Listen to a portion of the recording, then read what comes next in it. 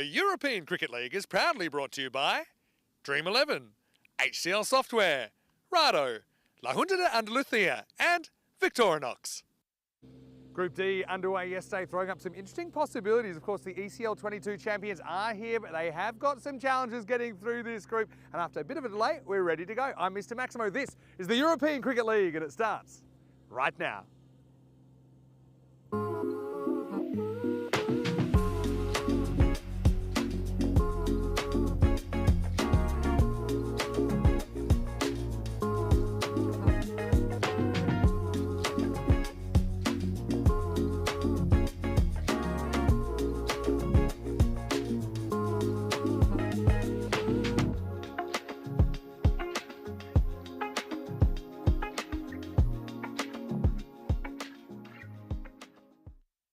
Buenos dias, good morning to you wherever you're watching from around the world, and welcome to another huge day in European cricket. Well, it is Thursday and it is the second day of Group D. And at the end of the day, as always on day two of a group, we need to say goodbye to one of these 5 teams. So 5 matches coming up. I know we did have a slightly delayed start as well due to some overnight rain on the ground. I think we had the half an hour kind of midday break to play with, and so I think it's a very sensible decision just to give the field a little bit more time to dry out. But we are ready to go right now. We're hoping to get all 5 games in. Right now, as you can see, it's pretty sunny, so that's good news as well, just for the field drying out little by little. We're expecting 17 degrees. Currently about 14 degrees. So Pakake Badalona, the ECL 22 champs, are on the rack first up. Undefeated through day 1. They're taking on Zurich Nomads of Switzerland, and they had a bit of a mixed start. They had a loss to Brno to start the day, rebounded with a big win over the Budapest Blinders of Hungary. Let's get ready for the coin toss now. A little bit earlier, we had Ian Ramage with the 2 captains.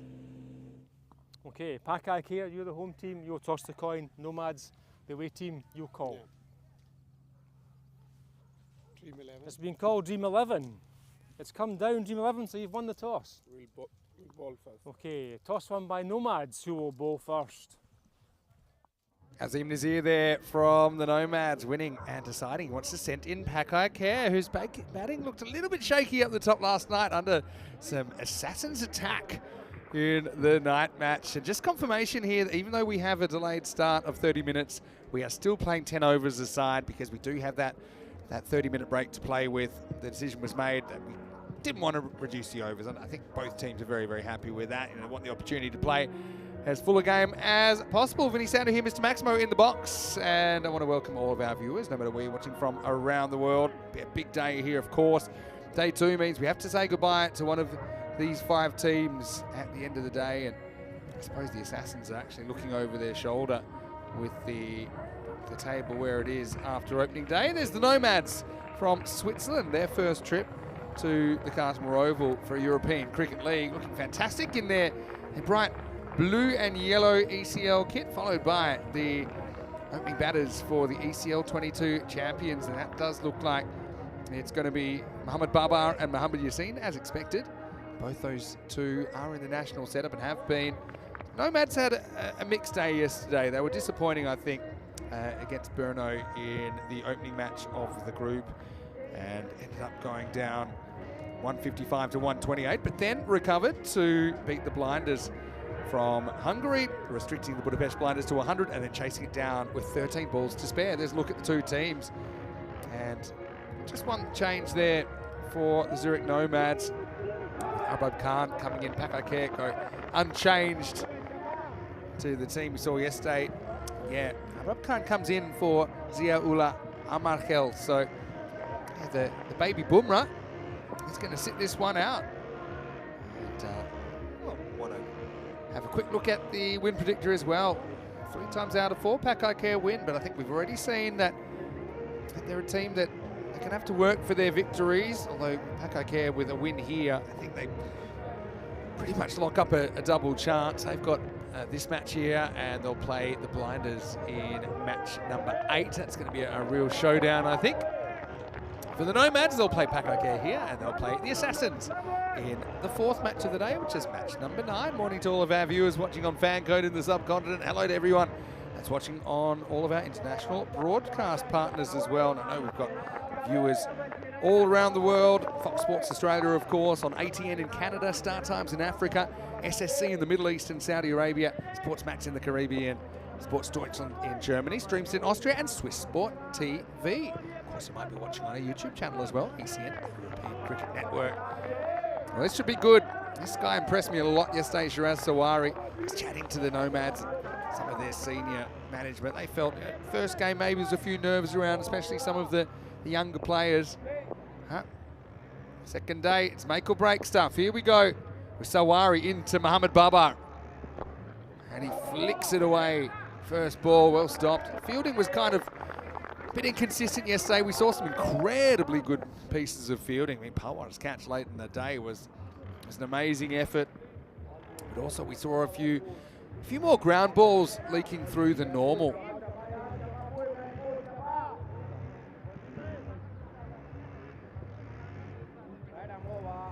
Yassine, stylish left-hander. This opening combination actually for Pakai Care.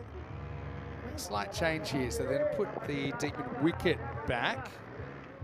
The fine legs in the circle. They've also got a deep third floating slip as well for Sarwar. It's a big full toss. One shot that Yassine plays very well is the on drive. We saw that yesterday. He stays very well balanced. Some people say it's the hardest shot to play. Definitely along the deck. You have to be very well balanced. Your technique has to be solid. A lot of people enjoying Group D so far. The unpredictability of the group.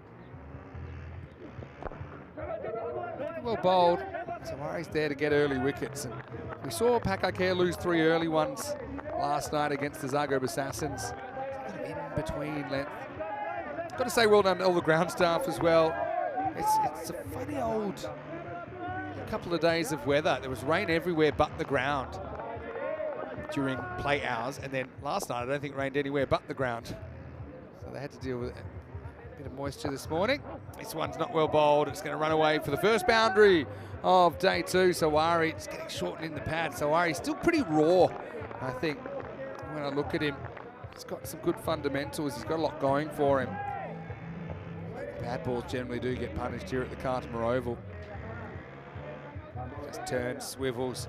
It's a bit of bat, gets it past the infield. They're going to make that change now. So fielder will go to pretty much where that went to the boundary. It's almost like a deep fine leg or a deep backward square. And then there's a mid-wicket in the circle. Still, there's no one at fine leg if they wanted to go there.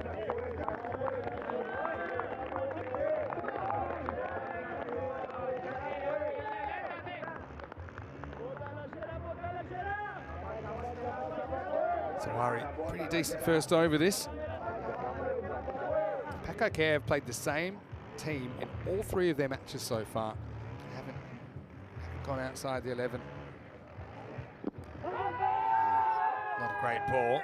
Probably a worse appeal. It's the end of the first over, and the score is 5 without loss. Sarwar doing well to restrict these 2 heavy hitters. Would be using a review on that one. Fitting sound to hear Mr. Maximo. Day 2 is underway. And speaking of heavy hitters, here is one coming into the commentary box to join me. It's Andrew Rhino. Rhino, good morning to you. Thank you, Vinny. Glad you mentioned hitter at the end of that and didn't just leave it as heavy, full stop.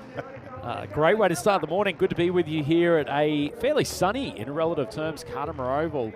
It's we're on to 48th match played of the European Cricket League, as we see on the screen. Plenty of runs and no shortage of maximos to date, but definitely better conditions for cricket here today. And haven't the Nomads looked a different proposition in the field since Sarwar has taken the new ball? Yeah, absolutely.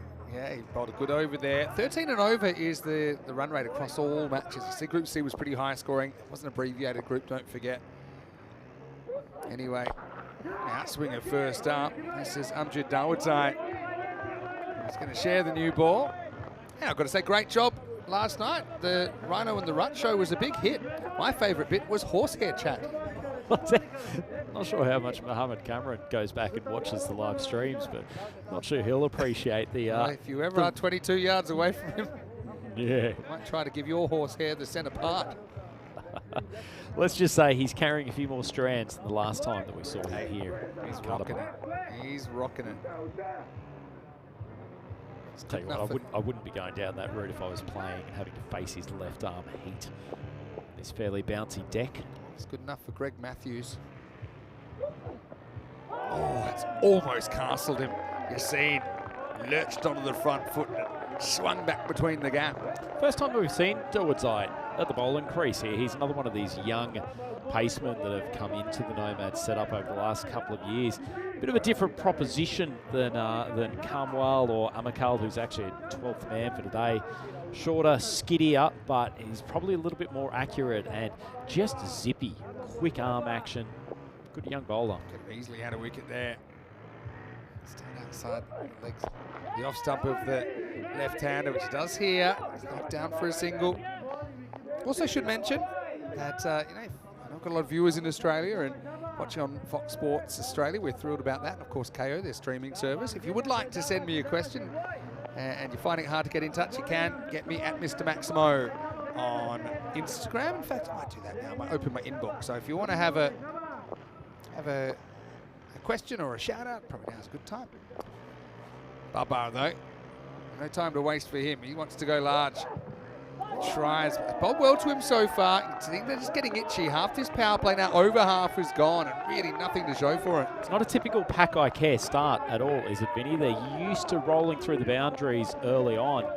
Nomads have bowled very well. In fact, we've been impressed with this over so far from Dawodzai. Just getting enough tail away, and as he's done so far, all the games, Wah's just been a little bit stuck on the crease. Body weight's just not moving in the right direction. It's actually an outswinger, in-swinger there.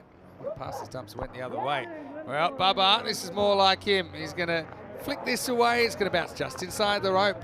And cuatro carreras. Yeah, if I was the Nomad skipper, I'd be giving Dawodzai a pat on the back there. That was actually a pretty good attempt at Yorker. There'd be plenty of players in the game who would have been jamming that out. Baba just good enough with that almost tape ball-less technique to get the wrist through, flick it into the gap, but not a bad ball at all. All just about making contact there, and he did very well, but we're still only at run a ball pace here so far. Nomads trying to G themselves up.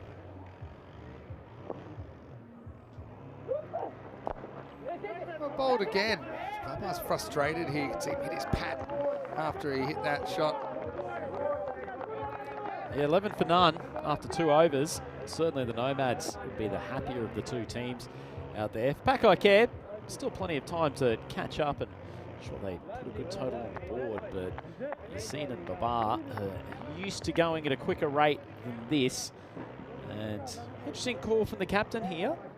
Zama Mahmood taking the ball for the 3rd over, gives us a chance to look at the Group D standings, Vinny, and it's a pretty even group so far. Yeah, it is. One concern for the Assassins, they're 3 points behind the 4. They're going to have to make that up somewhere. And you look at their day, they take on Brno and they take on the Nomads. So feels like a must-win for them in the second match of the day where they do take on Brno.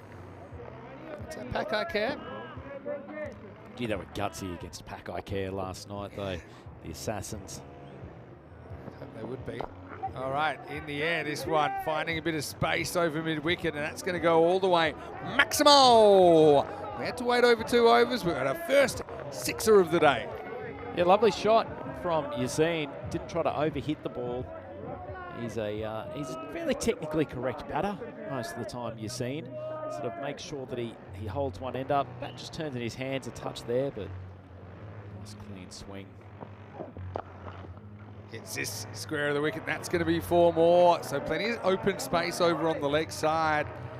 And Yassine finds the gap and finds the boundary. Well, these are where the boundaries are starting to roll. As much as these two have had a slow start, wickets are all intact. And the longer that they're there, you know that Pack Care will be looking to put on an imposing total, just touch short of a length. Yassine got onto the back foot well, played it cleanly. Plenty of gaps in the field, since we're still in the 3-over power play.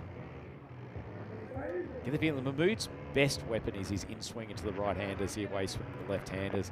I feel like he's got to take the risk of putting the ball full in the slot and let his swing do the work.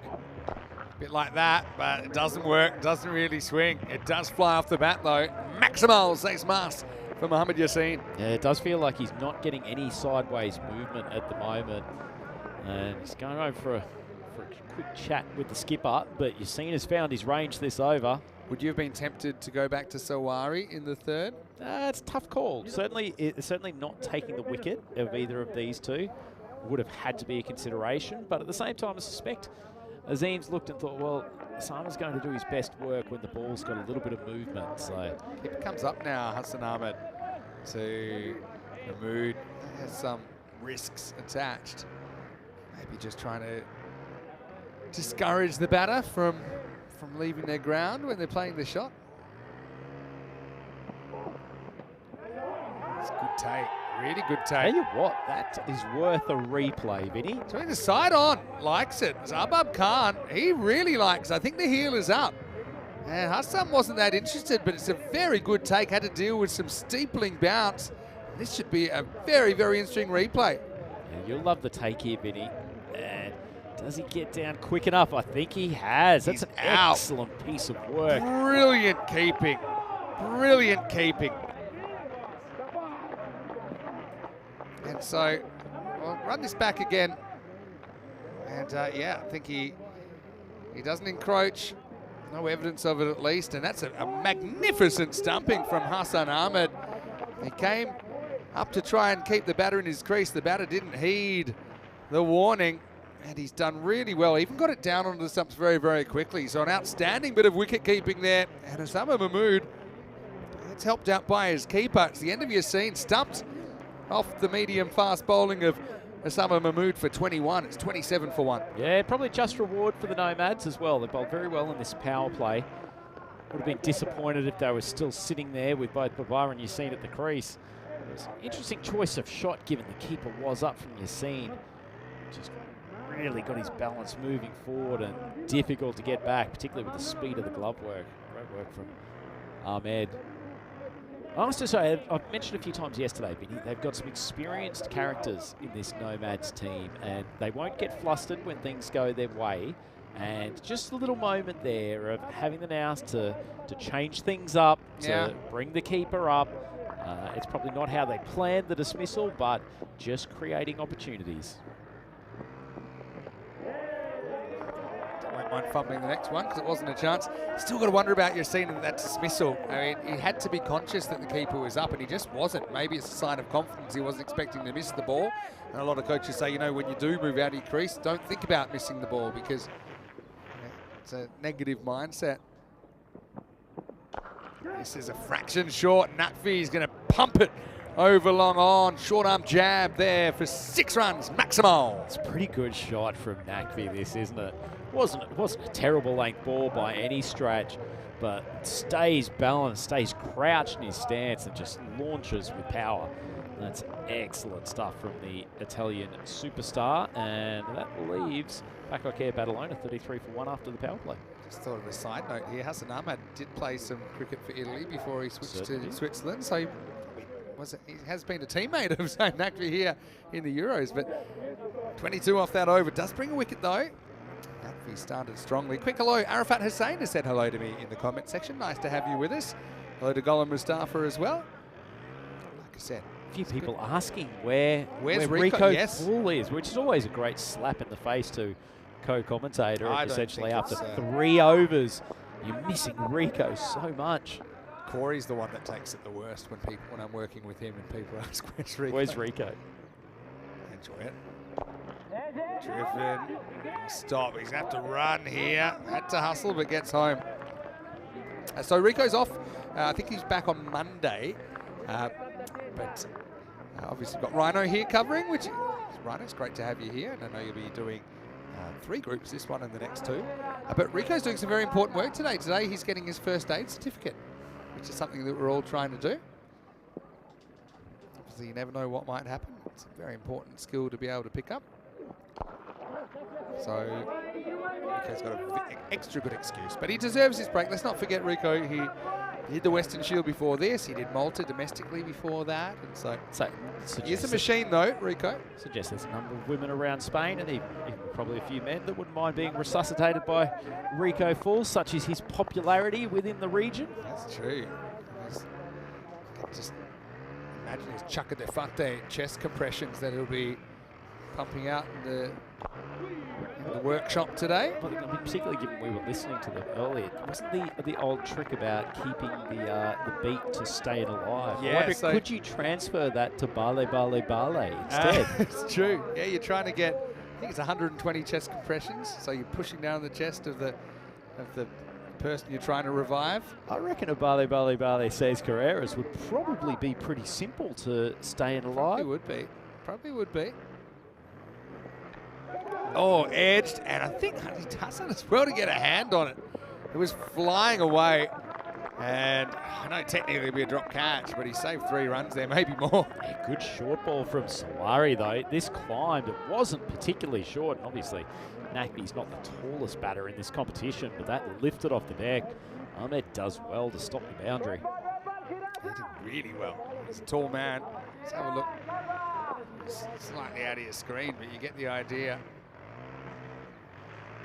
Good effort. Another shortish delivery. Babu just can't get going here. He's going to have to run. He might get run out. He is run out. Oh, my goodness. Oh, my word. Well, such a big player to get out like that. It's almost unforgivable. He's frustrated, and he let that kind of affect his decision-making there. Babu maybe not happy he got called through for the run, but it was always a single. And Hassan Ahmed having a heater behind the stumps. Babu has to walk, and it's 37 for 2. What an extraordinary dismissal. A sensational piece of work from the wicketkeeper. He's already affected the stumping off the 3rd over, but Ahmed was alive to the opportunity.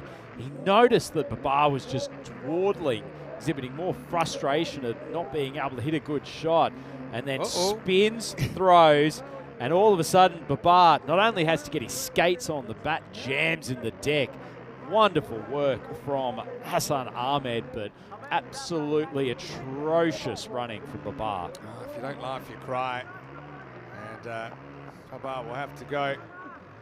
That's the thing, isn't it? I mean, he's upset at himself. You can understand that as well. I mean, he is a high-level player, he's an international cricketer, and generally you won't see that from international cricketers.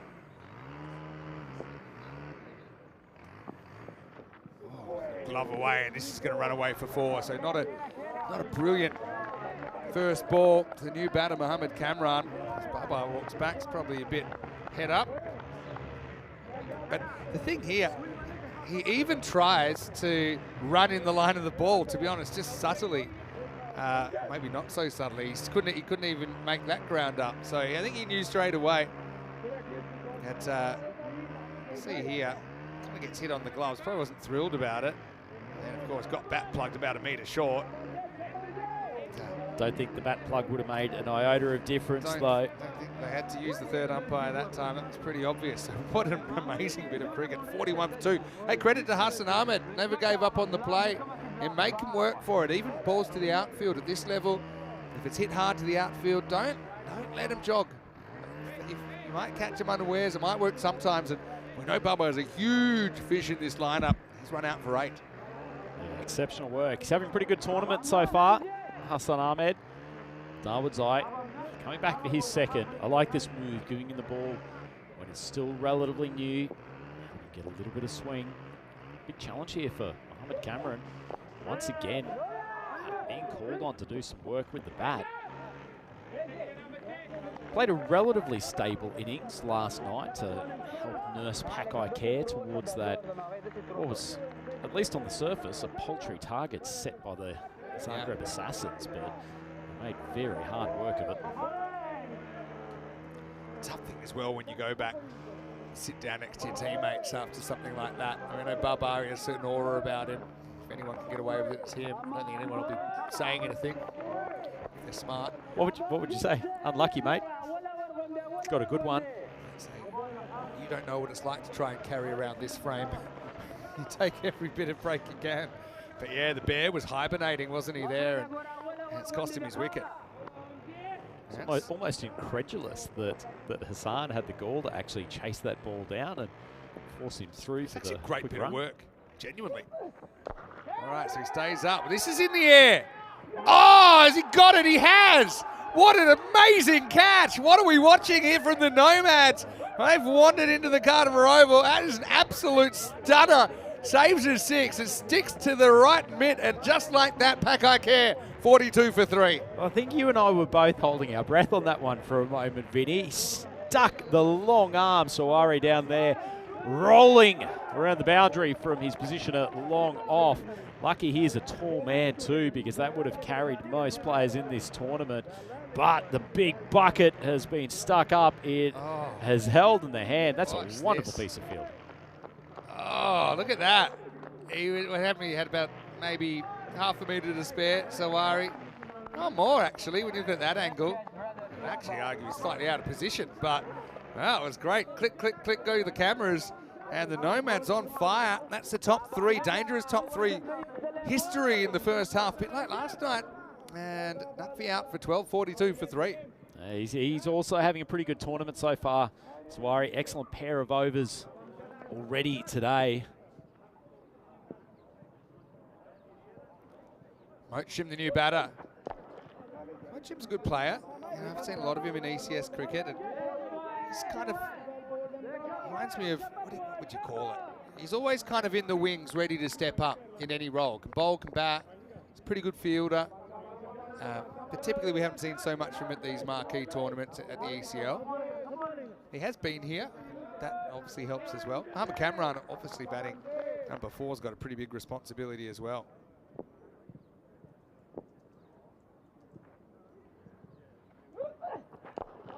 See, Hassan's feeling pretty good up to the stumps now. He is tall, which actually helps with some of these awkward takes. A bit like the one that actually stumped Yassine. It takes a lot for the ball to get big on him. Did you prefer keeping to shorter, skiddier bowlers rather than those who'd get the odd one to jump from a high release point? Yeah, I probably did. You know, I think the bounce can make things awkward when you're up to stumps. So you just need kind of tools to deal with it. The thing with keeping up is you rarely want to switch your hands to fingers pointing to the sky. It's quite an unnatural thing to do. You're kind of taught to, I'll probably illustrate in a minute on the camera, you're kind of taught to try and keep your hands in the same position and just kind of swing them like a pendulum side to side. But there is a point that you can't go any higher. So the taller you are, the less you'll have to do that.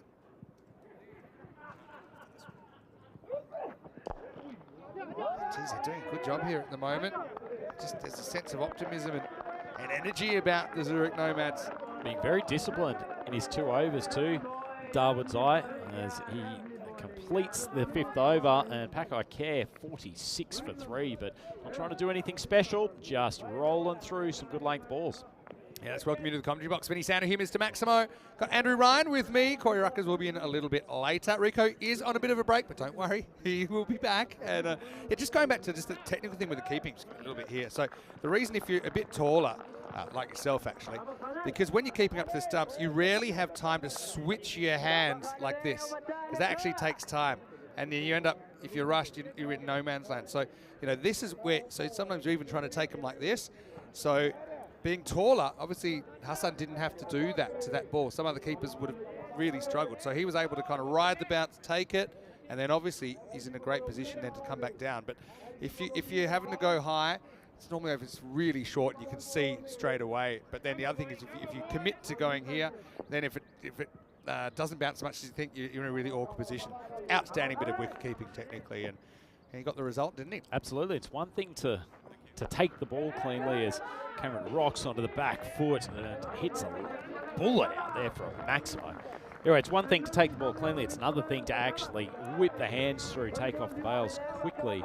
It's an exceptional bit of work from Hassan. Yeah, it was. It's only a start. We saw Pakai recover last night. And we have to do it again. Yazi rocking out the shades on a fairly cloudy mid-morning now. And he's going to go for 4 more here. It's all about the placement. Wasn't really smashed by Kamran. Yazi, I mean, I thought he bowled better than his figures in the first game. Second game, obviously, he bowled a brilliant over. He took 1 for 3, but then he wasn't brought back, which surprised me slightly. Bit of a tough start for him here. Yeah, it's an interesting choice for the skipper here, isn't it? They've been so good and kept things under control with the pace and the medium paces. Perhaps holding Fahim Nazir back towards the latter part of the innings, or making sure they're getting Niazi some overs. Oh, not out, but close. Gee, that was a nifty piece of work, though, wasn't it? I like that. Worst case, you give away a run. Let's say they run. But imagine if you can get a 4th wicket here. I'm 99% sure that he gets the bat back in. But yeah, I'd like to see more of this, especially early in innings where wickets seem to matter more. So let's check it out.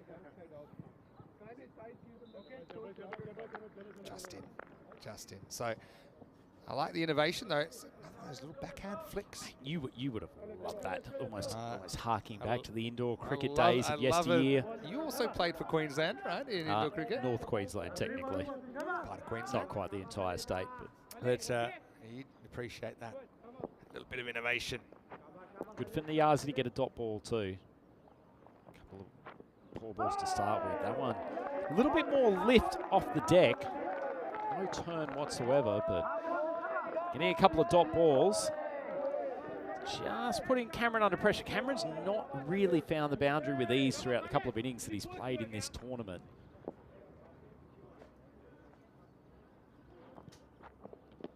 Well bowled. Oh, they like it. He's very confident. In fact, he's caught behind. He's got a little nick. So Cameron is going to have to go. And we'll check it out here. I went to stump him, but then realised, hey, there's an edge on that. And Hassan, he's kept very, very well. In a sense, you know, he has fumbled a couple, but the couple he's fumbled haven't really mattered. He's taken the ones that have counted, and there is that 4th wicket. It was almost like that Cameron was playing for spin that never arrived. It just kissed the outside edge of the bat, and that's the 4th wicket down, 56 for 4. Lovely little bit of drift away as well.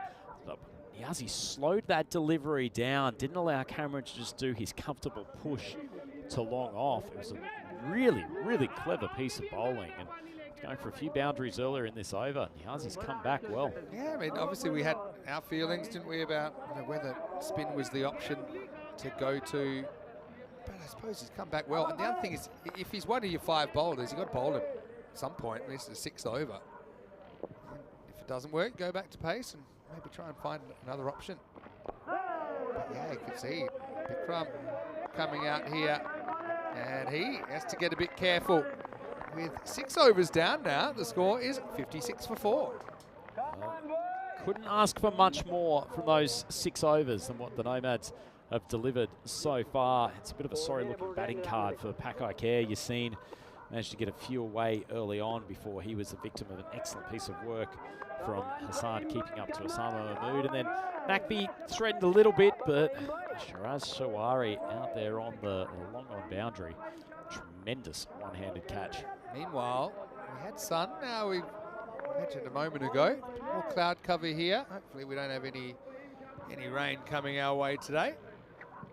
But Niazi recovers really well on that over. Went for a couple of balls. I went for a couple of 4s off balls that weren't his best effort, but yeah, 1 for 10's a very good over anyway. Here's Fahim Nazir bowling the 7th. Rolling cutter first up in the air. Not really great contact. He's going to get lucky. That's the zone, kind of right behind middle stump at the bowler's end, where if you do loft it into there, generally there's no one standing there. Saw this a lot from Nazir at the bowling crease yesterday.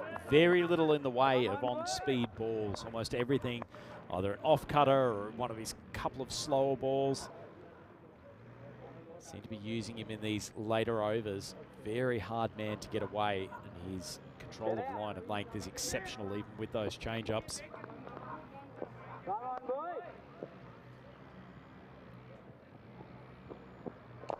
Rolling cutter again, dragged into the gap. Didn't really have the, we got coming and going here. Didn't really have enough power on it to get it to the boundary. Looking for 2 there, got spooked, and Sawari owns that part of the ground at the moment. This is really all the Nomads need to do at this point. Don't even really need to roll through the wickets that aggressively in the coming overs. If they can just keep them to 7, 8, 9 runs. This time he hits it, and he hits it very, very well. Maximo! And Mohamed Mochim, well, he's gonna scare some of our 2 circle stuff. I know Elsa's just arrived. She might have worn that in her fantastically bright white sneakers. Let's check this one out in the replay. She's so calm. I think it was just a quick little lift of the leg just to make sure it didn't make contact. Oh, there's a close-up. Good to have you here, Elsa. It's almost a very, very quick trip. reacted far more calmly than when Corey Rutgers had the ball coming towards him in the commentary box the other evening. Well, let's not go there, but yeah. Els is here, and the shoes seem fine. Anyway, that'll take us to the end of the over. No, it won't actually. Everyone was acting like it is, but it's not. Come on, boys. Wake up, boys, wake up. He's here. He's going to get cut away. It's a long chase, and he's not going to get there. Cuatro más. Yeah, Mochim. It's an opportunity for him. You know, he's been biding his time. Often plays behind others. If he does play, he's batting down at 9, 10, or 11. But as you can see, he can handle himself. And what a good chance for him to show what he's got. That's a really good cricket shot, isn't it, Vinny? Picked up the change of pace early. Didn't try to thrash it down the ground. Some open spaces on that offside around point. Can't have this one called wide. Watchim's the key here, isn't he, Vinny? Pakai Care. Expected score 112. In some ways, it feels like that's still a long way away for them, regardless. But if they can get up to that 115, 120 range, they've had struggled chasing in their first game. Just this, I think, onto his pad. Notice they were taking those quick singles a little bit quicker after what happened earlier to Babar. Again, he'll be feeling pretty lousy here because, I mean, we don't know whether he would have clicked or not, but the fact that he gave up his wicket in that avoidable fashion has kind of contributed to the woes of Pakai Care. Having said that, still in the Goldilocks zone, between 40-60. No full toss, hit very well. That's an outstanding shot from Bikram. And he's another guy, you know, we see him quite often at the ECS in Barcelona, and he's getting a bit more of a leading role here at the ECL. That'll be the end of the over. It was an expensive one. Nazir goes for 20, and the score 76 for 4. Well, it's a great result for Pakai Care Badalona off that over. Would have expected Nazir to probably get it through his 2 overs for 20-odd runs, but that's a fair taking against one of the guns of the Zurich Nomads. Speaking of guns, some gun teams coming up in the next couple of groups, aren't there, Vinny? Yeah, well, next couple of groups, you're still here for E and F. Anyone that sticks out there that you're looking forward to seeing? I love the Scandinavian bent of Group E. We've had Empire here last year. They were not far off the pace at all. Ariana Cricket Club played plenty of T10 cricket. Right, up in the air. This won't be reached. A bit of a teaser. It's a lucky moment there for Mochim. Yeah, you know who I'm looking forward to seeing for Ariana CC, the Swedes, is Isanula Wafa, who bats. The cross-handed wizard. Yeah, you called that series with me in Stockholm a couple of years ago. He's one of their wild cards from Kristianstad, the same area. They also have Azam Khalil, the Abu Zalmi player, as one of their wild cards. He'll be back at the Carlton Roval. Up and out of here. Maximo, a fraction short from Niazi. And Pakai Care, I mean, they are going to keep attacking. There's no doubt about that. To be honest, the 4 wickets shouldn't matter too much. It's more about who's there, no less than that they're worried to be bowled out. It's a nice lift-up shot from Bikram. These two have settled in pretty well. Niazi taking the pace off that ball, but Bikramjit saw it early, kept his balance, waited, and a look of appreciation from Big Mohammed Babar over there in the dressing room.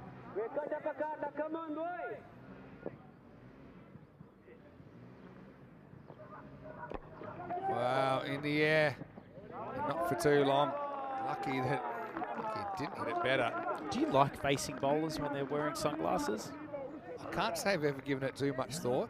I like to look in the soul of the bowler. I thought maybe you'd like to see your own reflection, perhaps, in some of these. Analyse some classes. technique off the.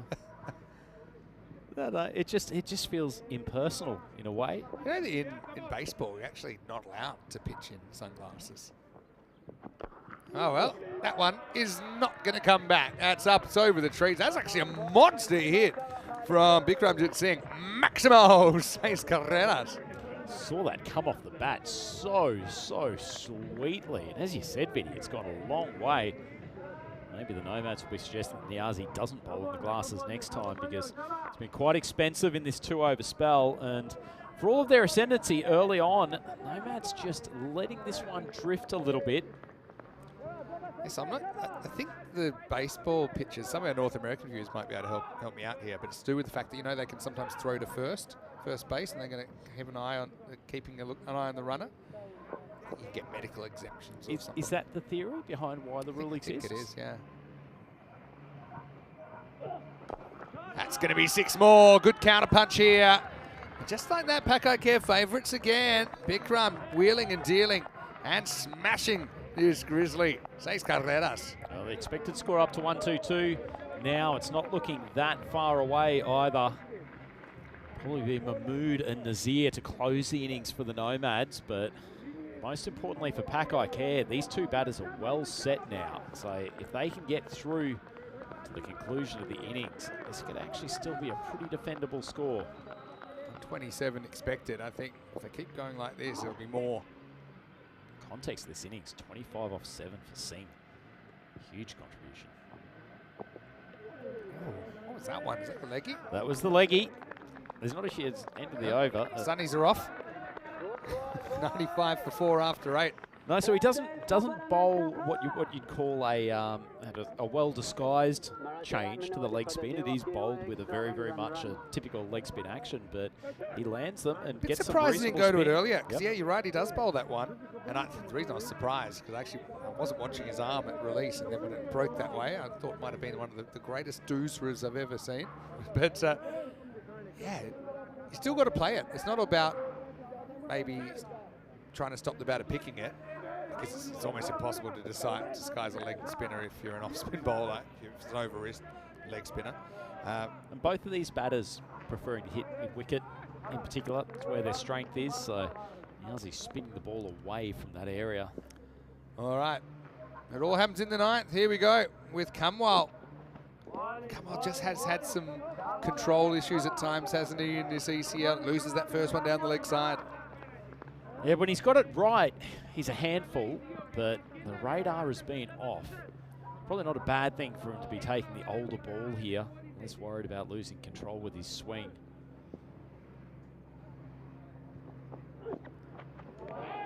Wheels though, isn't it? Hassan really likes it. Definitely hit something. Bowler never heard anything. It's one of these appeals, the bowler had to be convinced. He might have just flicked the shirt. I think it's well over the bat. Have a look, the bowler try and basically turning around and then sees there's an appeal and he wants to join in. Good decision there from umpire Shub. Right, this one is mishit. Should be reached. No. Another teaser for the Nomads. Just pops short. At 3 or 4 in this innings, it's probably helped to keep Pack Care alive and breathing. Never really went contest. full tilt at that though, did he? Out there, deep mid wicket. Now is he out there? Well, it's Diaz de Monica, who's watching from Colombia. Good to have you with us, as always. That one's pitched up, and the fielder can't get there. And I think that's gone all the way. Maximo! Bikram continues. Yes, it's kind of gone from cameo to super cameo now, and who knows, maybe he could still eye off a 50 here, just when his team needed it. About to say that Camwell's really picked up his over after that first wide, but that ball was struck nicely down the ground by Bikramjit. It wasn't a bad length. Held his shape. Good timing. Bowled him. Really good comeback from Kamwal. That's probably a ball he wished he'd found a little bit earlier. It was full. It was on target. Bit of a cross seam Yorker, I think. He bounces pretty much on that popping crease. Over goes the off stump. So a brilliant counter punching 31 from Bikramjit Singh, but he has to go. Kamwal with a victim in the 9th. It's 103 for 5. Yeah, good to see the young man Kamwell pick up a wicket. It's actually been a pretty good over from him so far coming in. Always difficult to bowl your first in the last over or two of an innings because you know the batters are just going full tilt by that stage, but critical interjection from Bikramjit Singh. 31 off 10, 5 maximos in that innings. Excellent striking from him. This is a really interesting game, isn't it, Vinny? Yeah, very interesting game. We've got Asad Abbas coming out at 7. Now, he has an ECS century, and he's batting at 7. Actually led the side when we were last there, late in 2024. And he tells me he's actually Muhammad Baba's brother. Is that factually true, Well, or he's just made I that think statement? it's true, but I have also heard it used in a way that maybe it's not true in the actual sense. But I think he is. He said it to me in a way that I believed him. All right, see if he can get going here. Nope, he gets castled. What a good ball from Kamwal. Again, raw is how I describe him, but he gets another one full at the stumps, and it's a really good comeback. An over that looked like it might go for a few. Here's the stumps akimbo. It's 104 for 6. Yeah, nice stuff from Kamwal. Probably his best over the tournament by far. Recovered after that. Maximo hit straight down the ground to come up with a couple of clean bowls. Just pushed his length much fuller. And the old you miss, I hit strategy of a late overs bowling. Feels like the Nomads, through those 2 wickets, have just regained some level of control to this innings. Big last batch of balls coming up here. One more for Kamwal, and then whoever takes the 10th. Yeah, Assad, I've got to feel disappointed for him. Would have loved to, probably a bit more runway to bat with. It's a tough one when you're down the order, because maybe you don't want that, because it means your team might be in trouble, but it's not an easy situation. I'm going to say, speaking of extended family relations, just having a look in the YouTube chat, we've had a few references from Sobrato of help me Vinny uncle, I want to play in the league. I didn't realise you had a nephew out there in the chat. Very respectful. It's a sign that I am getting a bit older, though, when I do have people calling me uncle a little bit more often. But no, I just said, one day, ECN will be global. You won't have to be in Europe to play. Well, we'll come to you. Hopefully. Anyway, 9 overs down here. Pakai Care 105 for 6. And interestingly, they're still favourites in this game. And it's obviously because of the strength of their bowling, because this is an under par score at the moment. Just think about what you're going to get. You're going to get 2 overs of Mohamed Kamran. You're going to get 2 overs of Mohamed Atif. Yes, it also depends on which Nomads batting lineup comes out to play. Saw the crumble at the top. 2 overs of Game Rabani. 1. There's 2 overs of Rabani. So there's 6. Like Rabani's bowling. High quality overs. And 4 won't be bad either. All right, 10th overtime. Nazir comes back despite going for 20 last time. We saw him at the bowling crease. And okay, the other likely bowlers, you got Baba, who still is a bit of a shrewd operator. It's probably bowl overs 2 and 4. And then you've probably got Jafar Raza, the emerging left armour, to close out the innings. And then they need another option. They've got others like Mochim, like Bikramjit Singh even. He's done a job for them before. Khalil Ahmed's in the side today. So, yeah, I just think it's a good bowling lineup is what says a lot about the fact that they're 107 here with 4 balls to go and they're still given a 50-50 shot. That's just what you want. 50-50 contest. All right, does he get the length on this? He does. Maximo put down in the crowd, I think. It's kind of a middle length there from Nazir Rabani. He's can hold the bat, but we don't see him batting very often. That was a very good strike. It's a really, really good shot. Wouldn't say it's out of the traditional cricket textbook, but slower ball from Nazir, held in the deck. Bunny had to make all of the speed himself. Wasn't held in the crowd, can't tell you that much. Let's see who it was down there. Long way from us. Kind of cramps him for room this time. Sneak through for one. One thing's for sure though, if you offered the Nomads kind of 120 to chase before a ball was bowled, I think they would have gleefully accepted.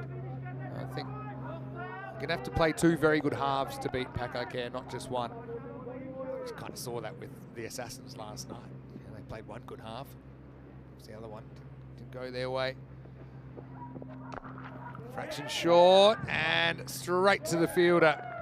So the man mountain, Shiraz Sawari, takes another catch, this time in a bit more of a traditional fashion. Mochim is going to have to go for 17. 1 ball remaining, 114 for 7. A nice piece of bowling from Nazir. You can see him almost deciding to shelve the slower ball a touch for these later stages.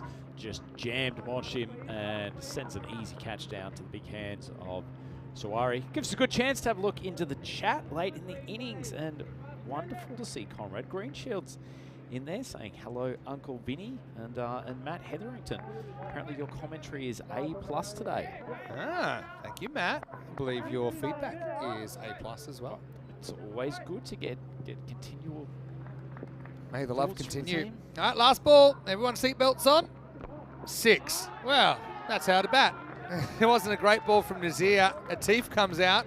Atif's got an ECN 50 as well, but he got a bit of a gift there. Just got the hands out in front and slammed it into the jungle. So 6 and not out for Mohamed Atif. And at the end of 10 overs, Pakai Care 120 for 7. That over ended up going for 15. 2 Maximos, 3 singles and a wicket. And the Nomads, good litmus test if they are the real deal and they want to get out of this group and make it to Championship Week. These are the kind of games, I think, where you've got to stand up with the bat. Yeah, absolutely. They've done enough with the ball and in the field, taken some good catches so far. And they've certainly held Pakai Care at bay. I mean, there wouldn't be too many opportunities that teams would only be chasing 121 for victory against a batting lineup with as many superstars as they possess. So they've done one half of the job, but as you said, Vinny, there is not just some guns with the ball, they have some depth. There are no easy overs against this Spanish side, so there is still a lot of work to do for the Swiss champions.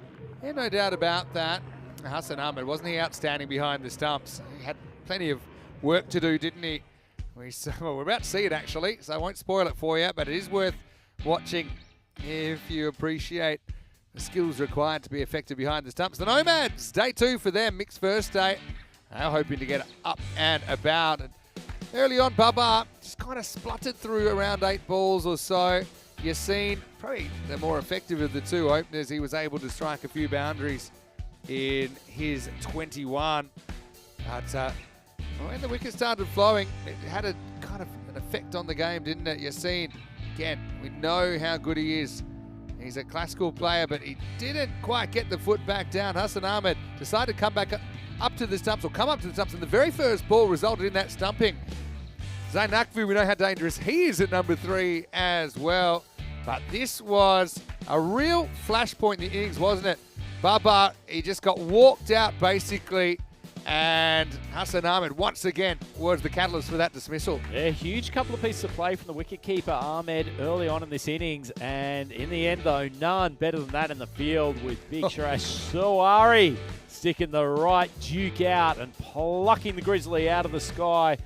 And then Mohamed Cameron was at the crease, and he was done by an excellent bit of drift from Niazi, and well gloved again by Hassan. He just had a terrific day all round behind the sticks for the Nomads.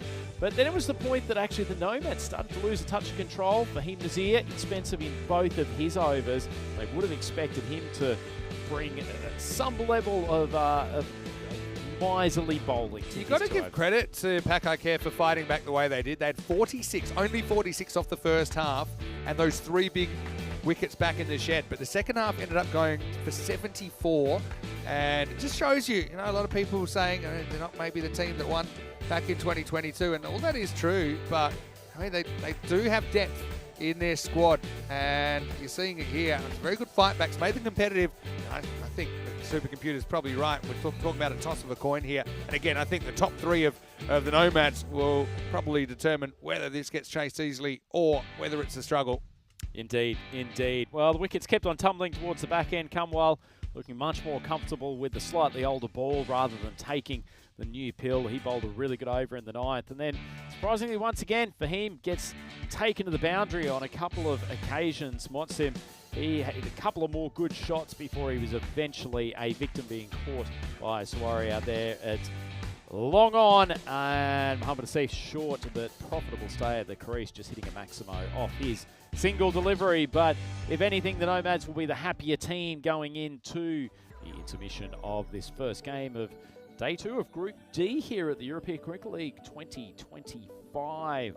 I'll look at the cards, and Babar run out in calamitous fashion there at the top of the innings. You've seen he looked in reasonably good nick until he was done by an excellent piece of work by Hassan Ahmed. But Bikramjit Singh, cracking knock for him in the middle overs, 31 off 10, probably the most important contribution of the game. And there was just enough coming from some of those middle order players. Mohammed Kamran and Moshim both batted well and under control in difficult circumstances. Shiraz Sawari, once again, the pick of the bowlers probably for the Zurich Nomads, but Amjad Dawodzai coming in for his first pair in the tournament. 1 for 11, bowled with good pace and most of all, excellent control. So I'm sure we'll see him at the bowling crease for the Nomads more as this tournament rolls on. But first, their batting lineup has to chase a target of 121 against the bowling attack of Pakai Care Badalona. This will be a cracking contest. It's Andrew Ryan for the European Cricket Network here with Vinny Sandhu. Please join us in a few minutes for the chase.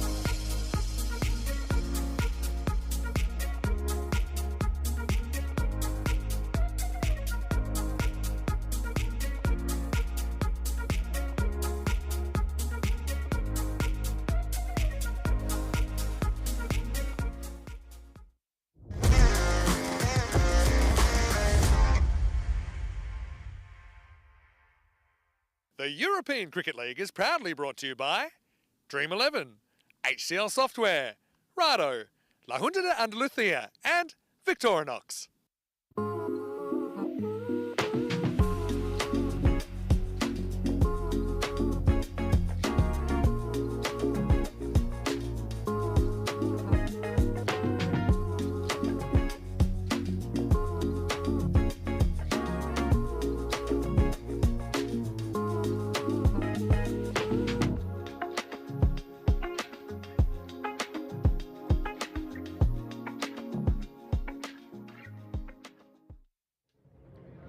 European cricket fans, welcome back to the glorious Qatar Oval here in Andalucía.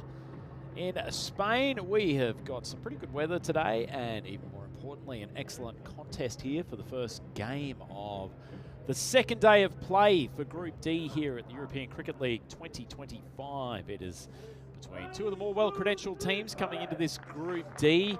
Former European Cricket League champions Pakai Care Badalona from Spain up against the Swiss representatives and domestic champions, the Zurich Nomads. As far as the equation for this chase, if the Nomads can chase down the target in 7 overs or less, they will win themselves a bonus point. On the other hand, if the fielding team can do the improbable and restrict them to 84 or less, then they will also away with all points from this game. But first and foremost, both of these teams are focusing fully on trying to win this all-important game.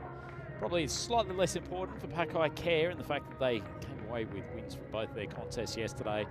Nomads 1-1 after a first-up loss to Brno, but they came back very well against the Budapest Blinders in the evening yesterday. They will feel they're probably slight favourites to chase down this target. 121, still a reasonable proposition on the board, but they have a strong batting lineup, but it's one that will be genuinely tested by both the breadth and depth of the Pakai Care bowling attack. Good mix of experience, of pure pace, of change of pace, Barney and Cameron obviously will almost inevitably take the new ball and try to rough up the Nomads openers. Facing a pair of left-handers, which is very much a case for the top section of this Nomads lineup. Nazir, Mahmood, and then Hassan Ahmed, the wicket-keeper, likely to come in at number 3.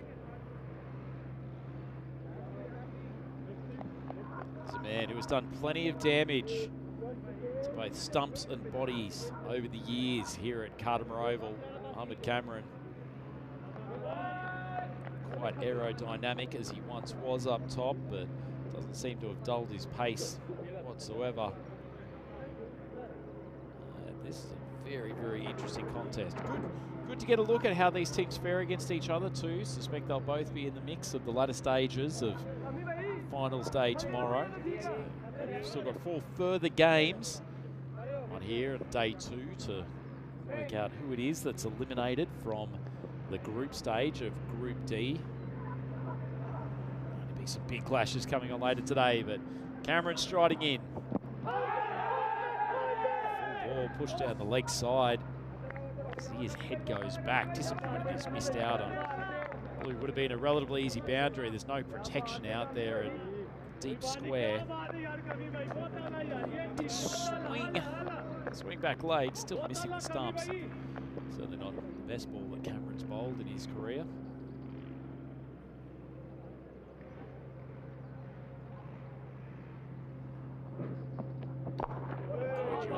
Jammed out by Nazir. He's a patient bat. Plays T10 with slightly more selective nature in terms of what balls he goes after, particularly early in his innings. Man, he's always selective in nature. Welcome back to the commentary box, Vinny Sandu. Try to beat, not always easy. It's a big contest here. It was a very good Yorker. Plenty of batters would have got casted by that. Now, just draws the length back a little bit. So it's a funny one, isn't it? And Cameron, with him bowling 2, Atif bowling 2, and Rabbani bowling 2, there's 6 top-class overs you're going to get. But I do understand you would be kind of just conscious of not losing a wicket to Cameron in the first over, because it can create more wickets, because someone else is going to have to come in and face him and can derail things pretty quickly. And you just got to wait for one you can hit. It's a beautiful swing of the bat from Nazir. Class personified. Maximo. 6 runs. Oh, that's a glorious shot, Vinny. Absolutely glorious. Cameron just touched full in length, but still some width to work with. Nazir has timed the pants off that delivery. The thing is, you don't have to hit the ball hard against Cameron. The pace is all there for you. That was only a push from Fahim. An outstanding cricket shot. I wonder what this one is. Something tells me it might be a bouncer, but Cameron's got a very good record at coming back after getting hit when it does happen. Bold, he's a little bit out of his crease as well for him. Nazir. Yeah, he's quick though, heading down the leg side. Just didn't quite get that shape down the line. That was the last thing I thought he was going to bowl, to be honest. I remember with you, Vinny, I thought it was either going to be a short ball or spearing back into Yorker length, but a little bit of movement off the deck. It's a good contest between 2 very, very good cricketers. Probably even take 6. You'd probably take kind of 8 off this first over. The main thing is you haven't lost one of your key strikers, and that kind of got them in trouble in their first game yesterday, Nomads. Last ball the first. It's wild. Pretty good take actually. We're still climbing on Nutby down the leg side, so there's 7 off the over. Question from Jeffrey Mobbs in the chat. Hello everyone. Good to see Rhino back. Rhino, did you play in Rockhampton in the mid-90s? You're a Queenslander. Did you get out that far? No, I did not. Did have a twin brother who played in Townsville quite a bit, but not sure whether he would have rocked down to old Rocky. We'll get 8 off this first over. So, in the end, I think that's a decent result. Pakai Care, they're still favourites according to the computer, but we are in a contest. End of the first. It's 8 without loss, and I suppose everybody's waiting for the next golden ball. We've had 71 of them in ECN history. Straight off the glove, as you can see. And good early decision to go. No real issues there. But yeah, I think we've had 7 golden balls now at the ECL. So 44 matches since. Shows you how quickly the matches are stacking up as well with this ECL, because we had one on the opening day. So that's about 9 days of play, basically, isn't it? Pretty much. Feels like an eternity ago, but the ECN train rolls on. But I think that first over is a good example of just how much of a quality contest we're going to have in this innings. Vinny, I think for him, Nazir will be very selective as to what he goes after. He knows that he's probably best equipped, particularly against the pace of Cameron, but even a man like him who plays off the back foot so well, pace and bounce of Cameron, allowing him to swivel and play his pull shot. No Babu opening the bowling. They're going with a Teef. First one, well, it's a dodgy one. Oh, I got a feeling that might have been out, you know. So almost half committed to the run to begin with. They were both looking at each other. Yeah, no one was sure. It's Mahmood's call. He went, and then I think actually he went and never really hesitated. Probably more than Osama was just keen to get on strike after he hasn't seen it for the first 7 deliveries of the innings.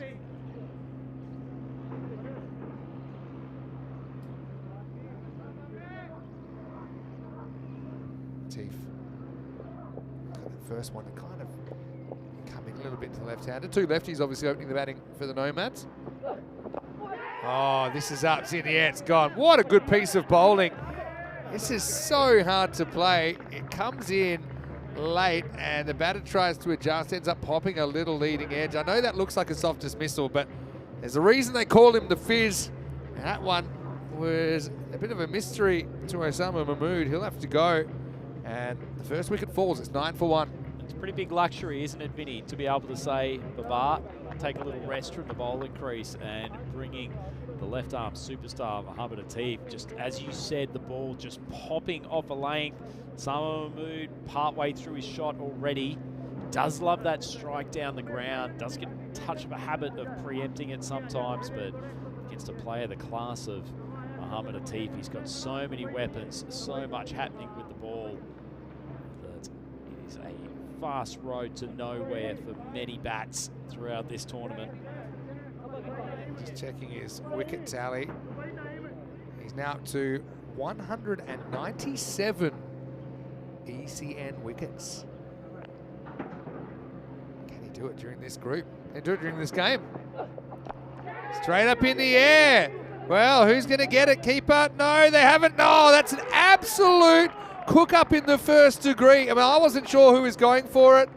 I think Nakvi calls it, but you could see that Khalil Ahmed at fine leg. Well, this is an absolute disaster of a fielding effort. In the end, they both go for it and they crash into each other. They couldn't have done any more to not help each other on that occasion, Vinny. Incredible. And I know this is an unpopular opinion sometimes, but it infuriates me, the desperation of wicket keepers to take any catch within 40 metres of the stumps. So I'm going to agree to disagree with you in a second, but anyways, down the leg side, I think it's keeper's catch. He gets there comfortably. So either he didn't call loud enough, or he did and the fielder didn't listen. I got a bit of a rule that if the keeper can reach comfortably with 2 gloves, that's their catch, and he does. He gets there easily. This is a rare time when we're on opposite ends of the spectrum. Well, I wouldn't want to collide with you. Put it that way. That should be the easiest catch that fine leg is going to take all tournament. They've only got bare hands though, Rhino. They're fielding at fine leg for a reason. Anyway, that's up and that's over the top. Maximal, 6 runs. Lovely shot. Nazir missed out on the full toss on his legs from Cameron's first over, but he doesn't on that occasion. Beautiful timing once again. Someone at the crease that you'll rarely see try and overhit the ball for him, Nazir. He can strike the ball a long way, but never does more than he has to, and uses the pace of Atif very, very well.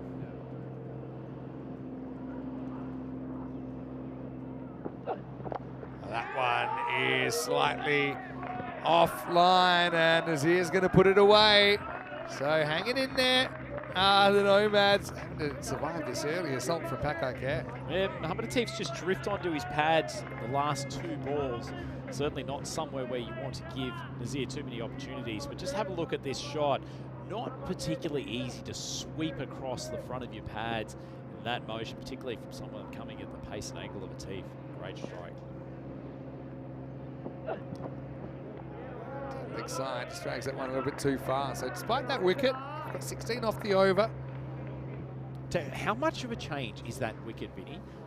So you've left Hassan Ahmed, who's one of the top 3 batters, still at the crease. You've got Nazir back onto strike, who's now hit consecutive maximos. It's just the small things in this game that can make such a big difference to outcomes.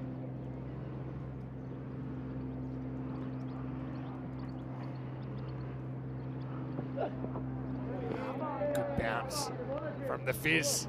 So a pretty eventful over. It's the end of 2. And the Nomads are 24 for 1. We said this would be a good contest, Vinny. It is looking that way. I care what they wouldn't give to have that simple catching opportunity back.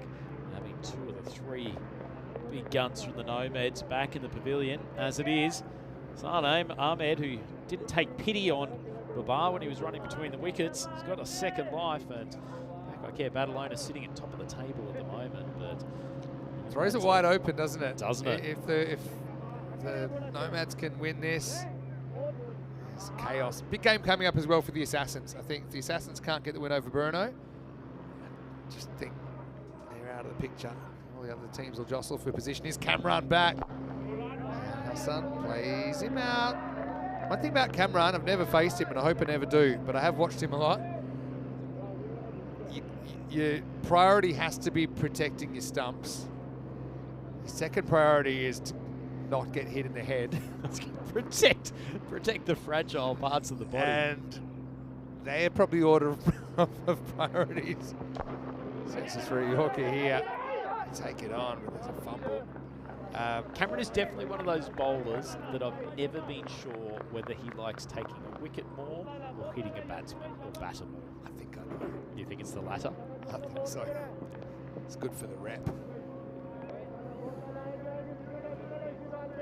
Just waiting for Cameron to have a comb run out there. This one pretty well directed as well. I think Nazir can see what he's thinking. He knows. We saw what happened to the Pakai Care innings and the effect early wickets had on that. He feels like, okay, there's only 3 balls left from Kamran. Yeah, I'll take what I can get off him. I'll take what he gives me. If he gives me something I can drive, gives me a width, like, you know, we saw him drive him over cover for 6 last over. Give him something short, maybe he can hook and get the ball to fly. Then he'll go for it. Otherwise, you know, he's happy just to survive. I think there is a time to be strategic. That's a genuine bounce. Probably a wide, though. I think it goes a bit too high. Just a bit. I think it's about a foot over Nazir's head. You never know. I mean, it's not an easy take for the keeper here. Yeah. Foot and then some. It's take what you can get. If you get 16 off camera, and you're thrilled, I think, of his 2 overs.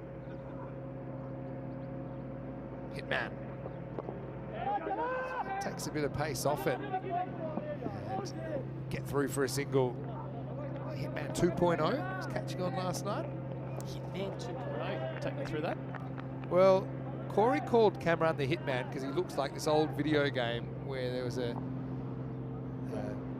bald, fairly well-built main character. But he said that there are versions of the game where the character wears disguises, and so that's why he's calling him Hitman 2.0 now.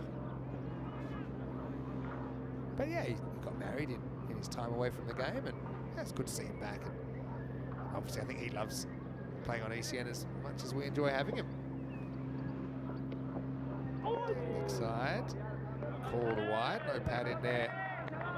So it's creeping up a little bit. It's a very unusual T10 innings at the moment, and I don't think the Nomads are tactically doing the wrong thing here at all, but it's just not that often that you see just trying to work through an opening bowler in the... weathering the storm is what you're doing here.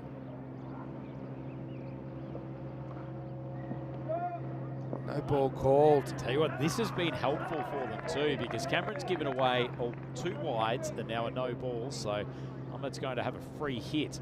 So effectively, we're down to the final ball of Cameron's over, leaving aside possibility of run out, where there's wicket-taking opportunity. So it's actually worked out okay for the Swiss. So it would have been a wide anyway. Yeah, just over. Good call, actually. From Shoobs. Had a good morning so far. Free hit then. This will be interesting. I don't know what my strategy would be. Brave enough to maybe deflect. Ah, he stands, he hits. Doesn't go too far, so dot on the free hit. And one of your options there is, if you don't feel like you're going to be able to time him up and muscle him back over his head to shape to ramp, odds of you getting hit by the ball are pretty high with that strategy as well. But you can't be bold, so you can pretty much give up your stumps, jump outside off. But I thought he might have tried to open the wrists up and deflect that on the offside, but easier to say in the commentary box when not facing the long flowing locks of the big left arm paceman. Nice ball to power play. And they will survive, Cameron. In fact, this could actually go to the boundary. It's going, and it's 4 runs. Good finish from Hassan Ahmed. So the Nomads do weather Hurricane Cameron, and at the end of 3 overs, it's 33 for 1. Lovely shot from Hassan. Just been some proper cricket played in these first 3 overs. Just guided through the gap on the offside. His man more noted for edging the leg side. Not certainly where his power area is, but good. Got the shoulder into great position, full face of the bat. This outfield, despite having quite a deluge of rain over quite a few days, still running pretty quickly. So at the end of the power play, Zurich Nomads 33 for 1, so an even 11 run rate per over, chasing 121 for victory. Looks like Rabani going to step up to the bowling crease. He really does have an incredibly impressive change of pace. He really does. It's just how and when he uses it. So that's a nice little leg glance from Nazir. He just works it away slightly offline, and the result's 4 runs. Makes it look so easy, this game, for him, Nazir. Rabani just off target a touch, manipulates the wrist, managed to play it fine enough to beat the fielder there at fine leg. Much needed boundary for the Nomads, 37 for 1. So Supercomputer very much seeing this as an even contest still, and I wouldn't disagree with said Supercomputer. Goes 2 here. There goes pace on again, cracked.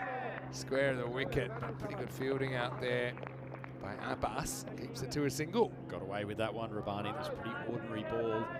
It's well timed by Nazir, but he hasn't got a huge amount of protection on that offside in terms of the deep. So there's the one fielder out there at deep cover, but the other 4 outfielders all on the leg side. Slow ball coming up.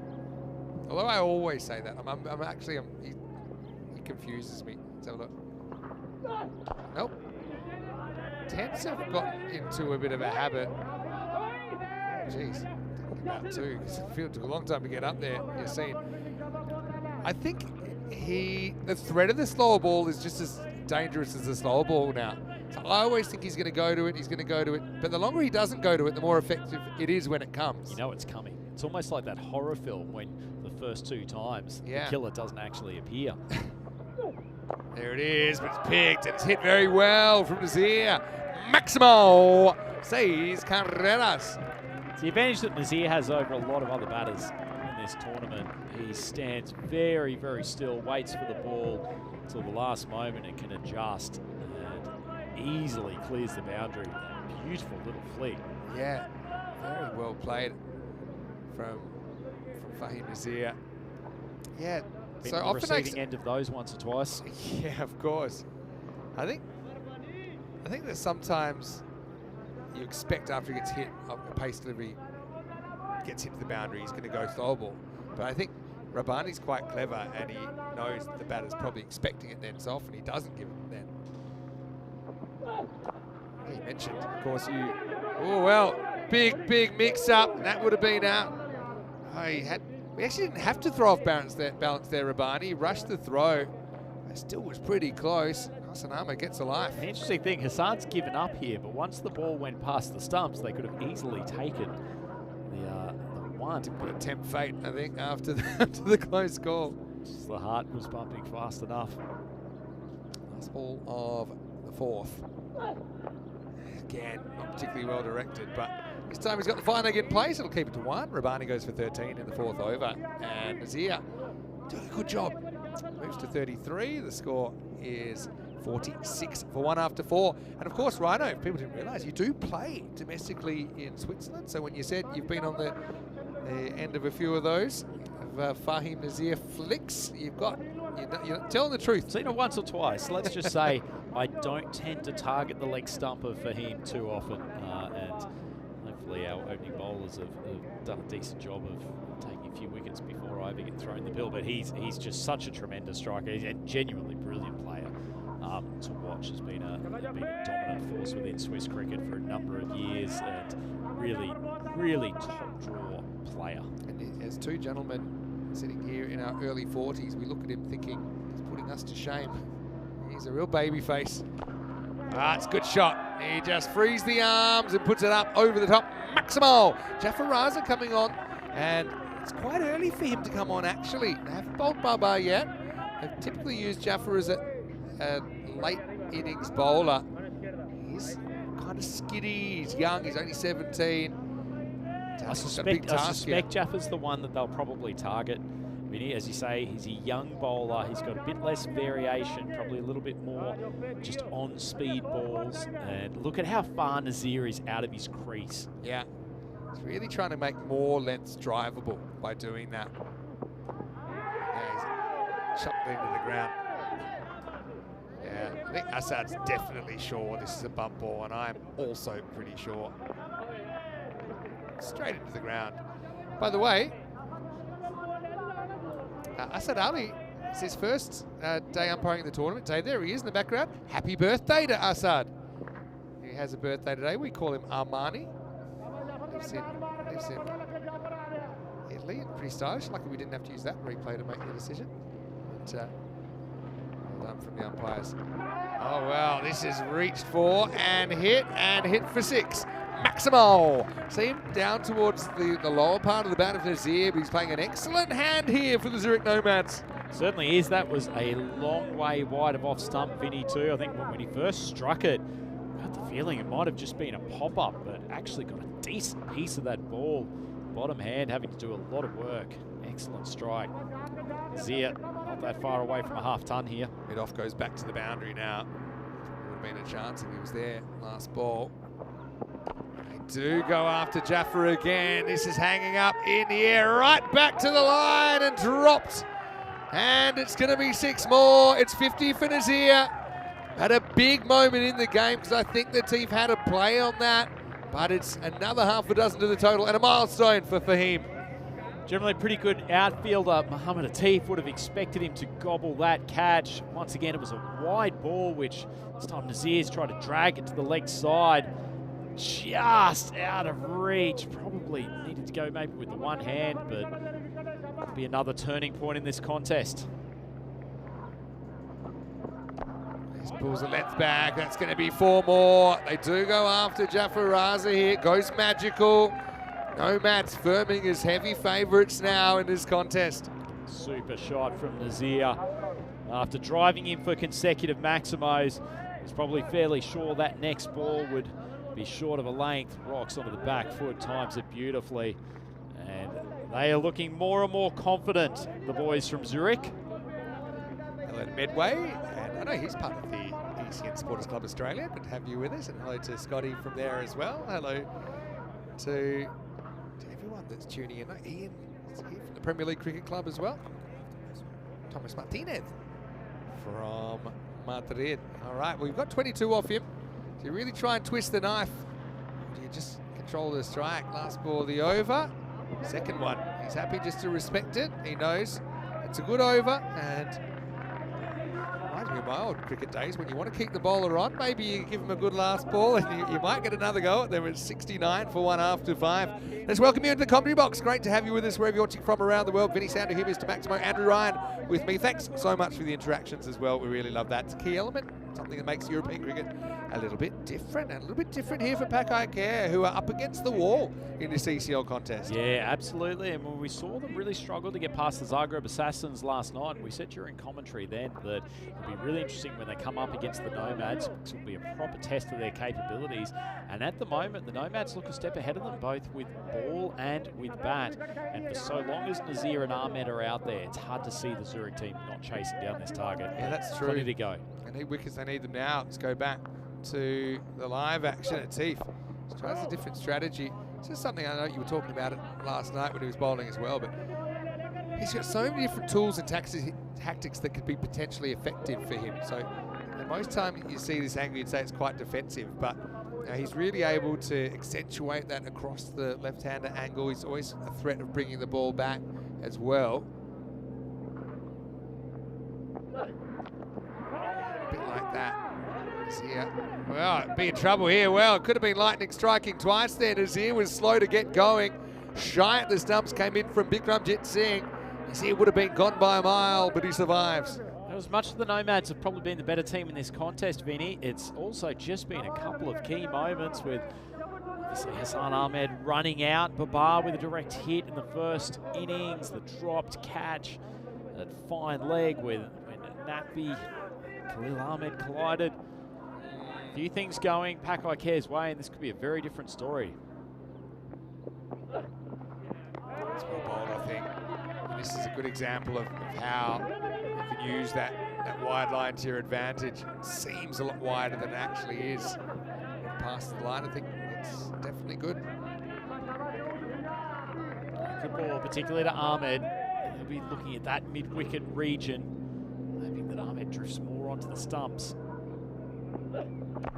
This time he does throw the hands at it, and it's going to go for 4. It's going to be one bounce and over the rope. So, yeah, maybe a bit fortunate there for Hassan Ahmed. Just kind of threw the hands and accepted whatever came his way.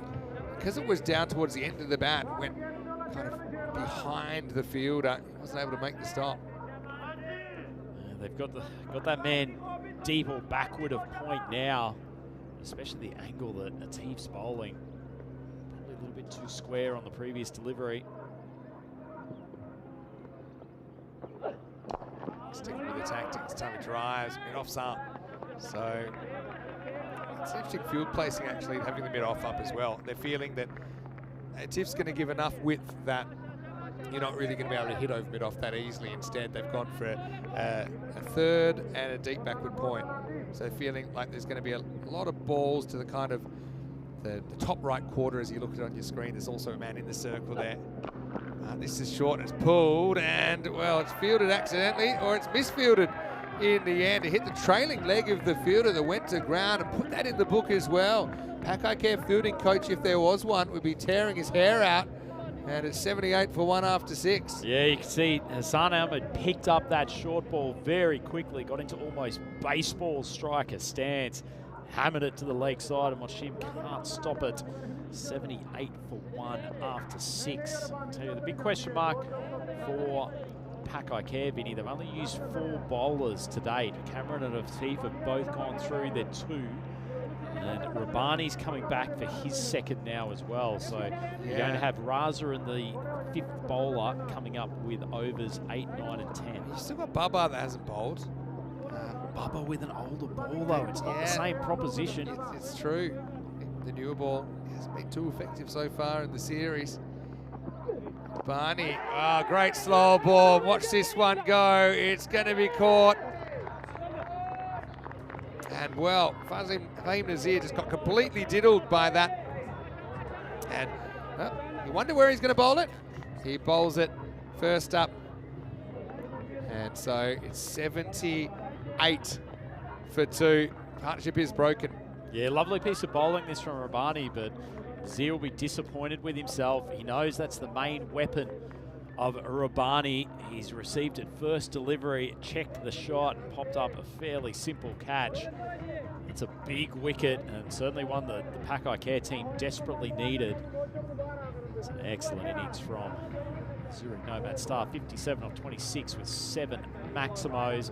But still a fair bit of work to do though, Vinny. Yeah, and look, it was an excellent innings, but he just gets done by a high-class piece of bowling, and that's why Rabani's got that X factor, doesn't he?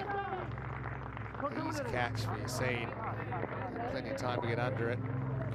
Zabiola coming to the crease. He's probably actually been the Nomads' best bat across the first couple of games. Powerful striker. Want to get him early. Just push down the leg side. Attempted slower ball from Rabani. Didn't pull out too many of them in his first over. Suggest he'll see a few less on-speed balls this particular contest. He knows that Zabiola loves to hit hard straight down the ground. Zabiola hits that one off the end of the bat really, but it's going to have enough to go for 4. So just to start, he was hoping for Nomads. Still tracking well in this chase. God, that's absurd cricket, isn't it, Vinny? I don't think he's picked the slower ball whatsoever. Hit it off the tail end of the bat, and somehow it has still been timed well enough to go to the boundary. Yeah. Look at this on replay. There He's the halfway hand. through the shot already. Bottom of the big stick. Just got pretty lucky with the ball went off the bat. There he goes, pace on, and not quite off the middle here, but it will be 4 more. So Zabi is keeping things moving forward for the Nomads. Generally only deals in boundaries, Zabiola. That one was an on-speed ball. Probably not the greatest shot, not the greatest strike, to be honest. It's actually hit his glove first and then caught the back the other way around. The old punch and hit coming in. Unconventional but effective so far, Zabiola. But a couple of boundaries has made that chase look far easier. 34 off 21. There's the slower ball this time. He does pick it. He launches it cloudwards. Might bring the rain. Maximo, what a hit. Gorgeous strike. Saw yesterday some of the power this young man has. Look at the head stay down, the shoulder and arms rotating through. That's a lovely strike. Carried the boundary easily. He's broken the back of this chase in the space of 3 balls.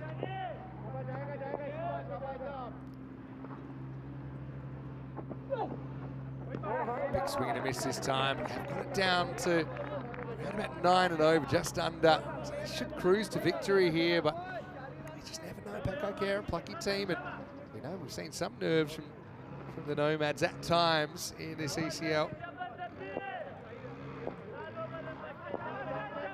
Got to be one last moment of genius from Babu coming into bowl in the back end of the innings. This is in the air. Oh, he never steps forward. Just kind of assumed it was going to bounce before him, or assumed it was going to carry, but he just kind of froze there, you're seeing. And so you need wickets. I think that's the kind of ball you need to go for. End of the 7th over. It's 94 for 2. A few discussions going on with Yassine amongst his teammates. In the context of this game, you have to have a crack at the catch. Quick look ahead to match 7. Brno, the Czech champions, up against the Zagreb Assassins. Session Rena and Sajid Khan coming into the team for the Assassins. They put in a mighty effort last night against Pakai Care, almost taking them down, defending what was a fairly mediocre total, but underlines Pakai Care made tough work of it. Brno, very good first up against the Zurich Nomads, but comfortably beaten by Pakai Care in their second game. They've had quite a break, been on show since game 3 yesterday, so they should be very fresh coming back here this morning. All right, looking forward to that one. It won't start in 2 minutes. I assume it'll start in half an hour because this was delayed half an hour. But I'll let you know what I've got when I know. We're trying to get the games back maybe a little bit closer to the start time than 30 minutes. But as soon as we have a confirmed start time for that, we'll let you know. Jafar Azar, 23 off his first over. So over that really allowed the Nomads get into a centre position in this chase. What can the young man do coming back to bowl the 8th? And he gets lit up here. Just picked up easily by Hassan Ahmed, who's a big boy. Maximo 6 runs, and surely the Nomads have this in hand now. That's his favourite hitting space, Hassan. Left armour just drifting. The ball ends up on off stump. Easy swing to the leg side. Glorious timing. He's got some power, Hassan Ahmed.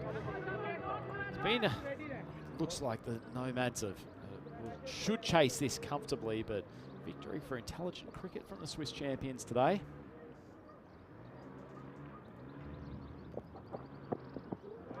Big swing and a miss. This one will be called a wide. Very selective as to who they've targeted in this Pakai Care lineup. Obviously set up by the fact that they bowled and fielded very well throughout the first innings for the most part. Played Cameron judiciously early.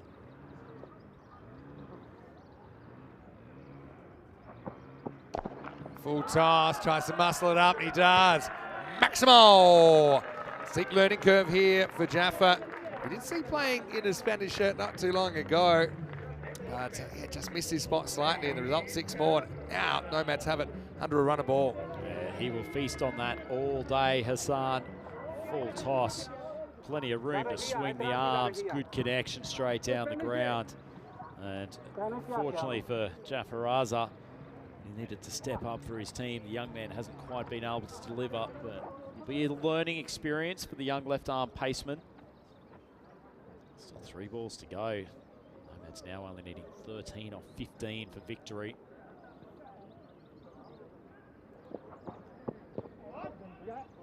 Leg side, and he's got a pad on the way through, I think. So Hassan Ahmed, he got dropped.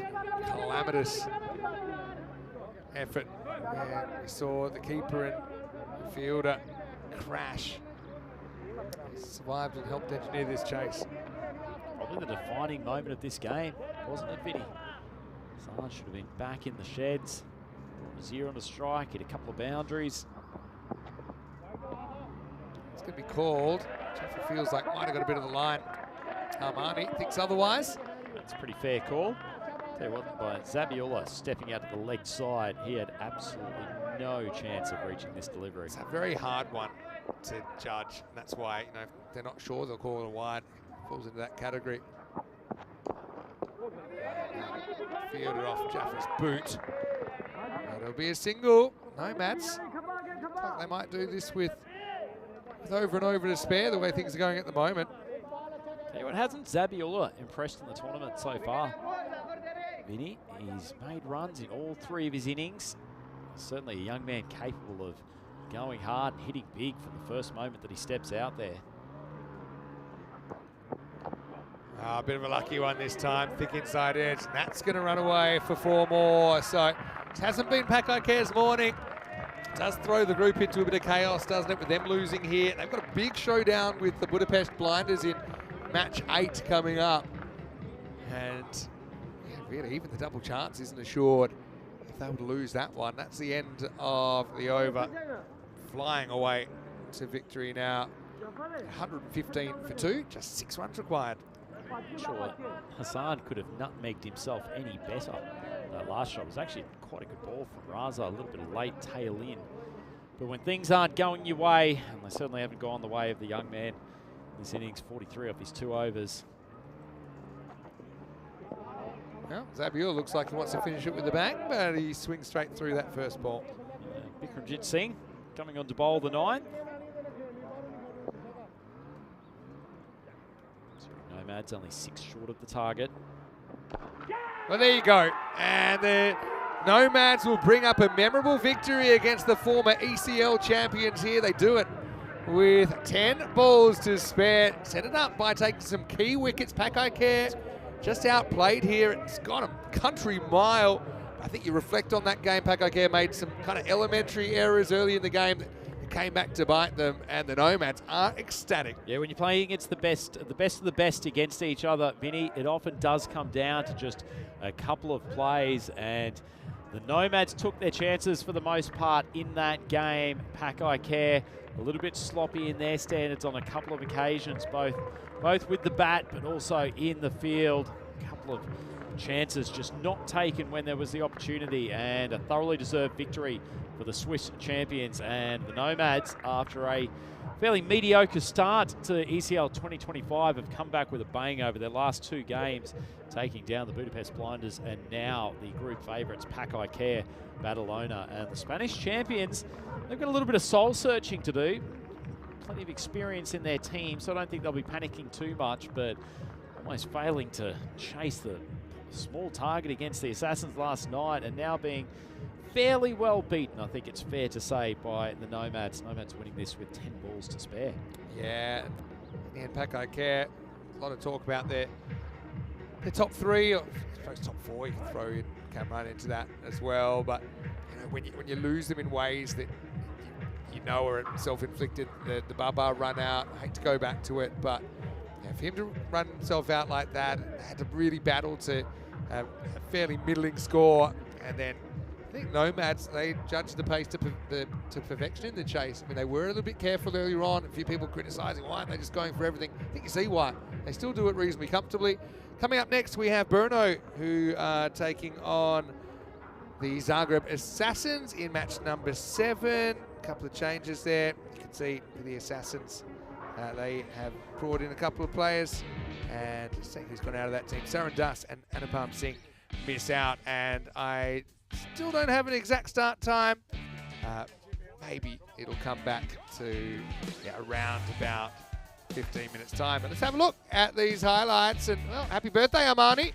Hassan is having a birthday today out there with umpire Shub, but really it was Kamran who wasn't able to cash in any presents here. Went wicketless, which is a rarity on ECN. It certainly was, but disciplined batting and intelligent strategy from the Nomads throughout most of this chase. Fahim Nazir, he blunted the Mohamed Cameron attack for the most part. Some of the mood not really making a big impact with the bat so far in this tournament. He was done over by an excellent piece of bowling by Mohamed Atif, but that allowed Nazir to take control, and with his running mate Hassan Ahmed, that not only dealt with the most difficult bowlers early, but managed to keep the scoreboard ticking over with regularity. A couple of excellent shots from Nazir. He's just so untroubled at the crease. He's got shots all around the ground, and it makes him an incredibly difficult customer to tie down.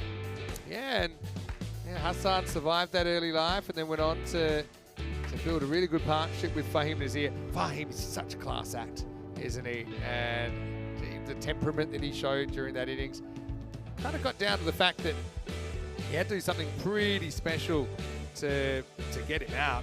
Ultimately, that moment would come. Hassan at the other end, another powerful left-hander, just was able to make good decisions under pressure, I think.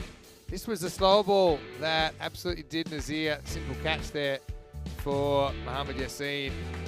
But Rabani did have his man, but then didn't really stop the boundaries towards the end. No signs of kind of panic in the chase. I think the Nomads, they just look a bit more settled. Katil Zabiullah came out and smashed 23 off 9 to finish things in pretty loud fashion, including a couple of really, really big bombs. Hassan, well, he ended up with 31 to his name, but it would be Zabiullah that would get the last word in this one, putting the last ball into outer space. That was after a slightly lucky run there for Hassan, but yeah, that was an absolute bomb, wasn't it? As Nomads fighting for the Swizz. They'll be saying hop Swizz, they hop to a win with 10 balls to spare.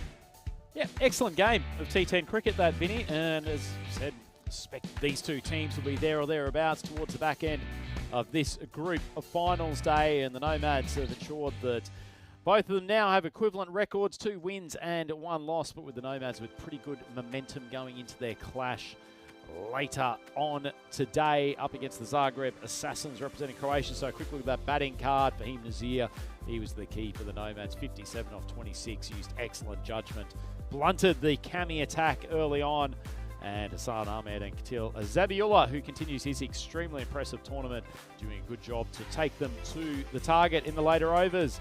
Pakai Care Badalona, only 2 wickets from the bowlers. It's a rare lack of dismissals from that bowling lineup. Atif didn't bowl too badly, but a little bit wayward at times, and Rabani managed to get the big wicket of Nazir, but ultimately they targeted the young man Jafaraza, and that was what broke the back of the chase. So a fairly comfortable win from Zurich Nomads, game 1 of day 2 of It Day. just shows you how crazy this group is, because the Nomads couldn't beat Brno yesterday, and now they've beaten Pack Care, who've won this whole ECL before. Speaking of Brno, they're no shrinking violets. They'll be back, and they're taking on the Assassins in a pretty crunch game for both teams. We'll be back in about 10 minutes to take you into that one. So just confirming the time there that we will start that game at 12:55 local. And so we'll see you in about 10 then for that big clash right here on ECN. You're watching the European Cricket League.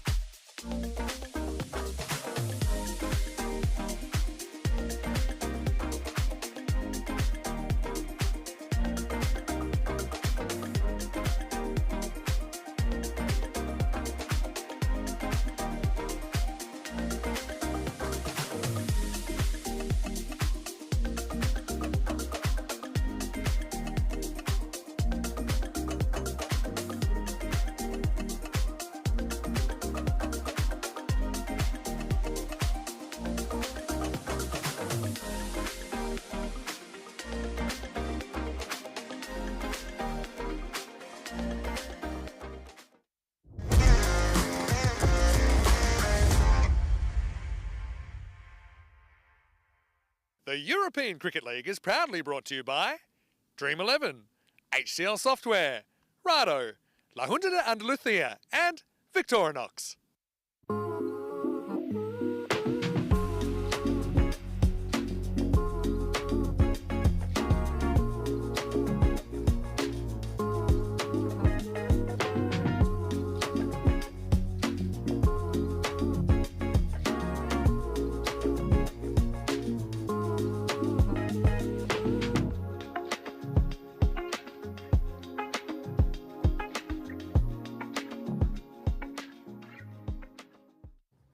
Hello and welcome back. Great to have your company wherever you're watching from around the world. ECL action continuing here in Spain with match number 7 in Group D. And this is going to be an intriguing contest between Brno, the champions of Czechia, and the Zagreb Assassins, the champions of Croatia. Ian Ramage has a giant coin in his hand. Let's see who wins the coin toss.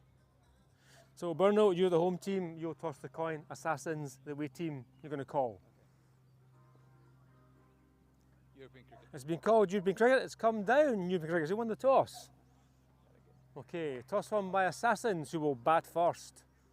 So veteran Zanko decides to have a bat after winning the giant coin toss. And look, Assassins, they suppose have relied heavily on Nashad Babu to make some runs at the top of the order. And when he did that, they were able to get some big runs. Unfortunately, they are without a win though on opening day, and so they have like a 3-point gap to make up to even make the finals tomorrow. So this, I think, becomes a really, really crucial game for the Assassins. If they don't win this, I don't really see a way that they can make it in. But for Brno, I mean, they started very well yesterday, didn't they? They got a big win against the Zurich Nomads. And then, of course, we saw them drop their second game to Pakai Care. But they were competitive. They did keep their point. I think that was pretty important in the scheme of things. So I think this will be a really entertaining game. Andrew Ryan is standing by. Ryan, I know you're looking forward to this. It's the Assassins who are going to have a hit first. Let's see if they can get a good score on the board here in match 7.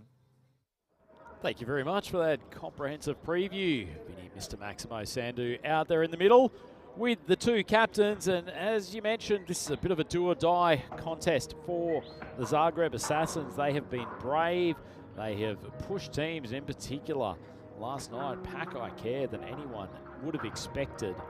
But as it stands, they have no wins from their 2 games and quite far behind on the table, so they desperately need a big performance from this contest against the Czech champions Brno. They started off their tournament with a bang with an excellent win over the Zurich Nomads, came crashing down. They were comfortably beaten by Pakai Care in game number 2. The Zagreb Assassins, British power was unbelievable for them last night. Knocked over 2 of their most well-credentialed batters in Labar and Nakvi with some good stump-to-stump bowling, and then took a pair of stupendous catches in the outfield that were littering social media highlights from European cricket last night. So if you haven't seen those, then jump onto the Instagram page, and just wonderful stuff from British Power, who has really made quite a name for himself in this tournament to date.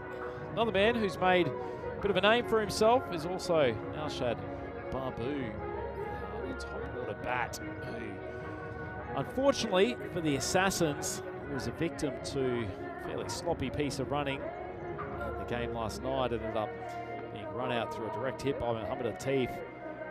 Not dissimilar, although not as quite as an egregious bit of running as Mohamed Babar in that previous game against the Nomads, but either way, they'll stick around for a while today for the Assassins to put a good total on the board. Supercomputer giving them a 29% chance.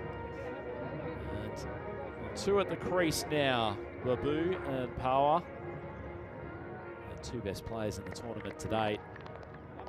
Much will be expected of them. Niraj Mishra taking the new ball for Brno. He was excellent. First contest against the Nomads. I remember had a nasty fall. Not even starting his over before he'd actually released a delivery. Then came back. And Fahim Nazir at LBW and just generally bowled very, very consistent, zippy line and length. Pretty uncomplicated with the ball, but moves it enough. Mishra puts it full. His head out to deep cover. Thought it was an opportunity for the Brno fielder. Aid Ahmed out there in the deep cover boundary. The ball was in the air for quite a long time. Might have had his heart in his mouth for a moment.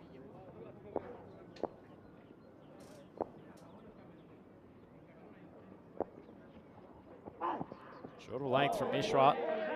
Hurries up Power. Very good stump-to-stump bowler, Mishra. Does move the ball away a little bit from the batters, but gets in reasonably close to the stumps at the bowler's end, and so doesn't really need extravagant movement to create difficulties.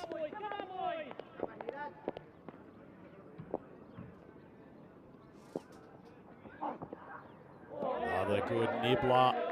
Looks like he could bowl that line all day.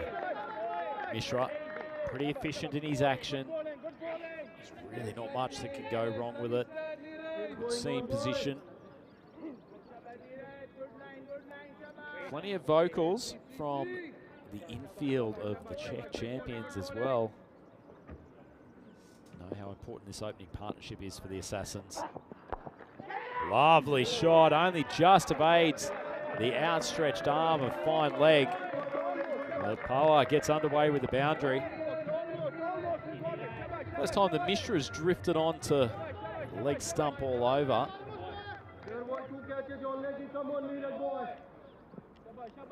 Oh, just flicking it neatly.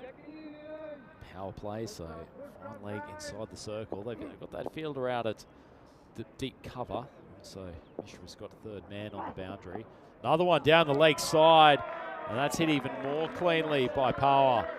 So consecutive boundaries.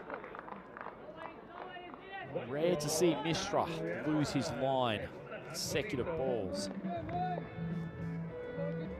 Lovely shot from, and he's had more success in the tournament with the ball in the field.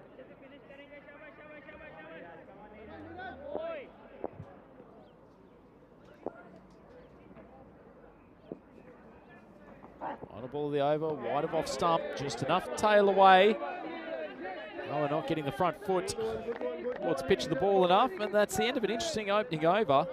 A couple of good balls from Mishra, but the pair of boundaries from Power ensured that the Assassins have started brightly enough, 9 for none after the first. A man who is always bright in the microphone. Good to welcome back, Mr. Maximo. Yeah, nice to be back. And we'll visit both of these countries actually on the European Cricket Tour this year. We've got Czechia in June, so actually got a fair bit of cricket there. Maybe some T20 cricket there, and then we'll have our European Cricket Series, probably in 2 divisions as well, Challenger and Premier for the first time in Czechia. And then Croatia, listed for August. And yeah, imagine that would be held at Mladost again in Zagreb. But they've got quite a few nice cricket grounds in Croatia, including one on the beautiful island of Vis. It's a bit impractical for us to go to, but I really want to go anyway. Seems pretty cool. Maximo Summer Tour. Short ball, hit high and hit healthily enough. That's a pretty good strike to a ball that would have been in an awkward position. Martab Khan coming on to bowl the second over for Brno, and he's been welcomed in very inhospitable fashion. Yeah, I mean, kind of went to the skies there, didn't he? Babu has been a bit of a barometer for this Assassins lineup. This is this one. But the Assassins now, they have an 0-6 record in ECL cricket. They're still searching for their first win. We did see them here last year. And they've been plucky. They've fought. Obviously, they fought to keep a point from their game last night against Pakokare. Otherwise, it'd be even tougher to qualify. But it's kind of a must-win here. God, brings out the in-swinger. Nice little bit of movement. A good change-up.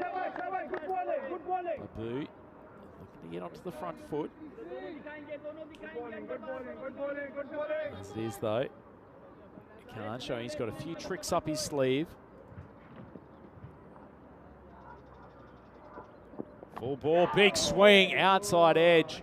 And that will go flying away to the boundary.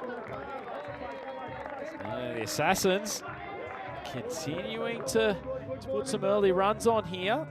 And Khan will be feeling a little bit deserved more, extracted the outside edge, but big swing from Babu, and 19 on the board with 2 balls left.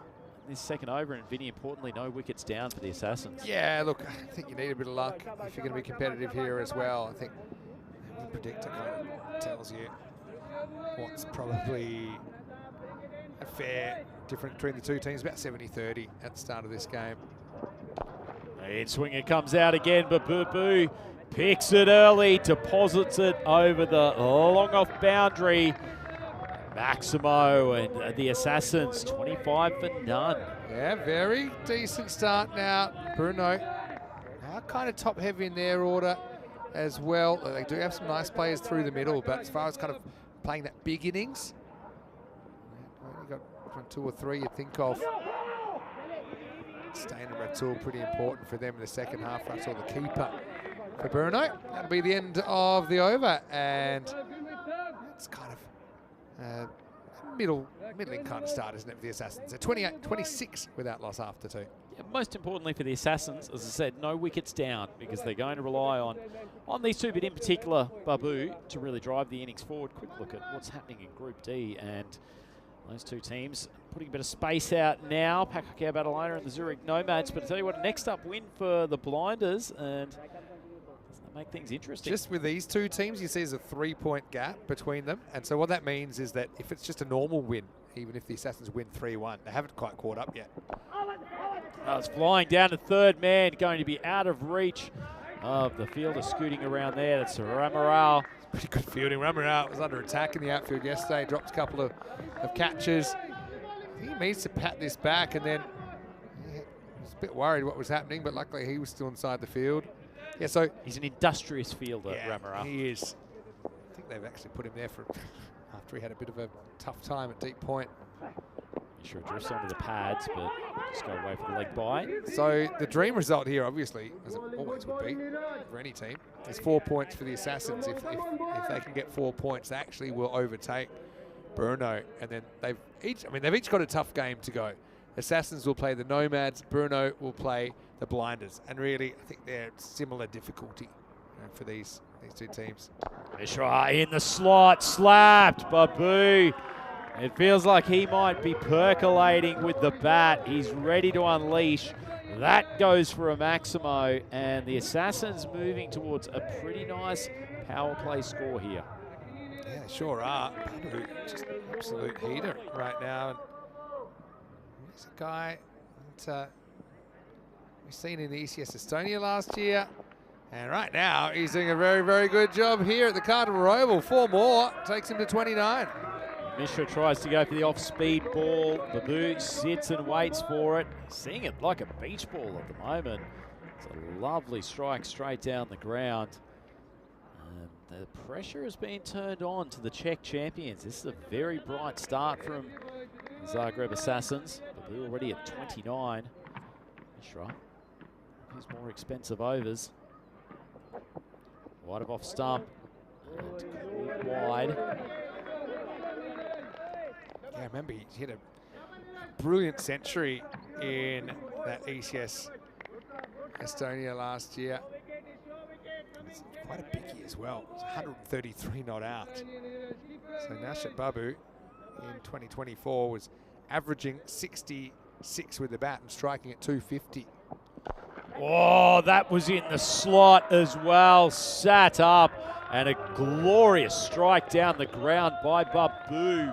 He rockets along to 35, I think, actually. Scoreboard struggling to keep up with this onslaught, but that's a delicious strike down the ground. Yeah, rolling off cutter from Mishra, but he gets his hand caught in the cookie jar and gets pumped straight down the ground. So what a good performance this is so far. I suppose the question is, though, if Babu goes, who's going to keep up the pace? Not really a problem while he's there for the Croatian fans. Over 15 and over, run rate at the moment. Oh, good judge. Oh, gee, that must have been close to a wide, particularly with the late swing. Mishra gets away with one. End of the power play, 45 for none. It's very close. Yeah, I mean, it's a bit like one we had yesterday. It's probably umpire's call.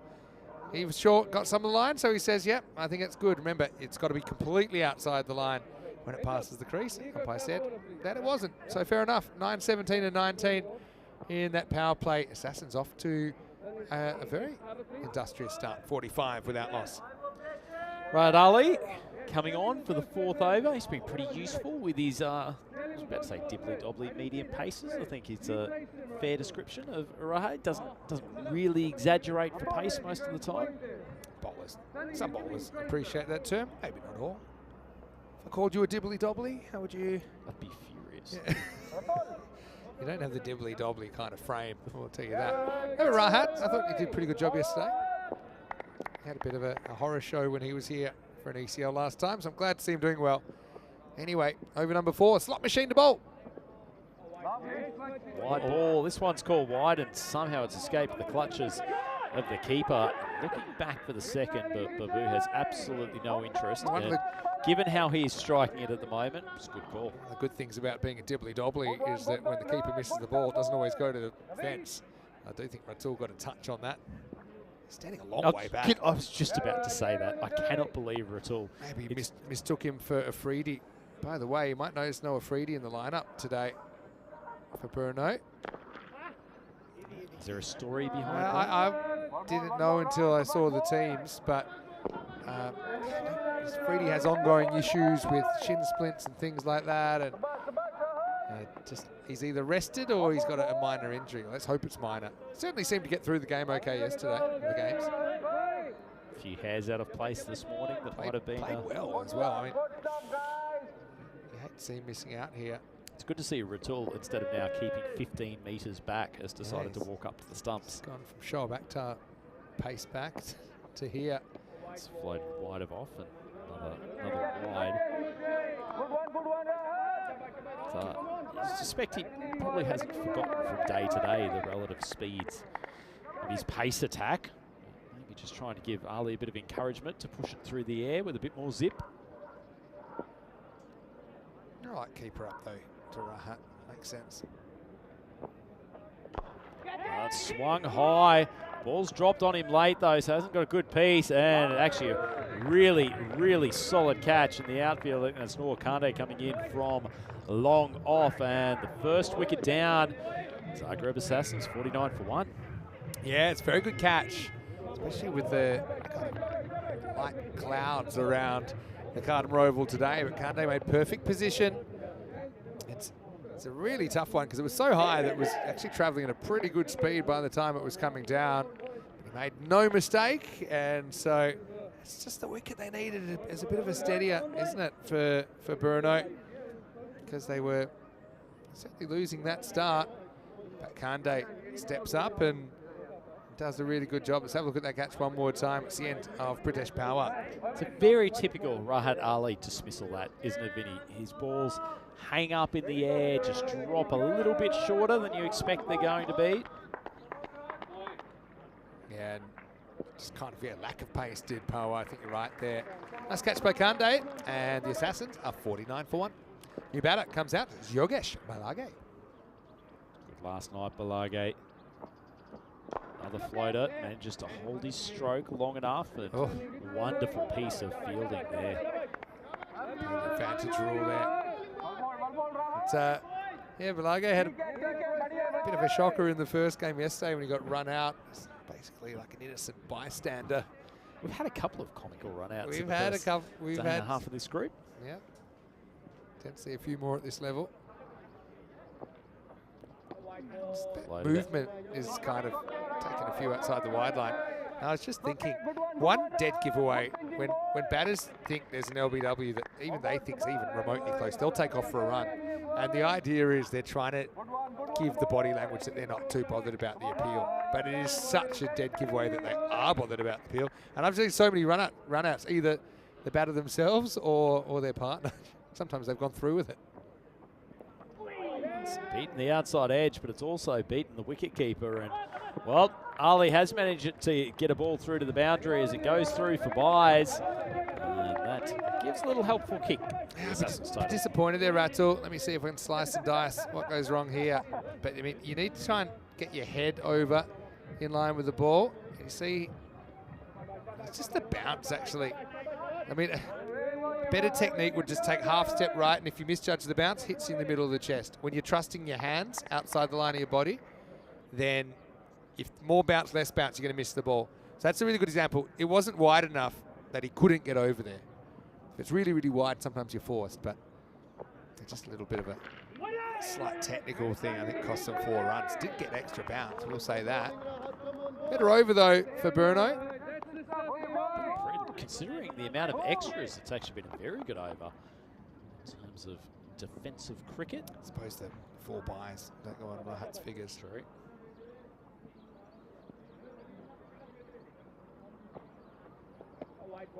Better. That's another wide. See how he knew? Good keepers know when they've made a slight mistake as well. Just have a look at how he makes a real conscious effort to get his head behind the line of the ball here. But, So Babu sitting there 36 off 15. Crucial that he gets through a few more overs. He's just out of rhythm a touch now after quite a boisterous start. It can almost be frustrating when you're a batter and you're feeling like you're on a heater, you're in rhythm. Just want to and then feel all of the a bat sudden on ball. you don't want to waste the wides, but you also want to feel bat on ball as much as possible. Patience is a virtue. Still simmering. Rashid Babu.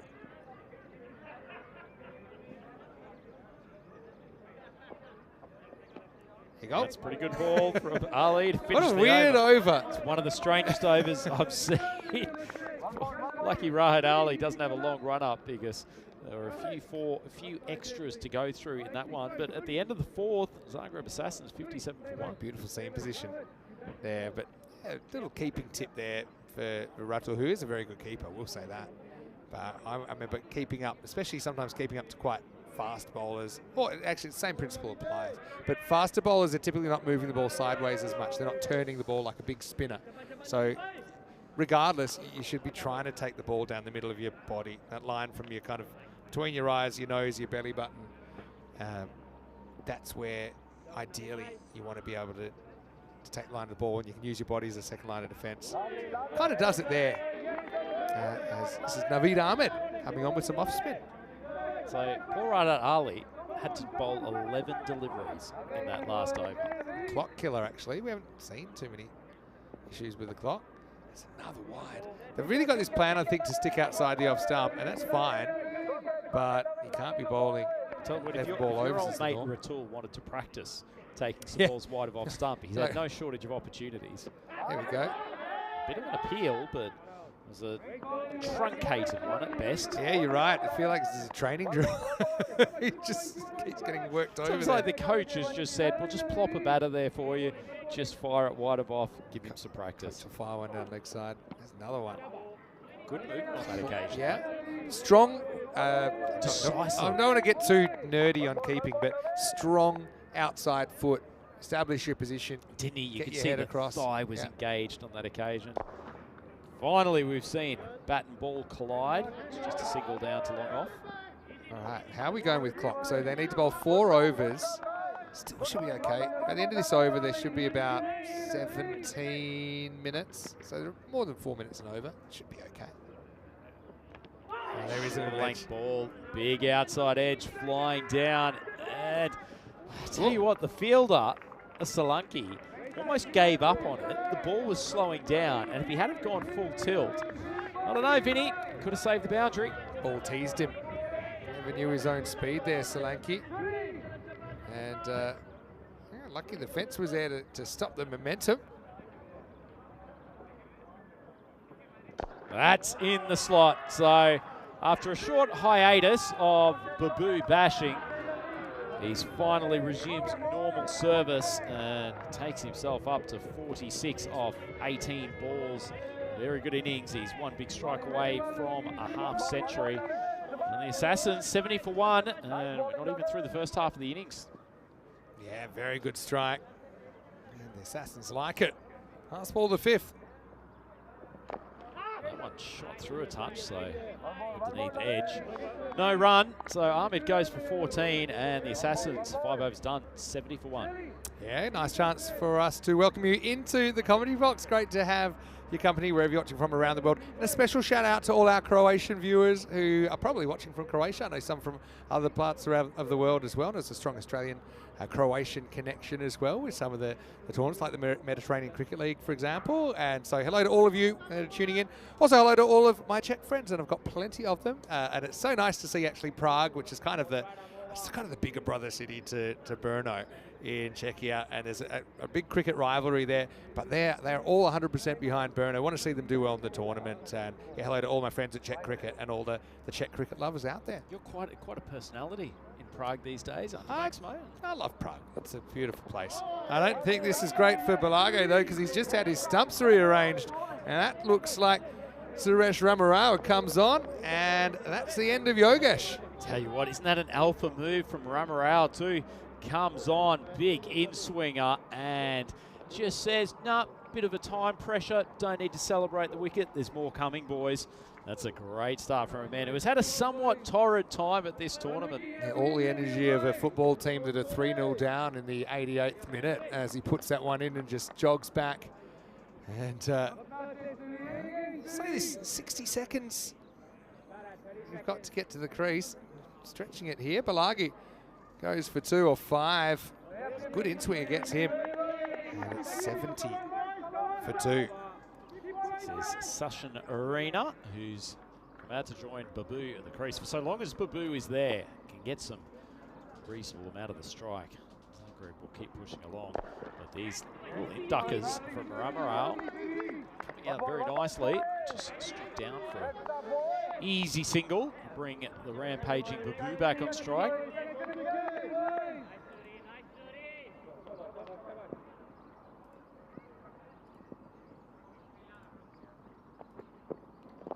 That's come out of the hand. It's a big slow ball, but tickled it to fine leg. Solanke chases it, fires in the throw. So it's going to get Radeka, who's gone down there to fine leg.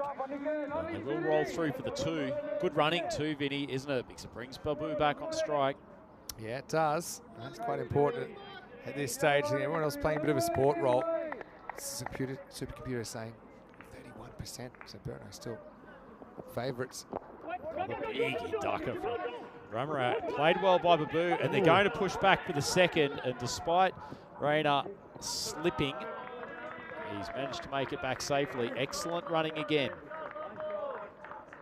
Oh, one short. So for all that good running, it was bad running. So not only did Babu not touch his bat correctly, but he's now run into the other stumps. Look at this. Have a look at him. He's coming towards us here. Well, it can't have been him. It must have been at the other end. It certainly looked like he was safely in at the non-strikes then. Either way, coming back for the second, irrespective of being one short, it has brought Babu back onto strike. Yeah. I don't know who didn't touch correctly here. Oh, it was at the other end. Okay, it was signaled by the bowlers and umpire, but it wasn't Babu. It was Rena. Oh, short ball, and Babu launches it up towards the hill. That's a mighty strike, and quite a way to bring up your half-century. Wonderful batting from the Zagreb Assassins superstar. Arena actually owes Babu 1 run, but Babu cashes in 6. Says no problem about that. Maximal says Carreras, fraction too short. Could you imagine if he missed his half-century because of 1 short? Another big in-swinger. It's flicked down to long on for the 1. Babu's 85 yesterday was a class knock as well. This is such a crunch match. And there's plenty more to be written in match 7. It's 81 for 2 after 6. Does beg the question, Vinny, too, if Babu hadn't have got himself run out in was a fairly poor piece of running for a player of his ability last night.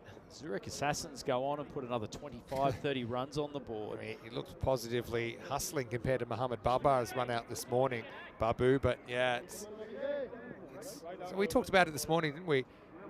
The difference between some of the top players and some of the players that are kind of not quite top but promising, or inconsistent maybe you might call them. That's not inconsistent, that's going to be smashed. How far has that gone? It's going to make it onto the hill. Maximal says Carreras, Babu. Well, he is an assassin and he's out to kill some bowling attacks. I was just going to say, though, some things in cricket are hard, some aren't, and running between the wickets and just giving it effort isn't that hard. Anyone can do it. So when you get out like that, you know, it's kind of it's a bad reflection, I suppose. That's struck quite nicely on the offside. It will evade the fielder. Well done. Tumbling effort from, I think, Rahat Ali out there. Good throw coming in from Ramaral. They've only gone through for one, Vinny. Did well because he deliberately slaps it, I think, towards his teammate. And he then was there in support. And Niraj Mishra, nice work. And Rahat. Swung around to the leg side, beats the despairing dive. Oh, And jeez. it's going to pull up just inside the boundary. Might be a chance for a 5 here. It would have been a chance for 3, but they forgot to run. So the walk at 2, which doesn't have very much. That was a perfect storm of kind of fielder getting a finger on it, going to ground, and the ball finishing just inside the boundary. The run's coming still really comfortably here for Zagreb Assassins. One of our genuine 3s we've had. They haven't had many. It resulted in one of our all-time most viral clips. It was in Portugal. It ended quite badly for the batter. Quite badly, depending on if you like being part of viral clips that have been shared across every social media platform known to man. He's got a bit of a history. We're talking about Mohamed Shaikat. I'll name him. He's played in Croatia as well.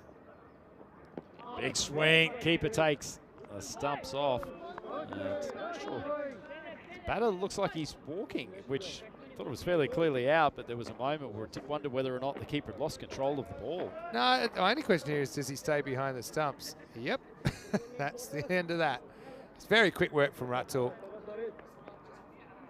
Look how quick this is, really. It's one motion, goes bang, and that's your lot. So, Well, he's had plenty of practice taking the ball yeah, right off that's true. during the course of this innings. New gloves, actually, Ratul. He's had so much of the ball in this game, but yeah, Navid Ahmed, see him amongst the wickets. Not often one of the top T10 bowlers, but I think he's got a lot of potential to translate his skills into this form of the game. Reena stumped for 3. It's 90 for 3. Suraj Wadakar coming up to join the batting effort, and he's going back just as quickly. Stepped back, tried to pull that, and Ahmed has got another one to shoot through. He ends up with the delicious figures of 2 for 22 off 2. What a mess. And the Assassins 90 for 4. Have a closer look at this. Yep, it was just through him before he knew too much about it. And so Navid with a great bang bang to finish his spell. And he'll be on a hat trick he can never take, because that is the end of his 2 overs. Wadaka goes for a golden duck, and the score is 90 for 4. Without being too harsh, Vinny, not particularly smart batting. If you'd been watching the previous 5 balls, the amount that had shot through at low height from a bowler, almost bowling sort of sidearmish spin. Not sure going the back foot and trying to swing the leg was the play. But anyway, Hey, championship week coming up, but still a road to get there. if you're going to make a duck, make it a golden. Don't waste any balls. Did steal the strike back. Babu will face up. You can see 3 names there on our championship week list, and still 4 to join them. There's a Croatian flag. Sandeep Tiwari comes on the bowl, and he's going to get smashed for a 4 first ball. Babu, a real one-man band stand here from the Zagreb Assassins opener. Just get the feeling that Babu at the moment is really just trying to hit the ball as hard as he can. He's taking high backlift, really launching into it, striking it cleanly. It's a cracking knock. Whoa, whoa, whoa, whoa, whoa. What's going on there? Wow, Shub. He's got the glasses on, but I think something flew under them. That's very off-putting. The bowler sort of feels like he's half realised it, but has continued on with the delivery. But anyway, Wow. What flew under Shub's glasses? You won't find that signal in the umpire's manual. Drifted on the leg, and Babu shows he's got the touch as well as the power.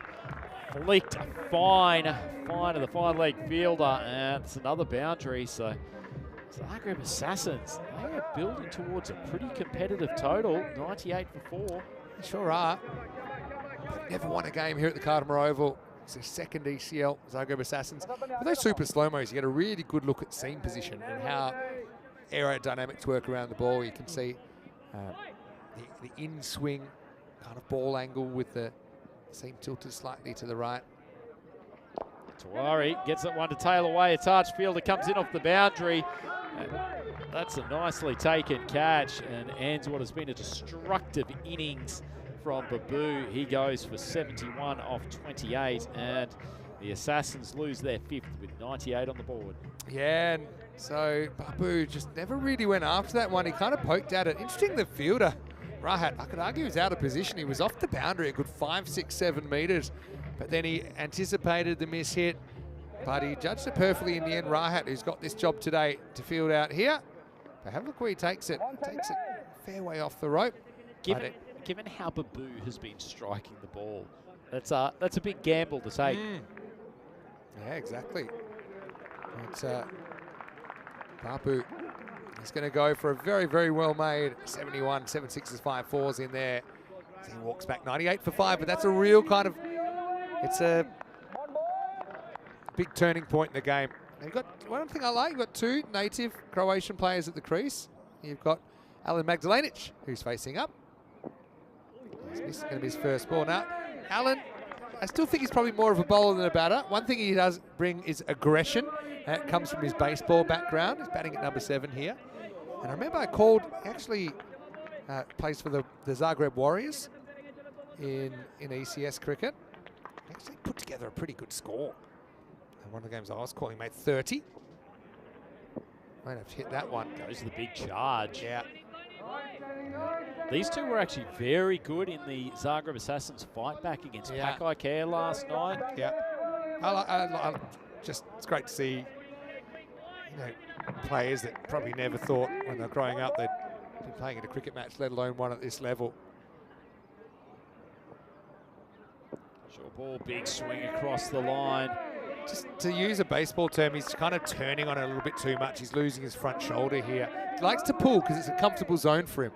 But you can see here that he's reaching so far. Just needs to keep that front shoulder in play a little bit longer. Kind of line drive it straighter. Bowling from Tawari though, keeping it wide outside off. Again, a little bit of late movement, but it's called wide. Wonder if that B's still in there. Let's have a look. I reckon this goes straight over the line. What do you reckon? A bit of late tail away. I'll always defend the bowlers. I'm taking the bowlers more often than usual, but yeah. Fair enough. Re-bowl it. One hasn't missed off stump by too much, so a good finish to the over from Tawari. Ends up with 1 for 10, and the Assassins after 8 and even 100. The tough thing when you're making these wide calls is that you can't really pinpoint exactly when the ball passes the crease, and that's when you're meant to judge it. So, yeah, when you're 24, 25 metres away, you're making a bit of a guess. And normally you're guessing when the batter swings, but that's assuming they time the swing perfectly, hey? Big assumption. Yeah, 100 for 5 though, after 8. And I suppose that's the correct call, because if he wasn't sure, give it a wide. That's the instruction. Okay. Rammer out.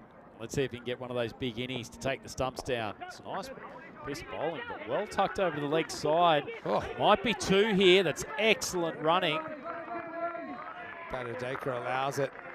Had a good 9 or 10 metres to cover there to his left, but the batters noticed the opportunity and took the double. This time it'll count. Excellent running. Badalona, he's fun to watch though. When he gets a bat, remember yesterday he came out and say about it. Get some pretty clean balls. Not going to die wondering. It's another good in-swinger, big appeal, but missing leg stump by probably a good couple of inches. Razmalic, we actually saw him for Sir Oliver Split in the ECS last year. It's a great team name. It is. And do you know that Sir Oliver Split is named after a fictional character? It's not even, it sounds like it's named after a person. There is no Sir Oliver Split. Do they represent Split, the city? Yeah, Split the city. Yeah, it's just a coincidence. Oh, not a coincidence. They looked for that name and it matched the city and they said, right, cool. Someone was a fan of the book. Hello to Luca Woods. I know who's watching. Nicely driven. They will manage to scoot through for the single as Ramarao can't fetch it in his follow through. He just called yes and then second-guessed himself straight away when he saw the bowler might actually take it in his left hand. Would have had a crazy run out like the one that Stefan Gooch pulled off yesterday. If the bowler takes that, definitely getting a run out. That wicket was so huge. Babu. Swing across the line. As I said, Magdalenic loves to look for that swat to the leg side. Batting still to come. Just looking at it. Sajid Khan, veteran Zanko, the captain, Nigel Vincent, Peter Bosnak. Magdalenic just needs a ball that's aimed at his bat and he'll be fine. Big swing, gets some decent contact. Might fall in between 3 fielders. I actually think the way Magdalenic is going at the moment, the fact he's not caught might work out for Brno. I mean, there's a chance he might be able to get going, but certainly so far he's found it a bit tough to deal with. Different pitch as well. Totally understand the fielder bailing out there because he heard some pretty big footsteps coming in towards him. But just cost him a single. Razmilic faces up. Slower ball, but it's nicely played out to leg. He might go Some here. thoughts about 2. And oh, he's coming. This is going to be a tragic end. And fortunately, Magdalenic, who was desperately trying to turn the strike over again, just did 2 laps of the pitch extra. Yeah, Magdalenic speak Croatian, but I think it was too complimentary. Side on, so it's not obvious whose call it is for this, but I think that Magdalenic is probably trying to be unselfish, knowing he's not hitting the ball that well. When you're not hitting boundaries, you look to manufacture runs the other way. So he just kind of put his head down and said, come on, let's go for it. And Razmilic was just happy with the single. We'll see it here on the replay, thanks to 2 circles. But you can see here, Magdalenic, number 7, goes, turns blind, probably another thing. And he tried to put the stop sign up there 3-4 times. Sometimes non-verbal communication is a good thing. When you're running between the wickets in cricket, it's less effective. Doesn't make a duck, though. So Magdalenic, popular cricketer as well. And that's like I said, he's a very high-level baseball player. He's umpired softball at the Euros. Yeah, he's a very interesting character. And like I said, he avoids the derrick at least. New batter comes out. Let's see if they can get some production. Start of the 10th. It's just drilled straight back down.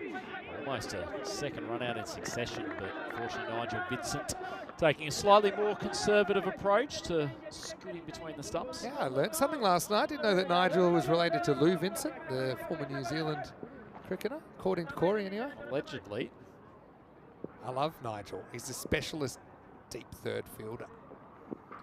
That's nicely struck. Tell you what, Field's got a bit of work to do out there in the covers, but patrols well. Good shot. To a single. So Razmilic has worked really hard with Sam Houghton, who we've seen playing for Croatia. We saw him in the Portugal Night Series recently, Sam. He's a bit of a journeyman. But I remember Sam really took Anthony under his wing, tried to work on his cricket, work on all his skills, and we've seen him popping up with some good cricket, both with the Croatian team and here for the Assassins. All right, here's Nigel. Short ball. Vincent tries to guide it down to the 3rd man boundary. Not sure how much Lou Vincent, who was a pretty strong hitter back in his day, would be happy with that shot selection. 71 for Babu.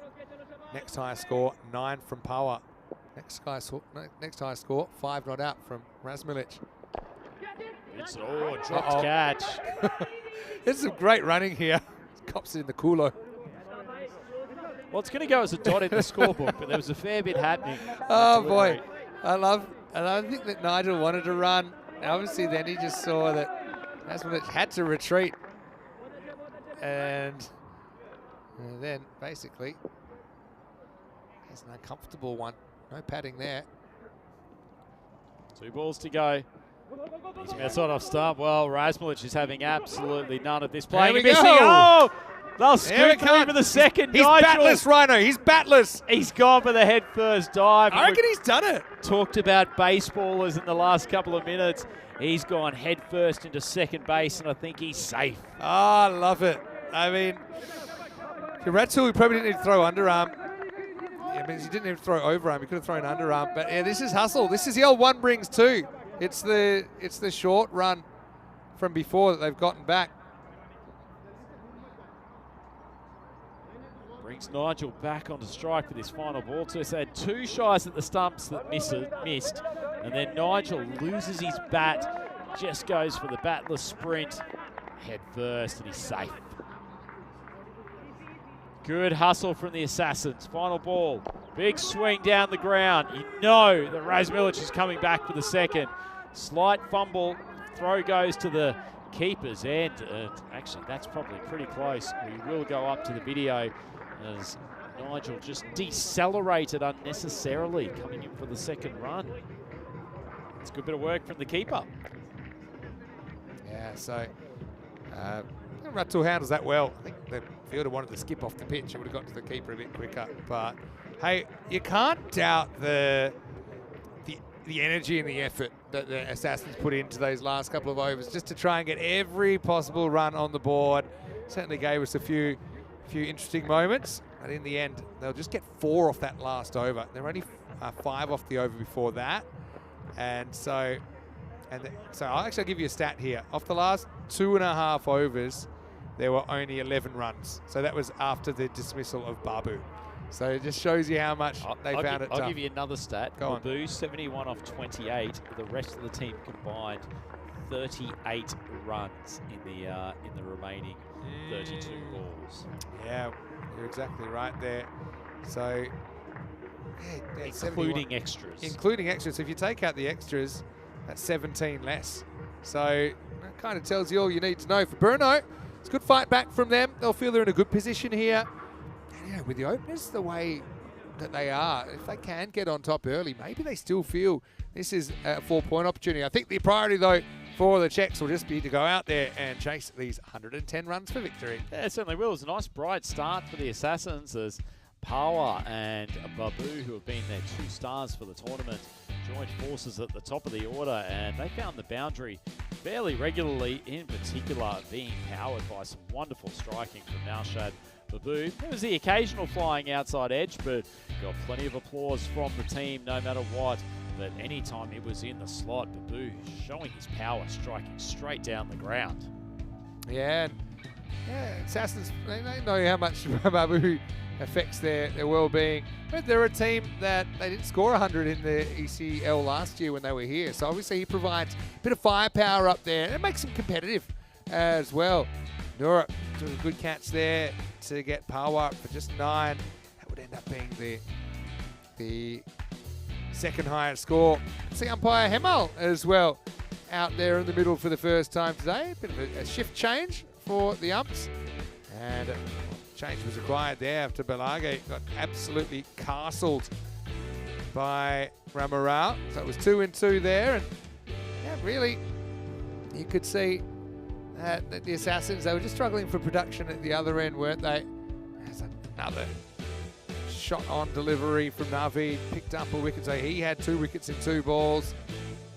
But look, it's a fighting effort. 109, probably 20 short, but at Brno, I mean, if they lose a few wickets, especially, no Riaz Afridi for late hitting, even though we didn't see him yesterday. I think that maybe we still get a contest here. Well, this was a little bit of a mix-up. I like what Kroom said. He said he couldn't hear, but you can't hear someone holding their hand up. Then we had the batless 2 as Vincent gets the shirt dirty. Then we had this one, which was going to be 2 as well. Just got a ball from about 3 or 4 meters. But in the end, 1 and done. Last ball, 109. Assassins. Let's see if they can reproduce some of that magic in the field from last night. Their bowling attack, led by British Power, showed that they've got the capability of taking early wickets, so I wouldn't be writing this one in the book at all if I was the Brno Cricket Club. Still a fair bit of work to do, but Zagreb Assassins ending up with a total of 109 for 7 off their 10 overs.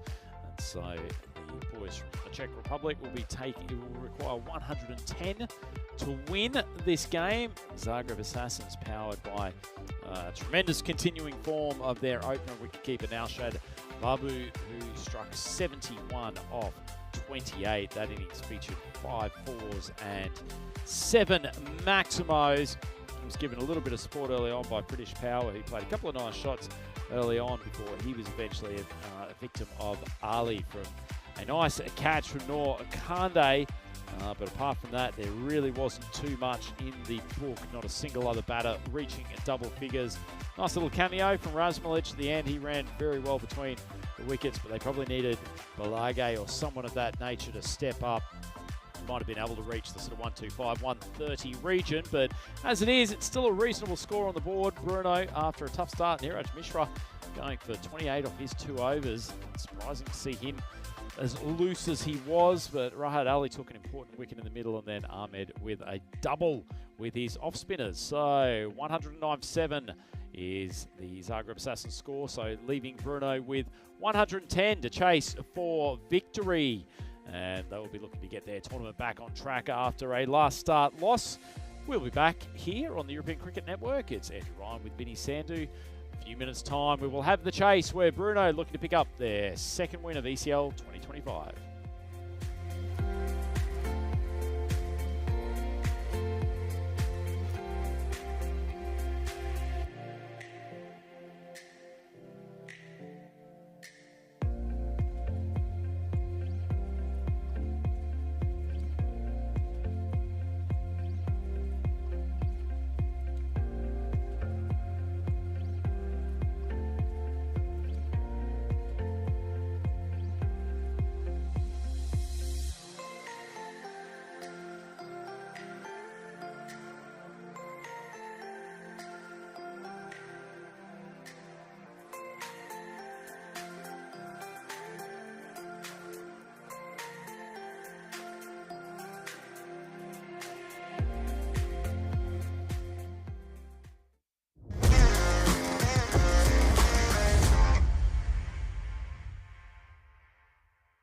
The European Cricket League is proudly brought to you by Dream 11, HCL Software, Rado, La Junta de Andalucía, and Victorinox.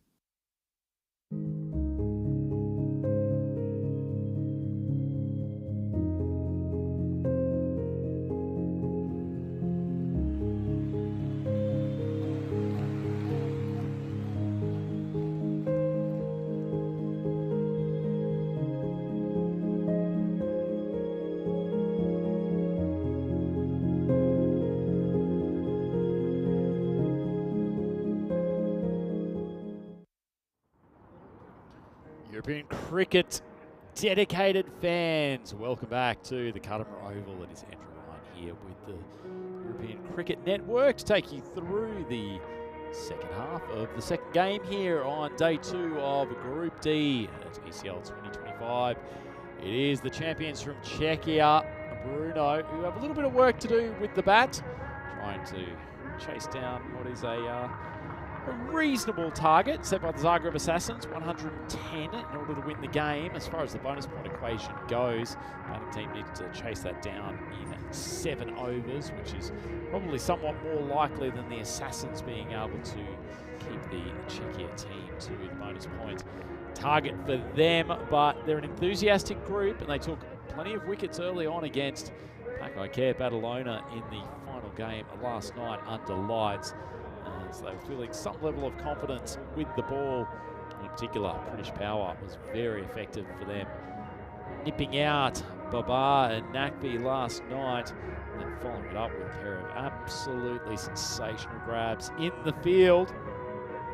Brno top order has been led by Stain, who's been very consistent for them. The left-hander, he's an industrious player at the wicket, uses his feet well to create room. Particularly strongly over the offside. Look to nurse them through this pursuit, and he's joined out there by the wicketkeeper Mohamed Uratul, who had a pretty good day with the gloves. Double left-handed opening combination. Not the first time we have seen this approach in the group. And he's going to be that man, British Power. Take the ball for the first over. Looks like he's going to start with it around the wicket line. Might blunt the impact of his away swing to the left-handers, but I suspect he'll be spearing this into the stumps, trying to bring in the LBW and bold opportunities. Supercomputers certainly thinking that Brno, strong favourites in this chase. They did enough with the ball, despite the onslaught of Babu for the Zurich Assassins.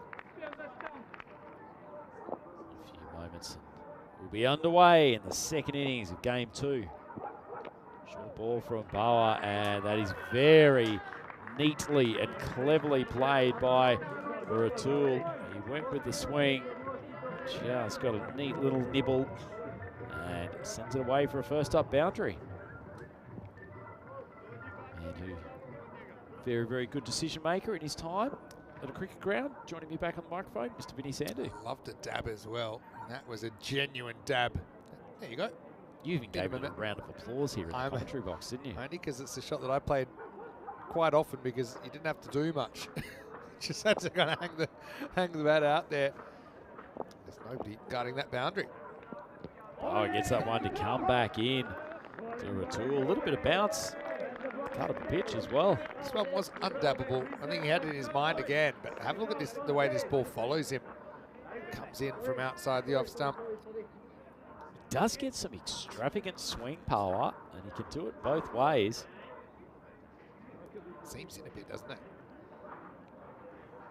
Gets him in the petrol. He was thinking about the dab again, though. Don't get carried away with the dab. Pay the price. Let's come back in. Fairway as well. Excellent fielding over there from Peter Bojnak. Bosniak's one of the guys that he's probably in my top 5 of people I'd want to sit and crack a can of something at the end of the day. That is a huge call. You know, it's a pretty long list. but Peter, he loves his cricket, and it's good to see him in the side. He's throwing his body around. Good desperation. The field was brought into the team for the game last night. He's not keeping because they've got Babu keeping, but he's actually also an amazing keeper with a trick I've never seen anyone else do, and I'll tell you in a minute. A little bit wide of off stump. So Pete, when he keeps, he doesn't wear inners, he just wears gloves, but he doesn't like throwing in the gloves. So when he takes the ball, he has this weird thing where he quickly rips the glove off, the ball comes out and he grabs it with his bare hand and he throws it to the fielder. And he's perfected it. And I don't wish any harm on Babu, but So if he does this every ball. Every ball that he just takes the ball, like when he's back and he has to throw it to a fielder. Strike down the ground. That's a lovely shot from Ratul. Wasn't a bad ball for power by any stretch, but lovely timing. I haven't really seen the best of Ratul with the bat yet, but he is dangerous up there. Mentioned he jointly holds the record for most 4s in an ECS innings. ECN innings, actually. A niche stat. And 2 of the 3 records were actually in the same week. 17 4s in an innings. Let's just say that outfield was pretty rapid at Vinoj in Prague. Short ball, tries to cut. Really angry with himself. He knows he's gotten carried away with that because it brought him value early. That's why he's so annoyed at himself. Just needs to put his big boy pants on here, play some proper shots. Just tries to nerdle that, and if he nicked that, he would have been even more angry. So that'll be the end of the first over. And the score is 12 without loss. And now we're 45 matches since a golden ball. 45, the number that Michael Jordan wore, obviously, when he came back from retirement. And I do think the Brno jerseys have got a little bit of the Chicago Bulls in Do you it. think it's a sign? Yeah, Yeah. I think maybe it's time. Brno have actually played and won a golden ball before. Did that. I went on about it a bit too long for Corey, who got bored with my stats yesterday, but it was a pretty interesting one because the batter actually didn't attempt the second straight away. I'll tell you why. Nicely timed. That's actually delicious batting. Well, it's the second time in this innings that there's been applause from Maximo in the commentary box. Stain has just eased that through the offside. Yeah, it's a very nice shot, isn't it? Just textbook, pure timing. The ball sprung off the bat and went for 4. Geez, he's got a good top hand, Stain. Look at this. Oh, bottle it. Every cricket purist will love that shot from Dylan Stain. Gets inside the line, swings it to the fine leg area, pops just inside the boundary rope, but consecutive 4s for Stain. Yeah, just go back to that golden ball though. What happened was Abhimanyu Singh was batting for United. He hit the ball to the outfield, obviously got to go for 2. He started the second. After 5 metres, he went back and touched his bat again. He realised he hadn't touched his bat correctly and it would have been a 1 short. The keeper fumbled, so if he if he hadn't had to stop, he would have made it. The keeper fumbled, but he was still run out just. And that's got golden ball chaos for you. I wonder if the umpire would have noticed. But he's still wanting that Abba. Yeah, that's what I'd be thinking is Stain drags the ball can to you the leg side. In the chaos of a golden ball, so easy to not concentrate on the one short call. Can you imagine though, and maybe this will happen one day, but it's pretty unlikely. Imagine running the two, thinking you've won the game, and then the umpire just brings out their arm for the one short signal and basically reverses the result. Yeah. We had one short in first innings. So really, you could argue Brno should be chasing 111. Wadeka. Our buy's hot on it. Just drifts down the leg side. And a little bit off target at the moment, Wadeka. He bowled pretty well yesterday for the Assassins. Opening bowling partnerships where the strength of the Assassin lies with the ball. Nice movement down the leg side from Babu. A few dark clouds around, but I suppose the halo over this ground continues. Haven't got any rain. Down the leg side, and Babu slightly and elegantly manages to parry it. Still be going through for further runs, but Wadeka not enjoying bowling to the pair of left-handers. Makes sense to change the angle. Wadeka get one going across. Ratul still got no one guarding that little dab. Petty's thinking about it, but don't look to dab. Look to play a real shot first, and then dab if you need to. Good Yorker. Drilled out to mid-on, fumble, so there won't be the opportunity for the run out. Well, remember yesterday, Ratul got run out. It was a really good piece of work from Azim Nazir. Hit stumps from side on, but both these two, they've got their hesitation down to pretty much nothing. They will hit, they will run, and they'll both run, and then they'll kind of say to the fielding side, if you're good enough to run us out, good luck. But we're not going to hesitate. It's better length from Wadeka. Stain pops it up. The skipper, Zanko, takes a catch, and the fist pump in celebration. He knows that's a big wicket. Stain has been such a good player so far for Brno in this tournament. That's a massive wicket, and Brno 24 for 1. Yeah, very good catch from Zanko. If he drops that, then probably feels like they dropped the match, doesn't it, with Stain? Such a good play, you can see his class. But fine leg was back there, he went for it anyway. Zanko had plenty of time to settle under it. He leads his side so well, Vedran. He's obviously, it's quite unselfish the way he leads the side as well. We saw that last night, the Pakai Care game. But yeah, he took it and he was pumped up. Why wouldn't he be? Because that evens things up considerably. Stain has to go for 10, and it's 24 for 1. Bit of a misjudgment from Stain. Normally his placement is so good. Looked like he deliberately whipped that down to the flying leg area, but Zanko stationed. Still a shot. You're not using the full face of the bat, so how you turn the bat matters. Wadeka doesn't have a lot of pace to work with, otherwise a faster bowler probably flies for 6 anyway. Kande comes out at number 3.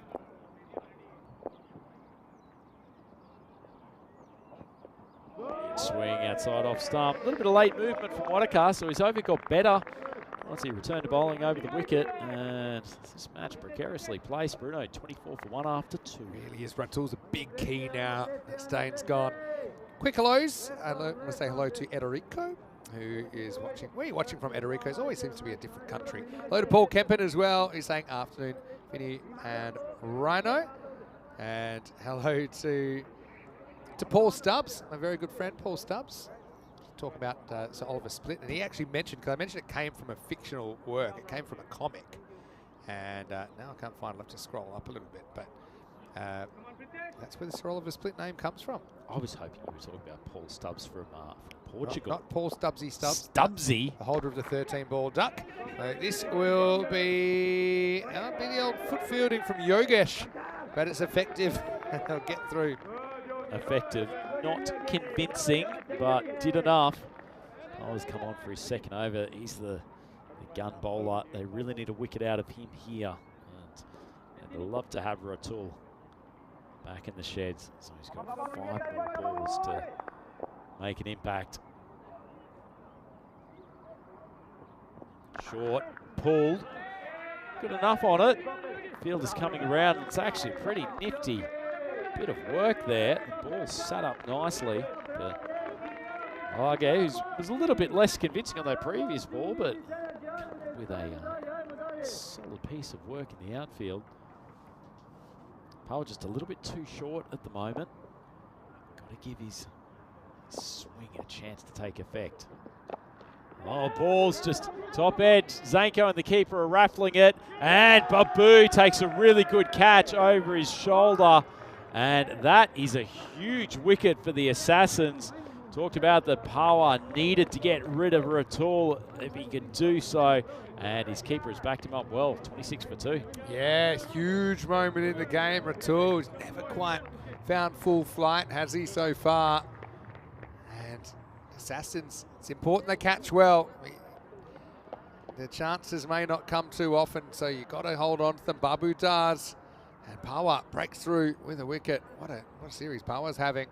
Ratul out for 13. It's 26 for 2. It's a really good catch, isn't it, Vinny? Probably won't be the most spectacular one that you'll see this week, but Babu is having to judge the flight of the ball, the top edge never easy, and taking it over his shoulder. Excellent grab. I found the niche Sir Oliver reference. It's actually, the character is called just Sir Oliver, and the team is from Split, hence the team name is Sir Oliver Split. What happened to, what was Sir Oliver about? It's just a character from the Italian comic book series Alan Ford, created by Max Bunker and Magnus in 1969. And that's about as niche team name getting as you can have. That really is, isn't it? Yeah. Thanks to Paul for that. Ball just defended. Smut-up Khan has come out. So the two big guns back in the pavilion, and after a pretty reasonable start, Zagreb Assassins will feel this is a proper 50-50 game at this stage. Hello, Darren, who's in the chat, asking who's going to commentate on the ECS in Hornchurch. We're actually quite lucky because we've got a couple of our ECN commentators who are based in the UK and can't commentate for us too often anymore, but they've actually put their hand up to do a bit of it. Obviously, I'll do a bit of it. Rico will do a bit of it. So you're going to have a real smorgasbord of ECN commentators. So hopefully we can get Tina there for a bit as well. Hopefully we can get Charlie Hunt there. Hopefully we can get Nish there as well. Yeah, I think we can get Charlie there. I think we can get Nish there for a bit. And obviously myself, Rico, and I think Corey is on a little bit of it as well. But we do juggle the series outside. Almost enough to put an ECN team into ECS Hornchurches. That comes, I think, off the backside of Kande, but the finger's gone up. And Babu's taken a great grab, but I'm not sure about that one, Maximo. Straight off thigh pad. Great catch. I actually think, I know Ratul knows it's hit thigh pad too, but it's just one you're going to have to wear. It's near the gloves, I guess. It's, yeah, if I'm batting, put it this way, I got to go back to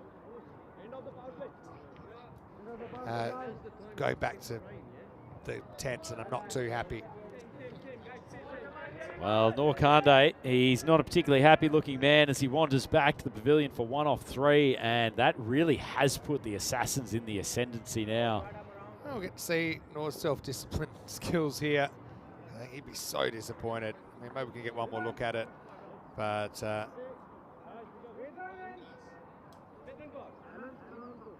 irrespective of what it came off, Babu did an excellent job moving across to his left. Had to step quickly, execute the catch, but great catch. It takes a bit of gloss off the catch. But yeah, I think you can understand what the umpire might have thought he saw, because the gloves were kind of in the area.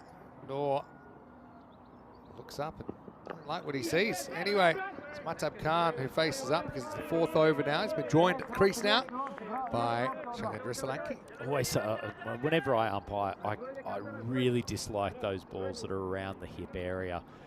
Glove and the thigh pad so close together. I just think you better be absolutely sure, because you've always got 9 balls out of 10 down there, they come off the pad, they don't come off the bat. Sometimes you're lucky the bat's a long way outside the pad, it's not really that confusing, but yeah, well, doesn't get the benefit of the doubt. It's nicely flicked to the leg side, but it's going to be straight down the throat of deep mid-wicket. Sajid Khan with the celebration, and rightly so, as Brno are collapsing here at Kardama.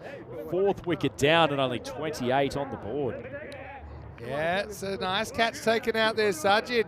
And puts it back out of the sky, tries to shoot it down. Just seems like the Assassins kind of game here.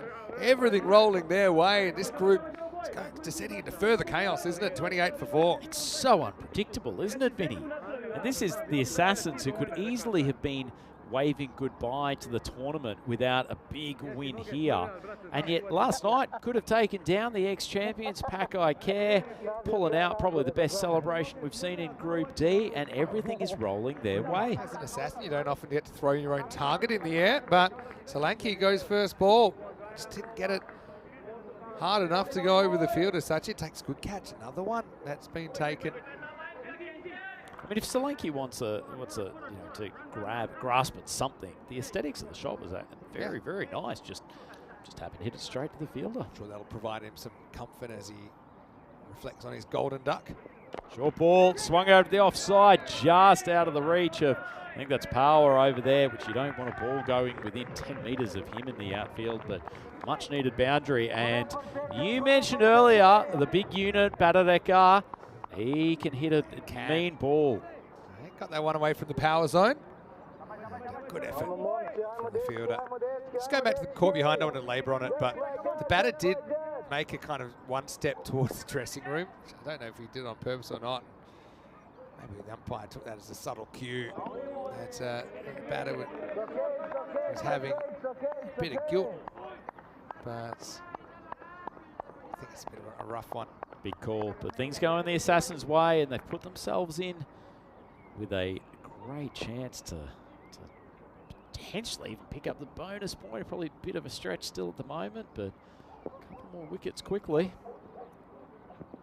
Oh, it might be another one here, Rattle. top edge. Oh, the two fielders have left it to Babu. Andrew Ryan's going to go on one of his rants again about fielders not taking responsibility for catches when the keeper comes calling. Vinny, you justify it. I'll go back to what I said earlier. Anything that the keeper can reach comfortably, they should take. But there's nothing comfortable about what he's doing here. He's having to sprint. He's going to have to dive full length, and he doesn't get there. And Peter Bosniak, we had a pretty good field in the background. But yeah, that's a keeper error that time, no doubt. He just, again, he made a split-second decision that he thought he could reach. He was wrong. That's driven nicely. Powerful strike from Madhab Khan. So one error, an opportunity that is put down by the Assassin, suddenly gets compounded by a boundary next ball. Yeah, nice shot. Hit very hard. And I'm curious that Vincent's been moved away from his regulation deep third position. We've seen the captain down there, Veteran Zanko, taking a catch. Kind of dived over that one, Nigel. Brno, I know they're behind in this game, but they still feel that they, well, actually, the computer says they're ahead, but it doesn't feel like it, does it? But the old reputation, maybe, carrying Brno to 51% at the moment. Still words going on between the triangle of fielders involved in that dropped catch, Vinny. Nicely driven down the ground. I mean, compared to the one in the earlier game where we saw Zain Natfi involved in a collision. Into the fourth over here, it's 39 for 4. Wadaka with a pretty good spell, 2 for 24, his figures. That time I know exactly what went on. It's a keeper error. He's called for one that he basically couldn't get to easily. The one earlier, Zain Natfi called for one that he could get to easily, and the fielder didn't get out of the way. That's the way I read it anyway. And that's the thing, calling. Sometimes one call's not enough because it's natural that two fielders might call at the same time, and then you need to keep calling until someone basically gives up. And so, well, the two fielders on that occasion basically just stood motionless. Yeah, but I think they did the Babu right. was going hard and therefore couldn't even be in position. I think they did the right thing. The fielders did the right thing because if the keeper calls it, you have to respect the call. It's a keeper error. It just is. If the fielders start thinking they can overrule keepers, then you get what happened in the first game where the keeper smashes into you. Spoken like a true wicket keeper. So everyone knows the pecking order goes wicket keepers, everybody else. Can I tell you? Well, can I give you my version of it? So, Go on. I legitimately do this. When I'm bowling and a skied catch comes up that involves potentially multiple fielders, I will scream out who I want to take the catch. I do that from the keeping position as well for outfield catches. Funny you mention that. But actually, I'm going to make a slight adjustment to the pecking order. And Down the bowler, ground for one. bowler is at the top. So, for example, a caught and bowled. Yep. If the bowler calls me off it, it's his problem. So you'll defer to the bowler for a because caught his and bowled. wicket. Yep. So he has the incentive. Yeah, so more if than you drop anyone. your own catch, Yep. bad luck. Yeah, if I call it and they go no mine, I'm like, all right. Always been with the theory that the loudest voice should win. Can I tell you most about occasions one of my keeping bloopers that I still remember? after this lovely little leg So spinner. I'm playing at the Wacker and it's the first grade final, and luckily it didn't matter too much, but there was probably the highest ball I've ever seen, went right up into the middle of the Wacker. Jason Berndorf was the bowler, and I called mine straight away. I had time to get there, and we're literally talking the middle of the pitch, and I'm watching it come down. I'm standing in the middle of the pitch. Out. Fantastic keeping this time from Babu. And so that's going to make Brno feel a little bit worse. It's actually a wide, but you can be stumped off a wide. Let's have a look at the replay. There's a fair bit of side spin on this ball, Vinny. Khan's given it a real rip. Well taken by the keeper, Babu, and clearly out. It's a nice piece of work with the gloves. Love to see, after we confirm this dismissal, he's taking it behind the stumps. I think we're all good there. Hopefully we can get the replay that shows just how much side spin that Khan put on that delivery. So yeah, Babu with a brilliant catch. But you're right, it does absolutely rip, doesn't it? Matab kind of charges wildly. Probably a build-up of pressure as well. It's a rare wicket off a wide, and Sajid breaks through. Brno in all sorts of problems now. It's 42 for 5. Babu's even doing a little dance. He's so happy with his work. Look at that. It's a good half foot of spin and Near it. big swing in the first place. It's kind of just charging down without a real plan about where you're going to hit the ball. And yeah, didn't get close. Another nicely flighted leg spinner is bowled. 2 here. Good over here, Khan. Oh, maybe not. Didn't run the first one particularly hard. Naveed has come out number 7. So yeah, just to finish my story. As it was coming, so I called mine. He's left it to me. He's probably 3-4 meters in front of me. I can sense him, Jason Berndorf, who's bowler. As it came down, it just drifted away from me and towards him a little bit, just a couple of meters. That's up in the air, and that's going to be 6. Maximo. Fight back, perhaps, on the cards here for Brno. Need more of this. And Badalona, he puts it up and over the top. Yeah, so just quickly to finish before we get back to it. I remember just silently sensing that maybe he will know now it's his. He didn't. It bounced between us, and I've never seen, you know how hard the Wacker pitch is? I've never seen a ball bounce so high. It bounced up, actually ran another run while the ball was in the air. It bounced up about 3 or 4 stories. So yeah, mind reading doesn't often happen on the cricket field. 49 for 5 after 5. Let's welcome you into the commentary box. Vinny Sandhu here, Mr. Maximo, Andrew Ryan with me. Hopefully you are enjoying this contest as much as we are. And in Group D, it is very unpredictable. We've got Pakakare coming up in the next game against the Blinders, who could go 0 for 2 in the day if they lose again. You've got Brno here. They were on fire at the start. Now they're struggling to beat the Assassins. Yeah, I think the Assassins are on top here. The bowling attack's doing a good job. I like what I saw from Khan. Last over, popped up opportunity. Nigel. Go Nigel! Nigel's taken it! What a piece of magic from Lou Vincent's brother, and he's mobbed by the Zagreb Assassins. That is a huge moment in this game, Vinny. What a hanger by Nigel Vincent. It was behind him. He had to hurl himself back with no regard for his own safety. I think the spectacles came off. I'm not sure if it was before, during, or after the catch. But what a classic from Nigel Vincent and Brno. They are really up the creek now. It's 49 for 6. Come up with some of the best fielding moments of this tournament today. We'll have a look at this. Ball just got a little big on him. High ball, and Vincent's taken an absolute screamer. Oh, right in the fingertips. What's the glasses? Where's the glasses? There they go. Nigel Vincent. What a catch. Oh, Brno, that sign of 2 facial expressions there. The bespectacled Nigel Vincent loses its specs, holds onto the ball. And a wicket for Razmilic, first delivery. His little floaty out swing, he's got time! Oh, no! Should have been 2 in 2. Oh no, Vedran, what have you done? He took one earlier. Would have been on a hat trick. Razmilic is still winning the game, but Vedran in out. I don't think the hand ever touches the ball. Might have a nice bit of bruising on the Dear me. Zanko chest. Oh, what a game. Surely they can't come up back from here, could they, Brno? Or could they? Tell you what, that bonus point, 77. A little floaty outswingers from Razmalic. They're grenades. Seen an absolute hanger of a catch, and then a Class A, a AAA rated goober from Standard & Poor has been put down by the captain. And that's actually Nigel's normal position, because I don't know why, but I've always seen Nigel fielding there. Maybe it's because it's closest to the car park at the Lados ground. Nigel's made covers his own. He's in the game again. Unfortunately, can't make an impact on that occasion, but Magdalenic comes back and keeps it to 1. It's all happening in this contest, man. This cracking T10 game. Doesn't your man, Aniket Badadeka, hold the key here for Brno? If you're smart here, I assume they are smart, you've got to make sure you don't get swept. You've got to make sure you get 77. You're 6 down, you still need 25. That should keep you in good stead for the finals. Drop short, Badadeka. Not good contact, but unfortunately for him in a way. Whoa! That fielder going down like he's just been shot. I think that's Wadaka. Well, the Assassins probably occasionally have the red laser dot on themselves as well. Watch out, interstage left. He's all right.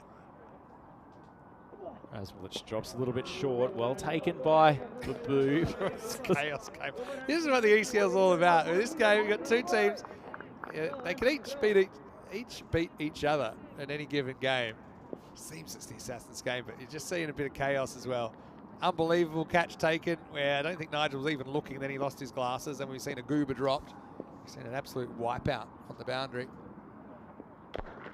Swung across the line, but dragged down to long on again, and that's the end of the 6th over. Pretty good one from Razmalic, and Brno 54 for 6. Yeah, fantastic over from Razmalic. He's been working hard in his cricket, and I know that the Assassins, I know they didn't exactly come home with a wet sail with the bat, but you can see how all those runs were precious, that they were able to scramble towards the end. There's a bit of flat Pavel Florin about the Razmalic delivery, isn't there? Yeah, I can hear what you're saying. Yeah, he's good sportsman. He fields well. We've seen him take some good catches. It's, all right, 4 overs left. They're only halfway to the score. It's always tough to double your score in 4 overs, especially against a guy who's bowling very well. Leggy gets chopped away from Rantoul. So you need 14 and over. You basically need 2 boundaries and over. Bowling an excellent little spell here, Sajid Khan. Got good control of his leg spin. Got a couple of bounce high off the pitch, giving it some air. Big swing across the line. Huge appeal. Oh, the Brno boys would have had their heart in their mouth for a moment. I reckon this is really close. It doesn't spin down the line enough. Hemel's getting a real working over in his first game. Let's have a look. Pitches on line. Oh, it does it. Just outside the line of leg stump, I think. Very good decision, I think, in the end. There's certainly enough doubt there Beautifully to give it not out. By Khan, though. Good decision. That one's shorter, flatter, and it's spanked. Dragged across the leg side for a desperately needed Maximo. Well, the boys from Czechia, 62 for 6. That's the thing. This game could get interesting very, very quickly. They are able to hit 6s. We know that about them. But you need a whole bunch of them here. I think Badadeka is the man to step up in this spot. He's an absolute tank, isn't he, Vinny? Ball rockets off his bat. Gets a chance to rock onto that back foot, that mid-wicket boundary. He's going to be peppered. Khan, 1 for 17, still 3 balls of his second over to go. I'd love to see the back of this man. What of off stump. Not timed quite as well. Fielder coming round. It's an excellent grab, Alan Magdalenic. We've talked about his abilities in the field before, and Badadeka has, unfortunately for the Czechia boys, picked him out. Excellent catch, and the 6th wicket down. Running away with it now. Great catch by Magdalenic. Done a lot of baseball outfielding in his time, I think. And he just, the way he judged the flight of that ball, took it with excellent technique. And this is what we love about European cricket, the diverse backgrounds within a team. And Magdalena takes a really important one that's probably going for 6, I'm guessing, if he hadn't have grabbed it. And it's 7 down now. Brno struggling still below that 70% mark as well, 62 for 7. Oh, that bonus point is still in the equation for the Zagreb Assassins. Excellent judgment from Magdalenic, and wasn't the bowler happy? Gave him a big flying hug on the way through.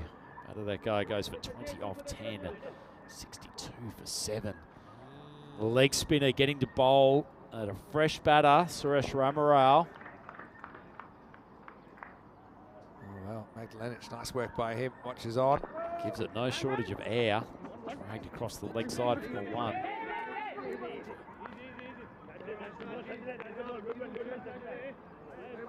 And it is called a no ball too, so bad error from the leg spinner, particularly to a new bowler, new batter. And so Rahed Ali will get the benefit of the free hit here. Will have the opportunity to change his field, which he is looking towards the skipper. In terms of chasing down that bonus point. Big ball. Ali strikes it down the ground, so it won't be any more damage than the 1. Magdalenic pouches it comfortably, so that's the end of a pretty useful spell from Sajid Khan. Sorry, he has got 1 ball to go, thanks to the no ball. Ramarao back on strike. Another one, big flighted leg spinner, spins wide. Every run taking Brno closer and closer to this bonus point.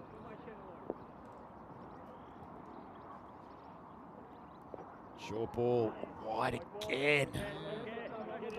Yes, I wonder if they still think they can win it. I mean, they don't need 13.5 and over. Be a memorable one. First things first. Oh, big flighted leggy, almost gets underneath the bat of Ramarao, but keeps it out. And another man with figures of 2 for 22 off 2.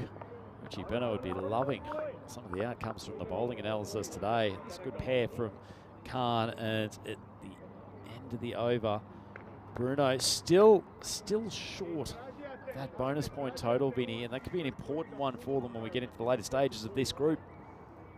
Yeah, I agree. That's the end of 7, 67 for 7. And does this game have one last twist? I guess time will tell.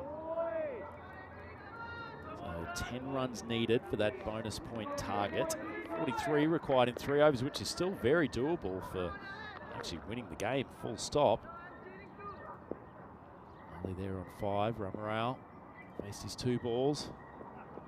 Another wide. Magdalenic coming on.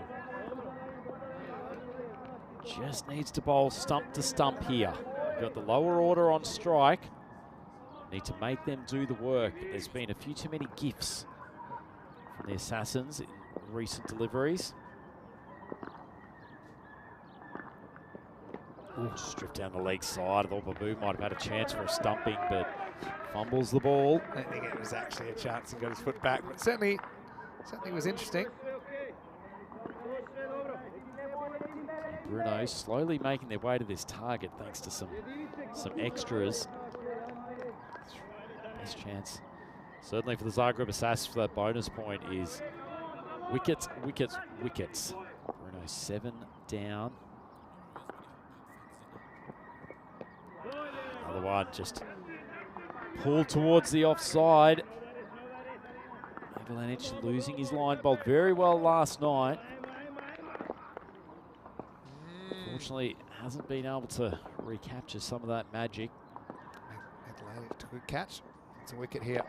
It's a good ball up in the block hole, but just driven out to the covers, and Nigel cannot keep him out of the game. And we saw Brno bring up their first win in the ECL yesterday. That was after going winless in their first tournament. And looks like if things pan out the way it seems at the moment, we could see Zagreb Assassins do the same thing. So these two have a bit in common. It's a tough over for Magdalenic. Magdalenic, by the way, probably not a great time to bring this up, but he did hold the record for a while.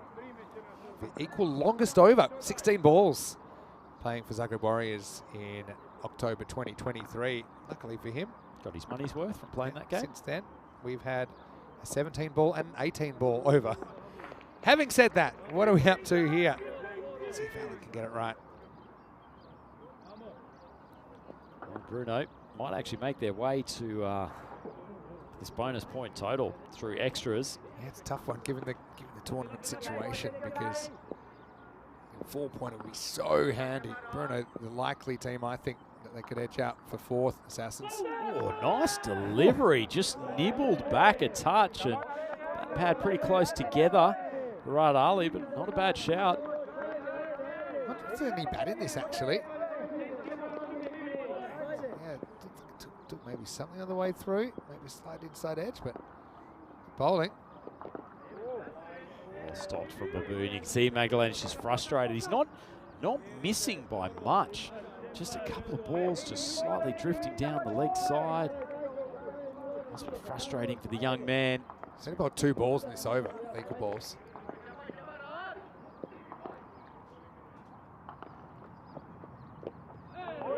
Big cut shot effort, manages to squeeze through one. So despite the extras, he's only gone for 8 off his 3 legal deliveries so far. I'll get a look at that clock. That one is okay. Nice piece of bowling from Zagreb Paceman. It's carefully watched. Ali's playing this very sensibly. Clever keeping, tries to frame the pitch, as we'd say. Basically ends up outside leg stump there, Babu, but umpire gets a good look at it. See if he can get this right now. That's one thing that's different about baseball compared to cricket. In cricket, once you're starting over, you've got to finish unless there's an injury. Oh, he's hit him directly in front, and the finger goes up. There is still a chance of the bonus point, Vinny, and Magdalenic has hypnotised Rahat Ali with a succession of wide balls. Finally gets a Yorker on target. Ali tries to swing it to leg, and he's plumb LBW. Oh, dear me. Hitting leg stump. The last thing you'd be expecting after that, it might be the cleverest over we've ever seen. The last thing you're expecting is a ball that could actually hit the wicket. There's a full toss, and it just plays all around. Magdalenic, he likes to do his work slowly.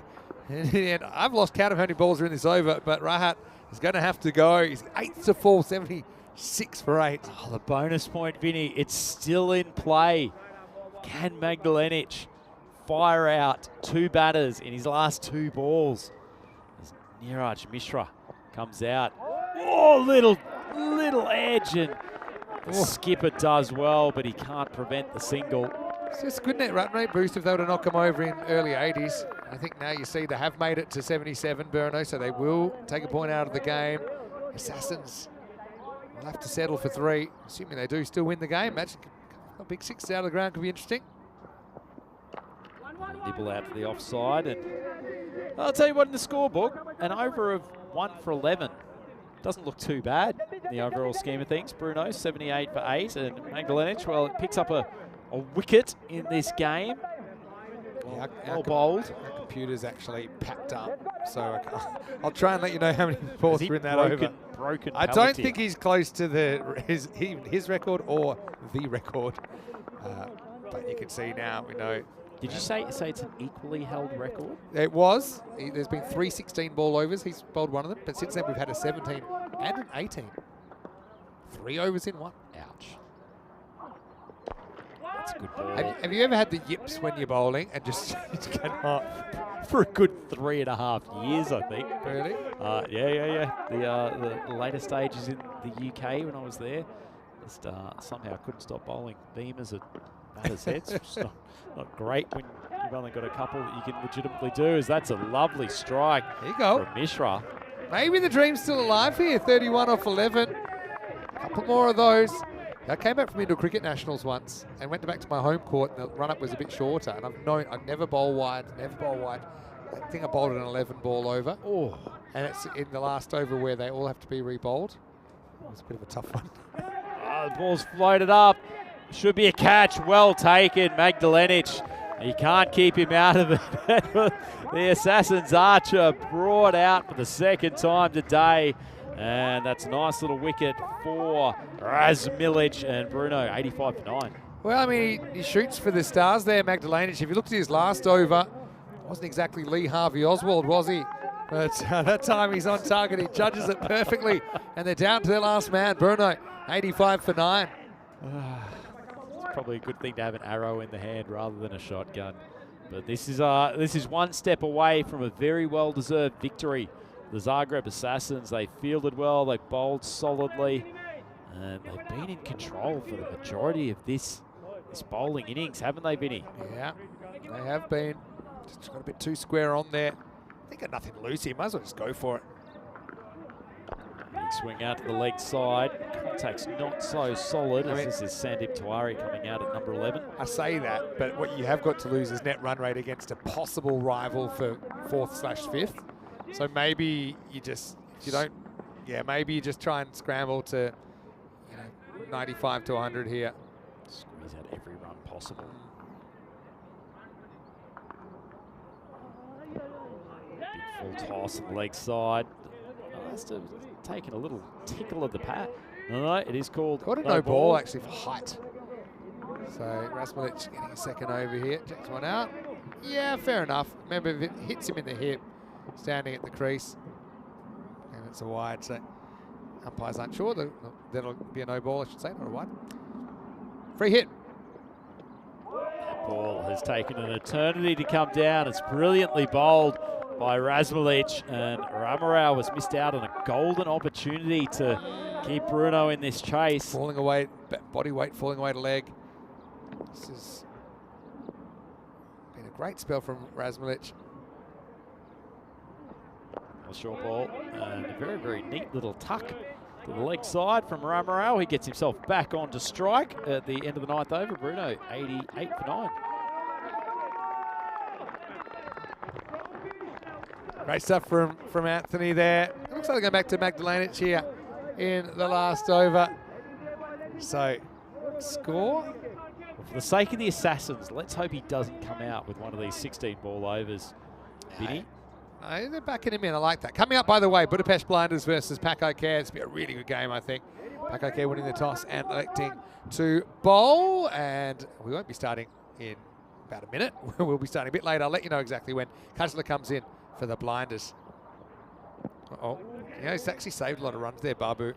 So they need 22 off 6. Make that 21. 9 wickets down. A real vote of confidence in Magdalenic to finish this off. He's not missing by much on a lot of those leg side balls, Vinny. We have seen this many off a last over to win before. There we go, that's one of them. Hit straight down the ground, catching opportunity. It's taken. What a moment for the boys from Croatia. Excellent catch from Sajid Khan, and the move to go back to Magdalenic works the treat. A huge, huge victory for the Zagreb Assassins. Well, tell me you've got that. Oh, that's so good. Oh, Sajid with the chest bump for the ages. But, oh, well, please, I hope we got a slow-mo of that. But what I will say is that Magdalenic will take the final wicket. They trusted some of their Indigenous players to come in and finish the job off. Even you go back to that first innings where they had to kind of graft kind of last 2-3 overs, 2.5 overs after Babu was dismissed. And so, yeah, they had to do it the hard way. And Assassins, congratulations. 12 months since they first appeared at the Carlton Oval. Finally, they have won a match, and they'll have a real sense of optimism going into their second game of the day, which will be against the Nomads. It's been kind of hot and cold for Brno. Well, it's a tough pill to swallow for them. They had a golden opportunity to kind of lock down a spot in the 4, but now they're going to have to fight for it. And they play the Blinders under lights tonight, so I guess we'll see if the series is, if the qualification is still alive after that. Well done to the Assassins, though. Thumbs up there from Zanko. One thing's really clear, and both teams this applies to, they really love their cricket. They really love their stage and their chance to go out there and try and perform for their clubs. And it was a very, very entertaining game. In the end, it was the Assassins that shut down Brno in match number 7. Yep, couldn't agree more, Vinny. Just checking. Plucked out match 7 at the last moment, but nothing more than the Assassins deserve, to be fair. They came up against a good Brno side, and things didn't go completely their way. A couple of nice shots early from Ratul and Stain, but eventually it was the captain, Zanko, came up with a good catch down there at fine leg, and that was a huge dismissal because it was really, really going to be tough for them to keep the two left-handed openers at bay, but this was maybe a big turning point too. Pradesh Power coming towards the end of his 2-over spell, gets a big one off what we think was probably more thigh pad than glove, but the finger goes up, and all round the catching, particularly from that man Sajid Khan, who brought his leg spinners to the pitch with some good overs. He took a couple of good catches. Key player for the Zagreb Assassins today. That big rip and leg spinner, well taken by Babu. Vinny would have been impressed. Yeah, it's good. This is one time you do have to kind of stay close enough to stumps to be able to sweep the bails off. That's exactly what Babu did. But, I mean, you mentioned Zanko took a good catch down there, deep third, but he also dropped an absolute goober, didn't he? We'll probably get to that in a moment. But, hey, credit to the Assassins. That was an amazing catch. Oh, our boy, Vincent, went flying through the air, got in the fingertips, lost the spectacles, and... Well, he couldn't see. The boys from Brno couldn't watch. And despite the best efforts of Butter the Eckhart trying to swing the ball all around the field, it was actually a really good catch in the boundary by Magdalenic, which eventually sent him packing. And from that point on, the Zagreb Assassins probably really only needed to do the basics to close the game. It was a great wicket there from the Croat paceman. The full toss, ramming into the stumps if the big pad of Radali wasn't on the way. Niraj Mishra came up with one nice strike before he was eventually dismissed and was the victim of another good catch. And all in all, the Assassins fielded very well today. They built on what they were able to do against Pakai Care last night. And you'd have to say they're coming in as one of the form teams to the latter stages of day 2 here of Group D. In the end, it was closed by Sajid Khan after the captain bravely went back to Magdalenic for a second over. Brilliant stuff all round, and just a huge moment for Croatian cricket. Well done to the Assassins. Yeah, they still have to make up a point and some net run rate on Brno, but, you know, they've still got a shot. I mean, if Assassins can even keep their point against the Nomads and Brno don't against the Blinders tonight, then we've got a tie for 4th. It'll go to net run rate. So, look, either team can upset. I think probably gets them through in the remaining game, but what an historic moment for the Assassins as they will win their first match ever at the European Cricket League. 20 off 10 for Badalona, but the openers did not quite go the way they wanted, staying with 13. Ratul with 10 up there. Kante, I still think he got a bit of a rough one, given caught behind down the leg side for one. And who knows what might have been. And unfortunately for Brno, despite the 18 extras as well, they weren't actually able to get too close to that target of 110. And the bowlers, well, it's always nice when you see the wickets split. We had 5 different bowlers take 2 wickets. Could not split them any more cleanly than that. And British Power doing a pretty good job at the top of the order. I thought Wadaka was pretty impressive, and Sajid Khan a little bit wayward with his leg spinners, but provided some good variety. So in the end, it is a debut victory for the Zagreb Assassins. They have taken down Brno, the Czechia champions, in a big boil over here, and that keeps Group D very alive, very interesting. We will come back for the 3rd game, I think, Vinny. Quick time check. Quick time check. So we will be starting in 10 minutes. So it'll only be 5 minutes that we're off the air, or so, 5 or 6, and we'll be back. The Blinders versus Pakai Care. When we return, Rhino, you can step out and enjoy your lunch. You've certainly earned it. But Coy Ruckers will be back in with me when we return to the Cardiff Oval in Spain for more European Cricket League.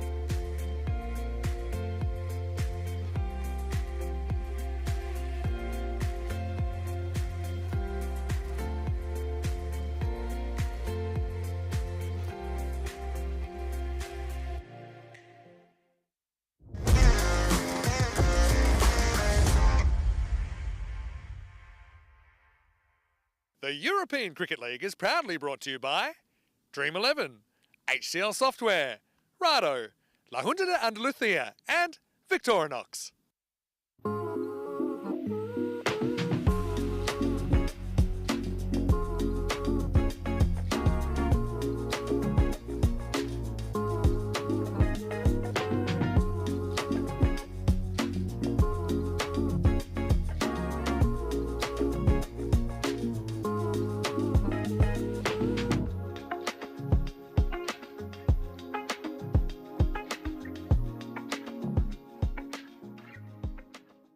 Hello and welcome back. 2 games into day 2 of Group D, and coming up next, a real showdown between Pakai Badalona of Spain and the Budapest Blinders of Hungary. Match 8 in Group D coming your way, but first let's get to the coin toss with Ian Ramage and the 2 skippers.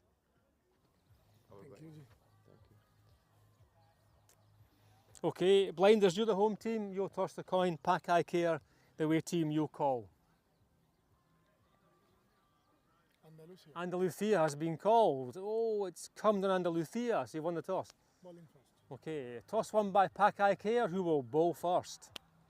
So Pakai Care of Spain, they win the toss and they've elected to bowl first. So we'll probably see Mohamed Kamran unleashed in the first over. I'm really looking forward to this clash between the top order of the Blinders that have had a pretty good 12 months, but taking on Cami, it's going to be something different. Watch out for Abbas Ghani. Had a bit of an off day yesterday, but maybe he can come back into form. Be a great time to do it. But the Blinders, again, they had a mixed day yesterday, 1-1. Jason van der Merwe, though, I think he's a bit of a barometer for their batting. And here's one guy that probably will feel like he's equipped to deal with that raw pace. For Pakai Badalona, though, let's talk about their morning, and they did go down to the Nomads, so it's kind of thrown this group into a bit of chaos. So I think these are 2 teams that have aspirations of making the top 2, not just the top 4, and this game could have a lot to do with that. Pakai, don't forget, it's their last chance to get points because it's their 4th game in the group. Corey Rucker's standing by. I know you know these 2 teams very, very well. Corey, welcome. Let's get ready for match 8 with Pakai Care winning the toss, bowling first. I know you're looking forward to this one. Over to you in the dream box. Thank you very much. Vinny, Sandu, good afternoon, good evening, good morning, wherever you're watching from around the globe. Looking forward to this one as the Budapest Blinders take on Pakai Badalona. And it does promise to be an interesting encounter. This group's wide open. Everyone's beating everyone, and tough to call who will progress through Group D. We'll find out tomorrow once the finals hit us. But for now, it's moving day, and in a couple of hours, we will have 1 team eliminated from this group. So we're almost set to go. We'll have a look at the lineups and what's in front of us. And it does promise to be a very interesting encounter. Both teams extremely top-heavy with the bat, and that falls away a bit. For the Blinders, it's Abbas Ghani, van der Merwe, Stefan Gooch, Mars Baji. They really need that top 4 to get firing. But same for Pakai Badalona. They are a lot thinner this year. Baba, Yassin and Nakvi in the top 3. But after that, they're sort of missing the bigger names we know on the network. And they've definitely shown some fragilities. They're more a bowling team this year, so they'll need to restrict the runs and chase it down after. For the Blinders, I think if they can score anything in that 125 region, they'll be very happy indeed. There's big van der Merwe making his way out to the middle. From all reports, he's enjoyed his time so far with the Blinders, the Budapest Blinders, that is, the national champs of Hungary, as I welcome all the viewers around the world. Hope you're ready for some exciting cricket action. It does promise to be an enthralling afternoon, a couple of upsets, and I think that's pretty fair when you look at the supercomputer, 55-45. Both teams desperate for another win. Just pushing for that second chance. The second chance means so much in T10 cricket. And I think this contest up front might dictate where this game goes. You've got Ghani and van der Merwe taking on probably Mohamed Kamran, maybe Baba, maybe Mohamed Atif. So the first 3 overs could really show us where this match might be headed. We'll have to wait and see. It's Mohamed Kamran, aka Hitman 2.0.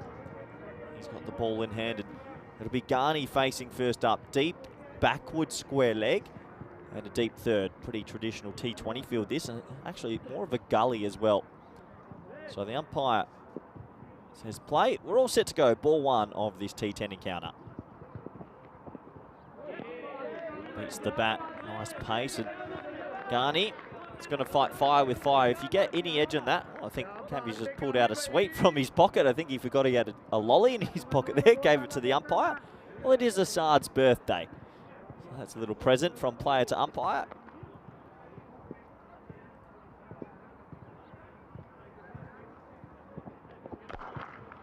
That's a nice shot from Garney. Made a good noise off the bat, and he gets it away for 6. Well, yesterday Garney got out from the cross bat shot twice early in his innings. Not this time. He got every piece of that.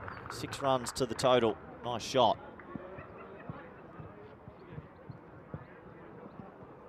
Confidence building shot for Abbas Garney, who does have a reputation for hitting some pretty big sixes. If he can get onto a bit of a heater here, he really could set his team up and just sort of feel 120, 125 against this Pakai Care batting lineup. It does play.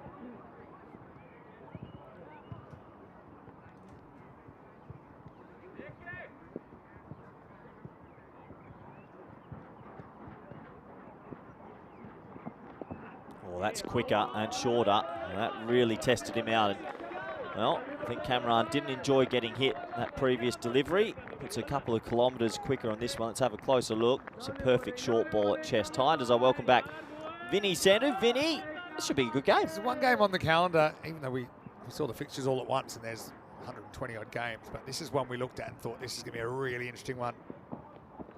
That one's got straight through his legs. It's got straight through the keeper's legs. I don't think I've ever seen that before. It's a double tunnel ball and it'll be 4 leg buys. Oh, it's the old double nutmeg. It goes through the batsman's legs and then it goes through the keeper's legs.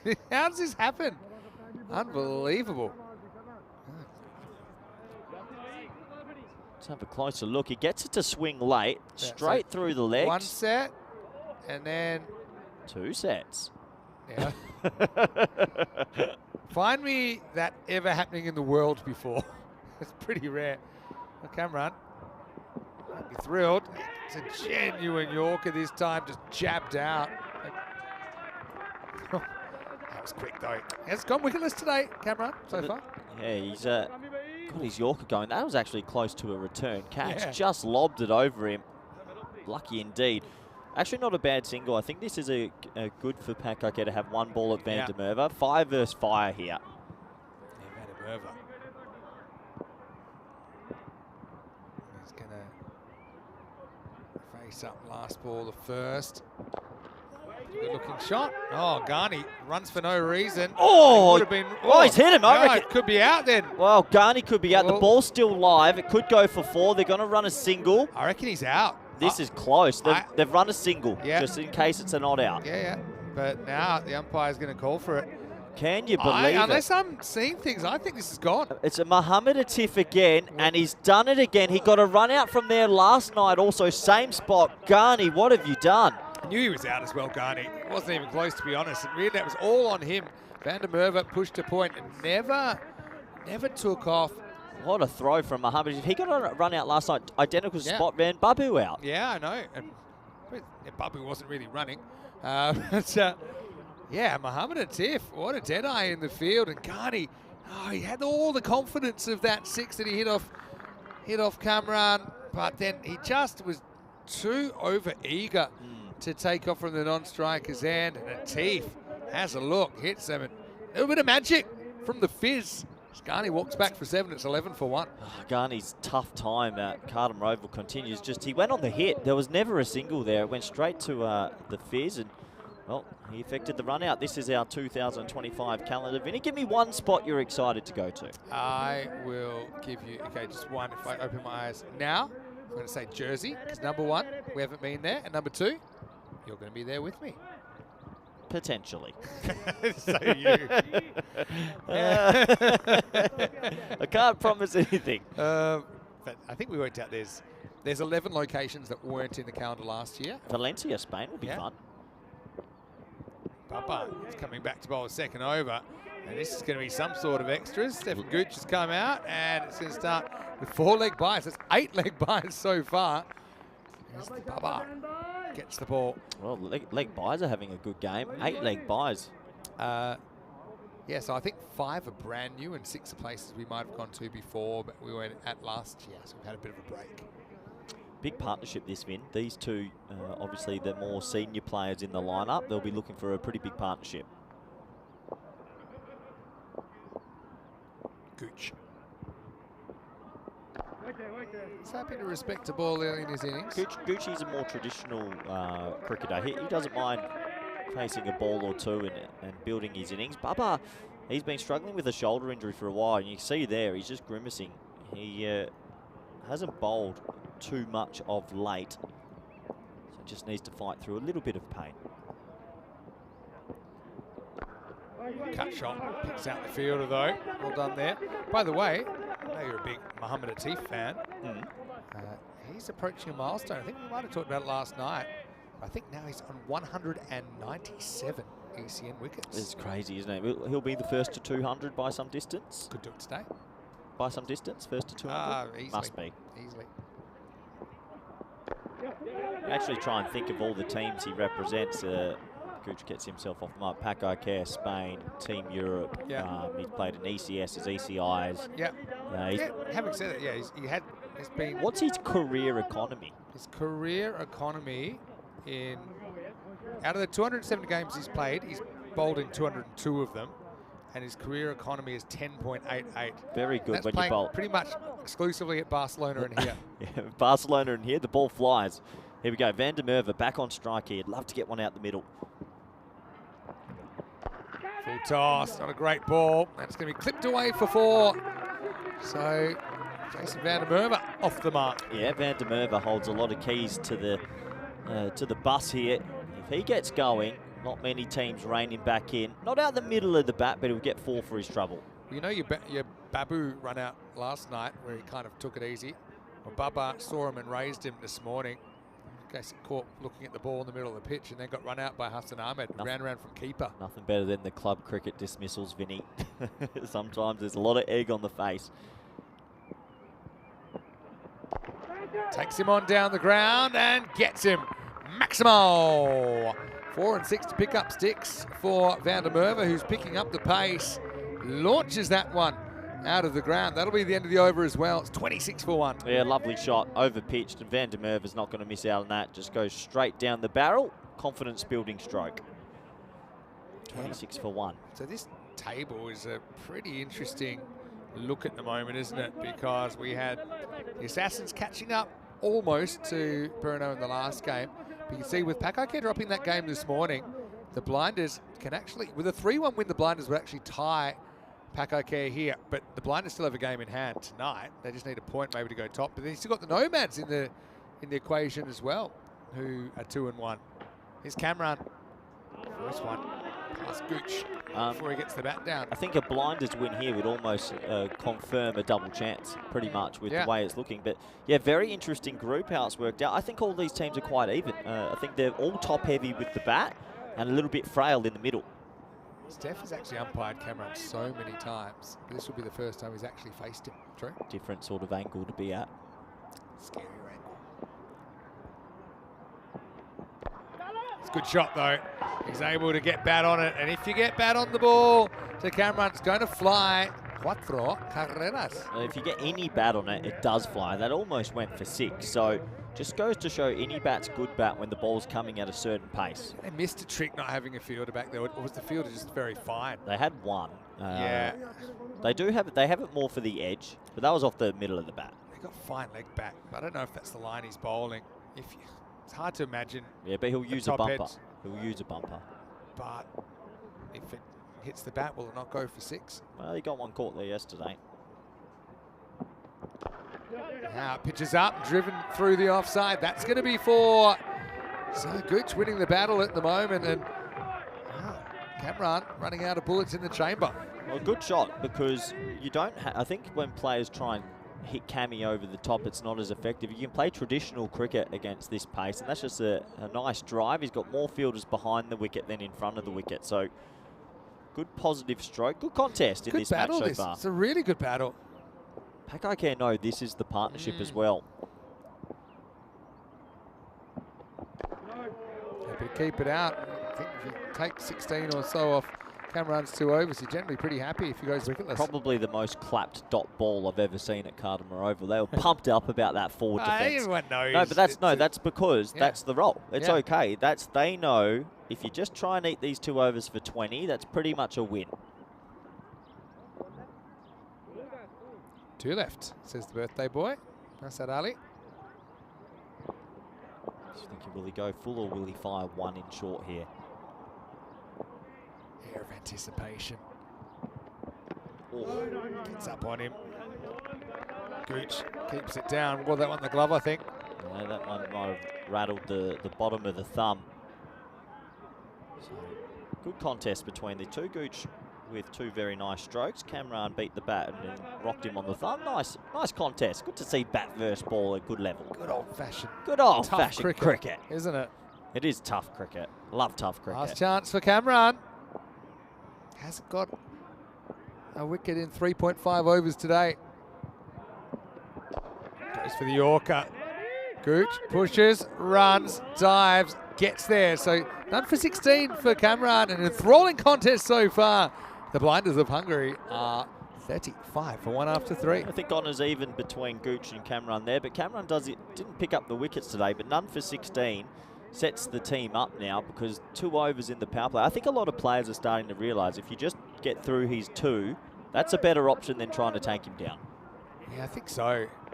You can see a couple fly off the bat anyway. 11, 15 and 9. I think the biggest issue that Pakai Kara finding is that Rabani, Atif and these guys are having good tournament, but Baba with the ball and Jafar Raza with the ball haven't clicked. So there's 4 overs that you really should try and take down. I wonder if they'll think about maybe trying some other options. I mean, you've got Asad Abbas who bowls leg spin there. You've got Bikramjit Singh we've seen used as a death bowler. I've got a feeling they might go to him just with Jafar Raza struggling a little bit. Anyway, back to Baba for now. First one. It's a bit close to Gooch, who misses it. Yeah, missed out on his favoured cut shot there. It's one of his more enjoyable strokes, I suppose. He just kept cramping him with the angle. I think Nakvi thought he was going to hit it because he reacted very late.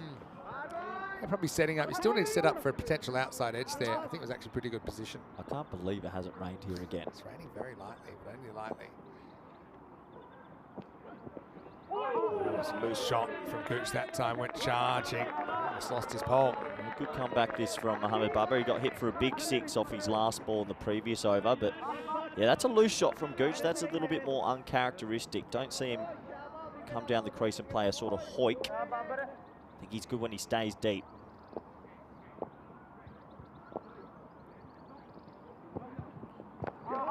He's kind of got that accuracy back.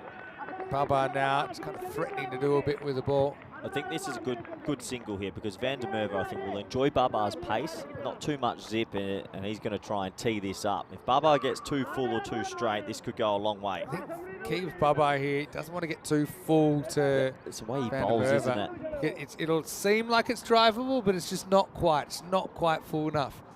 Van der Merwe, built like Popeye. And he's bowled him. Well, big moment in the game there. Van der Merwe tried to feast on the leg side, but it crashes into off stump, and Baba is back with a bang. It's a huge wicket, and the Blinders now 36 for 2. Well, it was heavyweight versus heavyweight, really, on the ECN network, and it was full. You talked about his length, though. You said that sometimes his length isn't as full as it feels, and that's perfect from Baba. He gets one through. I think Van der Merwe would be disappointed he missed out on that one. Baba, by the way, he's tried to dye his beard blonde with... Is this actually true? That's what he told me. He's talking. He hasn't really... Well, it's definitely... It's a weird yellow colour. But anyway... He's talking a bit of smack. I'm telling you right now that it's got a yellowish tinge. But have a look, see, yeah. Cross seamer. Just a decent length, top of the stump sort of length. Yeah, the odds were play that with straight bat. Van der Merwe will know that. Walks back for 10. 36 for 2. And yesterday when Van der Merwe failed, the Blinders did kind of capitulate a little bit with the bat. They had a tough time with the bat, but from the reports, they've got some power. Mars Baji had a tough day at the office, but we've seen from time to time he can whack it. Can he get going today? They need a partnership now. 2 to come in this over. I think they'll go to a Teef in the 5th. Happy to get off the mark with that instant today. Had a strange one yesterday, Marzi. LBW shout, probably in the super slow-mo, you could tell what happened. It kind of went pat, bad, pad. Can I say that? No. Pad, Pad, bat. pad. Maybe just pad, bat. No, it went pad, bat, pad. It was a I don't think so. 100%. Pad, bat. It went out to deep square. That's what happened. Flicked off the pad. You weren't here, Vinny. I saw the replay. You were probably talking junk. Last ball, the fourth. Walks at this and he'll get a single. Babu with a pretty successful return to the bowling crease. He takes 1 for 14 and the score is 38 for 2. So the way Pakai Care are setting up, if they have these 4 overs at the top, now they feel they're in complete control. So you've got 2 slower ball bowlers coming in. But I think they might need to consider using Jaffa Raza a bit earlier and stop maybe using him deep and putting a bit more pressure on him. Well, actually, they did that this morning. He bowled the 5th this morning. How'd it go? Not too great for him. Okay. So, but I think they had the same line of thinking that you did. But I think maybe you're looking at, like, to be honest, Bikramjit Singh. You think he golfers a bit with the ball? I think he had that role in ECS cricket, and he would bowl towards the end. He's part-timer, but maybe it's just a bit older, a bit more experienced. I still think Jaffa's the guy you want to give overs to. I mean, I still think he gets an over here, and then, you know, depending on how it goes, maybe he gets a second, maybe he doesn't. But I think the other thing here as well, blinders just have to realise this isn't the Pakai Care Evolved. They don't look like a team that can hit 150. So if they can still make 120 here, or maybe even 110, they're definitely in the game. Here's Ati, the fizz. Thick inside edge from Gooch. He'll get a single and over to Mas Baiji. So you got 2 kind of ECN personalities at the crease for the blinders, which is they have actually seen Atif bowl a lot, but don't think they would have faced him before. Yeah, there's always a different sort of feeling when you then got to go out to the middle. Mas Baiji, he loves that sort of pick up. It's like a standing sweep almost. He'll try and get around court, but Atif's not an easy player to play that against. Marzi has been overusing that shot or trying that to almost every line. Let's see how he goes here. I don't see him accessing the offside. Now they're going to get a run. Goes under Asad Abbas. It's terrible fielding. It should have been a dot ball. It was rolling at 1 kilometre an hour. I don't know how he missed it. Hard enough for it to hurt his nail, and I don't quite know where that's hit him, Asad. It's a big single to give away. Could you get the left-hander back on strike? Ati wants to bowl to right-handed, so a bit of a mistake there. I think Gooch is, he's seen 15 now. I think Gooch is going to try and line one up. Don't have charging to play there against Atif. Gets a lot of bounce. Misses out. Blinders just hitting a bit of a flat spot. Yeah, just struggling at the moment with the tall left-handers with the ball. That one cramping him for room, just followed him. Yeah, you get inside it, it's a wide, you get bat on it, you get runs, but that's kind of worst-case scenario. We haven't had a boundary now for 12 deliveries. I think how many boundaries off the bat? There's been 3 4s and 2 6s. I should say in those last 12 deliveries, there's only been 6 runs. Takes this on though, mid-off's up, not that it would have mattered. Maximal, 6 carreras. Well, that's a confidence building shot. They needed something just to get going, and look, 46 for 2 doesn't look like much, but we've seen the fragilities in the Pakai Care batting lineup. 115 plays here. Nice shot from Gooch, just finding maybe a little bit of rhythm now. Yeah, nicely played. Knew he had a bit of an insurance policy, just had to get it over the infielder there. It's amazing when you concentrate on that, how far the ball can fly.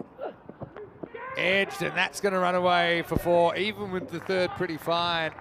As Gooch rides his luck, gets 4 more. Well, you've got to take your chance, your arm sometimes, and fortune favours the brave. Tiff adjusts his length, Gooch throws the hands, but a thick edge flies over Nakvi, the keeper. 4 more runs. Good contest, Vin. Enjoying this game so far? Yeah. Looking forward to it for a while, like we said. I still think 110 plays. Partnership here is important.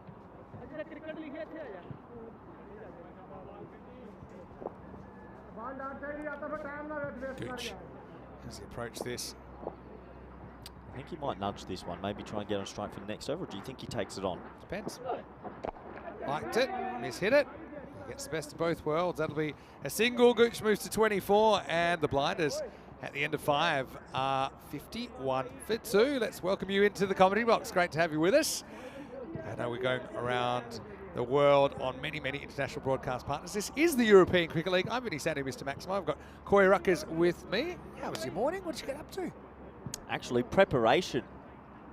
Okay, I'm worried, but tell me the more. better half gets here tomorrow, so stock the fridges, got a couple of days off next week and plan some good activities. So I'm sure that's there's plenty to do here on the Costa del Sol. Big thank you also to La Junta de Andalucía. I'm doing the Caminito del Rey. Are you doing the Caminito del Rey? That's what it's called, right? Yeah, I am. Yeah, so it's that's a great. beautiful hike Very in the interesting. mountains. Look that up. Yeah, and Went and bought my hiking boots. so many things to do. No, you won't need it. It's pretty easy. You'll be able to handle it with your fitness. Anyway, good small talk. Let's get back to the game. It's going to be Rabani who's going to bowl, and he's going to get drilled for a single first ball. Yeah, one down the ground, 52 for 2. Caminito del Rey is something that it solved what I imagine if you'd lived there in the 1920s or so, if you had to go to school, you had to hike about 90 minutes through the mountains. Yeah. But they built part of it is the bridge that you just don't have to do that anymore. Okay. So you can relate to it, I think. Yeah, looking forward to it. There's some beautiful activity. Might go to Rhondda again. There's a beautiful town not too Very far nice, yeah. away.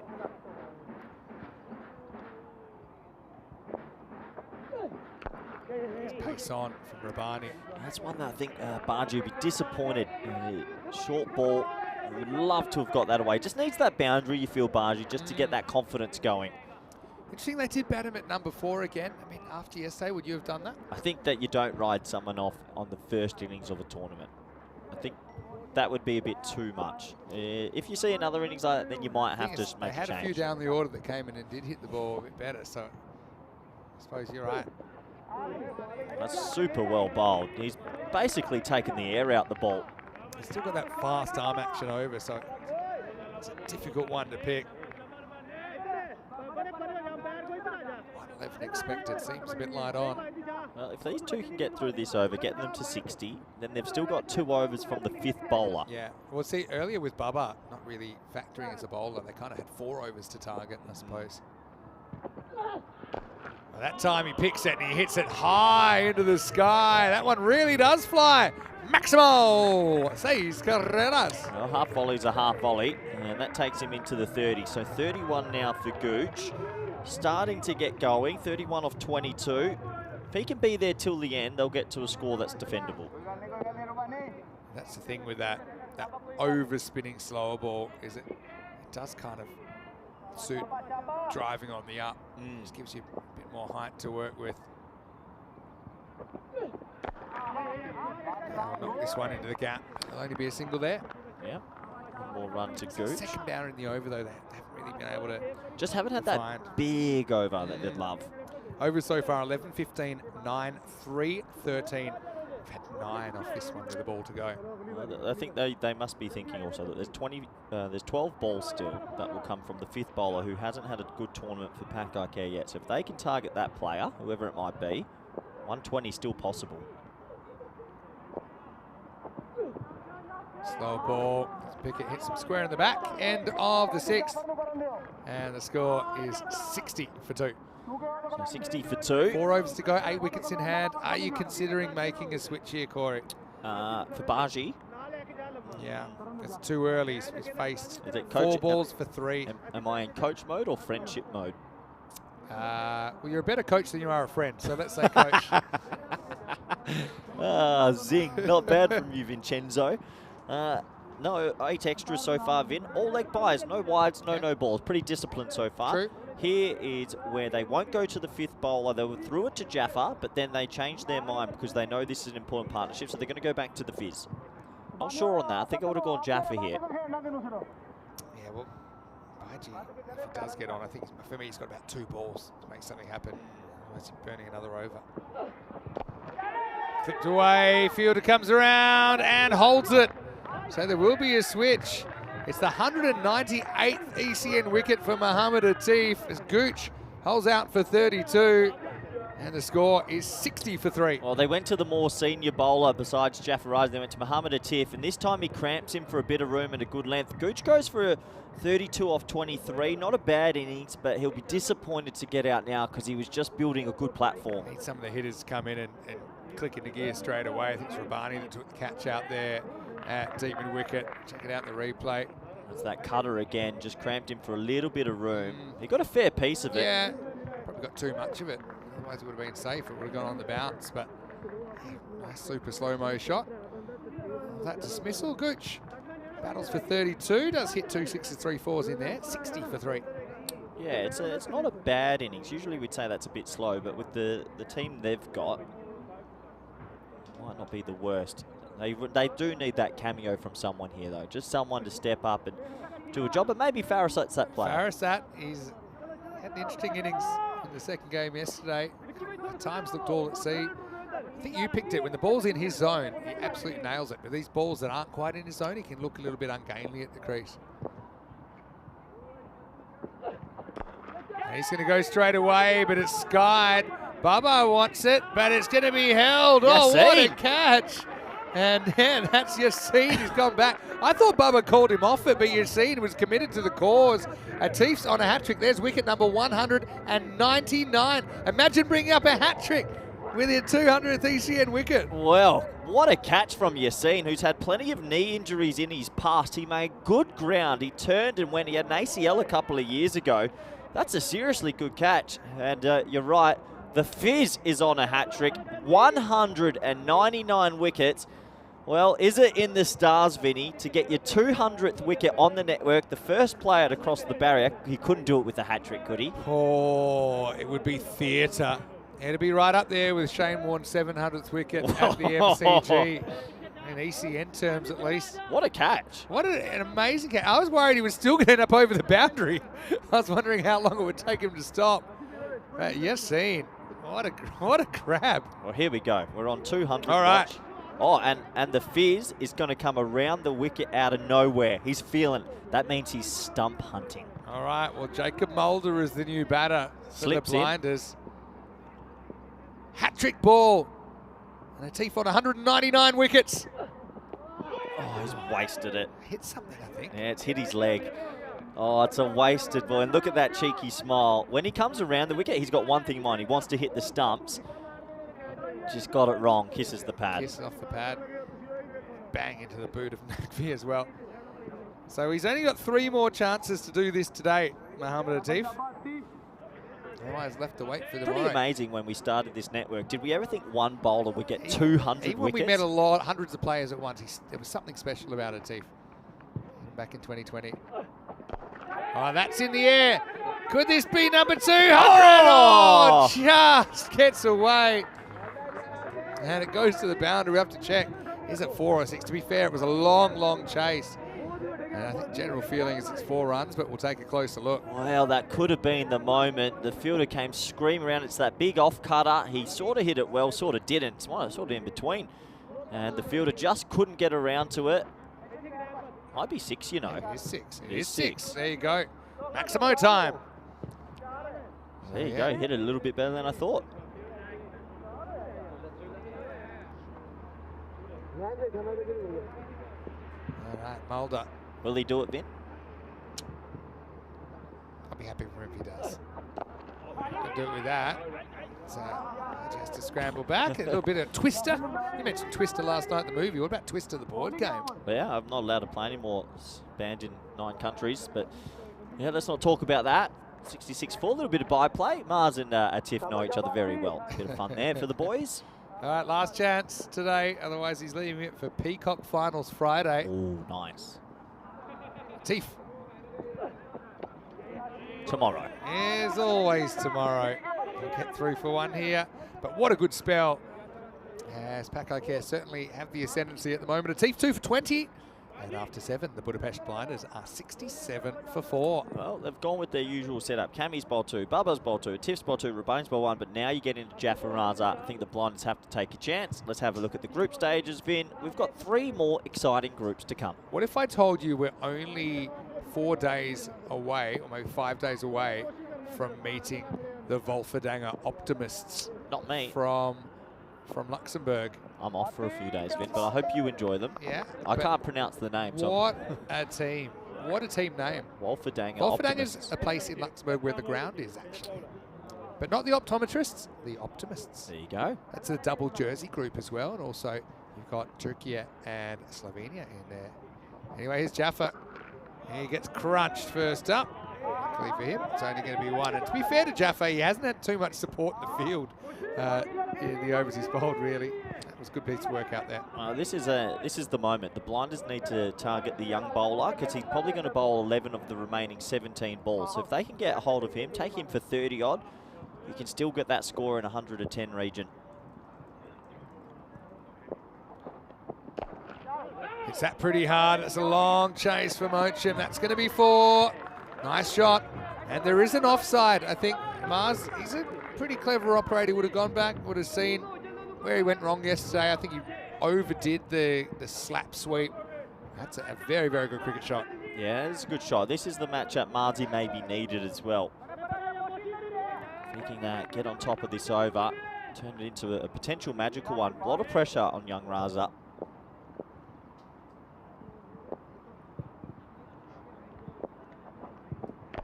That is hooked up in the air. Does it clear the fielder? It does not. Nice catch taken down there by Rabani. Jafar Raza picks up his first wicket of this contest in the blinders, 72 for 5. It's an opportunity missed, isn't it? Bargy goes for 7 off 6, just couldn't get going again. He hit that nice drive and thought, well, potentially he's starting to find his groove, but it's high up on the bat and a very safe catch out there from that man on your screen, Rabani. Like this from Wayne, equally applies there. Coreyism number 56. Quote, he sort of hit it, he sort of didn't. That probably equally applied there. Yeah, he sort of did, he sort of did. Yeah. The old 51-metre 6, I'm not convinced it's a good shot always. Mars does the right thing, looks down at his bat, and that will be the end of him for 7 at 72 for 5. He'll be disappointed because I think that ball there, he'll feel like he should have got that in the trees.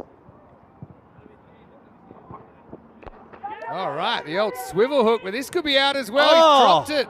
Well, would have been another hat-trick opportunity. What's Jafar Raza done to his teammates? There's big crumb down there. Oh. To be honest, he did actually stumble 3 steps before the ball arrived. He never really recovered his composure. That's a sitter. I don't care about the stumble. That doesn't get much easier. And the 17-year-old got the double teapot out. And when a 17-year-old's getting the double teapot, you know you're in trouble. He's earned it, actually, poor Jaffa. You're right, though. The fielders haven't been great off him. Mulder gets the strike. Just get funky. Well bowled. Wasn't really there for it. Well, if they can unlock the best of this young fella in the next day or two, they do have a complete 10 overs. Mulder, probably if he just kind of stood at the crease, could have cracked that for a cover for 4, but you can understand he's trying to get a bit creative. Last ball of the over. He does take this one on, up and over the top. Maximal for Mulder. He'll be hoping to make an important contribution to keep this competitive. End of the 8th over. Jafar Raza goes for 12. Does pick up a wicket. It's 79 for 5. Yeah, just every now and then he bowls that big half volley, and Mulder's not going to miss out on that. Lovely shot from Mulder. So that takes them to 79. They're going to be likely under par, but we've seen some fragilities in that Pack Care batting lineup. Yeah, they have to bowl and field really well. The thing about the blinders, this is one of those never say die teams. In the ECS final against Royal Tigers, I think they were 92 for 9 with an over to go. And then Ibra, the number 11, took 33 off the last over. They got in the 130s, they defended it. So can you imagine number 11 hitting a supersonic over? Swing and a miss. Rabani's back. I think one thing about the blinders in the previous game was that they did look, what did you say before, ungainly? And every now and then they just sort of play shots where they lose their shape. That's just trying to overhit it. Yeah. It's not a percentage shot. You're already having to deal with a guy trying to trick you with speed. If you're trying to go across the line, you have to get a pinpoint. Puts the pace on, dug out. Zahid. I think too, it's not really. I think Mulder kind of taken the senior role now. Batting maybe a spot or 2 higher than he was listed earlier. Yeah, I think when he came across, he didn't realise he'd be so effective with the bat, but has proven to be pretty handy at number 6.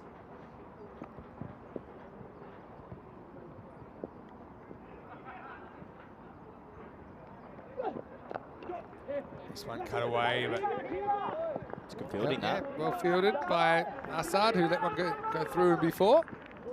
More run to the total. Rabani bowling another good spell. Look at this table.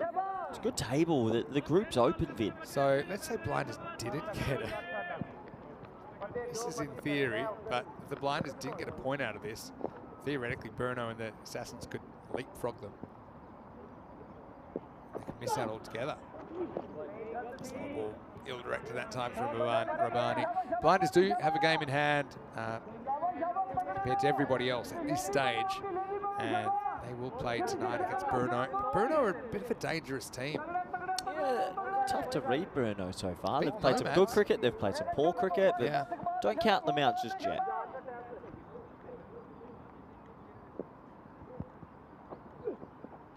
Bowled him. And Zahid steps away again. Shot probably was quite low percentage. Rabani, well, he's a bit of a master of the change of pace, isn't he? That one crashes into the off stump, 82 for 6. Well, you get some reward for that back of the hand slower ball. It's one of the better ones going around on the ECN network. It keeps it straight, gets himself a wicket, and another one goes. And disappointment for Zahid. Wasn't too effective there. But, yeah, Rabani, once again, he's showing what he can do. The ECL, he's been absolutely brilliant. Let's have a look there. See, back of the hand, bit of overspin. Look at where that left foot ends up. This will show you exactly what he does. Almost ends up off the pitch.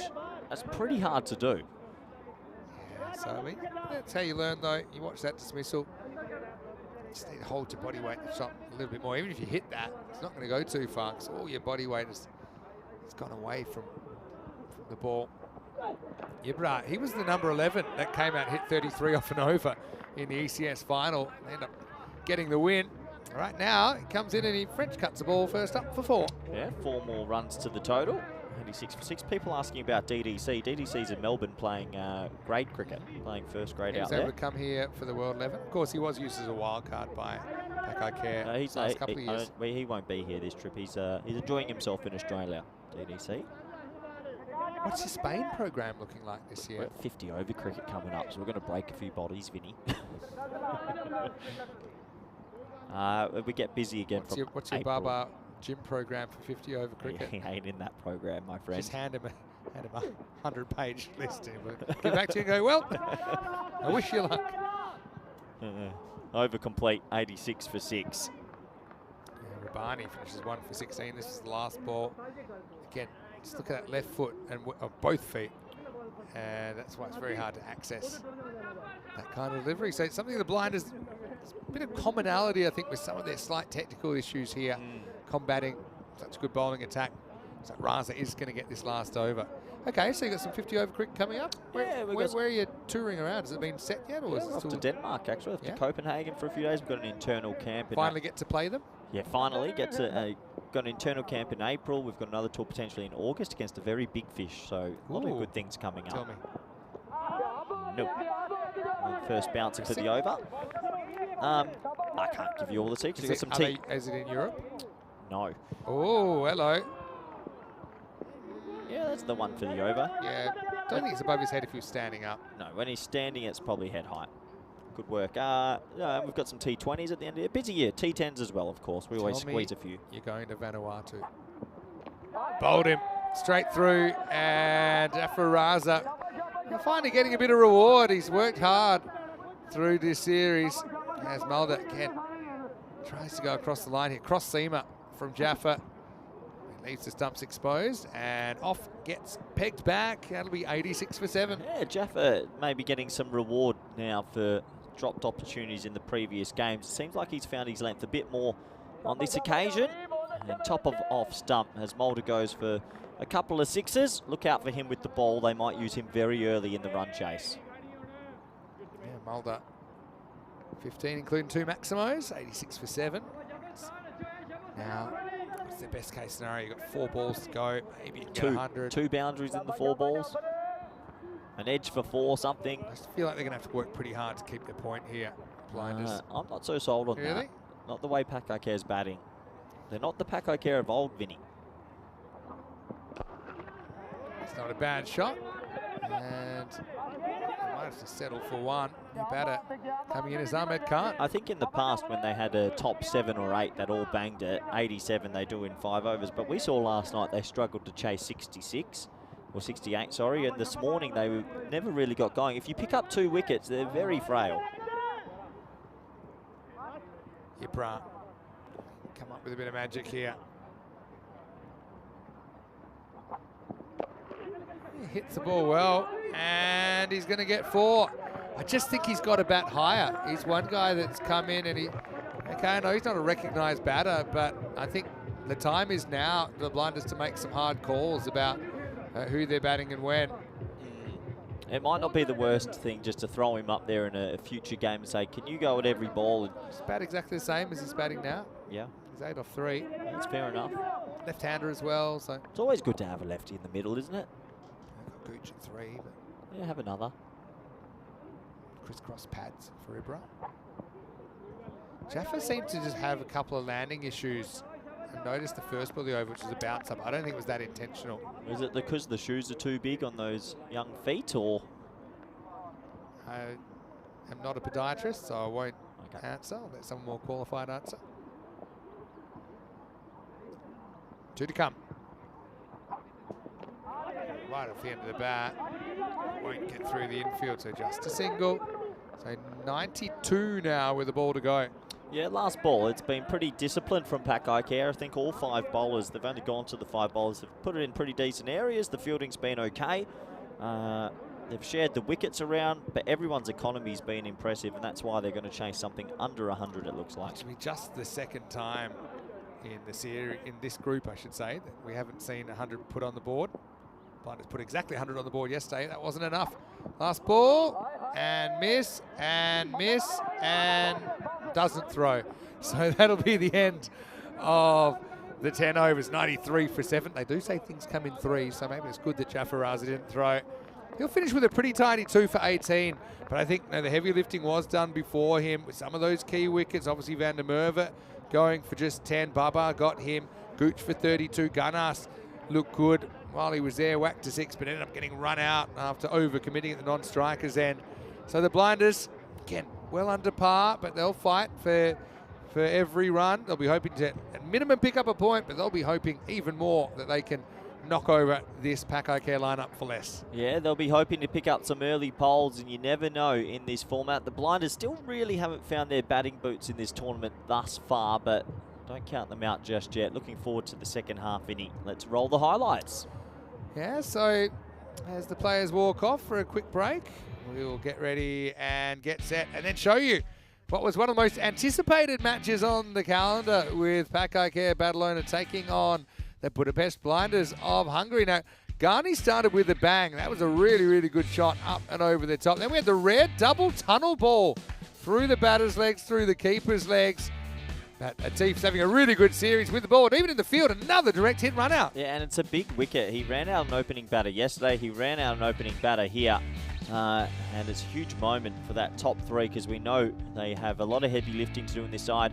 Van der Merwe got that one out the clutches of that bat and went a big way for 6. Gooch came out and played a couple of nice shots off Cami. Also got tested out with some pretty pacey deliveries. It was a good contest to watch, Vinny, but this moment where Bumba runs through Van der Merwe, that's when it started to slip away from them. Yeah, and again, went across it. We talked about the technical issues, some of the other players. It's just kind of a poor choice, I think, for Van der Merwe to try and hit that to the leg side. He's good enough to hit that straight, I think. And Gooch came out, took his time, as he likes to do. Kind of tried to establish himself. Masbaji again. He's been certainly down struggle street so far in this tournament, but he was just hoping he could make something happen here. But, you know, Pakai Care, they just kept on coming at the Blinders, didn't they? I think they caught pretty well. I know that maybe the odd goober dropped, but for the most part, they took them when they mattered. Yeah, there was some really good catching. That catch from Yassine, who had an ACL injury a couple of years ago, will build his confidence. The Fizz came into the attack. He picked up a couple more wickets to add to his tally, which is now up to an astonishing 199 wickets on the network. Going to bed with 199 ECN wickets. No one would know what it feels like, and Atil will know what Atif will feel in tonight. Forgetting how to talk for a second. But, look, I'll give you the tail of the tape. 7 sixes, 7 fours and 6 sixes in this inning. So if you're only hitting 6 sixes in innings, you're not winning too many ball games. That's why they find themselves stuck in the 90s. Mulder got done here. Cross seamer by Jafaraza. Knocks over the off stump. So when it's all said and done, 93 on the board, it's something I still think if Pakai Care come out, they attack, they'll be hoping, treat it like a normal game. And normally you'd be hoping to go around that 13 and over or something like that. 13 and over is essentially what they need to get the 4 points. Yeah, it's going to be interesting. They're going to need to take some early wickets though, aren't they? Let's have a look at the the scorecard. Sorry, firstly, the batting scorecard. 10 extras, 8 leg byes always help. 32 off 24 for Gooch. He tried to play the holding role, never really got to capitalise late in the innings. There was some pretty impressive bowling. 15 off 10 there for Mulder. They kept him in check, did Pakai Care Budapest Blinders. Just couldn't get the cameo from any of those batters in the middle order that they were so dearly looking for.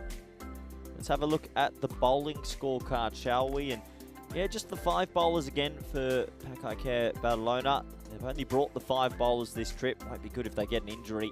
But they all did a job in this one. The wickets were shared around. I thought Atif bowled well, 2 for 20. Rabani slow ball again, 1 for 16. But great to see young Jafaraza, 17 years young, picking up 2 for 18. He has a bright future ahead of him. So that's the halfway stage. 93 for 7, 94 to win for Pakai Care Badalona. Do join us back in the next 10 minutes for the all-exciting run chase. Thank you.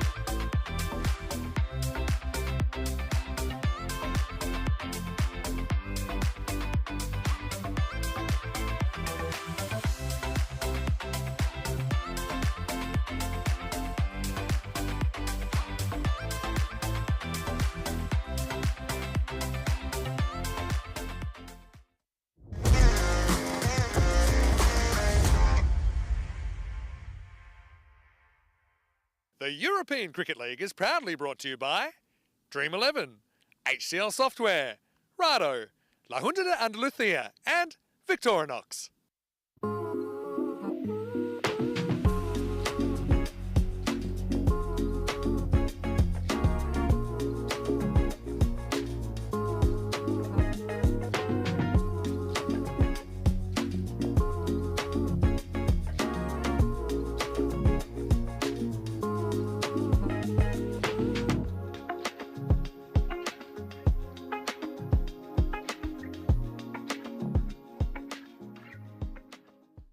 Hello everybody, welcome back. We're at the halfway stage between Budapest Blinders of Hungary taking on PACOK Badalona of Spain in this T10 encounter. It was an interesting start. It was a couple of heavyweight opening batters taking on a very dangerous opening bowling pair, and the bowlers have done the heavy lifting so far. They've done the job, you'd have to think. 93 for 7 on the board in the first innings. That means our bonus point equation is if PACOK chase it down inside 7 overs, they will get all 4 points. If they're restricted to 65 or less, they wouldn't get any points. That would be something crazy. 93 in the past, when you played a PACOK team, you'd probably know that you're going to lose, and you're going to lose quickly. But this team has been struggling with the bat and haven't really been able to get going. So we'll find out now how they go in this run chase. They'll be desperate to get off to a bit of a flyer. Mohamed Babu is one of those players they'd like to find some form. He's been a little bit below his lofty standards, but don't count out Budapest Blinders. If they can take a wicket or two early, especially that man on your screen, Mulder, you never know. And it looks like a little bit of a change to the PACOK Badalona top order. Looks like they're going to go Nakvi to open, and it might be Yassine at 3. So that's an interesting change, not to have the left-hander out there first up. But obviously, PACOK probably feeling that they haven't had the best of flow with the bat, and they want to change something up. So the players make their way out to the middle. Gives me a good opportunity. Welcome back everyone in the chat and all our network partners around the world. Hope you're doing well wherever you're watching from. Hope you're ready for these 10 overs. I think an early wicket, and this game could definitely be on. The big man, Mohamed Babu, been below his best with the bat so far in this tournament. He'll be looking to find some form, and Nakvi also shown glimpses but hasn't made the big score he would have liked. There's Mars Baji, the keeper.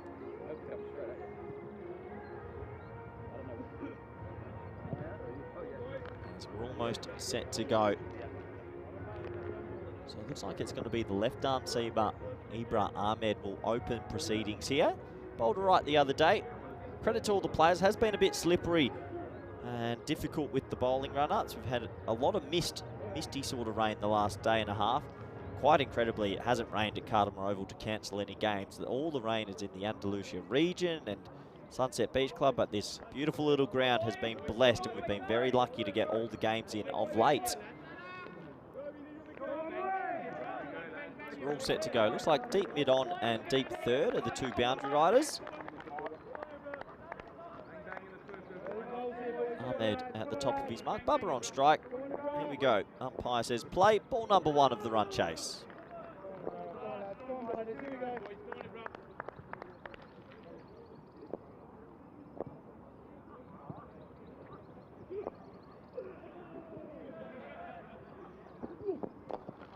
Full in-swinging delivery. It's missed in the field, but well backed up by Van der Merwe, and it'll be a dot ball to start.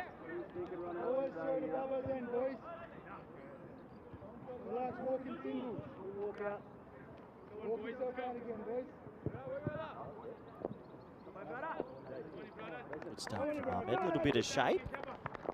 He's got a good slower ball as well.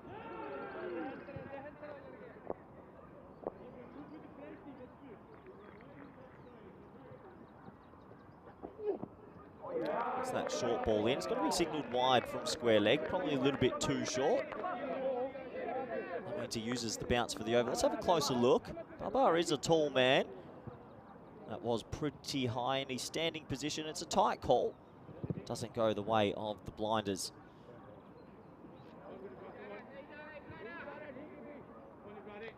I think Bubba finding form might determine how far Pakai Care go in this tournament. If he's not in form and not flying with the bat, I'm not so certain they get through this group.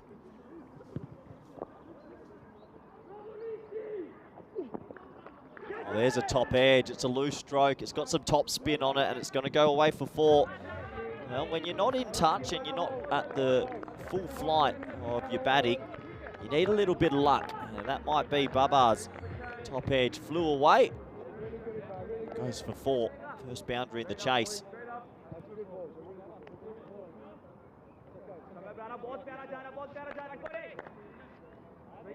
So 5 on the board of the first 2.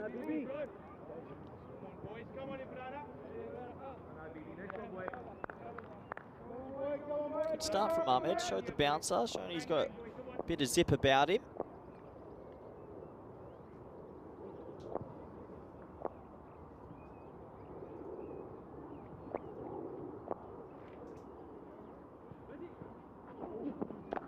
That's a nice shot from Bubba. Well, that's a little bit more like the Bubba we know. Not the worst ball you'll ever see. Just plays the cut shot, accesses the offside, and he'll get his second boundary, a bit more traditional this time. Really wasn't the worst ball you'll see. It's a heavy length on about 5th stump, but a lovely cricket stroke from the big man. If Budapest Blinders are to win this game, they'll know 2 wickets in the power play, at least.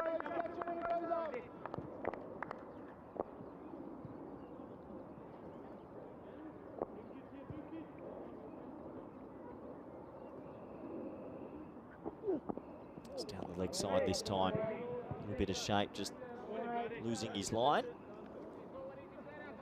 And a very interesting Group D so far. All these teams have registered a victory. I think it's the only group where we've had all 5 teams have a win, so they're all extremely confident.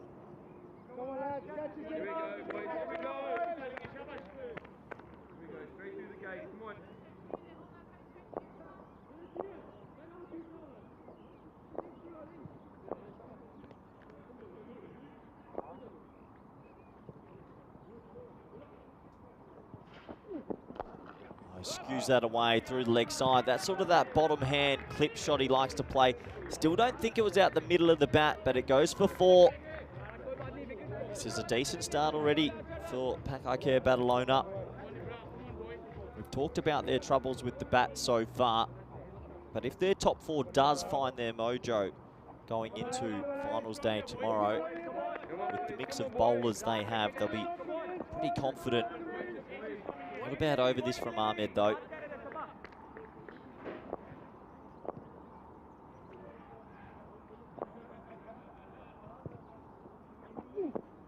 Oh, he gets that one all wrong. It's the slow ball, and that's probably the most authoritative stroke Mohamed Babar's played in his first couple of digs back at Cardimer Oval. It's over now, which didn't feel too bad. Has now gone for 20. Top edge early, and a couple of wides have helped the cause, but 20 off the first 5 balls.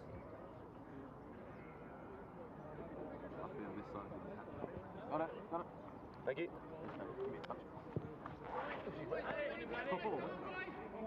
Just goes to show if you miss your margins, the ball does travel.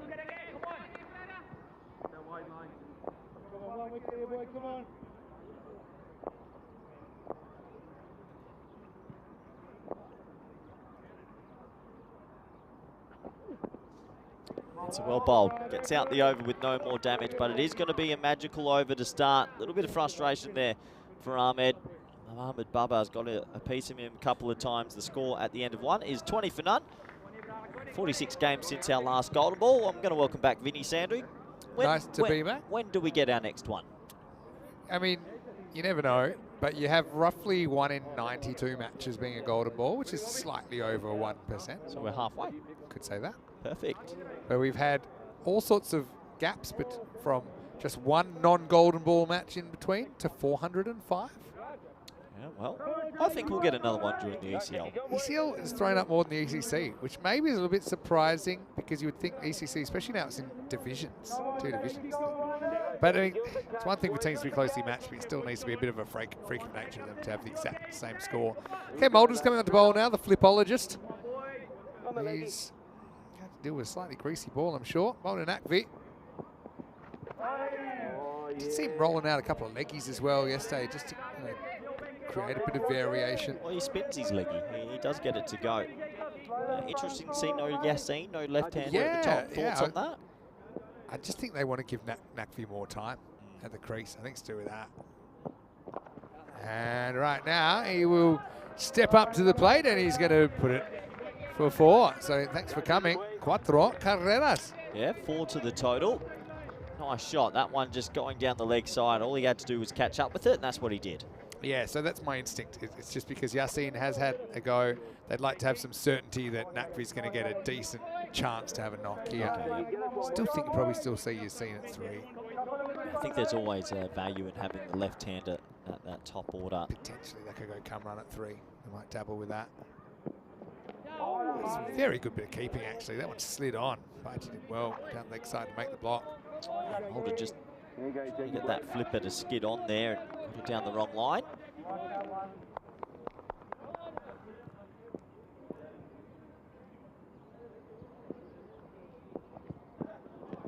There it is again.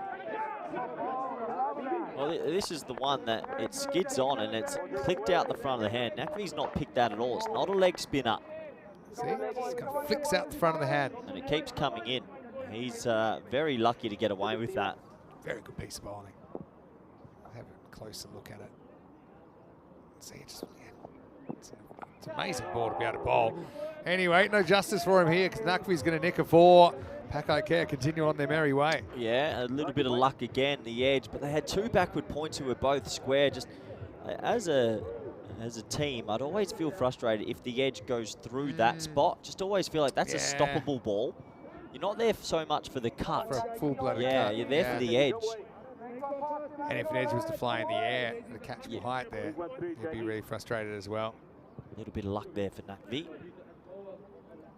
Flippers are something that kind of puzzle me. Very, very rare. Because I've played around with cricket balls my whole life and tried to do things.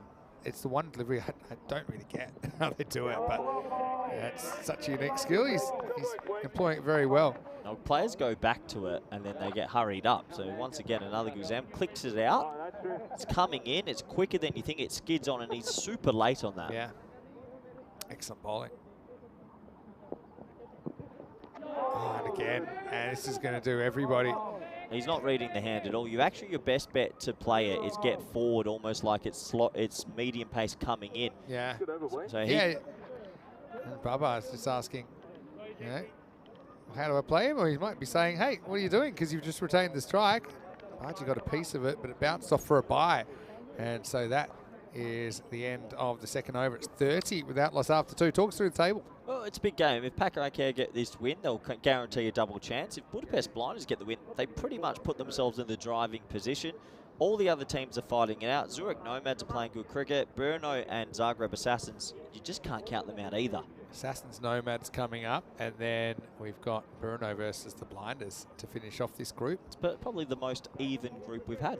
Everyone's got a win. It's been a really interesting group. Yeah, everyone and getting everyone's had a loss as well. Yeah. Well, we haven't had any other group with every team getting 1 W. So when you win a game, you start to believe. Interesting to see they go to Ghani for the 3rd. Thought they might have gone to Gooch here. They're going to go with Ghani. Nakvi on strike. Well, straight pull and hit very, very well by Nakvi. Maximo! 6 carreras. Lovely shot, back of a length, and it sat up. And Nakvi, when he does hit it, it stays hit right in his wheelhouse. And he gets that one away for 6. Good point you make about this being the first group where we've seen every team win a game. Starry Grab went 0-4 in Group A. Group B, Byron 0-2. They did have 2 washouts. Got a feel for them. Same with Grange of Scotland, 0-2 with 2 washouts. Yeah, it's the most even group we've had. All teams are going into the second day late and still believe they're getting into finals. So as of right now, who's your favourite in the group? That's a tough question. Really tough question. It's well bowled. It's going to go straight over the tram line. Tough question. I think all round, like the most rounded team so far look like the Swiss. But if Pakai Care's top 4 find form, they're pretty hard to stop because their bowling's so good. True. It's a funny one. I think it's still very open.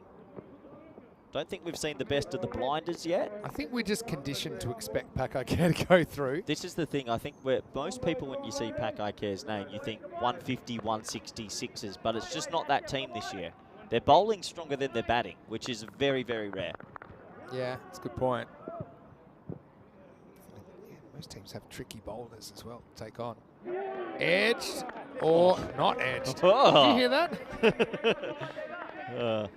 I heard it. He must have hit the ground. I think everyone was happy that he missed it. Let's have a look. Yeah, full and wide. He'll be disappointed with everyone up in the ring on the offside. Just got to get some battle. What if I was the only person that was right there? Me and the bat know that it was a little nick. Anyway, Garney coming back well. And now that's in the air. Does it carry? Not quite. Great effort down there from Mulder. But he couldn't quite make the ground. Yeah, Nakvi's still not in his full flight either, is he? 15 off 10. And well, there is a deep mid on in place trying to take it over him, and I think he's lucky that he didn't time it so well.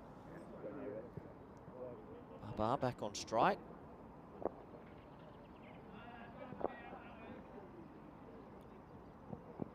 He's lost his run there, Garney. He had such a good series in Malta. He played so well, but he's had a rough start to this group, and he's, yeah, goes up must come down, as they say. Again, now sprays this. Even the way he ran himself out, played a brilliant shot off Mohammed Kamran to get off the mark. Pulled a very good 6, but then ran himself out. He's getting good movement here, but not quite getting the line right. Yeah, just losing his line a couple of times. Charging in is Garney. 2 balls left in the power play. Another one. Yeah, this hurts. All these little runs, these extras, just keep ticking it over. Yeah, Garney. He's a really exciting cricketer, though. Even the way he played in Malta, opening the batting in T20 cricket and having that same approach, that kind of all-out attack approach, put that pressure back on the bowling side.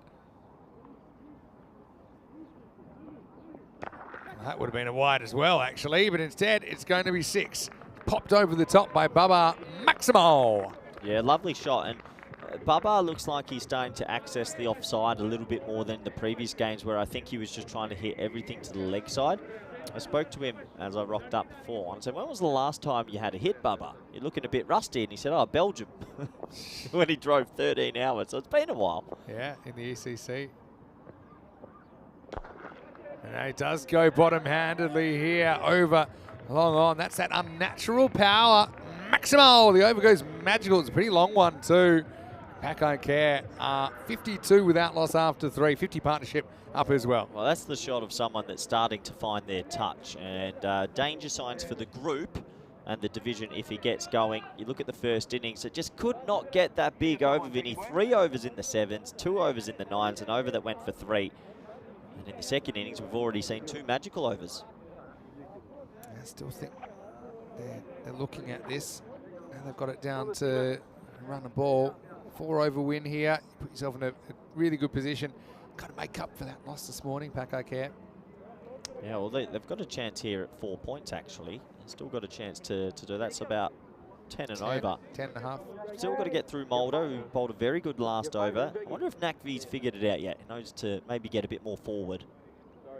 Thing is, if you just assume everything's a flipper, then when he bowls a leggy, you won't be able to pick that. That's okay. You can go forward and press back, though. If you start back, you can't adjust. He ain't picking it. It's easy to say that, but that's assuming that you pick it's a leggy before it arrives. And I just don't think you do. You set up for a flipper. You set up like it's medium pace and coming inwards. It's great to watch, though. It's very talented bowling. Another one. If you can't handle him. Nakvi can't handle him. He's actually getting a bit of egg on his face here. That's about 5 cut shots in a row missed. I'd love to see Papa take him on, but we just haven't been able to see it. Just take your medicine, just try and get any bat on it here. Oh, it's mis-stumping. Yeah, he charges. And he just tried something different, but Baiji couldn't hold on behind the stumps. It's between the bat and the pad, so it's not that easy. It was close to stump, but it's a shot of a player that doesn't really know what he's facing here. And Baji Yeah, he'd be disappointed. That should have been stumped. It should have been, but a lot of distractions there. This isn't a bad option. So he's starting to set up outside off and might be thinking of a slog sweep. Yeah, let's see if Mulderbot goes to the stumps. Nope, still didn't work. Amazing. Amazing what we're watching here. Yeah. Nakvi's no mug with the bat either. He's being made to look like a bit of a mug right now. It's a really tough opponent. Mulder's just bowling all these deliveries, and I don't think he knows what he's facing.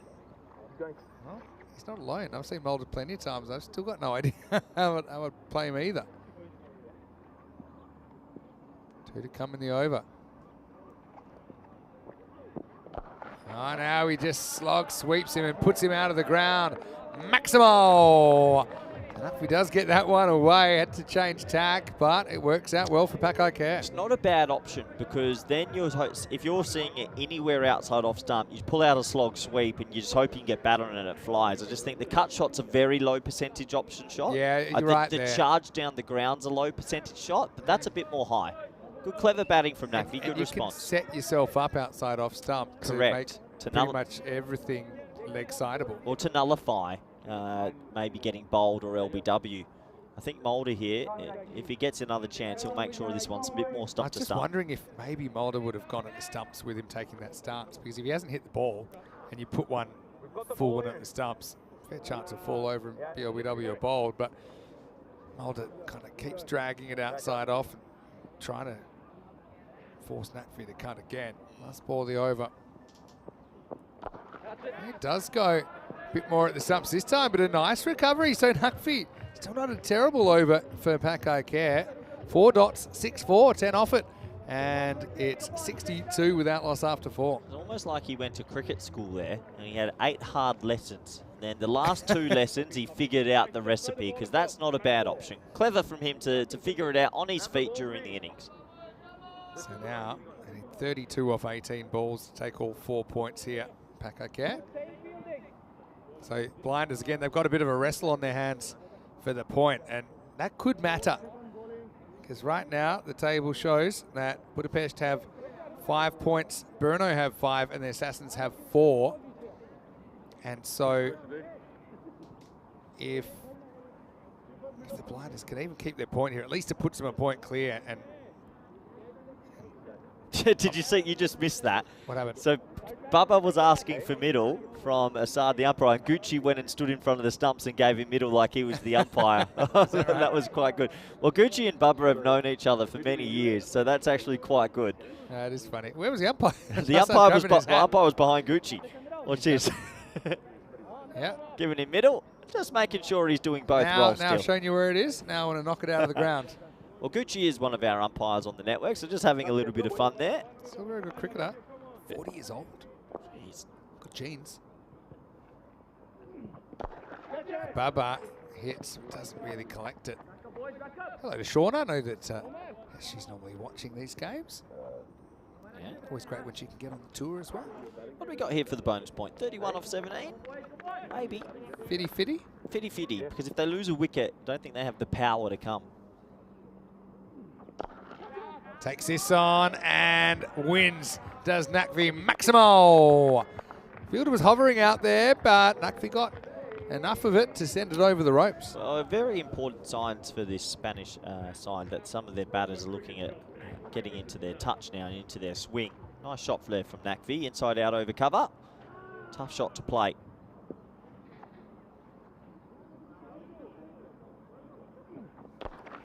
Up and Fielder can't get it. It's going to be 6 more.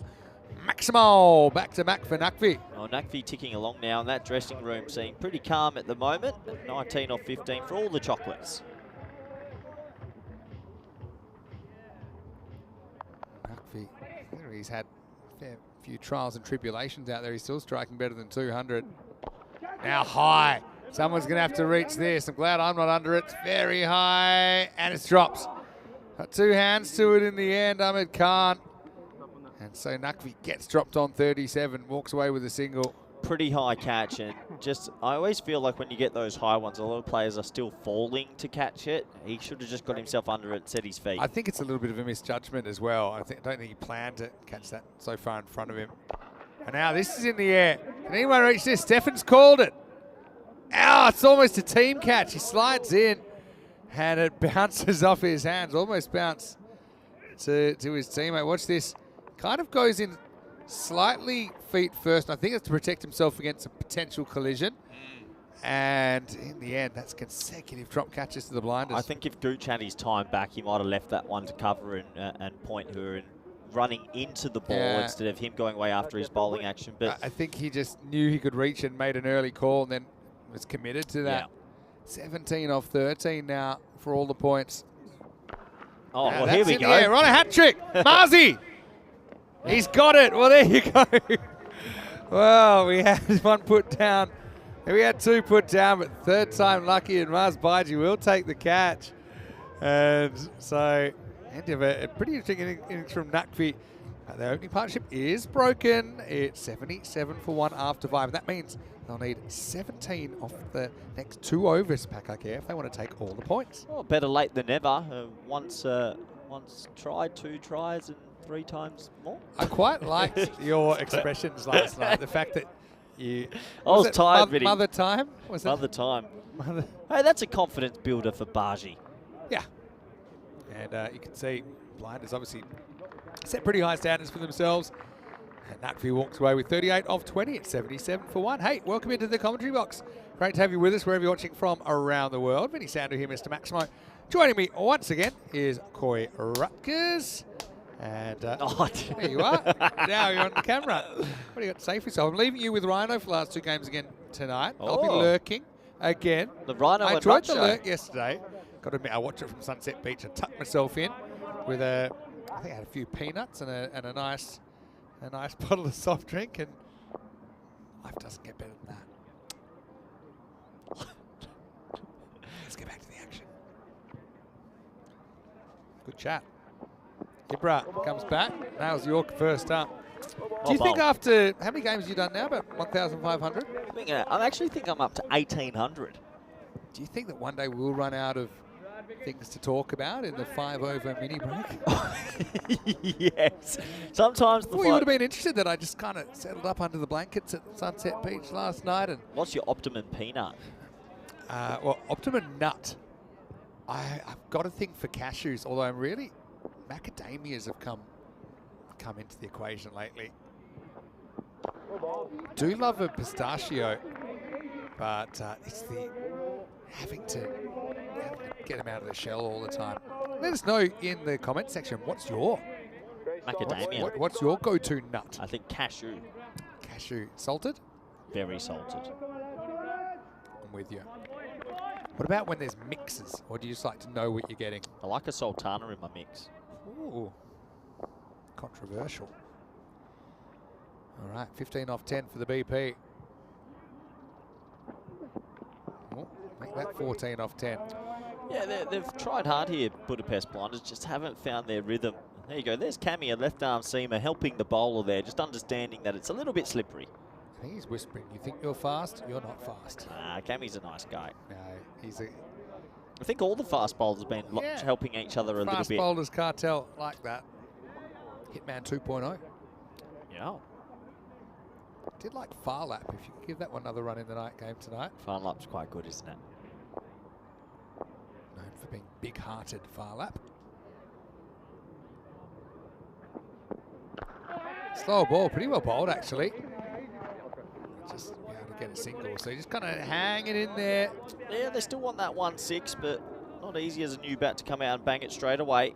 It has been a pretty comprehensive performance from Pakai Care in this game. They'll go on to definitely confirm their double chance with this win here, even if they only get the 3 points. Pretty sure that confirms it with 3 wins. But they'll make it a bit tougher for the Blinders. Kind of have a straight shootout with Brno in match 10. They'll be tied on points if Budapest can't take a point out of this one. Tries hard. Wouldn't Zagreb still have to go find points in their next one? Yeah, but just if they can even keep 1 point, then it'll be 5-5. If Zagreb take 1 point out of the next game, it'll be 5-5-5. Oh, wow.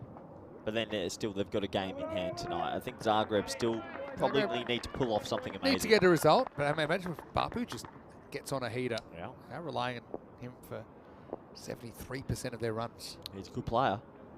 not an official statistic. Shot.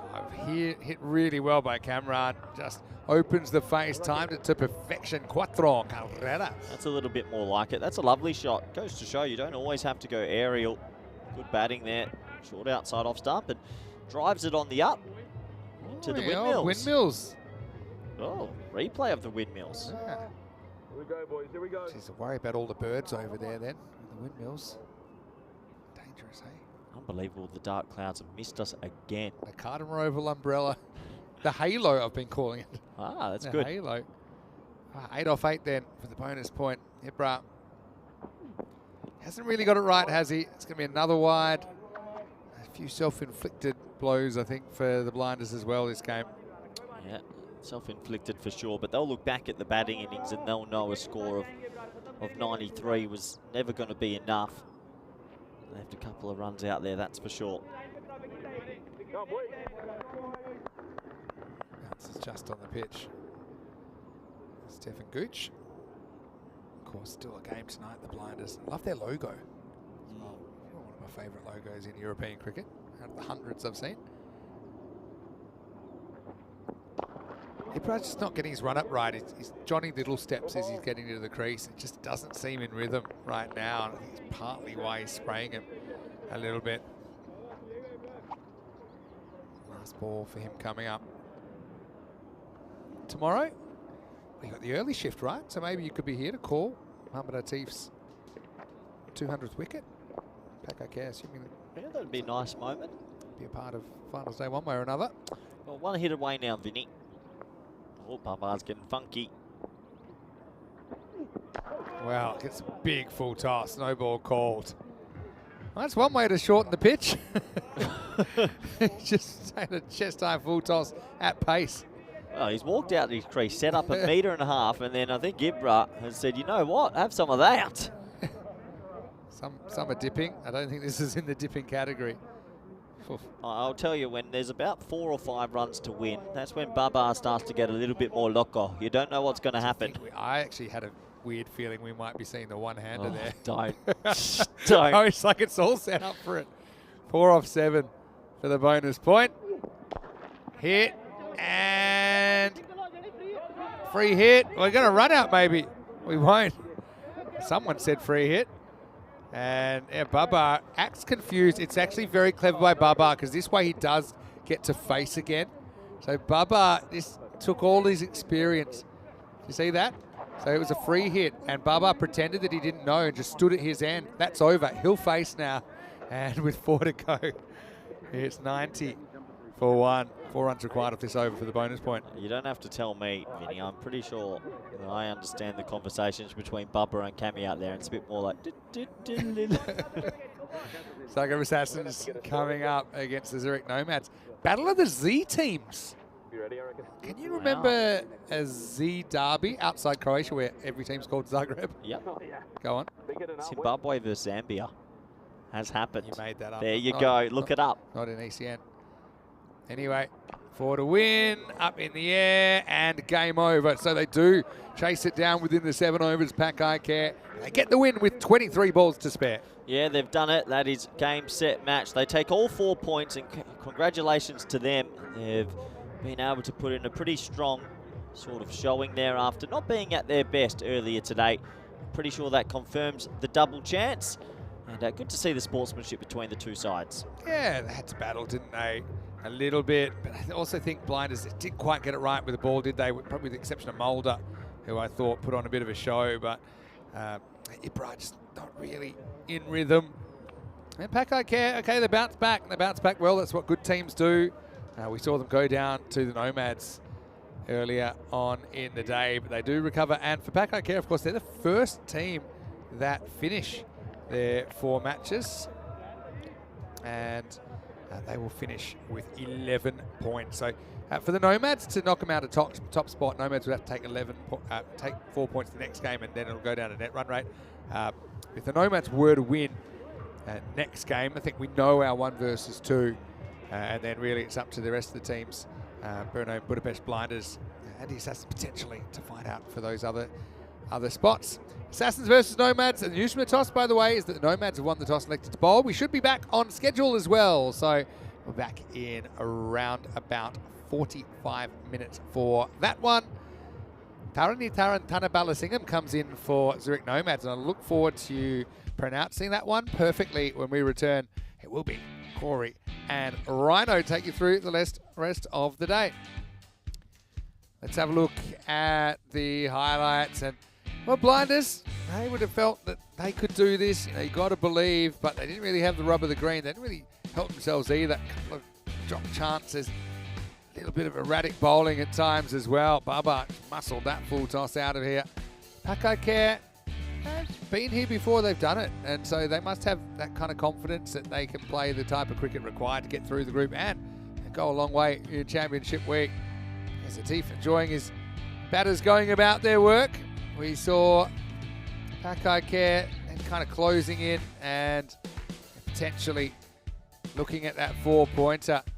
Mulder, I thought, bowled really, really well, but and when it came down to it, it was Nakvi that won the final exchange there with a couple of boundaries, and then really wasn't too much to cheer about for the Blinders. They were kind of two-drop catches, and third time it was lucky because Marsbaji took the catch.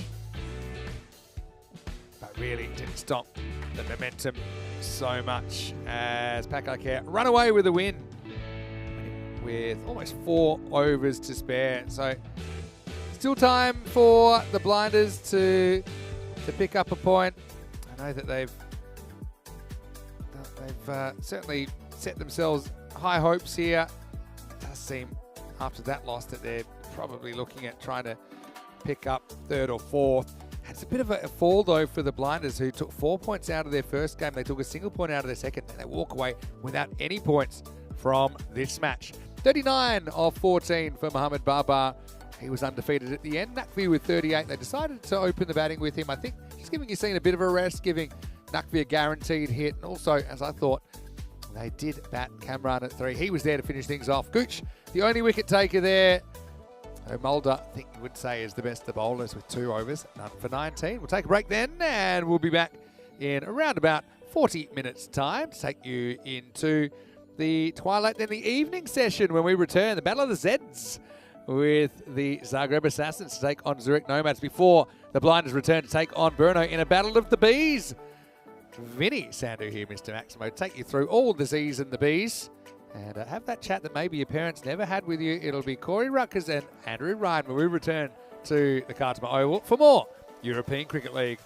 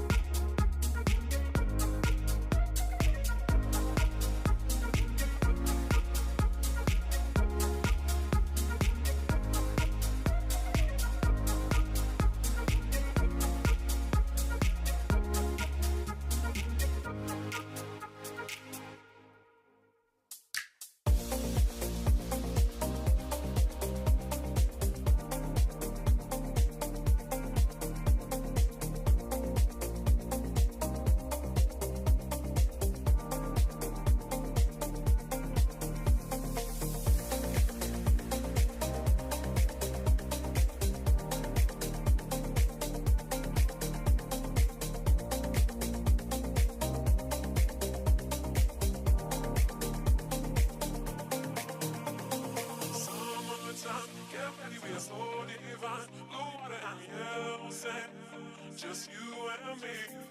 Summertime, get ready, we are so divine. Blue water and yellow sand, let's live our dream.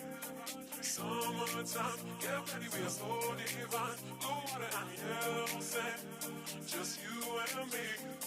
Summertime, get ready, we are so divine. Blue water and yellow sand, let's live our dream. Summertime.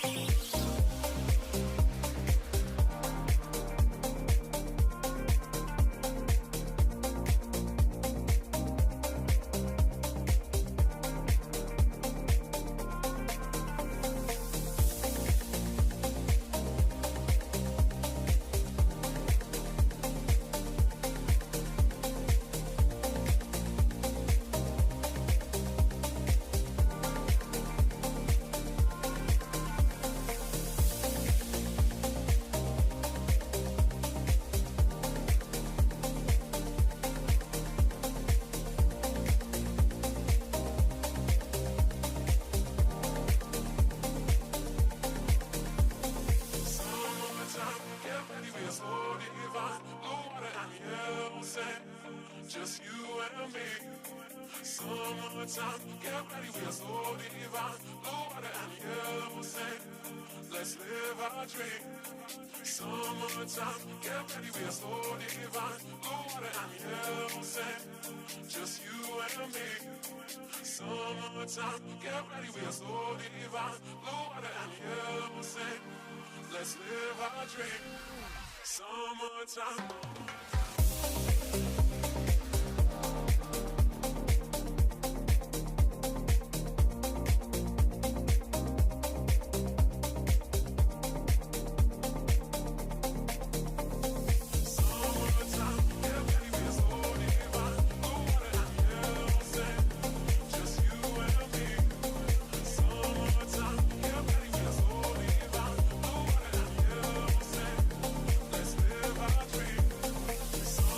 Time.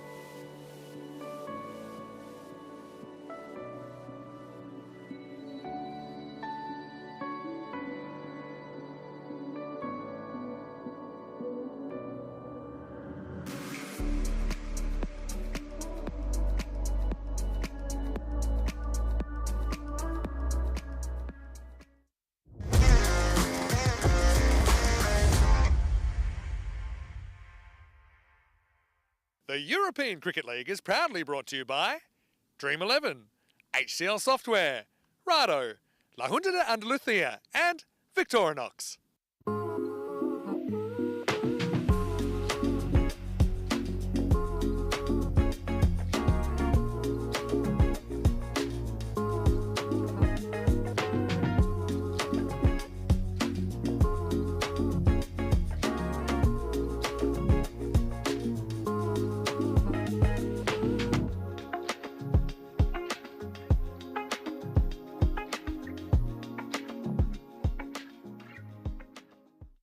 Hello and welcome back. Some more enthralling contests on the way as we get ready for Group D, Match 9 here in the European Cricket League, the Champions League of European Cricket. Coming up now, Zagreb Assassins to take on Zurich Nomads. So we have the champions of Croatia and Switzerland going head to head. Of course, just 2 more matches as well until we have to make the cut. Only 4 teams will make it to finals day tomorrow. A little bit earlier, we had Ian Ramage with the Giant Coin and the 2 captains. Let's see what happened at the coin toss.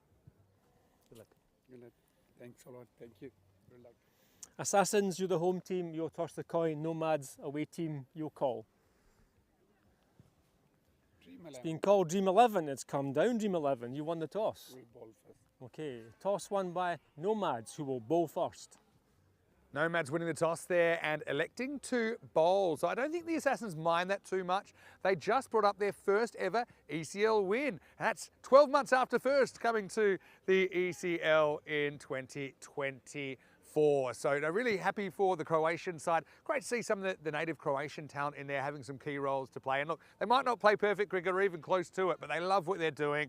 And I love that passion. I love the makeup of their team. But the Assassins, they'll certainly be feeling like they need to do more if they're going to make it into 4th. So they'd be big underdogs in this one. I think Naushad Babu has been very, very good in this series with the bat. So he's got a real big role to play. Naushad also will do the keeping for the Assassins. For the Nomads, well, obviously they had a really confidence-boosting win over Pakai Care, the former champions, earlier on today. So they had a little bit of a dodgy start, but they've come back. They're on a bit of a roll. Let's see if they can keep it.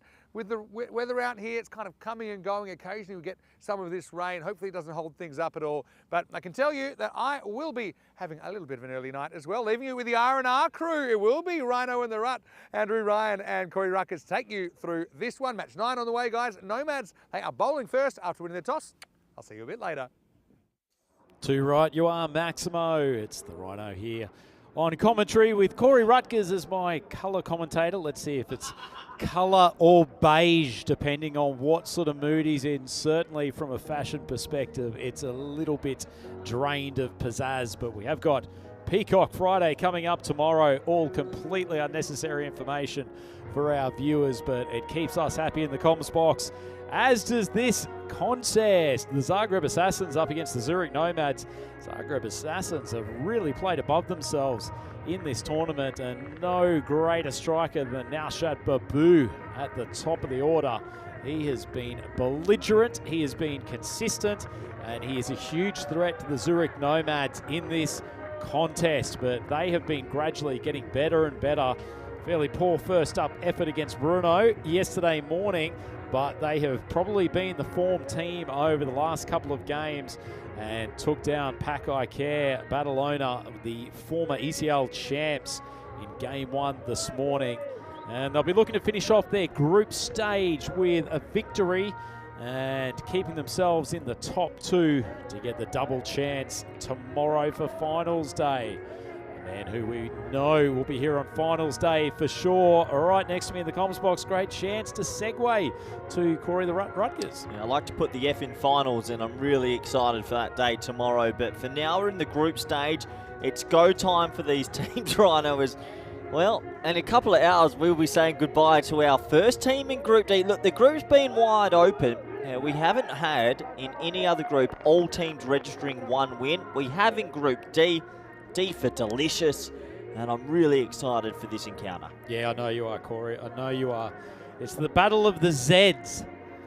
Zurich Nomads and Zagreb Assassins. Vinny asked me a question before. I'll put you on the spot. Is this the first time in world cricket that two teams starting with Z have come up against each other? It's a pretty fair question. Where would you most likely go? I'm going to say Afghanistani Premier League is probably the most likely. I had one straight away. Which was? The old local derby between Zambia and Zimbabwe. Yeah, but that's international. That's not Still real. counts. No.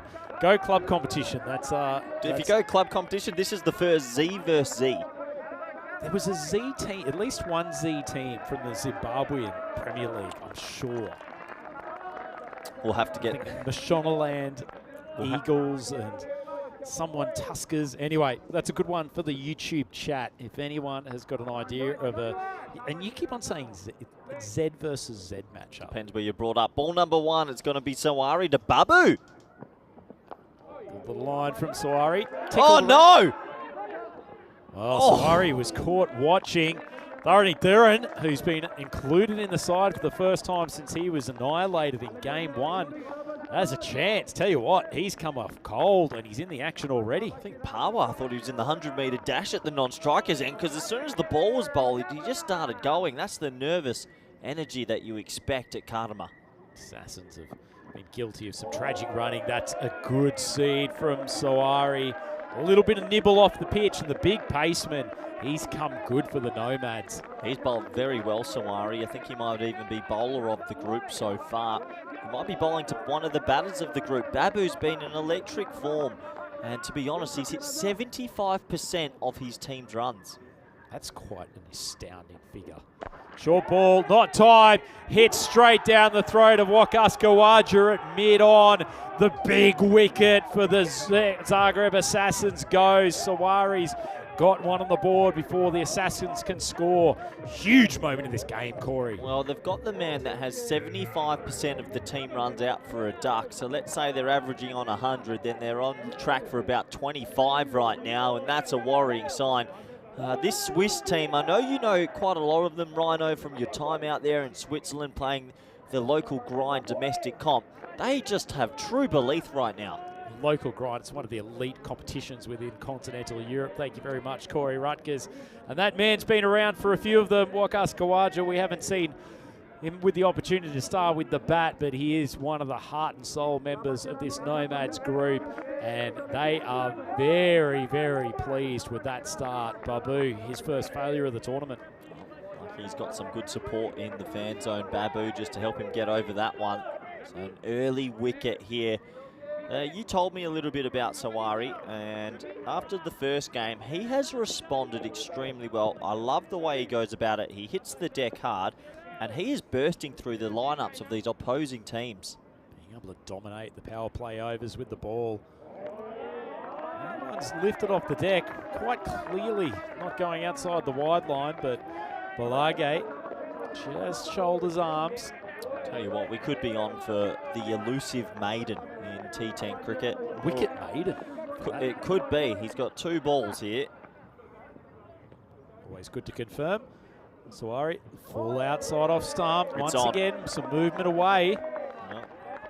They say the planet alignment only comes every 27 years. A maiden also only comes every 27 years, it feels like, at Karama Oval.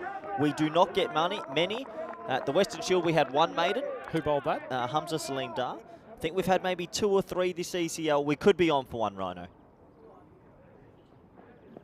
Oh, wow. I thought that was going for a wide, but Balagate has copped it in the shoulder. He's given us exactly what we want. That is what brings the fans to T10 cricket. A maiden first up. The Assassins, none for 1. I'm glad the Assassins also trying to stick to the percentage they make per innings when Babu's out. So, great start for the Swiss team. This is our upcoming events, Rhino. I know that you won't be here because they ain't big enough for you, but we're off to Portugal, Spain, Madrid, Italy in Bologna, France, and the Malta Spring Series. All fantastic events. I think I'm on potentially Portugal and Madrid. Oh, what a treat for the fans. I mean, Yeah, looking forward to it. It's almost a Not confirmed yet. complete month of Rutgers chat. Yeah, looking forward to it. And plenty of ECS, ECI, T20, the women's ECSW, lots of different formats congested in there. So looking forward to hitting the road and bringing more great cricket to the viewers. Sort of variety that we've seen at the Sunset Beach Hotel breakfast buffet. coming up on the European Cricket Network in the next few months. Man who didn't actually deliver too much variety, but plenty of consistency this morning. Darwood's Eye coming on for the second. Short of a length, pulled, not brilliantly timed. So fielder will come around from backward square. Keep that to 1. I've been looking at this group quite closely, Rhino. Sorry, can we just celebrate? The Assassins have scored their first run. They've got going. Don't write them off just yet after that famous win a few hours ago. But this group for me is wide open. Really hard to see who the front runners are, but the Swiss team are impressing me more and more. Nice ball from Darwood's Eye. I just think they've got, out of all the teams I've seen, maybe the right balance. They've got quicks, they've got a spinner, they've got power at the top, they've got left-handers, right-handers, they field pretty well, the energy's good. This could be tomorrow night. I'd be surprised if they're not at least in the final. Yeah, it's a good observation from you, Corey Rutgers.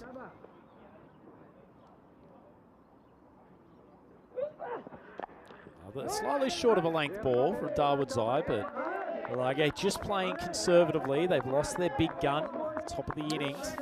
Yeah, caught in between two minds, you feel. Does he want to get on with it, or does he want to give himself a couple of deliveries to get in? He's now at the stage 0 off 5. I think you've got to go deep in the box and try and get one away.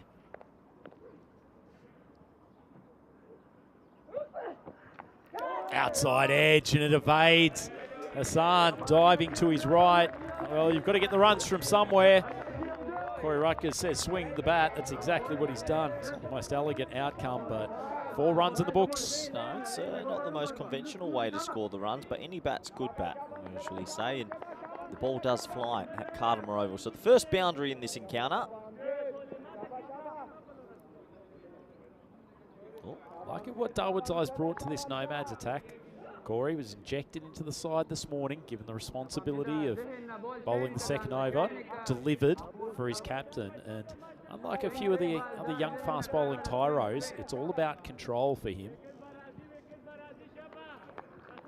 They've definitely got pace as well. Genuine Zippy, quicks, a very zippy, skiddy sort of pace. Well, the fact that he's about 5'3" tall probably helps with that skiddiness. Lovely ball again, shape away, but it's like Niazi had the ice skates coming in from from point on the circle. So 6 off the over, 1 ball to go. The Assassins probably not reaching the nosebleed limits that one needs from a 3-over power play. Yeah, Babu was such a big wicket in the context of how this game sort of goes. It's lofted, and it's actually really well timed. So Pawar, it's only the second ball he's faced in what's been a fairly difficult first few overs for the Assassins, but that's a nice way to finish the second. They sit at 10 for 1. Well, Pawar, who won the hearts of us last night out with those 2 fantastic catches, just plays a gorgeous drive over cover, check drive, Mark Waugh style. And he gets his first boundary. So 10 for 1 after 2. I mean, it takes something for us to get onto the European Cricket Instagram stories, doesn't it? And the fact that that catch last night managed to get us a starring role was, we were very thankful for it. And speaking of thankful, the Zurich Nomads would love to get a 4-point win here and potentially give a big boost to their run rate to just have the glory of finishing first. Well, if you do finish first, you get to select the dugout, I believe. But if they do even get more practically, if there is some rain tomorrow. Oh, well, I'm not thinking about that. We don't rain here anymore. It seems like the rain just avoids this beautiful ground as Sarwar comes in again. He's going to continue his dot balls. But no, I think a win here obviously sews up the 1v2. It does make the rest of the afternoon a little bit interesting because if Zagreb Assassins can somehow get a point, that does force the other 2 teams to at least get 1 point later today. Interesting clash coming up between the Blinders and Brno, the Czechia representatives. Sarwar continues his outstanding tournament. Short ball, jags back. It's not the first time one of his short balls has hit the seam and come back. Well, this is, Sarwar right now is on for the 310 pin bowling game. He's on the 7th frame, I'd say, or the 8th frame. He's got his 8 strikes so far. We actually already have had a double maiden power play from one bowler. Wahid Abdul for Drub went 1 for none off his 2. No, Mr. Shoephone himself. That's inside the wide line. So that's his 9th strike. He's a couple of strikes away from the perfect 10-pin bowling 300 game. That reminds me, it was the anniversary of the world's greatest sports meme a couple of days ago. Have you seen this one with the US 10-pin bowler who screams for about 60 seconds and says, "Who do you think you are? I am"? Well, you can't dispute his passion. And Sarwar's got a fair bit of passion as well. I'd love to see him in an ECN game. Bowling underarm, a little bit of tail away to off stump. It's just dug out, Now, so he's four balls into it. Now he's just got the 10th strike, and now he's got the 2 extra free balls. So here we go. It's on. We don't often have it, but it could be one of the greatest opening spells you'll ever get on the network. Which would be a fair thing to add to what has already been a very good tournament for him. You don't get these opportunities often in life. Oh, that's a good ball too. Well, he's got one more perfect delivery.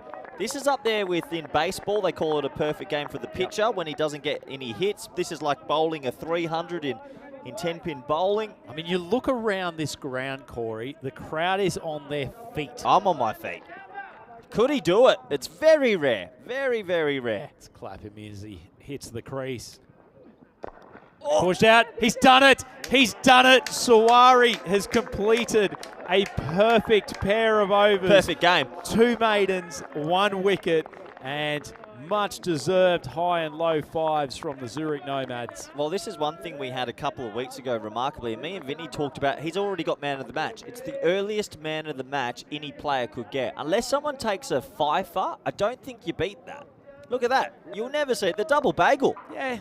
I don't know. I just feel sometimes bowlers don't get the respect for man of the match in T10 cricket that they deserve. That should be man of the match already. You've bowled your 12 balls without conceding a run. You can't do better. I'm not disputing that. Oh, well, you can do better. I mean, he could have taken more wickets, but ultimately that's a bit of the trade-off, isn't it? That he's beating the bat outside off stumps so often. I'll tell you one thing I've never personally seen. I've never seen an innings with 3 or 4 maidens. We could be on track for it as Dawood will come bowl his second. Fair play to Sarwar. Oh, absolutely. No let up from the Nomads. Dawood coming on for his second. That's a lovely shape, but well played as well by Babu. Down there to Kawadra, long off.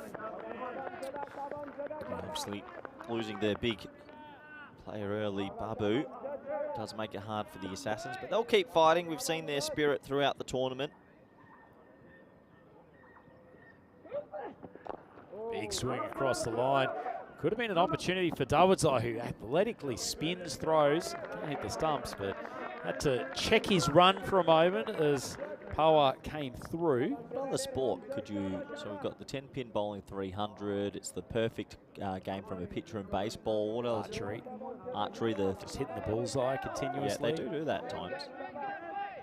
Shooting. Yeah, clay shooting, Yep. yeah. It's nicely clipped over the leg side. Well timed, and it will find the boundary. Power, that is his favourite part of the ground. We've seen his strength on the leg side in a couple of games already. Lovely shot. Yeah, nice shot. Just timed that through the gap for 4 and a much-needed boundary. Oh, yeah, good batting there. They actually only had 3 on the leg side, and he found the gap with ease. Yeah, almost like in snooker, the old perfect frame. Yep. 148, is it? Did you watch much snooker when you were a kid? Played it every now and then, the old snooker halls. Always surprises me when you talk about the change in sports interest. Just watch Dawood fire down this next ball. Driven along the ground for a single. If you go back to the 80s, snooker was one of the most watched sports in the entirety of the UK. And along with one of my favourite stats, that I think in 1981, there were as many words written about cricket in UK newspapers as there was football. There you go. Things have changed a little bit in that part of the world. Good Yorker from Dawood's pushed away for 1. I like snooker because it's one of the very few sports you see them playing in a suit. Can you name me another sports where people are in a suit? I can think of one. I guess theoretically chess you could. No, not as part of the tradition. Not as part of the tradition. I've got one in my head. What the athletes will actually wear old school sort of suit. Equestrian. That's a good call. Oh, I yeah, heard that on a trivia question night, actually. What's 2 sports are in a suit? it's not bad. Goes down the leg side. They won't try for the one. That's not a bad shout. Do they actually call it a suit, the riding outfit? Yeah, I'll have to check my equestrian book that's at home, but I don't know.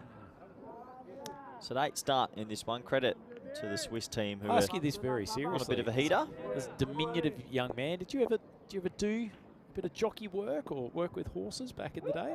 If I wasn't betting on them on the track, not too often as after 4 overs, the score's 20-1. Oh, absolutely serious. I mean, it's a potential athletic career for a man of smaller size. Well, in some countries, you could be the horses. It's 20-1 after 4. Given Cammy's hair transplant, you've got a stallion Well, there. it won't be too long till we'll cut off the air. Vinny Sandu might be turning that car around as he's stolen the commentary car again. But all credit to this Swiss team, Rhino. They are just on song. Since the first morning upset loss to Brno, it felt like, they haven't put a foot wrong. Genuinely hard to believe that they lost that. Yeah. And quite comprehensively. They were clearly outplayed. Well, you mentioned nerves, and you felt like some of the guys were playing in front of the cameras for the first time. Seems like that's finished. As you're going to pronounce this last name for me. I don't. I go for his first name, Thorini Duran. This man, bowling his left arm orthodox, is an absolute bane of the Cossonay cricket existence. And yet, here at Malaga, he has been smoked for a boundary almost every single ball that he's bowled. Yeah, it's a funny one. Bowling at Carter Oval spin is not an easy thing, and that's a lovely shot first ball from Power. A little bit short, a little bit wide, and he gets that one through the gap for 4. Yeah, I think Thorini quite enjoys bowling on the slower, grippier tracks that you find in a lot of the pitches in Switzerland. This deck is just batting paradise against this type of bowling. And that ball has been hit in the air. If he's grabbed it, that's an unbelievable catch. The ball hung up there for an eternity. And young Tassel Cumwell coming out from the wide cover position. Corey, that's a great grab. Yeah, I think there was slight hesitation at first, and then he realised he had to catch up a couple of yards forward, dives forward. You and I have seen some fantastic catches in the last 24 hours, and that's right up there with them. A big wicket goes. We'll have a closer look in the replay. It's 24 for 2 now. Flighted delivery outside off. He cloths it. Brilliant work. That's a perfect technique as well. I'll give you a fact. So this is young Tassel Cumwell last night, who when I referred to him as being quote unquote young, you turned around to me and said, look at his facial hair. How on earth are you calling him young? Have a guess what his age is. 30. That's actually a dead. Yeah. You're a touch off. What is it then? What do you think? He's older or younger than that? Young, just slightly younger, 28. Keep going. No, come on. It's an even number. I can give you some help with that. Oh, he's been pretty effective at deep cover. New man to the crease. And he gets a dot ball. He's 16. I mean, Wow. leaving aside Is he 16? respect for his facial hair at that age, It's a serious catch for a 16-year-old. he's playing pretty well for a teenager. Here he is again, right on cue. Does the mopping up. Doesn't move like a 16-year-old, that's for sure. Look forward to watching him have a bowl now. Did a good job with the older ball back in the first game, and old mate Thorini Duran, he is pretty pleased that he's regained some control. Smack down the ground, but Wakas gets his frame in front of it. Good long barrier. Hey, look, the Zagreb Assassins, Rhino, even though they've lost Babu, you've got to love how they've played the game and the spirit of the game in the last sort of 24 hours. They pushed Pakai Care. They had that famous win a few hours ago. It's not easy to maintain that level. Ballasingam finishes the over, a 1 for 6. Tidy one from him after going for a boundary first ball. And the Zagreb Assassins 26 for 2 after 5. Yeah, we'll welcome you up to the Dream Box where it's all happening. And, well, let's talk about the Zagreb Assassins a little bit. They came into this group as the rank underdogs. They really did, but they pushed Pakai Care last night. And how good was that win earlier? I was watching it on my phone while you and Vinny were commentating. How good was it? Oh, it was absolutely fantastic. Huge moment for Croatian cricket. to be in fairness, they've got, was it 3, as Vinny describes them, Indigenous players in this team. They've actually got those guys really involved. Zanko, the captain's done a great job, but they've come together as a group and really fought hard those last couple of games, and much deserved win for them this afternoon. It was no fluke whatsoever. Well, it's something that they'll cherish for many years, and that's a big appeal, and that's going to be out as Balage's torrid time at the crease comes to an end. It was short, it was straight, and he's going to be back in the sheds. Well, Niazi, that ball probably should have been dispatched over the leg side, but unfortunately for Balage, he just hasn't been able to find his rhythm in this contest, and he's got a slow trudge back to the pavilion, and the Assassins in big trouble now. 3 wickets down. Nice piece of bowling from Niazi. Actually gripped, turned quite a bit, would have clipped the leg stump. Good decision from the umpire, and lovely appeal as well. How can you turn a young man down who's asking so politely? Right, good appeal always goes a long way. Another wicket goes, and Zagreb Assassins, who had that famous win before, it's really hard to come back and pull it off again. This new batsman comes out, and not too sure he's ready here. Looks like the shoelace. And, well, this is an interesting one. Does this go into the time barrier where they get 5 penalty runs because he's technically run out and he's not ready? It's a big call, Corey. Well, they do get 60 seconds, but a shoelace, does a shoelace give you a little bit more than 60 seconds? I guess he could argue that he was standing ready to face. He's got his gloves on. It was a magnificent moment when we saw last night Pakai Care, the batter, coming in, fumbling his gloves, getting all hot and bothered at need to dress himself quickly. Niazi drifts one down the leg side, slightly loose delivery. Yeah, Niazi's been effective so far as well as one of the front line spinners for them. Gets that one a little bit wrong. Hassan Ahmed getting the body behind it with the wicket-keeping gloves. Leg spinner from Niazi. Poor piece of fielding. That's Zabiola there. Point. Carmwell's had to scoot around and back up his teammate. Yeah, 2 bonus runs. Should have been a dot ball. Well, nice shot on the carpet, but yeah, just that on the second bounce, it can always spin that little bit more. And good backing up though. Sort of. Tidy enough. Tidy enough. Another leg spinner from Niazi. It's cut, but this time straight to the skipper, Azim Nazir. It is unusual, isn't it, Corey? You tend to see spinners trying to disguise their variation. Niazi just flits between traditional orthodox off spin and a proper leg spinner. Yeah, he's got some variations, but he doesn't try to disguise them at all. That might be a genuine 2-leg buys. It's a tight second, and they'll get there. So 2-leg buys to the totals. They break into the 30s. Yeah, good bit of work there in the field from Thana Ethurin, Thana Balasingham. It's a fair few syllables to utter in a short space of time. Sure, we'll see his left arm orthodox back at the bowling crease a bit later. Flight from Niazi challenges the batter. Batter responds with a mistimed drive down to long on. Yeah, this Swiss team just feel like they're going to be hitting finals time tomorrow out of all 5 teams with the best momentum. Another shoelace is blown out due to the running between wickets. Good to see the umpires always offering a little bit of help. The umpires have been fantastic, haven't they, Rhino? Always tremendous, to be honest. Looks like that. It sounds like this game's being played in good spirits. Bit of chat between the teams. Yeah, good young talent on display here at Cartermore Oval. Dragged across to deep mid-wicket, and they'll move through for a single. That'll be the over-complete. So 33 for 3 after 6. And yeah, I guess it was to be expected a little bit after the emotions of that famous win before. They haven't been able to really find that sort of mojo for Zagreb Assassins. And that's part and parcel with the sport. We look at that scorecard so far. That big wicket of Babu really held a lot of keys to this game, to their success. But unfortunately, he got dismissed early, and it feels like that sort of closed the game off straight away.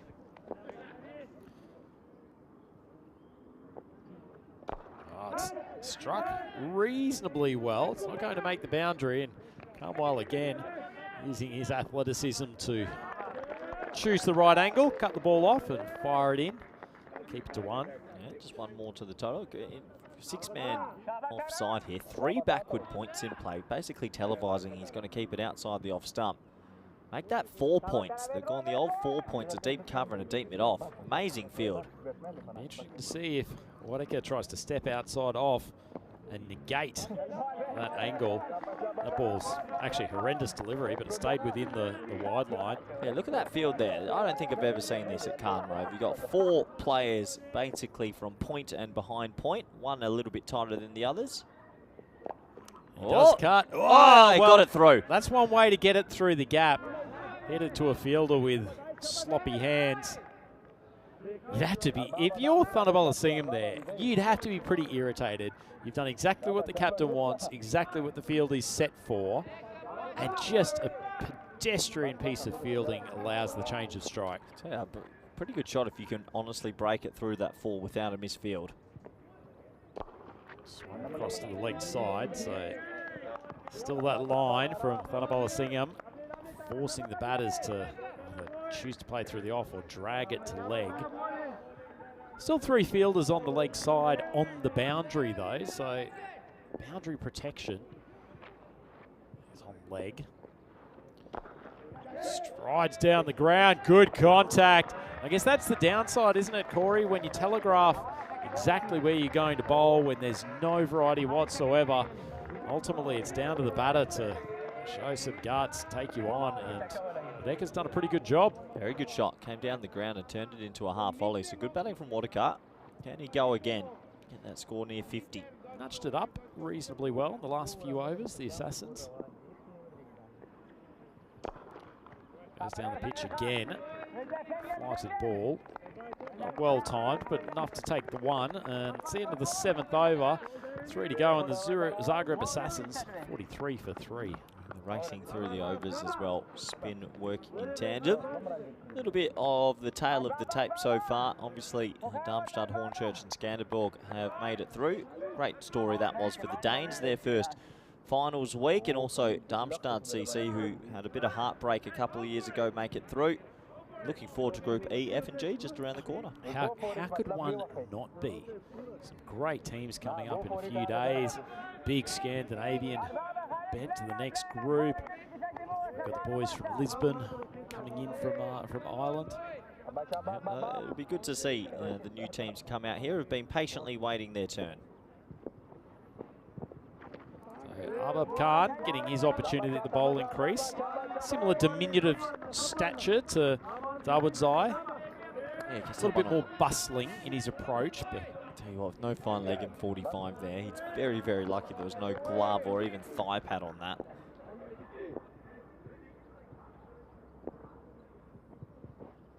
Short ball, that should be pulled. And, that really should have been taken, to be honest. Fielder coming in from backward square. The ball hung in the air for a long time. It's Khalid Niazi who's fumbled what probably should have taken, made good ground. Yeah, it definitely should have been caught. These are little things. Tomorrow, you can make the mistakes now, but tomorrow, Rhino, you can't be dropping that on finals day.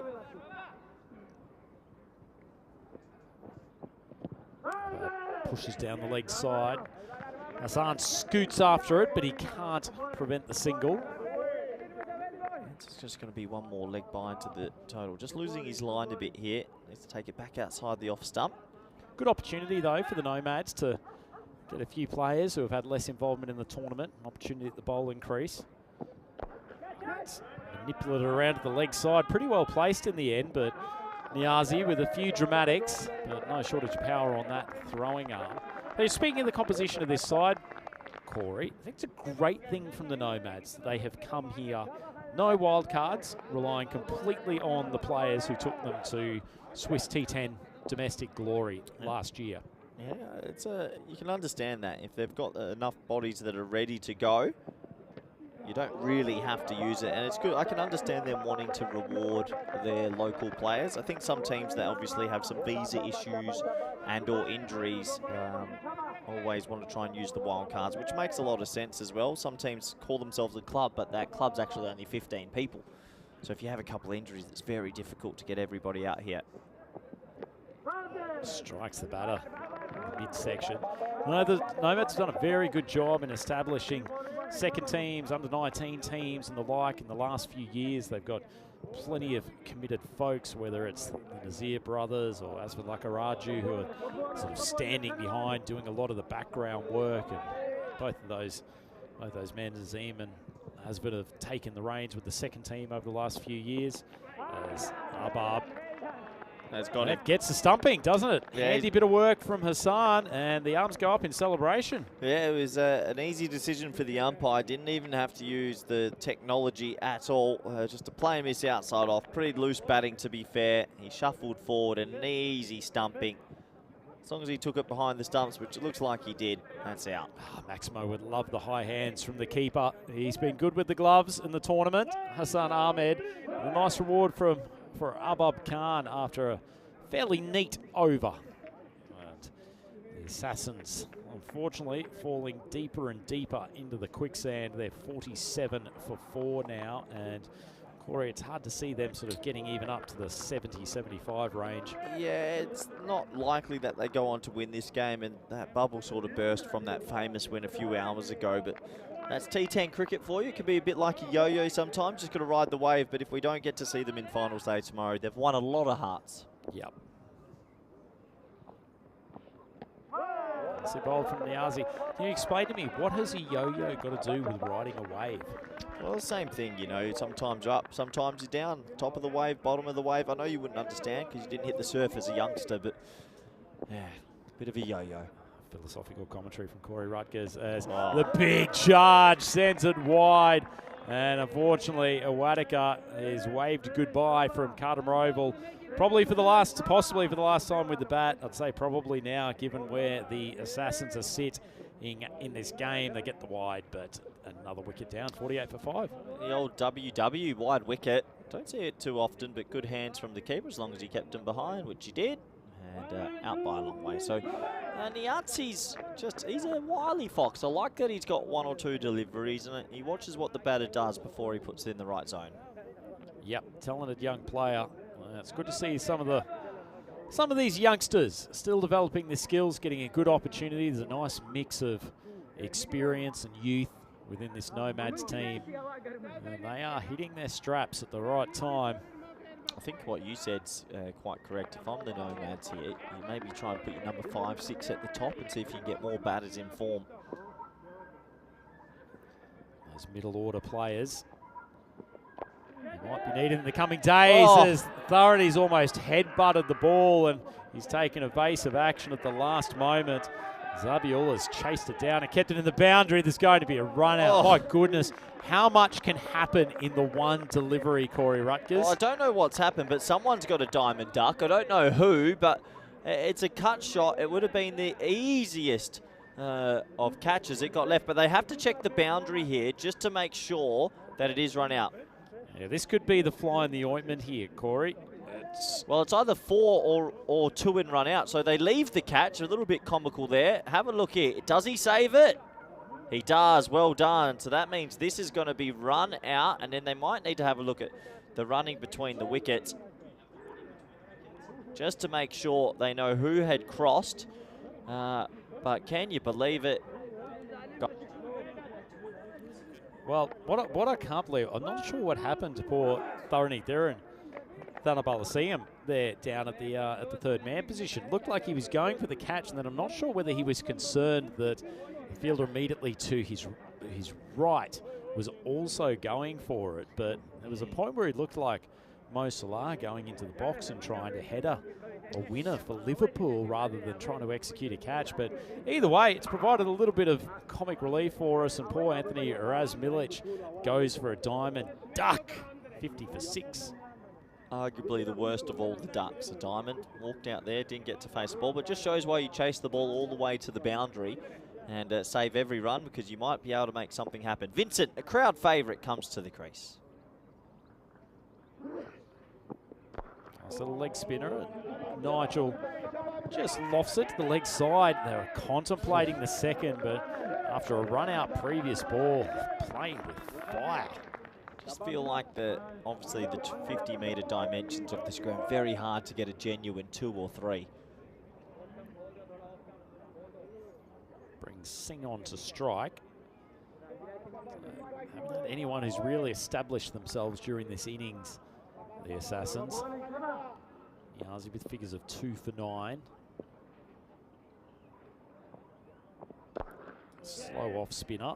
It's just dragged straight down the ground. And Sarwar having to engage himself in the game for the first time since his pair of maiden overs. He really has brought the crowd to life here, Nigel Vincent, hasn't he? Fantastic catch earlier today. Cult hero. It's about the stories. That's what ECL's about. It's about the club players. It's about where their journeys have come from. Rhino winning their local domestic comps. Not about the wild cards or the stars. It's about the little Nigel Vincent and his story and his progression to coming out to Cardamom and taking that amazing catch earlier. It's probably the nicest thing I've ever heard you say. Feeling emotional today, Rhino. Yazi gets the leading edge, and that's an easy catch. And unfortunately, a man who has brought us plenty of entertainment during the course of these 2 days goes pretty quickly. Nice bit of flight from the Yazi, and he ends up with his 3rd wicket. And the Zagreb Assassins, 52 for 7 after 9. Well, it's about the stories, but this one's not so strong for Nigel Vincent. Unfortunately, comes down the ground, skews it away straight to the fielder. So his tournament with the bat comes to an end, but hopefully we see him again in the future on the ECN network. Pretty loose-looking stroke. Well, this is on the basis that that things don't go the Assassins' way in the coming second half of this game, and we saw what they did to Pakai Care last night. They're not going to be that far off that total, provided they can score a few runs in coming over. Good to see the sportsmanship there in the dugout, still giving them confidence as he walked off. But yeah, I don't think we're going to see this score defended, Rhino. I know last night sort of felt like it could have happened, but they still lost pretty comfortably in the end. We have a look at the bowling figures. Strong all round, but Sarwar, the double maiden start, unbelievable. Surprised our scorecard could even keep up with the ridiculousness of so many zeros. As that ball is just struck pretty nicely down the ground by Anupam Singh. Take the 1, and he's joined at the crease by Sajid Khan, who I'm quite looking forward to seeing him rip a few more leggies. Earlier, he bowled very well. The victory over Brno. Took a good couple of catches as well. Tries to heave Babu over the leg side unsuccessfully. They'll be better for the run Zagreb Assassins to have come to this competition as well. If they'll go back to their domestic competitions, and if they win it again, they'll know what to expect if they come to Cardamom in the future. Slow ball from Babu, nicely bowled, pouched by Hassani. They've had the inclination of a stumping at one stage. Cutter has kept well, hasn't he, up to the stumps? Save the umpires walking through to fix the bails. Another change of pace. Might have dragged his foot on that occasion. The arms have gone up from point, and most importantly, the finger has gone up from the square leg umpire. A nice change of pace from Babu. He's done a pretty good job for his skipper in this game, and Hassan Ahmed continues to rack up an absurd amount of fantasy points in the wicket-keeping position. Yeah, he really has. Another stumping, and well, umpire Shub didn't use technology. He said that's just out, so we'll have a closer look, but unfortunately, Zagreb Assassins this innings, nothing's gone right really. Yeah, easy decision for the umpire. Never tried to get it back, just lost his balance, and a bit of a mismatch here, Rhino. Well, you say that, Corey Rutgers, but we know better after the Pakai Care tension from last night. Zagreb Assassins, Pradesh Power gets on one of his heaters with the ball and in the field. Who knows what could happen as Magdalenic comes out to join Singh in the middle. 2 balls left. Khan gets swung and swung healthily over the leg side. It's a Maximo for the Assassins. And a few questions of where has Magdalenic been? Get him up the order. Well, he might be saying to his teammates, you've put me at 10, but surely next time I'm in the top 5. What a shot first ball. Personal highlight for him. Well done. Well, to be honest, with that one shot, he's now the 4th highest scorer of the innings. What if he hits another 6? Oh, it's a big swing, and they have managed to scamper through for a bye, so they've sullied Hassan's clean keeping record, but he won't be too fussed about that. Zagreb have managed to reach the colossal 60 figure with the one off that last ball off their 10 overs, and that was quite a battle, Corey. Yeah, it was a battle. Well, a little bit one-sided, but the Assassins never gave up. They're going to end up on 60 for 8. Credit to the Swiss team, though. They're going to go into finals day tomorrow, the more informed side out of the 4 that make it. They've got a little job to do here. It wouldn't surprise me if they change the batting order up, though, just a little bit to get some more guys some time at the crease. Yep, no doubt, and it's probably not a bad thing. So they've relied on their top order quite a bit, but getting a few of those guys in the middle, whether in particular a guy like Wakas, who hasn't faced too many balls here so far, a few of those younger guys who haven't necessarily got their time in the middle, like Kamwell and even Sawari, to try and get out there and hit a few big bombs, but they are a confident mob at the moment, the Zurich Nomads, and they started very, very well. Unfortunately for the Assassins, Babu was knocked out of the game early, pumped up Wakas there at mid-off taking a catch, and probably don't have any more highlights from Sawari's bowling overs because he managed to get through them with 2 overs, no runs, 1 wicket. Extraordinary stuff, Corey. Yeah, it was extraordinary stuff. We don't often get the double mated. Credit to the Swiss. They just put the ball in the right areas, Rhino. They didn't overcomplicate it. It was tough going for the Assassins. They did find the odd boundary, but just couldn't get on a run in the middle overs. And it was spin. When the spin came on, the wicket started to fall. That was a nice cut shot, however. But yeah, I like the dual spinners, the left arm off spinner, and you've also got a right arm off for your right arm leggy. They've got it all. Yeah, this was an excellent catch. Tassel Kamwell moving in quickly from the deep position.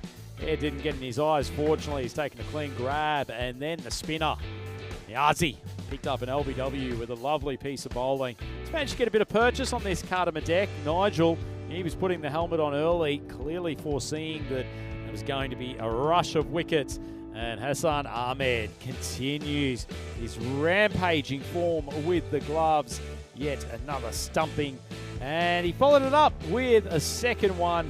And Niazi was all hugs for his wicket-keeping partner. That was even probably an easier piece of work, as unfortunately Raz Milic went without facing a ball.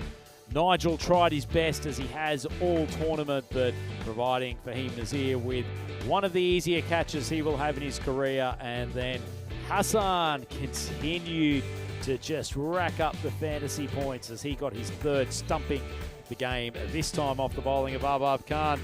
That man, Magdalenic, came out with 2 balls to go and he yanked a Maximo over to the leg side. Brought a few smiles to at least part of the bench, but that last ball, they managed to pick up a single to take it to an even 60, but it is probably not going to be enough to stop this Zurich Nomads batting lineup from pulling in this target relatively comfortably. We'll have a look at the batting card, and British Power, the best of the batters up the top, 16 off 8 before he was a victim to an excellent catch, as we saw from Kamwell off the bowling, Tharani Thiran Thunderball Singham. And down the order a bit, Suraj Wadaka, 13 off 11 before he was one of the Hassan Ahmed stumpings, and a couple of pretty good overs from the spinner. Khalid Niazi showed himself to be a bit of a wicket taker today. He got 3 for 10 off his 2 overs. Good to see Abab Khan getting 2 overs at the bowling crease. He was pretty tidy, 2 for 11, but the man of the moment, Shiraz Sawari, he had 1 wicket, but most importantly, 2 maidens. They could not score a single run off him. Have a look at the mid-match summary. Zagreb Assassins putting 60 for 8 off their 10 overs. So very, very good bowling and fielding performance from the Zurich Nomads. They will be looking to polish off this 61-run chase and take a bonus point and have themselves at the top of the table as we go into finals day tomorrow. It's Andrew Ryan here for the European Cricket Network. Please join myself and Corey Rutgers back in a few moments for the chase.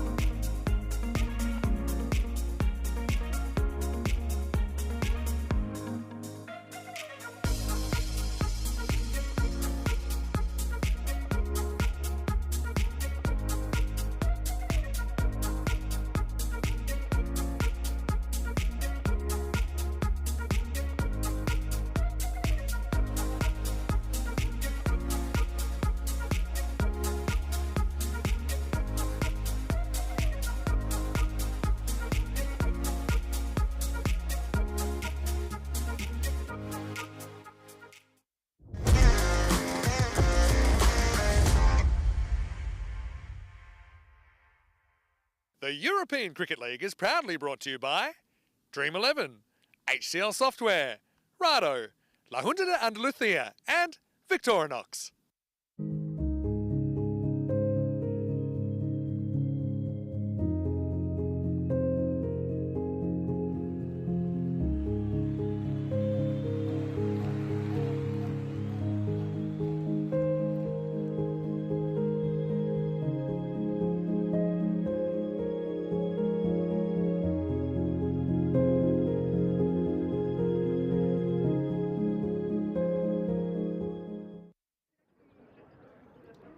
European cricket fans, welcome back to Carter Oval here in the gorgeous Andalucía region of Spain.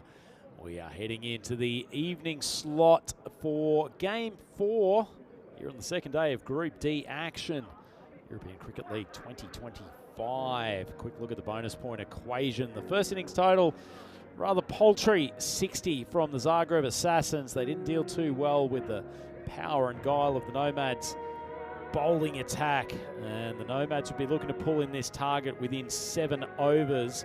Look at the Hall of Fame, the lowest scores ever defended, and the Zagreb Assassins were actually involved in the lowest score defended of all time. Fortunately for them, they were on the wrong side of that equation after they failed to chase 56 put on by Ljubljana back in 2023 at ECS Croatia. But tell you what, if they can, I'm not sure what Corey Rutgers will do if they are able to defend 61, but I can assure you that it won't be pretty, and I'm not sure what will happen to his lovely light grey jacket that he's pulled out for today. So the team's re-entering the field, and it doesn't seem that there's a huge amount of let-up as far as the Zagreb Assassins are concerned. It seems to be Fahim Nazir coming out in his usual opening spot. But in a turn-up for the family connections, it's Azim Nazir, the non-striker's end. So good to see him getting a hit. He's one of those middle-order players that they'd love to get a little bit of strike during the coming overs. Just see if they can get him into some form, because when it comes to winning some of those key matchups tomorrow, when we get to the business end of this group stage, I'd love to have him in some form, because as things get tight, that's when the depth of your squad becomes very important indeed. So the Assassins just getting themselves into position. Babu taking the gloves, as he had throughout this tournament. Unfortunately, didn't get to see the best of him earlier today. He's been so consistent throughout the group stage, and unfortunately, the pace and bounce of Sarwar was too much for him. Spoon to catch to mid off very early, and things didn't really go that much better for the Assassins after that. So Nazir facing ball one from Power. Might have tickled the thigh pad on the way through, so I'm not sure there was really much value in screaming for a catch, but nonetheless, it's at least saved Power with a wide. A little bit of late movement, as he's done throughout the tournament. He's been very impressive. Power in. Babu have been head and shoulders the key guys for Zagreb Assassins.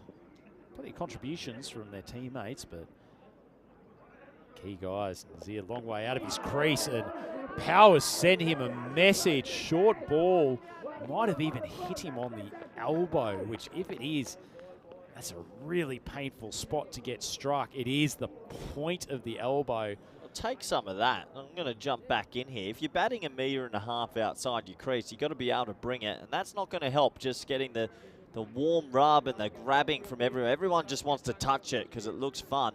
But I tell you what, that hurts. But if you bat 2 meters outside your crease, Power's going to pin you. Power hasn't enjoyed being stood up like that. Tell you what, Corey, I remember getting in the batting in something like under 12s or under 13s to get whacked on the elbow. It is not fun. Sorry to interrupt you here, Rhino, but it's magic spray. You might have to use the whole can here. This could be a whole can job. Oh, that is great magic spraying. It's lucky the ozone layer has repaired itself over the last 20 years, because he's gone. He might be gone here. I reckon he's gone. Oh, yeah, retired, hurt potentially. Well, can you believe it? Parwa has blown his elbow apart, and if the Assassins aren't in finals day tomorrow, they've already done a job for the other teams. Well, it's incredible, isn't it? And a game that Fahim probably didn't need to come out and bat in. I mean, he's smiling, so hopefully it's okay, but that's his top hand, and well, he's bending his elbow. He must be, but he's batting 2 meters outside his crease, and he just goes crunch. This is a grizzly ball as well, too. I mean, for people that don't know, none of us have ever been able to cut it open because it is that hard. Inside it is just something that comes from a different planet, and even Magic Spray won't repair him. He's gone. Yeah, well, it's probably lucky that there's a good sort of, what's it going to be until their games tomorrow? Good 16 hours before he has to bat again. He could be out for the tournament. Who knows? He is moving his arm pretty freely. Maybe just a more precautionary retired hurt. Well, you'd think so. It's not an area you can amputate and still continue, is it? I'm going to go out on a limb. That's the first ever player Parwa's injured in cricket. So he's not the quickest, but he's done his job. Well, he's done something that not many bowlers in Swiss cricket have managed to do over the years, and that is both send Fahim back to the sheds early and blunt his batting power. So congratulations to Pritesh. Lovely little ball to open things up with Hassan Ahmed, who's out there in the middle, probably early. I'm a little bit surprised about this. I thought the Nomads would rejig the batting order a touch. There's 13 cameras on and millions of viewers around the order. If I'm a top order batter, I ain't giving anyone a go. I think they've just stuck to their mantra and said, why you're one of the ultimate team men, Corey Rutgers. Good to see he's smiling at least, but a bit of ice on that and probably just sit down and relax for the afternoon. Hope the other players sort of get these runs. Let's get a little bit of late movement. To be fair to Power, he's quicker than he looks, and we saw him give a lot of trouble to the top order of Pakai Care last night, both with a bit of swing, the odd ball jagging off the seam.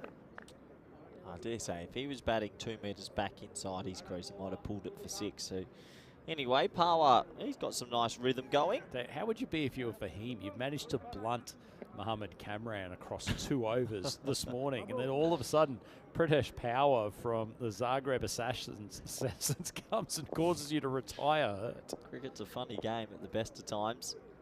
Pretty good over from Power so far though, 9 for 1 off 4. I tell you what, that's an awkward looking shot from Hassan. That ball shot through much lower than he expected. It was short of a length. Yeah, Parwa's been the find for Zagreb Assassins. Just tied him up for a little bit of room there. He's got a lovely presentation of the seam. Really does. Talented cricketer, as we've said a few times, took a tremendous pair of catches last night.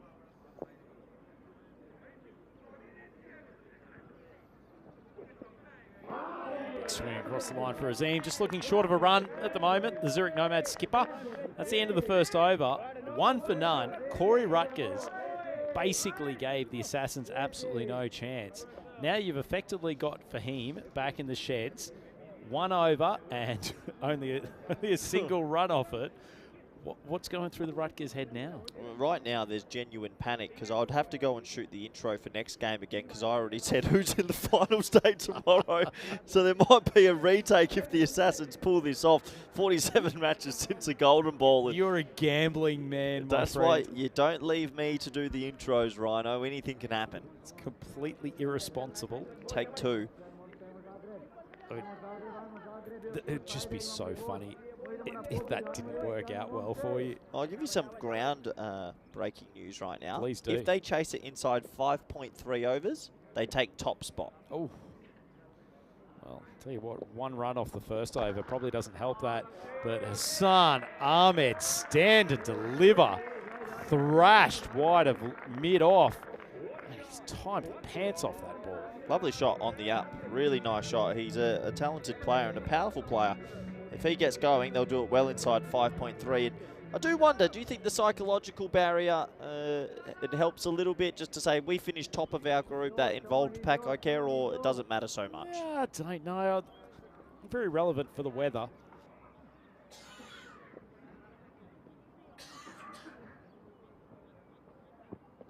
Fuller delivery, big appeal. Did it hold its line enough? I don't think so. Probably sliding down the leg side. Probably missing leg stump by about 2 inches, but nonetheless, decent ball. They've had this happy knack, Zagreb says. They bowl this awkward sort of pace. It's that doesn't come onto the bat, and they get it to go in the air a little bit. He's been useful at the top of the bowling order, Wadaka.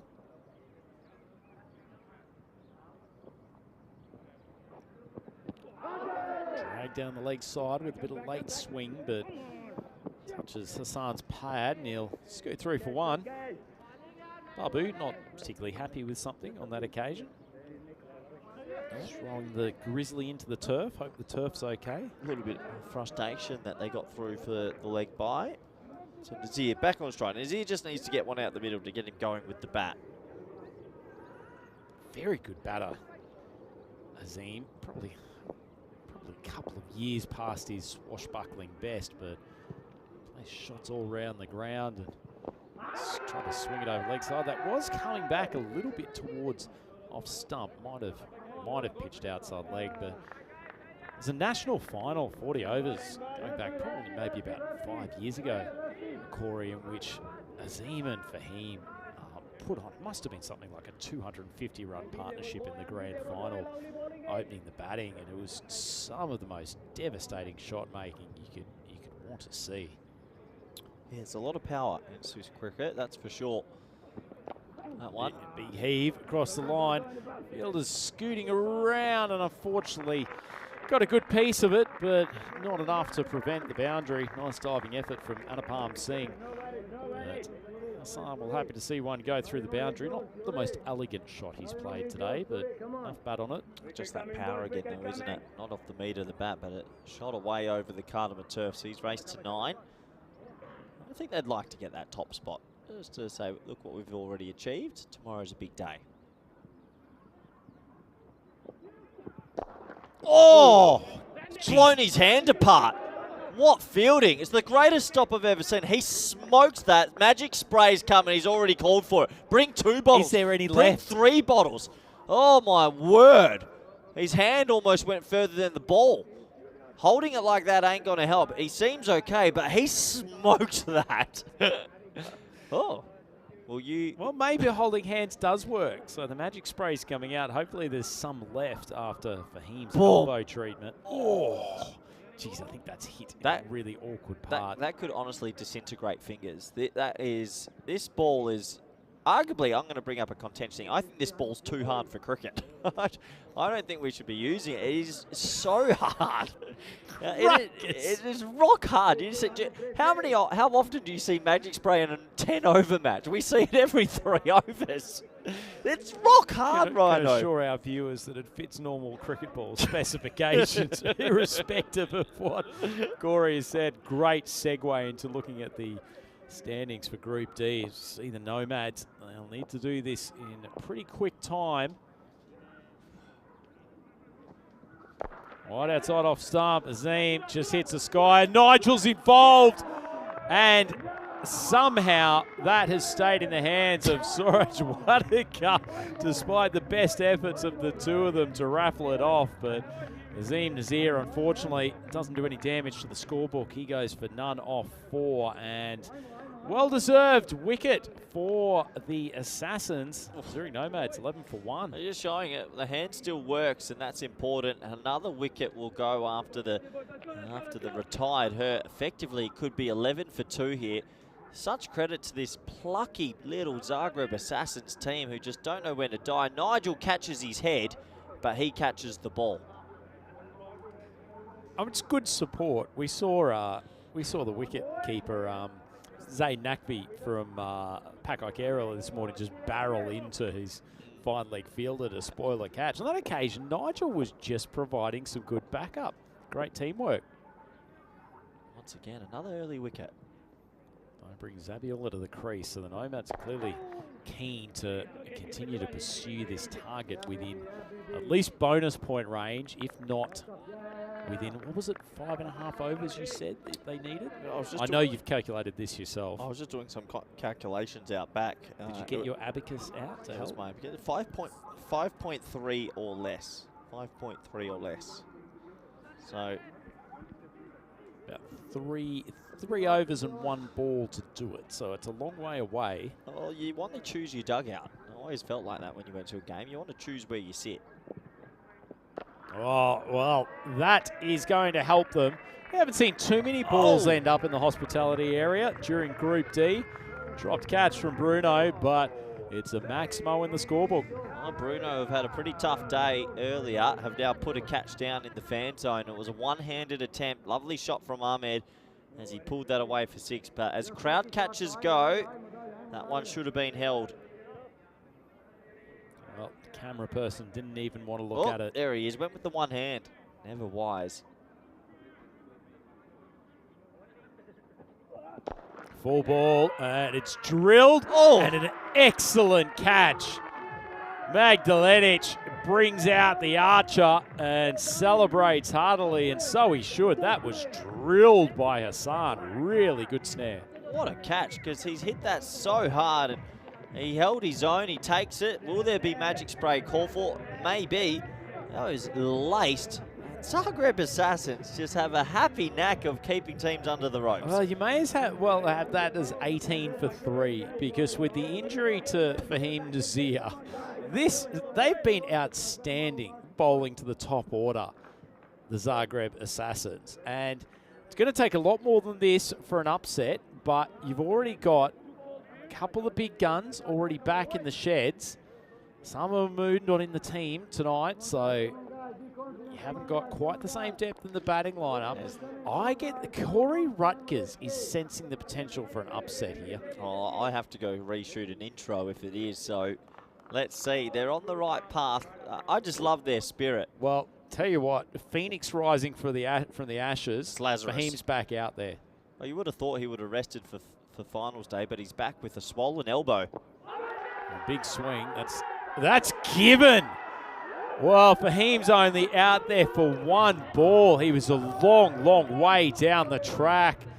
He's already probably a little bit filthy about one of the LBW decisions he had earlier in the tournament. Have a look at this one on replay, but they continue to bowl a good full length, bring swing into the equation, and now the Nomads are legitimately 18 for 3. Well, Lazarus came back. He walked to the crease, and then he gets pinned. This man, Power, it's Jimmy Anderson in disguise. He brings one back down the line, hits him in front of off the middle. The thing is, he's a mile out of his crease. It has a long way to travel, but Shub says, I don't care. That's getting some stumps. Go back to the sheds and put some ice on that elbow, young man. What a game. Don't tell me the Assassins. You gotta love it, Rhino.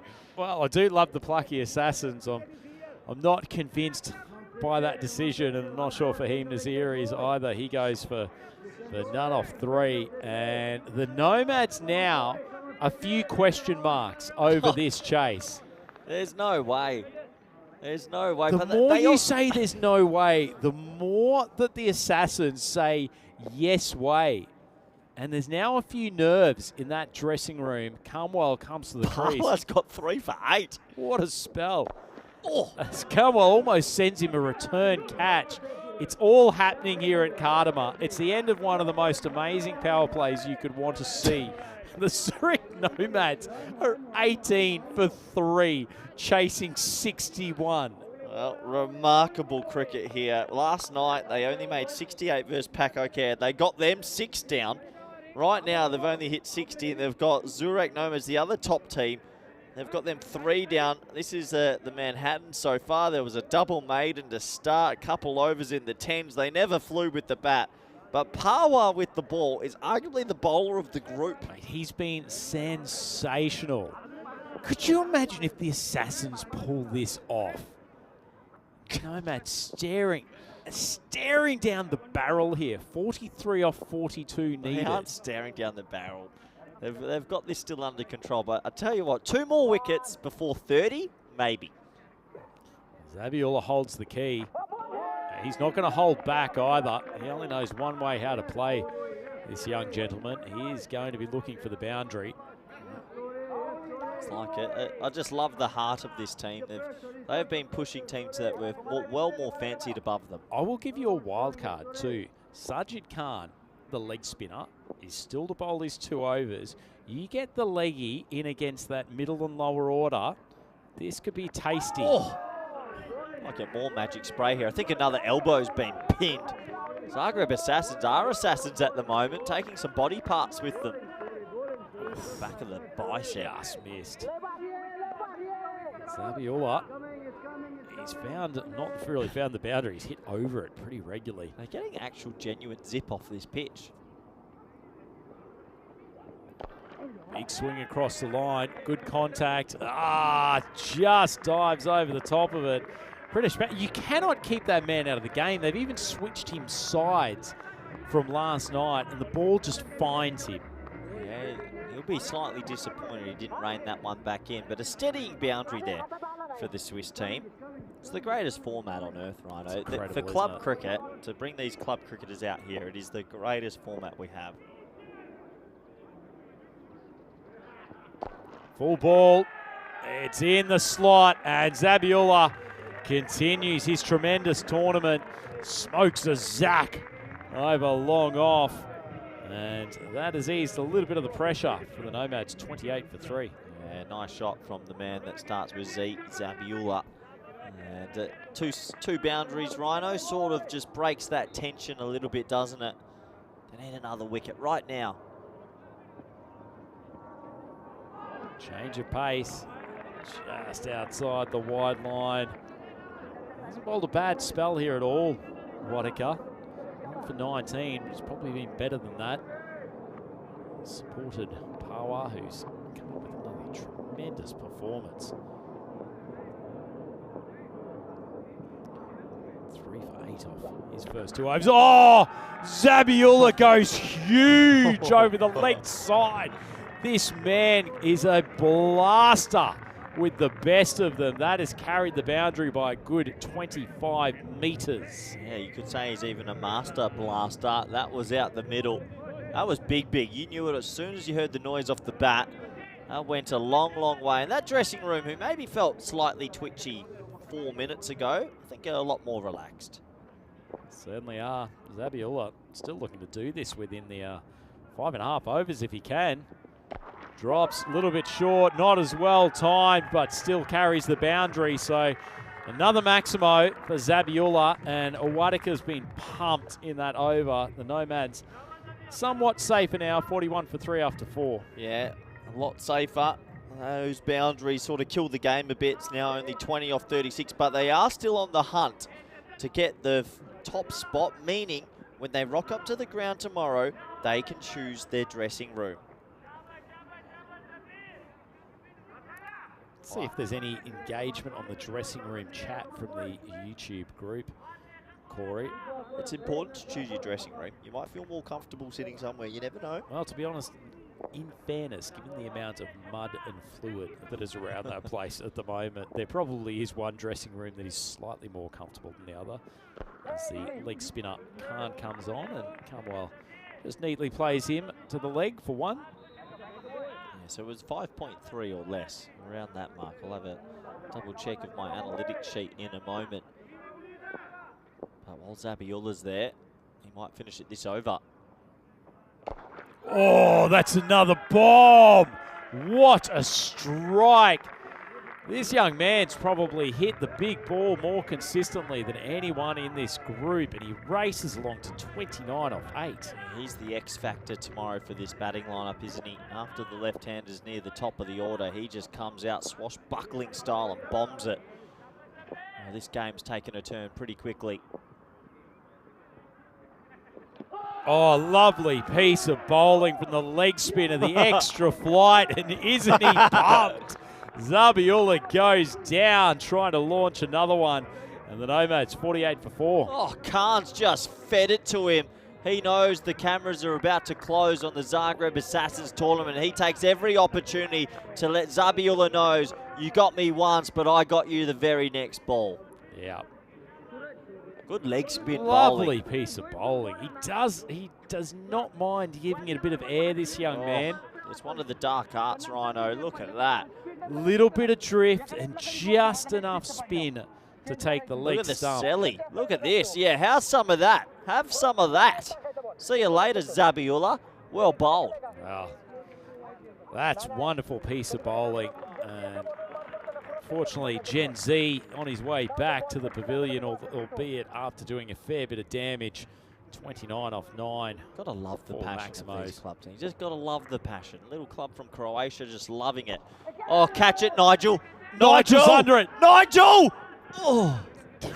He was under it at some stage, but unfortunately, circling back, ended up about 2 metres short. Gotta love Nigel, though. He crowded that ball like a, I don't know, like a clown with the Bulls.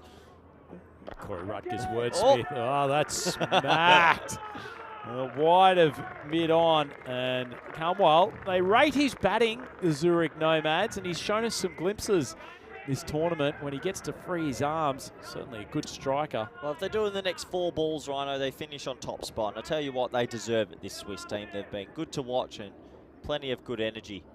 Guard drops short again. I thought Cromwell was going to launch another Maximo, so that takes us to the end of the 5th over. The Zurich Nomads 56 for 4. So, as Corey's mentioned, if they get that target within a couple of balls here, halfway through the 6th, then they will finish top. That's what's coming up next. It's Budapest Blinders versing Brno, and a little bit of a dead rubber, but these two teams will likely play each other in the Eliminator on finals day. So they might be able to get one up on each other here in this one. Quick correction too, Corey. It's 5.4 overs if they score an even 62. Or if they end up with 64, they can go to 5.5, but they won't need it as Cromwell has annihilated the first ball of that over for a Maximo. They complete victory in 5.1 overs, and the Nomads take top spot in Group D. What a win and what a comeback over the last 3 games for the Swiss champions. Yeah, good on them. They've been really, really good in the last couple of games. They're enjoying themselves. As you mentioned, they didn't bring any wild cards. They've earned their way here, and they've brought the same players. They've done what they needed to do. And good luck to them tomorrow. They get to choose the home dressing room because they finished top of the table. And I think out of all the teams we've seen, they're one of the better, more rounded teams in Group D. Yep. Certainly agree, Corey. I think they've probably got that depth in the batting lineup. Might contest it. Well, not sure about that. Big Haas dragging one of his teammates out to the centre wicket celebrations. But as you said, a well-deserved reaching the precipice of Group D. Now let's talk a little bit about Zagreb Assassins. It's goodbye for them, but they have won the hearts. The little team from Croatia with a famous upset win this morning. They've got so many players that we have been impressed about. Pawa, Vedran, Vincent, Nigel. Just a good bunch of humans, and we wish them all the best. Yeah, it's the irony that a team named the Assassins has been the feel-good story of Group D, but nonetheless, they have won over the hearts and minds and made a few believers of Croatian cricket from the folks who have been watching their exploits over the last couple of days. They can be very, very proud indeed. Nice to see them get a really warm round of applause from the Budapest Blinders and from Brno, who are both here giving the Assassins a warm clap and saying thank you, because they have been the best sport team in this group. And yeah, they've won a lot of hearts at Cardimer Oval. Certainly have, but a team that's looking to win a little bit more than that, the Zurich Nomads, things didn't start particularly well for them with Rahim Nazir, their star left-hand bat, having to leave the field after copping a whack on the elbow from the searing pace of Pritesh Power. But his left-handed partner, Hassan Ahmed, took up the slack. A few lusty swings to the leg side, but he made pretty good contact throughout his innings, 15 off 9. Before he was eventually gone. Azim Nazir would have loved to see him get a few away, but they caught by committee and eventually was safely taken. And Nigel there with an excellent piece of teamwork, backing up the potential drop. Hassan whipped one off his hip, as he loves to do, before he drilled the ball straight down the ground into the incredibly safe hands of Magdalenic, who has been exceptional in the outfield, Corey.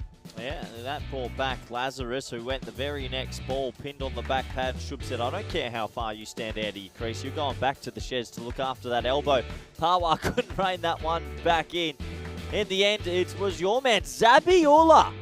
It's a good name, to be fair. He came out, bombed some sixes, and he killed this contest. Yep, Gen Z Zabiola. He's been a star of Group D so far. He hits a big, big ball, and he could be a key weapon for the Nomads when it comes to finals day tomorrow. Look at that slap over the boundary. He's a powerful striker, and you can see why he's become such an important part of their T10 makeout. And also, good to see Taslo Cumwell launch a few towards the back end of the innings. He scored 14 off 5, including hitting the winning runs. But before that, what a gorgeous piece of leg spin bowling from Sajid Khan. Oh, those are the moments, and he fed it to him and absolutely loved it. Why not? That was the 6 that ended it. Some raw emotion showing, because that confirmed their top spot. They deserve that top spot, I think, Rhino. They have played, since that shock loss maybe on the first morning, they've played the best cricket overall. And there's the team camaraderie you love, just dragging your teammate out to shake hands. That's what it's all about. Certainly is, and great sportsmanship from both teams here. Plenty of smiles on faces, which is excellent to see. Another good win, though, for the Nomads, and as we said, they've done it in quick enough time that will take them to the top of the Group D table, irrespective of what happens in the final game tonight. So look at that batting card. A few dramas up. Not too often that the Nazir brothers wouldn't contribute a single run between them to a Nomads scorecard, but funny things happen in T10 cricket, backed up by Hassan Ahmad, and in particular, Katil Zabiola continues his tremendous tournament, 29 for 9, the standout innings. Yeah, pretty comprehensive in the end. Let's have a quick look at the bowling scorecard before we wrap this one up. 3 wickets for Parwar. Let's talk about him once more. What a player. He's been an absolute star of this He's group. bowled out, he's in, he's fielding brilliantly. I hope we see him again. Parwar, you've led the flag really well. Yep, certainly has. 3 for 8, and he's been exceptional with both ball and in the field, and has really been a shining light for the Zagreb Assassins, who finished their tournament with a gutsy effort here. 60 for 8, but unfortunately, once again, problem for them, not enough runs on the board, particularly with Babu going early in that game. The rest of the lineup just couldn't back him up, unfortunately, and the Zurich Nomads have chased it down 5.1 overs after a bit of a rocky start, but they finish Group D, top of the table, which will give them some confidence going into the games tomorrow. But it means we have one game left, Corey, and so they won finishing a little bit early. We've got a 40-minute break till we are back on air for the final contest in Group D. It is Brno up against the Budapest Blinders from Hungary. So, Corey Rutgers, centre ride for the European Cricket Network. This is ECL 2025. Please come and join us in 40 minutes' time for the final game tonight.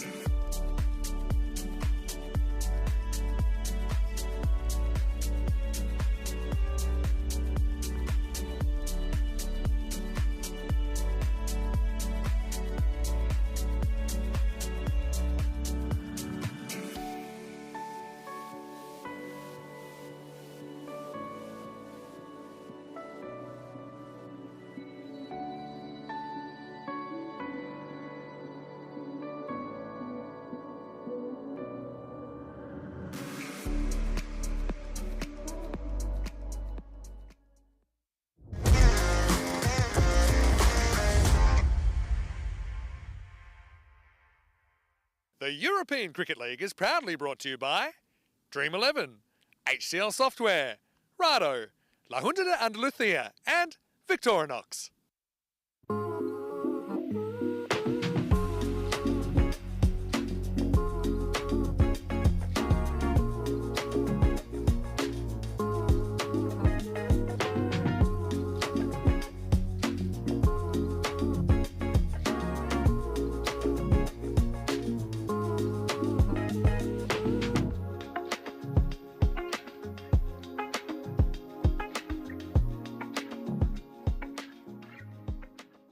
Hello everyone and welcome back to the ECN Network. It's our final Group D group game. We've got the two captains at the coin toss with Ian Ramage. It's Brno taking on the Budapest Blinders. Let's see what happens at the coin toss.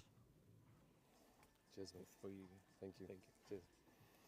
Okay, Brno, you're the home team. You will toss the coin. Okay, Blinders, the away team, you call. Rado. It's been called Rado. It's come down European cricket, so you've won the toss. We'll have a bet first, please. Okay, toss on by Brno, who will bat first.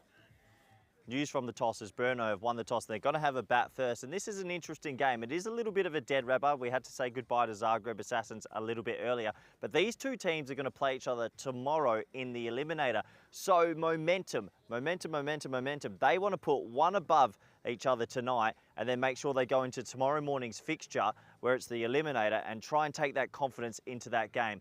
Brno had a pretty disappointing match earlier today. They had an upset loss to the Zagreb Assassins. They're really reliant on Dylan Stain to make a lot of runs, and I'm looking forward to see how he bats under lights. For the Blinders, their bowling attack's been pretty sensational so far. I like the look of Mulder. They've got a lot of talent in there. Stefan Gooch with his outswing as well, but they're going to need some support from the batting unit. Can Mars Barji or Ghani get himself going? If those two can click with the bat, I still think Budapest Blinders could create some shocks in Group D. It's our final group game for Group D, finals day tomorrow. I'm super excited, and also there's a man excited waiting for me in the commentary box. It's Andrew Ryan. Thank you very much for that comprehensive opening, Corey Rutgers. And tell you what, between your jacket, between your hair and the background of the clouds, there's a fair bit of grey in that presentation opening, but either way, there's plenty of Technicolor fireworks about to explode here at the Cardimer Oval between a match where probably not too much pressure on either of these two sides. They're locked into the spots of 3 and 4, so they'll play the first game tomorrow morning. But it does see the return of Riaz Afridi to the Brno lineup, so an injection of pace, an injection of hostility. Daniel Akbar and Rahul Gael coming into the Budapest Blinders.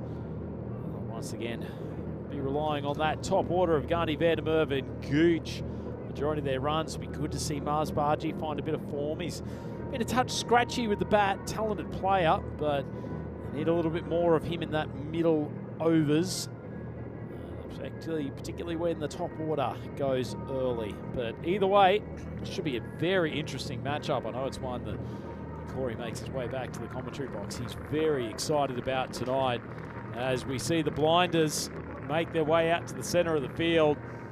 Well, thank you, Rhino, and I'm glad I've come in right now because this match has no importance whatsoever on the competition. It is what you call a dead rubber. However, ChatGPT, I've just gone, what are the best dead rubbers ever? Spain, Nigeria, 1998 World Cup. Spain were already eliminated. They lost 3-2 to Nigeria. Cricket, South Africa, Australia. Australia had already won the ODI series, and then South Africa chased 4-3-4 in the dead rubber. Didn't realise that was a dead rubber game. Formula One, Brazilian Grand Prix. Sebastian Vettel had already won the championship, but had produced one of the greatest safety cars and races ever. There's no such thing as a dead rubber, Rhino. Bring me the action. Bring me the supercomputer. I'm fizzed up. I told you Corey Rutgers was excited, and reasonably even matchup according to the supercomputer. The Budapest Blinders 64%. Brno 36. And before we lock horns on the field, quick hello to everyone in our YouTube chat, particularly Thomas Martinez and Paul Kempen, who have said hello to me, completely ignoring the presence of Corey Rutgers in the commentary box. So massive props to you guys. Who missed me there? Don't worry, just two good blokes, okay. Thomas and Paul. Just a quick one on this chat GPT thing. It's actually solving all my life problems. Do you think it could commentate for us one day? Just an automatic dead rubber game? Virtual rut. Just put your best phrases in there. Oh, shot. Dog. We're all set to go. So these two teams will play. Nothing could replicate your occasional misstatement of words and your unique philosophy. Thanks, Rhino. These two teams will play tomorrow morning in the Eliminator. They want to get one above each other for now. Hey, look, it's practice under lights that you don't often get, because if one of these teams get on a heater tomorrow, they will have to win it under lights. Let's get underway. Ball number 1 in this pretty important non-encounter. I'm going to make a suggestion for you in a sec. I want to see what you think. That's a lovely piece of outswing from Ahandas. Haven't seen him with the new ball in the tournament. One thing we have a common debate about within the sports industry is whether or not objective commentary or biased commentary is a better thing. I've got a proposition for you here. Why don't we pick one each of these sides and go for completely biased commentary over the next hour and a half? What do you think? Well, I'm all keen for it. All right. Who do you want to go? Who do you want to back? Blinders. So you're going for the blinders. Lovely shot from the Brno opener. Lucky not to penetrate the field, but Staines looking good so far. Ahandas, he's actually from the school of Stuart Broad. He's learned his cricket in the UK. He was in the academy for many years, and he just takes it around corners under lights. Pretty sure Vinny Sand will be sending a message in soon. Just way down the leg side. Desperate appeal, but not really sure what the blinders are going on about. Yeah, there was a noise, but I'm pretty sure that was all pad. Let's have a closer look. Dylan Stain, no relation to Dale. Gets all pad on that one. He's a good player. This is the first time I've actually commentated on Brno live. I'm looking forward to seeing him bat. Hopefully he gets himself in. Oh, beautiful strike. Stain, he's played some nifty innings in Group D so far. And if Brno are going to go a bit further in this tournament, I get the feeling that this opening partnership of Ratul and Stain, they need to be the backbone of their batting innings. It's a pretty loopy swing, isn't it? Not too much pace on it, but he does get it to go a little bit. Carved out to cover. A loopy ball from Ahandas, just driven calmly to Van der Merwe, who swoops in and keeps it to 1. Some serious biceps does Van der Merwe. So these are our stats guns so far. We've cracked over 9,000 runs now and total wickets over 400. Exciting times as the run rates have been going up and down all over the place. The outswinger from Ahandas beats the outside edge of Ratul. That's the end of a relatively subdued first over, 6 for none. Yeah, a little bit of fishing there outside the off stump. Yeah, just a quick look at those stats, but interesting to see how the run rates fluctuate from group to group. Obviously the 14.7, there was a big gale that was helping the batters hit straight, and also it was very wet conditions. But overall, the average around 12.9, so 129 is the par first innings. Been a significant drop in the run rate here, hasn't it? Well, really looking forward to seeing a bit of Group E, F and G. Let's skip to Group F. I mean, it's the Jersey teams coming in. I suspect we'll have a fair few fans making their way out to Kardama during the Group F period. Yeah, you'd think so. Look out for Istanbul KSK. Heard they've got a very good team in Ljubljana. Unfortunately, I'll be away that group. I'm having a break, so it'll be up to yourself, Rico Full, who will be back. Vinny Sandu to bring all the action from the commentary box. Tell you what, one thing I'm pretty glad about is not having to pronounce Afyon Karahisar every time that we have a Turkish team step onto the field. Istanbul, slightly easier on the tongue. Here comes a man that's definitely got some skills about him. Ahmed now, left arm seamer. His first ball under lights.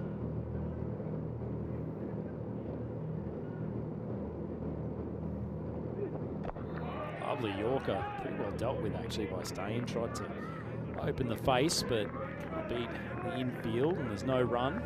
Do you buy into the chat that a win here helps them tomorrow versus the exact same opposition, or do you just think it's more like a practice run? Not sure it helps. I'd much rather go into tomorrow morning with a win rather than a loss. It also depends on how you approach. I think some value in this game, potentially, of giving some of your middle order batters who may not have had so much time at the crease a bit of a chance. Popped up just short of Vandermeer. Throws the ball straight into the turf, so not quite the pace needed, and Masbaji no chance with the run out. I'll pose you another question. They've both gone with their traditional openers and traditional opening bowlers. Would you have not shown the opening bowlers to the opening bats so that they don't get a match up for tomorrow and get an early sider? It's an interesting call, Corey. It depends on how much confidence you've got in your bowler, because if he works him over, then they might actually go out tomorrow with a few nerves. Oh, it's a lovely shot. Swung away to the leg side, and despite the best efforts of Mohandas, has gone for a flying grab. Does carry for a Maximo. Yeah, beautiful batting. I just feel like maybe missed a trick here. If this was in my old coach's book, I don't think I'd be showing them a little bit of what Ahmed is, because Dane knows what he's facing tomorrow now, and that's a beautiful shot, little pick-me-up. And how good does it look to have a left-hander using a Gray Nichols? Oh, the aesthetics. It's beautiful. Left-hander and Gray Nichols, just perfect. Andrew Strouth, Matthew Hayden, just to name a few. Too much for a young man to take. Full ball, just whipped across. Pretty ordinary shot from Stain. And well, Ahmad, he's now got the wood over the left-handed opener from Brno. He picks up a wicket with his 4th ball, and the Czechia team 12 for 1. Sort of as if he checked the shot, just didn't go through with the full bunger, excuse the pun. Yeah, Ghani ain't going to miss that. He needed a confidence builder, probably Ghani as well. To be fair, given how he's caught in the tournament, Ghani could very easily have missed that. Be disappointed not to have just smacked that away. It was a low full toss, and not the greatest of deliveries, but it produces the result. Tell you what, the low full toss, underrated ball. Not sure that quite got into the low category, but either way, it surprised Stain enough and flicks a ball to mid-wicket, and it's the last we'll see of him with the bat today. Notice that they've actually got their first names on the back of their shirt and not the last names to Brno. What's your thoughts on that? I don't know. I'll tell you a story of our old Redcliffe City indoor cricket team who decided to go even a little bit more random and put the surname on the back of the shirt and then our first name on the back of our trousers. We had one chap in our team, brilliant left-arm bowler, Sean Vandermeer, spelled S-H-A-U-N, who had what was only considered as a bit of a large backside, and the U from his name, so the A from his name used to disappear, which caused a lot of amusement at the back of indoor cricket courts around the tournament, including one mum who actually asked, "Is his name Shut?" Oh, poor Shut. Well, that sounds like an interesting team you played for, Rhino. It's probably a good story to tell, given that just about everyone in Australia should be asleep in the middle of the night now, so not likely to get any Facebook messages from the SVDM, but if he's watching, I hope you're enjoying the cricket from Cardama Oval here in Spain. You'd be surprised. I think a lot of viewers stay up through the night, wherever they're watching from, to get in Game 5 of the day. Or even wake up early. Correct.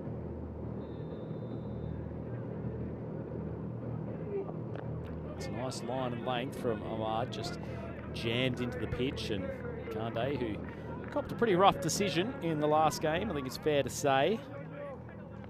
And that brings us to the end of another over. Good over there for the Blinders, 13 for 1. Glad we got a replay of that ball. It's looking like a pretty clean night sky in comparison to what we've had the last couple of days, but a good chance, Corey. Yeah, this is Group D. This is why it has turned out to be a little bit of a dead rubber under lights, because these two teams are confirmed to play the Eliminator tomorrow. Zagreb Assassins will be slightly disappointed that it's the end of their tournament, and credit to Zurich, who have claimed top spot. They will play Pakai Care in the qualifying final with the double chance tomorrow. Be interesting to see those two teams come up against each other again. Indeed. Hunter's coming in for his second. Big loopy in-swinger, just drilled out of the leg side, and can't say it was the most invigorating chase of a cricket ball that I've seen. Yeah, Vandermeer is not known for his running, or there for his power. 2 to the total. Brno have had a tough old day with the bat. Obviously, Zagreb Assassins shocked them earlier, but Just need to get a couple of boundaries here. We'll turn around very quickly in this T10 format. Ratul's still out there. Got one of their top batters around, and Kande, he knows what he's doing with the stick. Swung away, square on the leg side. Van der Merwe once again scooting around and keep it to a single. Cut the tension with a knife here tonight, Corey. You can with these two teams, obviously plenty to play for. 13 camera stream, and not often that you come out to Cardamom Oval, Rhino, and get that opportunity to play in front of friends and family.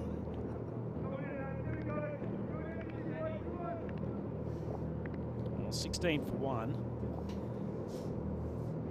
2 balls into the third over. Got good control of his swing, Mohandas. I've seen him a lot around the Hungarian cricket scene. He's a talented player.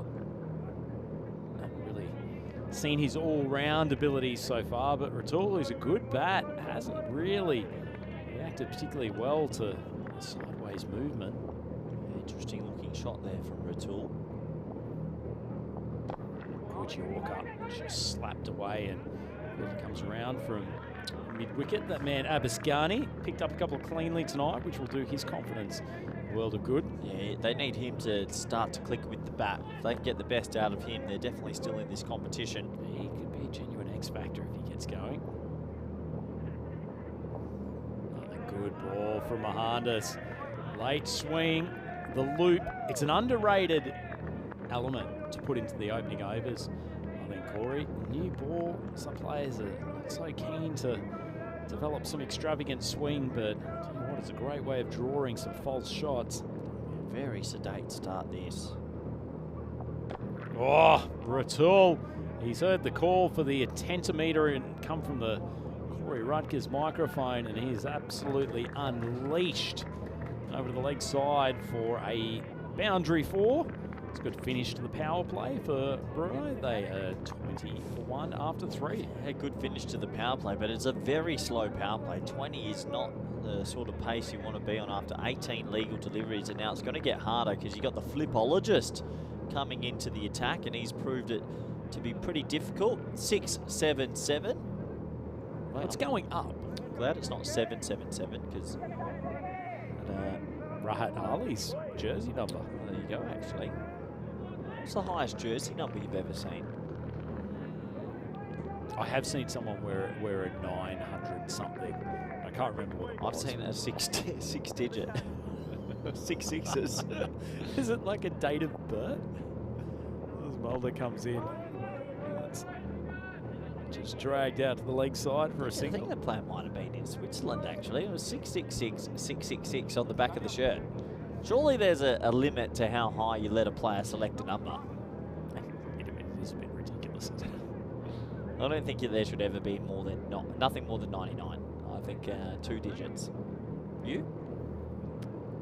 Yeah, I think, well, I say 3 digits is ridiculous, but Chris Gale pulled it off quite well. Yeah, but that's the universe boss, isn't it? There's nothing he can't do.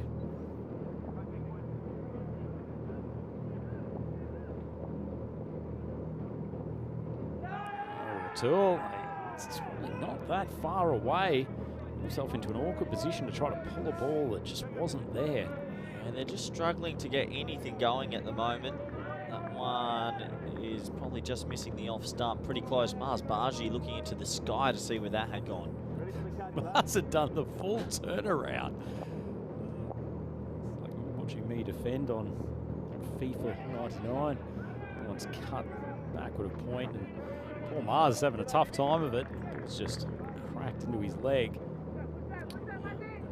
Good defensive display of bowling from the Budapest Blinders, who have had a pretty tough couple of days. They've shown glimpses, but I don't think we've seen the best of them yet. Maybe this is their match. I think for me, they're the unpredictable unit of tomorrow. They've got I think they've got a higher ceiling out of themselves than Brno, as Ratul just decides to make a mockery of what I've just said by swinging the ball around for a much-needed Maximo, I think it's fair to say. But Much needed. the blinders, if they put things together, particularly if that top 3 can get going, there's no stopping Van der Merwe when he gets into full flight. They've got enough with the ball, and in particular, if Mulder can keep on just building on what he's done the last couple of days, I wouldn't write the blinders off just yet. Oh, that's strike in front, and the umpire's finger goes up. The nodding head of Muller gives the batsman a little alpha pat on the back as he goes past. Sends him on his way. It's nice pitch bowling from the leg spin guru. Yeah, he picks one up finally. He hasn't had much luck with the ball. We've found a lot of inside edges have been going past the stumps and whatnot in other games, but this time he gets it right. 3 reds, you're out. Let's have a closer look at the decision.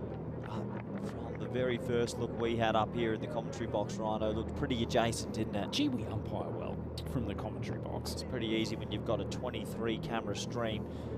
Mulder just got that one right. Let's have a closer look. Did it pitch in line? If it pitched in line, it's out. That's the only question mark, but fair enough. I'm not even going to analyse this. It was plumb the first time that I watched it. Yeah, fair enough. Sometimes it's always the one look that you always just know. Ratul goes for 11 off 9, 29 for 2. So Ratul, he'll be disappointed with that. He's fits and spurts for him. Well, what's happened to their batting today, Brno? They've really struggled to get the ball away, Rhino. That impressive win against Switzerland on the first morning feels like an age ago. It does. Feels so long ago for the Czechia reps. But a little bit of drift, a little bit of misdirection. Bargy does well to smother the ball. Yeah, Mars. Might have felt like there was half a chance here. You see the feet swapped over. Lovely delivery, just shoots off the deck, and Khan plays and misses. It's the end of another scintillating over. Brno 30 for 2, 4 overs gone. Yeah, 30 for 2. Very good start from the Hungarian champions who got here in a bit of a peculiar way. There was matches were taken to the courts. There was pitches dug up, ice put on the pitches. It went to the legal proceedings, but in the end they got their way here, and that's why you should always have a good lawyer at whatever club team you play for. Is that a true story? It's a true story. If you want to have a good I laugh. knew there was some controversy at the Pretty back end of the Hungarian system. I did not. Could you imagine being a judge in the Budapest Supreme Court? You'd be surprised how many little stories over Europe where teams end up taking them to court and whatnot. Well, you can see the boys pretty happy with their work so far. 30 for 2, bit of man love. I'll tell you what, there's a few slender bodies there. I reckon a hearty pat on the back from big Stefan Gooch could end up cracking some internal organs of Paul Mohandas. Just a slight delay in proceedings here. Bit of a fuel stop for a few of the players. It's that time of day again where they're giving the players a little bit of a minute to break their fast for the day. Can I take 30 seconds to take a drink and you just keep the viewers entertained for a moment? You may. So 30 for 2. Yes, the Budapest Blinders are in control, and win here would confirm 3rd place in the group. And, well, you never know, could be handy if there is wild weather in the morning. There is always forecast rain out here. We haven't had any in the last 2 days that have made us miss some cricket. So over number 5 begins. Back Rhino. So scamper through for a single. Yeah, it just looks like Brno have just lost that batting mojo they had on the first day. Yeah, certainly. It wasn't just the openers did the damage there, but they put a pretty hefty total on the board, which the Nomads didn't really ever feel like they were in the hunt for. But all of a sudden, where the teams have just worked them out tactically, or they've just lost a bit of that energy over the 4 games, feels like they're a bit flat. Khan plays and misses outside off stump once again. Khan versus Khan at the moment. Yeah, they're battling for the first initial. Yeah, just sometimes as a batting group you have a poor game and you can fall down the mountain pretty quickly. Just need someone to have a good over. It's neatly defended to the offside and fielded by the skipper, Ali Farasat, and they'll keep it to 1. Finally, Mars Bargy gets a throw to his chest. Kunde's seen 7, 4-7. time to go. The run rate 7. Cooch he'll be happy with his team so far, delivering a pretty impressive display with the ball.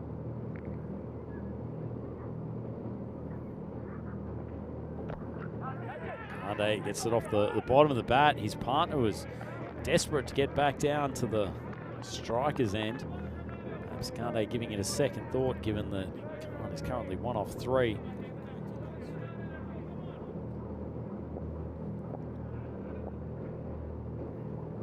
Brno 32 for 2.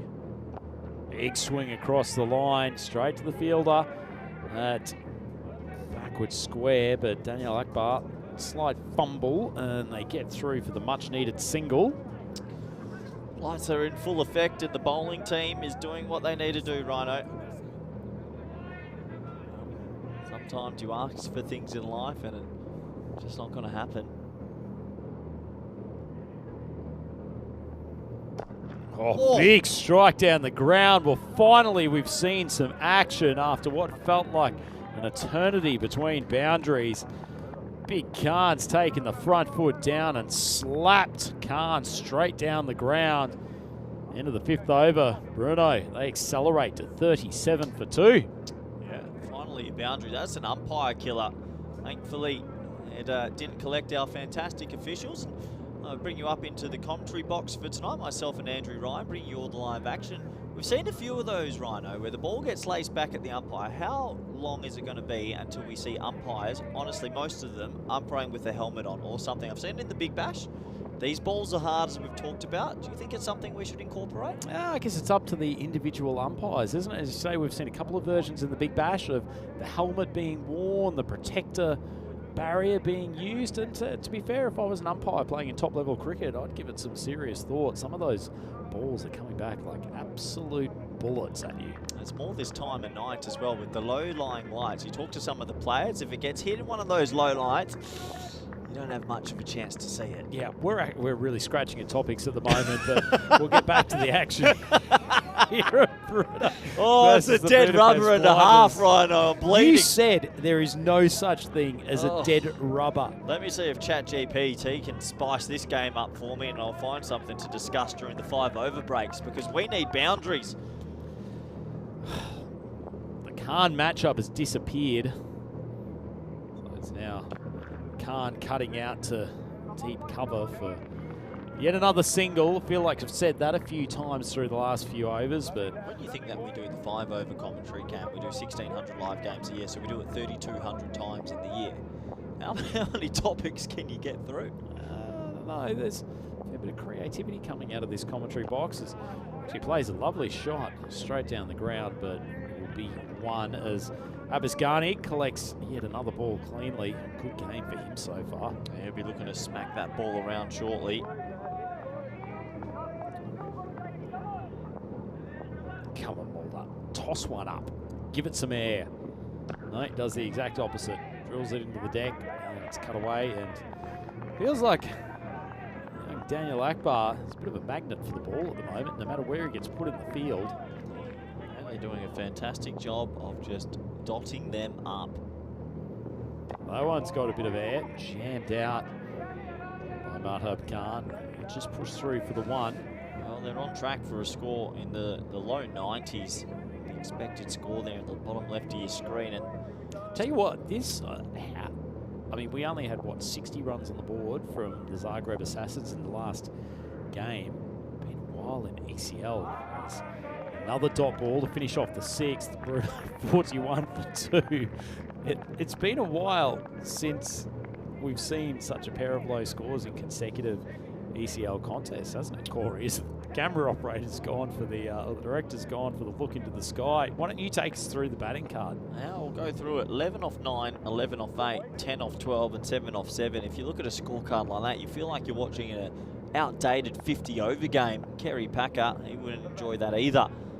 41 for 2 is an extremely slow start with only 2 wickets down, and just feel like Brno have lost their batting mojo from day one. They look all at sea, to be honest, and these strike rates from the batters are only around 100. Well, I also don't really understand this too. I mean, if you're prepping yourself for tomorrow It's all well and good to face a couple of balls, but you've got to get yourself flowing with some attacking and aggressive shots. The only thing I can think of, how often have some of these players played under lights?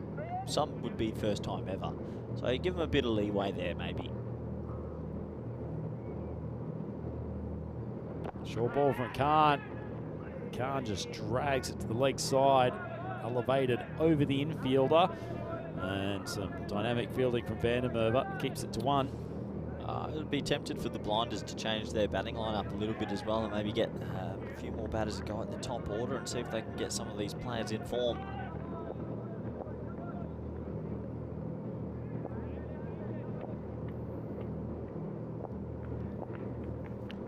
Two for 2. Khan bowling pretty good spell here. Big swing. Khan Day hits it into the Khan Knight, and it's an excellent catch. Very, very well taken, because that ball was in the air for an awful long time. Wouldn't have been easy to pick up in the night sky, and Jacob Mulder's taken an excellent grab coming in from the deep. Very good catch from Mulder. He called it straight away, ran about 20-25 metres and slid in to take the catch. Big smiles for the Budapest Blinders tonight, because they are loving this at the moment. They are completely dominating the team they're going to play in the Eliminator tomorrow. Yep, certainly are. And this is a bit of a slap across the face for the Czechia champions. They just cannot get any rhythm with the bat. It's a pretty disciplined bowling by the Hungarians as well. Yeah, this game just turning into a bit of a damp squib as Norkunde, 10 off 13, but my worry there is the strike rate from one of your senior players to be striking at 76.92. That's a worry going into tomorrow.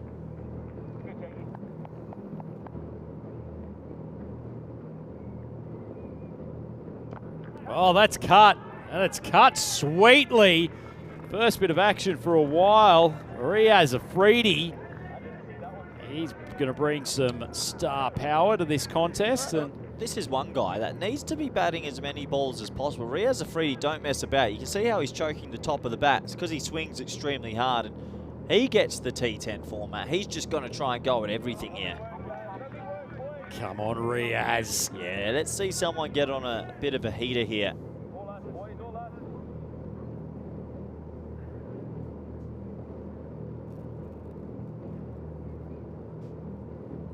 Can't steaming in halfway through his second over. Well, it's just neatly defended from Riaz. Not what we've come to expect from the big rogue. Just turning to the YouTube chat, Corey, a bit of a suggestion from Thomas Martinez there that you've been given the dead rubber as punishment for your controversial commentator's catch the other day. I take it as a compliment that they gave me the dead rubber. There's only a few commentators in the world that can spice it up this much. Steps away to the leg side. Hit reasonably well, but not well enough to beat Mulder, who gets his second consecutive catch. Pretty clean pair of hands from the Irish leg spinner. And yet another wicket goes down, and things weren't looking a bit shady for Brno before. They're now 49 for 4, 1 ball to go in the 7th. Yeah, 49 for 4, and it is looking completely shaky and just no rhythm in this innings. They get one boundary and then it's followed by a single and a wicket. Mulder, he's not going to drop that. It was pretty full. I thought at first contact, Ronnie, he got enough of it, but unfortunately he found the fielder. Yeah, certainly did. Oh, let's go for an alternative theory here, Corey. If you're Brno, the thing you most don't want to do from this match is to get the Blinders' bats into a good rhythm. Could they be giving them as few runs to chase as possible to not allow the Blinders' middle order to get a hit in advance of tomorrow? As it's a return catch, good grab from Khan. He picks up his 3rd wicket, neat, caught and bowled. And unfortunately, Shailendra Solanki goes first ball, and Khan ends up with the figures of 3 for 15. Very good caught bowled. It's never easy off your own bowling, that's for sure. He takes 2 in 2. He'll be on the forever hat-trick next time he bowls. It doesn't count, but we'll pretend it does. And Rhino, I think that's the right tactic. You could be onto something. Maybe Brno are implying that they don't want to let them see too many runs. Good catch. I tell you what, that is not easy off your own bowling. Yep, and not only is Khan not going to get to try to complete his hat-trick, but Shailendra Solanki has faced 2 balls for 2 dismissals today, which is quite a return at the Cardamom Oval. He's unfortunately walking off the field after a barren day with the bat. Brno, 49 for 5, and the end of a pretty good spell from Ahmed Khan. So a couple of wickets fall, 49 for 5. This team is falling behind. This is what's coming up tomorrow. Well, if you like good battles, come to the right place, because it's these 2 teams again tomorrow morning. Thanks to myself and Vinny Sandu in the morning, and then Zurich Nomads taking on Pack Badalona. You got the afternoon fixtures tomorrow, Andrew? Yeah, well, you know, when the big games happen, the big guns come in. You've got an exciting day tomorrow, Corey. Plenty of activity across the morning, afternoon, and evening. I think that evening session will definitely be promising, as looks like a little bit more spin coming into the attack. That's one way of describing it. I've just got nothing going at all. Was that not given or wide? Not too sure. So it's Rahul Goyal. It's interesting action. Let's have a look. Let's have a closer look at it. Oh, Fair bit of flex going on. Yeah, a bit of drop. yeah, he's getting some revs on it. Really up and down. Oh, Goyal. Let's have a closer look. Not seen much of him before coming through the umpire. Across the line, but doesn't get a great hold of it. Riaz Afridi. So after his initial theatrics with a Maximo first ball, managed to reel in the Brno superstar. Let's have a closer look. Yeah. Many ways to send a cricket ball. Many ways to down skin the a pitch. cat as well. That's the 50 up. Glad we managed to get to that milestone. 2 balls left in the 8th. Oh, big swing, and Badalona. Why isn't he batting higher up the order, Corey? Because he's one of the better strikers in this Brno team, and he is bringing them to life in this contest. Yeah, that gets them to 56, and boys, they need more of that. So these 2 players at the crease both have a Maximo now. They'd love to get a couple more in the wheelhouse, and he pumped it away. Tank of a man, Badalona.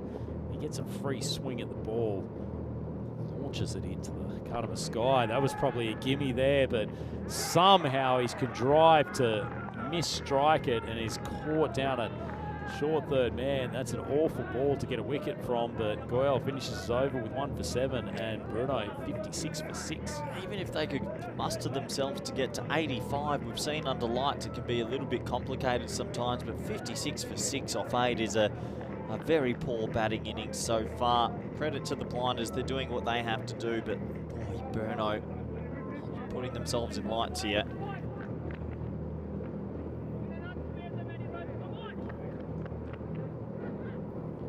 Very, very happy team, the Hungarian champions. As Badalona, a short stay, but he kept us entertained. 56 for 6. It's flowing fairly freely at the moment. You think they'll surpass the Zagreb Assassins total of 60? I hope they've got someone like Parwar that can come and bowl it with the new ball for them. If they can get to 80 under lights, but geez, it's very under par. Big left arm paceman Ahmad coming on for his 2nd over. And Riaz Afridi stepping out to leg like some batters have occasionally done to him when he's got his fire bolts thundering down. Supercomputer hasn't given up on Brno completely. 3% chance at this stage. Just worth mentioning, there is a 3% error also potentially with the supercomputer at times. So it now could be -1. There's a chance. Oh, they're really struggling. Oh, full ball. Afridi threw his shot. Nice change up. Ahmad, he's definitely gotten better as the competition's gone on. Was a bit wayward in their opening contest. I saw them pile on the runs versus the Swiss. I saw them make a pretty plucky 115 versus Pack but today, Brno, they were rolled versus the Assassins, and they're getting rolled here. It's just a big fall from grace with the bat. They're definitely going to have to talk to the analytics tent later tonight to try and come back stronger for finals day tomorrow. Short ball, Riaz just drives it straight. They get one run closer to that Assassins total from earlier today. 57 for 6, 9 balls left. The expected score is not expecting much from them. Well, they're wanting stretch, are they? They want 15 off 9 with the expected score, but you feel like they're going to need 20. Big swing into the Cardamom Night sky. It's not going to carry, and the big mitts of Vandermeer cannot pouch the catch. He's disappointed, the big man, and the impression that didn't quite see it coming out of the lights. Yeah, he made good ground to it, but he ends up going reverse cup, which is not easy because it was so low in the end. I think if he'd had his time back, he wouldn't have gone with that technique.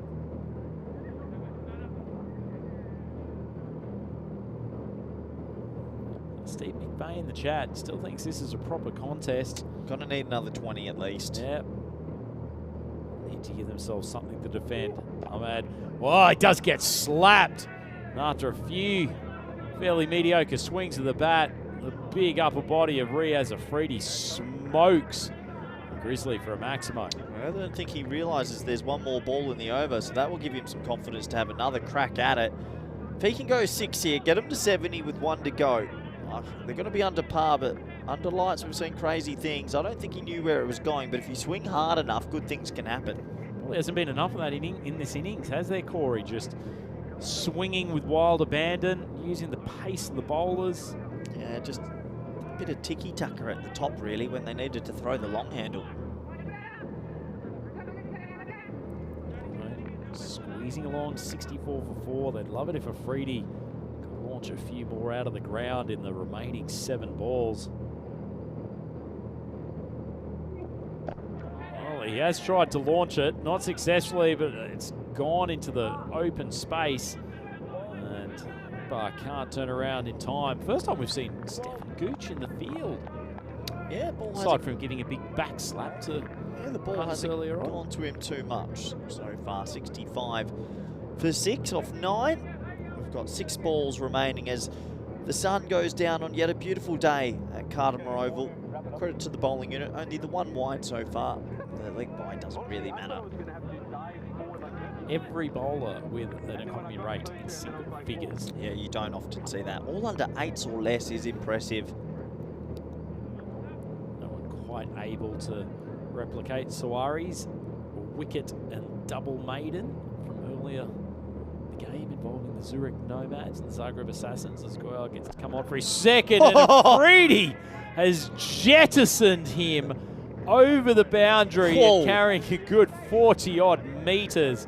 That's a massive maximo. I think Van der Merwe appreciated that as well at deep mid-wicket. That was big. Afridi and those biceps got every part of that.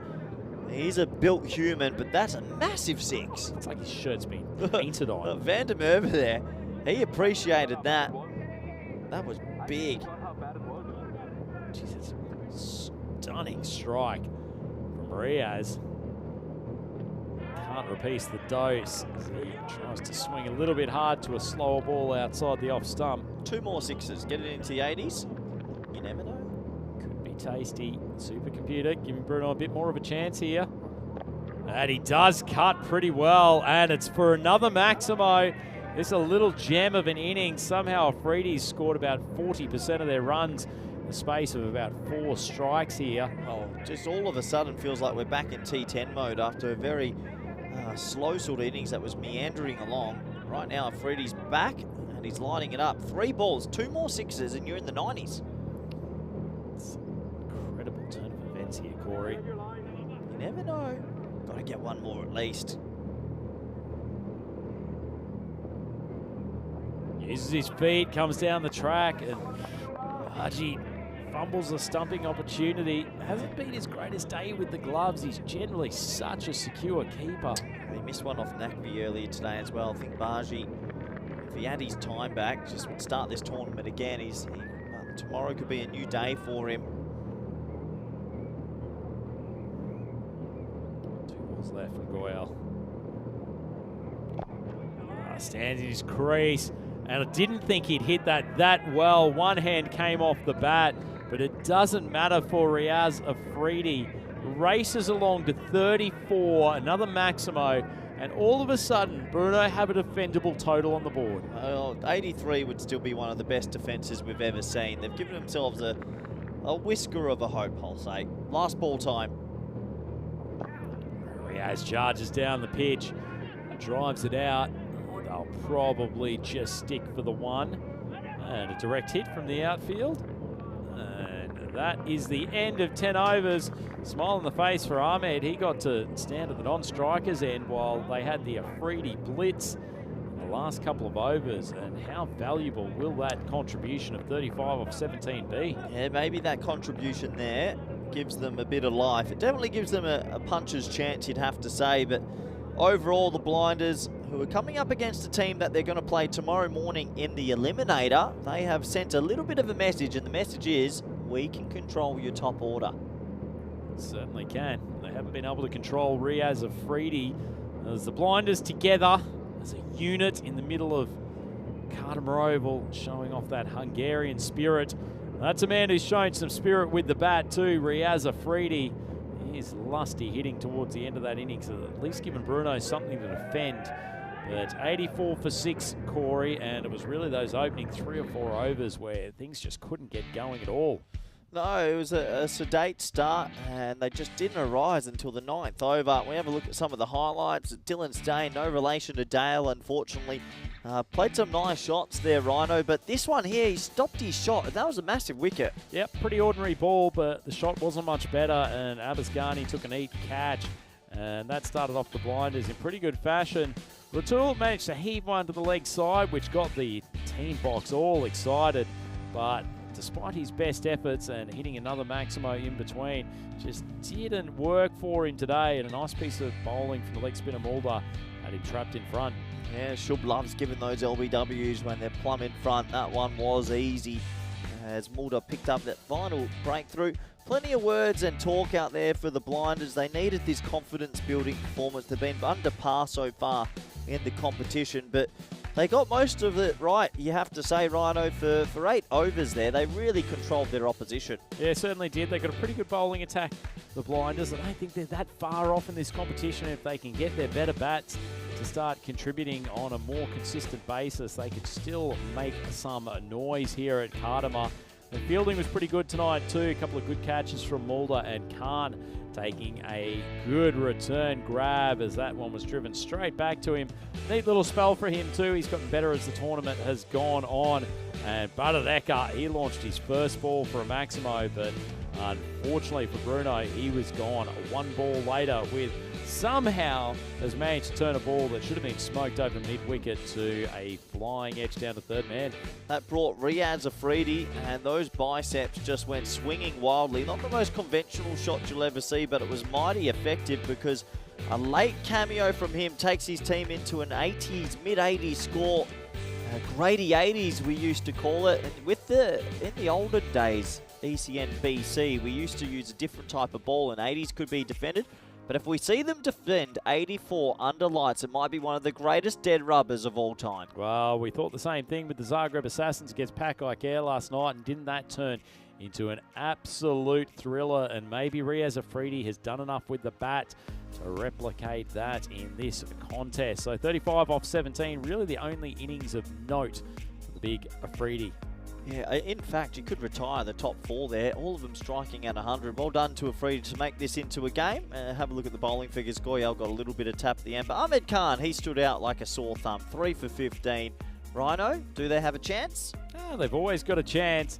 Never know what can happen in this crazy T10 game, and as we've seen, chasing under lights, particularly with a little bit of moisture in the air and some helpful bowling conditions, it's never easy. So if Brno can pick up some early wickets, then we could be in for a tight contest with the Budapest Blinders. Their powerful batting lineup only need 85 off their 10 overs. It's Andrew Ryan here for the European Cricket Network, joined by Corey Rutgers. And we're here for ECL 2025 at Cardamar Oval. We'll be back in a couple of minutes for the chase. Please join us then.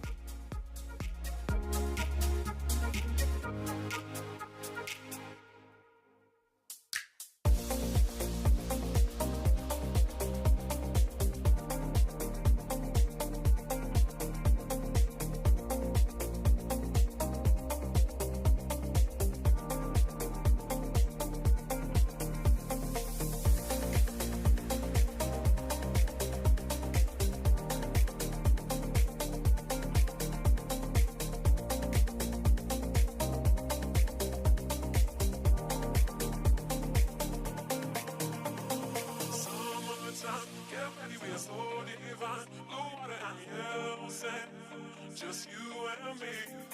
Summertime, get ready, we are so divine. Blue water and yellow sand, let's live our dream. Summertime, get ready, we are so divine. Blue water and yellow sand, just you and me. Summertime, get ready, we are so divine. Blue water and yellow sand, let's live our dream. Summertime.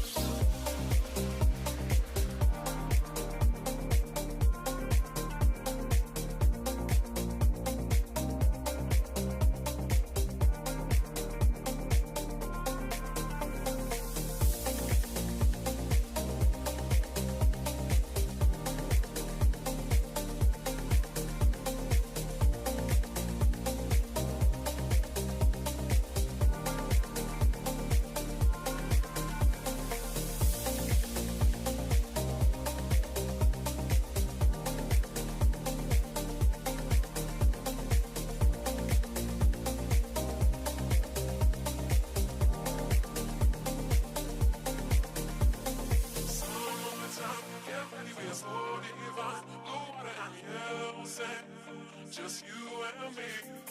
Summertime, get ready, we are so divine. Blue water and yellow sand, let's live our dream. Summertime, get ready, we are so divine. Blue water and yellow sand, just you and me. Summertime, get ready, we are so divine. Blue water and yellow sand, let's live our dream. Summertime.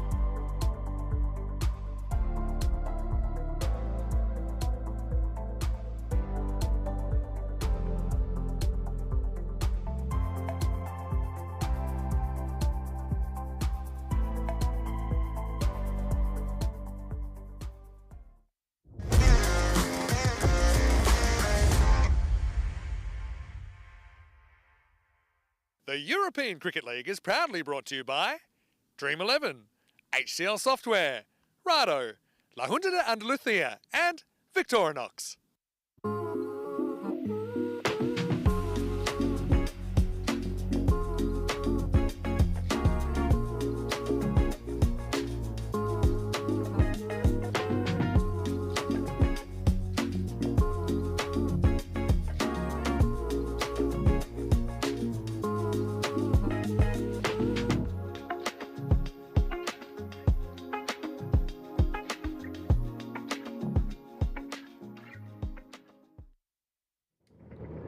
European cricket aficionados, welcome back to the Cartmara Oval for the concluding stages of this scintillating contest between Brno and the Budapest Blinders. It is a B-fest in this final game of the group stages of Group D here at ECL 2025.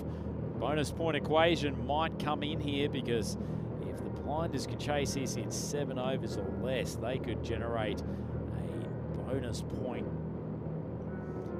58 needed for Brno to take the bonus point on their side. Highly unlikely, but given what the Assassins managed to do bowling under lights last night, I would count out absolutely nothing. So the umpires taking our combatants back out to the field. The men in red from Czechia looking to do their nation proud, Brno Cricket Club. And they've got a tough task ahead of them to try to stop this rampaging Budapest Blinders lineup. Here's Jason van der Merwe trailing Abasghani, who he could do with a nice stint at the crease tonight, get himself in some decent nick, because it's been a bit of a struggle for him in ECL 2025 to date. Got a pretty nifty bowling lineup, Brno, and one that will probably have some, or at least be comfortable bowling under lights. Rapid speed of Riaz Afridi and Niraj Mishra has probably been their most consistently impressive man with the ball throughout the tournament. And Merv, love an innings of substance. He's threatened on a couple of occasions. And they will face that man Niraj. Thinking back to the start of his tournament, face planted after slipping before even managing to deliver a ball in the first game, and then came back with a couple of tremendous deliveries to make a rocket through the Zurich Nomads batting lineup. But that is a long, long, long time ago. The Nomads have ended up top of the table, and their opponents there, Brno, might end up in 4th place the way that things are looking at the moment. But the imposing figure of Niraj Mishra ready to steam in against the Blinders. Wide of off stump. Nicely timed from Ghani, but protection down there at backward point. Just the one. Good time to bring back the doyen of cricket philosophy, Mr. Corey Ruckers, to the microphone. Yeah, good to be back. I think this is the sort of pace van der Merwe, if he looks at 1 or 2, he might light it up. Mishra, not the most imposing looking bowler, but he does get it to swing a little bit. A bad ball from Mishra, a little bit of late movement. Ghani, oh, direct hit. Tell you what, his tournament hasn't been great today. It could have gone worse if he'd been run out after facing a single ball. Well, that's how he got out in the previous game versus Pakokea. Hit a 6, went to the non-strikers end, then ran crazily, and our Tiff ran him out exactly like that. But this time, he decided to get back into his crease. Good option. Always a safe place to be. What's your thoughts on the zinger bails? I love the zinger bails. How can anyone not love the zinger bails? Because anyone who's calling for them to go back to traditional cricket bails. Zinger bails aren't Took good. a while for them to react on that occasion, though. That is struck straight down the ground, and a clean enough shot from Ghani to hit a 6, but we all know what happened the last time he did this in the evening. Well, this might be a confidence-building innings for Ghani. He might be facing bowlers that he seems a little bit more comfortable with, and they've got a deep third and a deep cover. A crazy field, really. Doesn't have the pace to warrant that deep third, I think.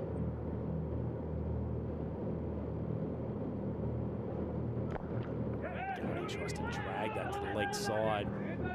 Cut it, and once again, they've hit the stumps. Tell you what, they're on fire in the field, Brno. Yeah, pinning everything, but luckily again, van der Merwe got back, and here we get another good look at those zinger bails. Amazing sight. What about zinger stumps, the full bright stumps, or a zinger boundary rope? Can I bring a zinger thing for you? The zinger burger. How much does the Brno logo look like the KFC logo? Oh, now you're talking, as that one's lofted over the offside for 4. So, confidence building strokes, but this is the type of bowling Ghani, from all the reports I've heard, is going to feast on. He's a quality bat. I think Maximo was telling me that he was named player of the tournament for the ECS Budapest tournament. That's what I've heard as well. So, obviously, just needs a bit of luck, but there's always a difference when you get face bowlers that you feel like you can get on the front foot. I think this will suit him. Sure, gone for 12. 1 ball left in this over. Another one with a bit of width. Must have just caught a bit of that line. The Budapest Blinders, after the first over, 12 for none. I am going to pose a question for you, Corey, which, with your technical cricket and production knowledge, I'm hoping you can help with. Just wait for the main score to go up again. Actually, let's not start it there. Why does Jason Vandermeer, who has one of the longer names in this tournament, why does he get his full first name written out? Is this like a nod to a big star cricketer or something like that? 48 matches since our last You've golden got ball. no idea what I'm talking about, do you? Do you mean on the back of his shirt? No, on the main scorecard. That's in our main score graphic. Oh, where it says Van der Merwe. Yeah. And the first name. Why does he get Jason and not just the J? Because that would look weird. JVDM. But it wouldn't be JVDM. It should just be J Vandermeer. John Van Dam. Anyway, over number 2. Tackling the big topics today is it's not the most penetrating ball I've seen from a bowler taking the second over. Madhav Khan, he's better than that. He's bowled some reasonable deliveries in this tournament. Yeah, just a sedate start. Still that deep third and deep cover. It's such a difficult 2 boundary riders to have. Anything too straight, you're in trouble. He's almost managed to evade that ball. Struck straight back at him by Jay Vandermeer. I think Vandermeer, anything that's close to the stumps here, he's just going to drop kick it over the leg side. Short, wide, outside off stump, and crack to the boundary, which you would expect for a player of Vandermeer's class. Can't just giving him too much room to work with. Big man doesn't need a second invitation.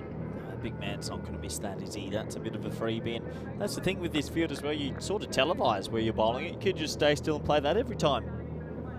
Could do. Only 2 fielders outside. They have got some protection for him for that short, wide ball outside off stump with deep cover. As Vandermeer just pops up the most absurdly easy catch to Niraj Mishra as Khan drops short. God knows why Vandermeer hasn't tried to pummel that 75 metres over the backward square boundary. But he falls and the blind is 17 for 1. Super disappointed. He must be super disappointed. Just, I don't know if it was the slowness of the delivery or just didn't pick it up, but it's almost as if he got cramped for room, and he knew as soon as he hit it, he didn't get it out in the middle of the bat. That's a big wicket because we know the Budapest Blinders middle order hasn't done so much. Gooch is going to come out. He's looked okay, but yeah, Vandermeer, maybe he's saving more runs for the finals. I would hope so. Really did not time that well at all. In fact, he probably should have gone harder at it. You could see he was just trying to nurse it over the boundary, but it was just really not particularly well timed. So Gooch will come out. He's with Ghani. It'd be interesting if they pick up another wicket or 2 now. And maybe get Mars Bargy and a few others out there that haven't found their form just yet. Gooch just plays gently to the offside. Mishra in the game again. Shy at the stumps. Too far away. Direct hit. Could have had Gooch in trouble, but he runs intelligently between the fielder and the stumps.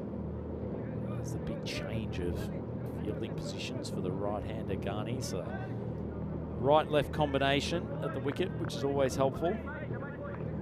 It is. You see players running everywhere, but that 2 backward points in the third man does surprise me. That's a nice shot from Ghani. Wasn't quite there on driving length, but he held his shape very nicely and has struck it cleanly for a Maximo. That's more like it from Ghani. It's a floaty ball outside the off stump. He just lofts it beautifully over mid-off.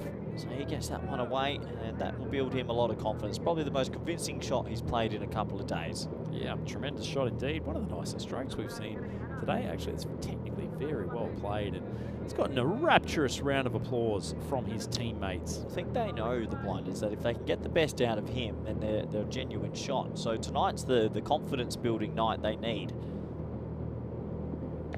Oh, wide outside off stump. It's gone high. It's fortunately for Ghani. Oh, it's almost hit him. He's right back.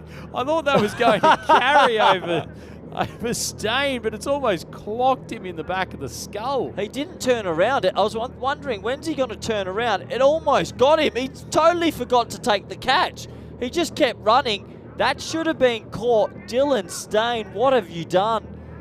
That's almost like a malfunction in Brian Lara cricket back in the day where one of the fielders just runs away from the catch. But anyway, it's all happening in Group D, European Cricket League, non-stop entertainment, and teams 3 and 4. So whichever team wins this contest will take a 3rd spot in the group. Boy, that's a big moment. If he turns around, first of all, that would be good. He's got a bit of a look and he must know, oh no, that 29 camera stream is At least there's not a couple of million people watching around the world. If he's got a couple of friends and family watching, that's a good one. All right, Ali coming on.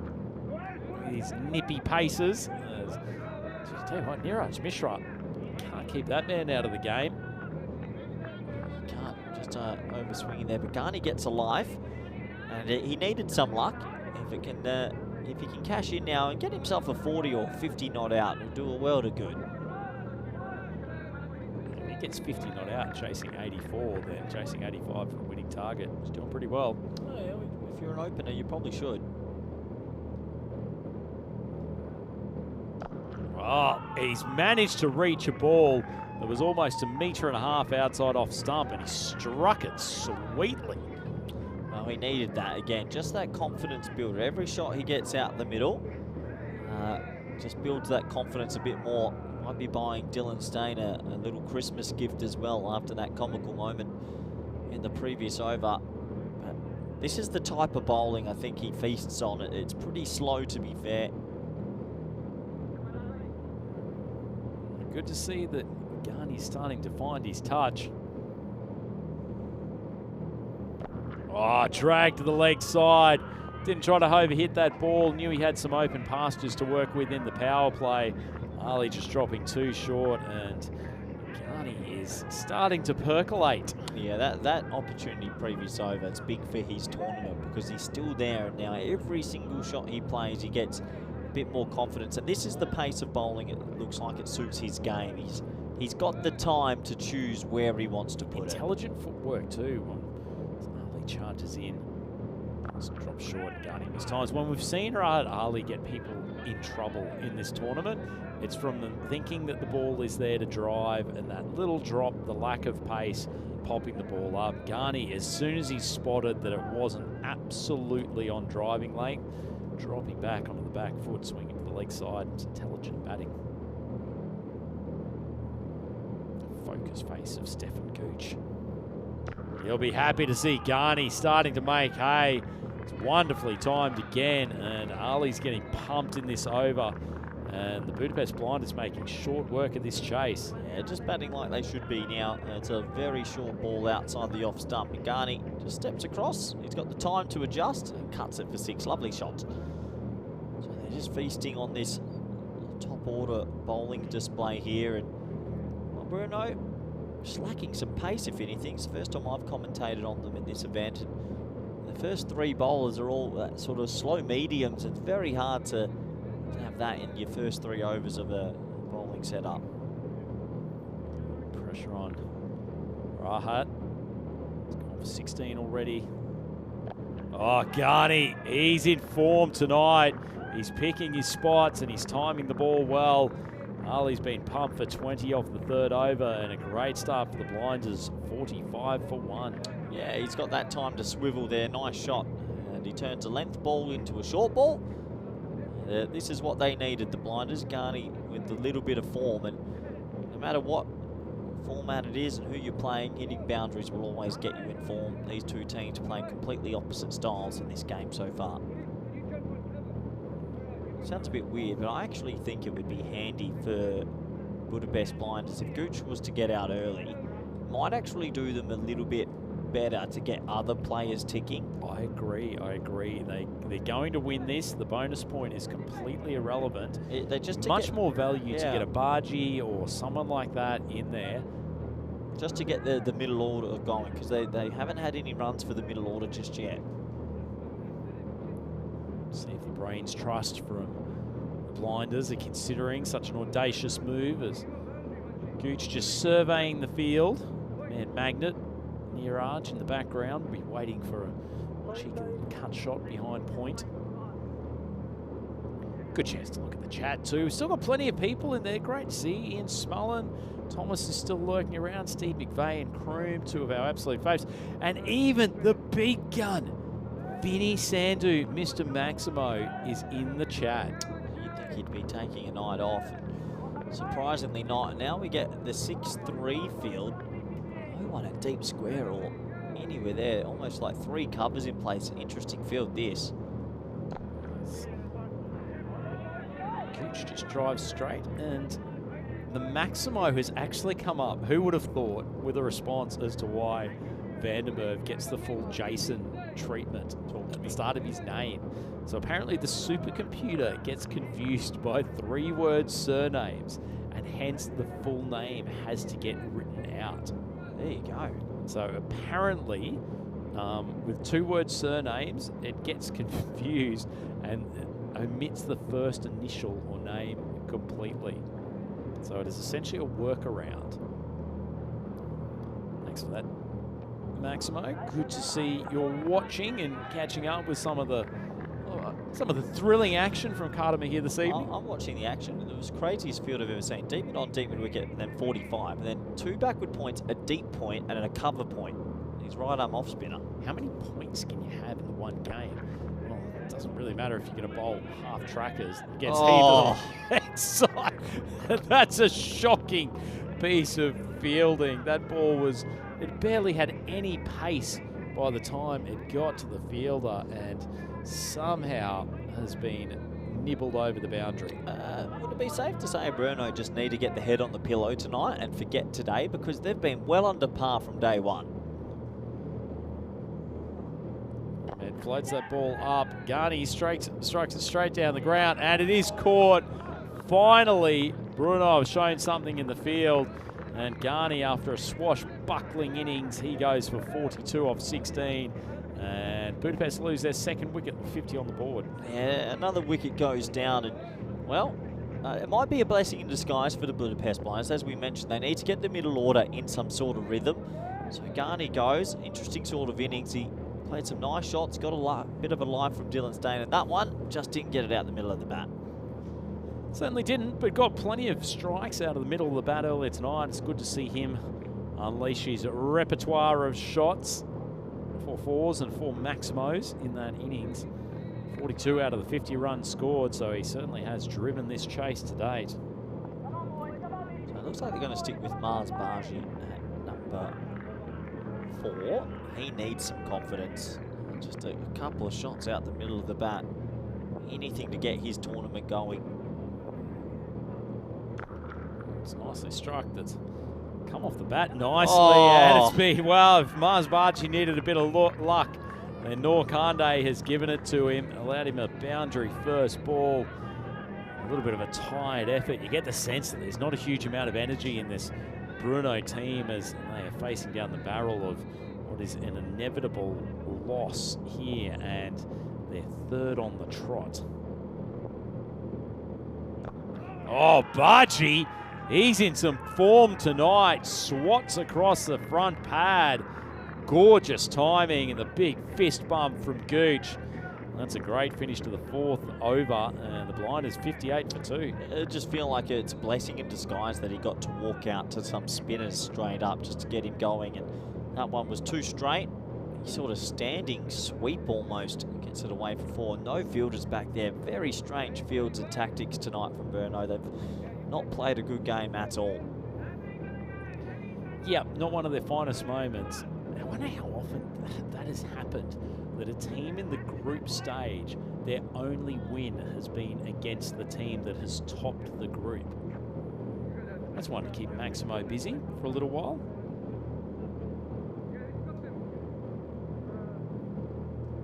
See, Corey Rutgers is absolutely thrilled with that question. No, nothing coming from the Rut. I was thinking about it. I'm just trying to remember if it's ever happened before.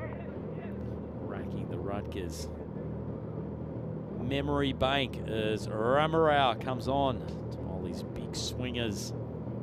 Oh, it's just gone dead straight, but punched to the offside. And Gooch will scoot through for 1. Yeah, it's a good one there. So it gives Barji just that little bit more time to get himself going. And Played some nice shots to the spinners, but get some medium pace here. He'd like to get himself in some touch. Well, a few good overs in this tournament so far. Ramarao does move the ball prodigiously when he gets the seam in the right position.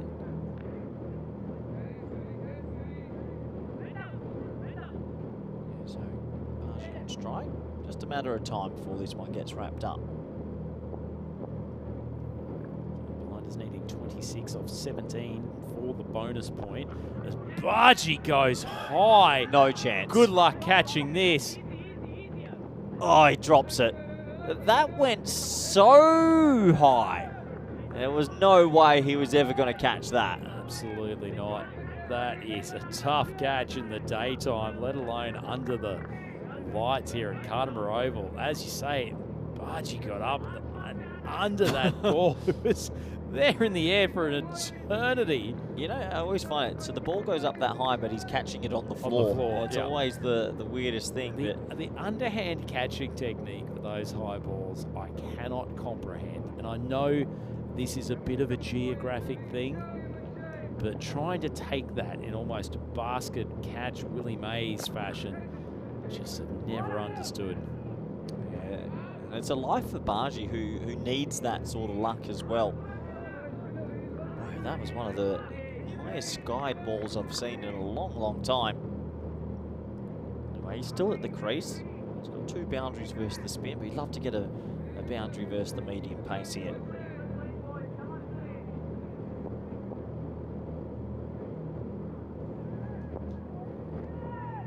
Oh, he's got a hold of that one. And Bargy sends it sailing a good 2 meters over the leg side boundary. The ball probably went up as much as it did horizontal. Big sigh of relief from the dynamic young blinder superstar, but he really needed the chance to get a few out of the middle of the bat, and good to see him striking the ball cleanly. Yeah, he needed that. He needed the drop, and then he cashes in with the 6. He'd love just a couple more. See the game out and get yourself a 25 here. Ramaral's put another one in the slot, but can only just drive it out to the offside for 1. It's going to be a different prospect, though. If the blinders come up tomorrow against the Swiss team or the Spanish team, there's a lot more pace that you've got to handle.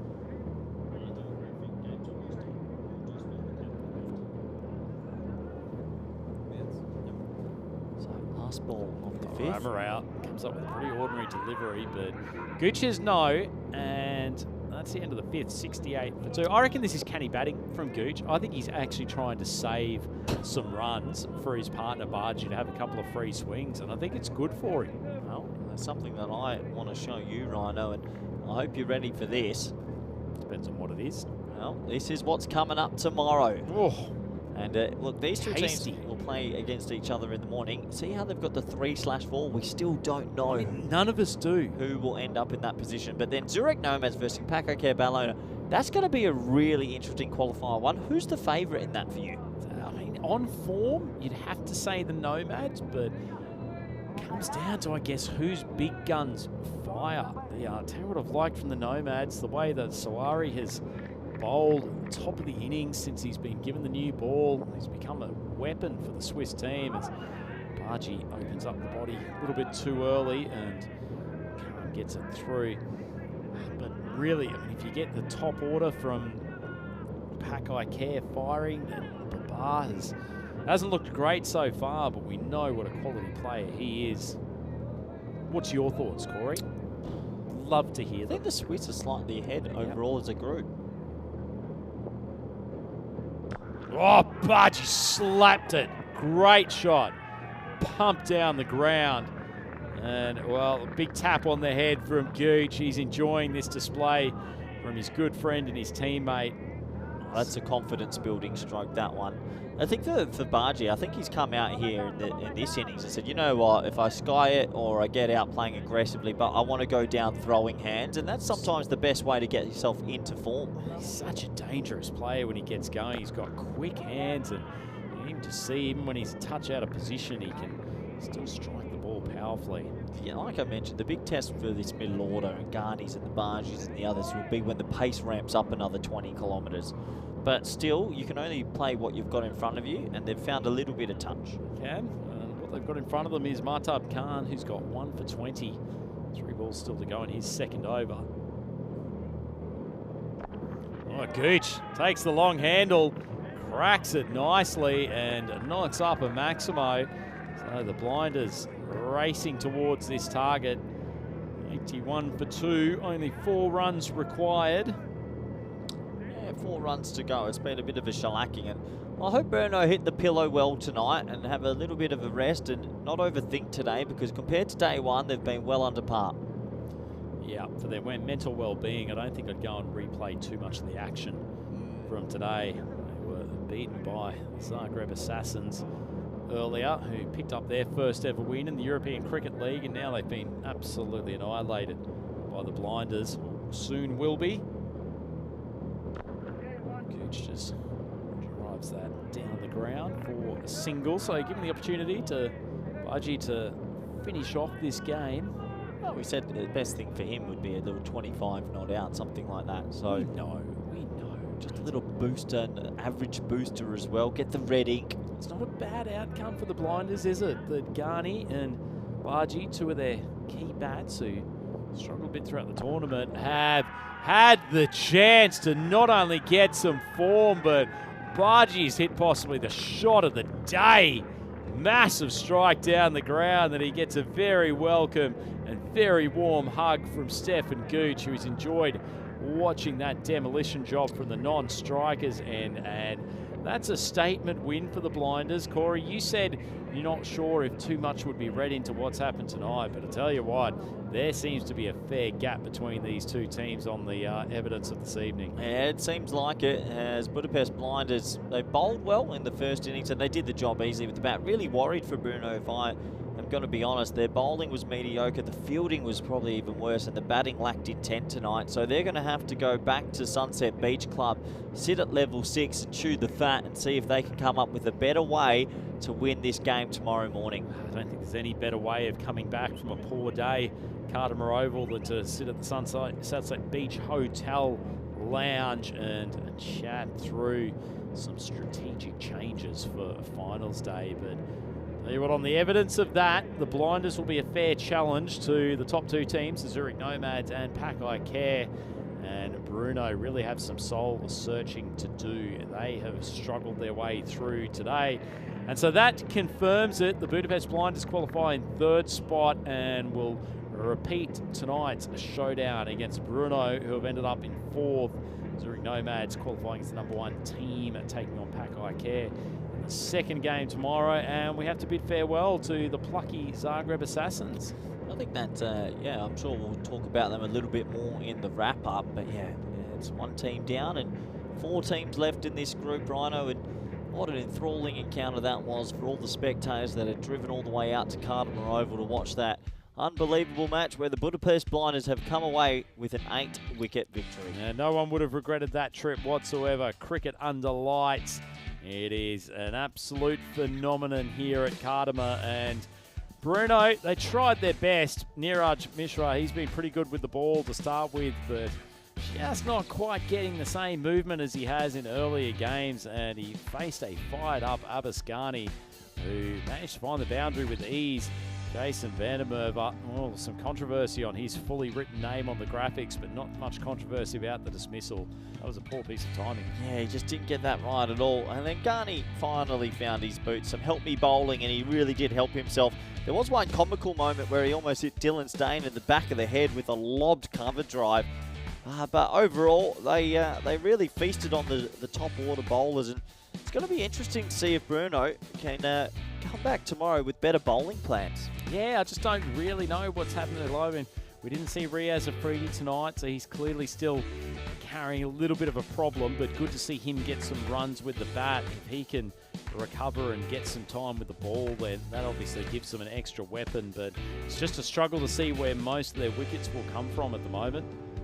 Yeah, it is. Look, it's not easy when you don't have too much pace in the sheds, and that was probably the most confidence-building shot from Mars Baji to get one out in the middle. Really needed that. It's not had been his tournament. Gooch was just playing a bit more of a second fiddle role, and Well, it wasn't enough on the board. You've got to be making at least 120s, 130s. We've seen a lot of low scores recently, and yeah, when you get so many low scores, it's easy to chase it down. Yeah, it certainly is. But great to see that man, Maz Barji, one of the favourites on the network. He's a great striker of a cricket ball. And Ian Garney, tell you what, if they get their act together tomorrow, all of a sudden that Budapest Blinders batting lineup looks much deeper and much more threatening.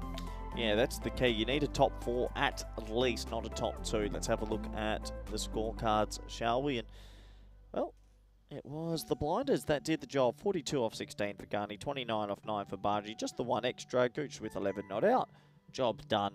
Easy coming. Budapest Blinders pick up all the points, and yeah, no real stress from them there. It was a simple chase, and despite the Van der Merwe dismissal, might not be the worst. He might be itching to go for finals day tomorrow. We'll have a look at the bowling scorecard, shall we, Rhino? And yeah, my worry about the bowlers here for Brno is just a little bit one-paced, and with the fielding behind them, they never really stood a chance, did they?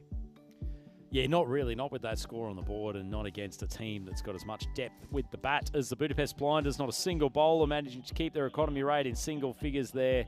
And frankly, none of them looked particularly threatening at any stage throughout that game. But not an easy thing when you're only defending a fairly mediocre score of 84 for 6. And wouldn't have been that high without the late heroics of Riaz Afridi, who hit 35 off 17 without being dismissed. But a great start from Abbas Ghani in that chase, and good to see the likes of he and Maz Barji just finding their flow in this tournament. And obviously, big man Stefan Gooch is helping nurse them towards the total. So the end of Group Stage Day 2 here for Group D at the European Cricket League 2025. And haven't we had some thrillers today, Corey? Not quite that last one, but some great results all round. And I'd love to hear your thoughts about where this group sits. Well, there's one team that I want to focus on and say a quick goodbye to, Zagreb Assassins. I think they actually won the hearts from all of us. They had that famous win over Brno before, and you saw what it meant to them. They've got some native players playing for them, and that's what the ECL is about. I think when the company was invented, they thought the ECL concept was about the little teams that would come with their local players. So a massive congratulations to the Zagreb Assassins, and I hope we see them again in the future. Yeah, and I tell you what, they wouldn't have looked out of place on the group stage finals day. They played some really boisterous cricket in the last couple of games. Almost took Pakai Care down last night, defending a very, very small total. Obviously struggled a little bit earlier today against the Zurich Nomads, but great performance to get their win against Brno. And the poor boys from Czechia just feel like they are dropping in form ever since the first game. Yeah, well, let's have a little look at what's coming up tomorrow. And yeah, it's interesting, isn't it? Zurich Nomads and Pakai Care Badalona. Let's talk about Qualifier 1 first. Big game, two confident teams. I just think the Nomads have a little bit more depth. And then for the eliminator in the morning, Rhino, Budapest Blinders, Brno, from what I've seen there, Budapest Blinders should progress. Yeah, and to be honest, I suspect that if the Blinders keep that batting form tonight into the next game, they will give a fair crack to whoever loses that Qualifier 1. I think it's going to be a really, really interesting finals today, and probably one of the hardest picked groups across this entire ECL. Yeah, it's going to be a very interesting group indeed, and it's all going to come down to who can hit their form on the day, and then you've got to win that game under lights. And let's be honest, under lights, it is different conditions, and you saw there, Budapest Blinders, they might take some confidence from that win. Yeah, absolutely true. I think they feel like they're the team that's on the up.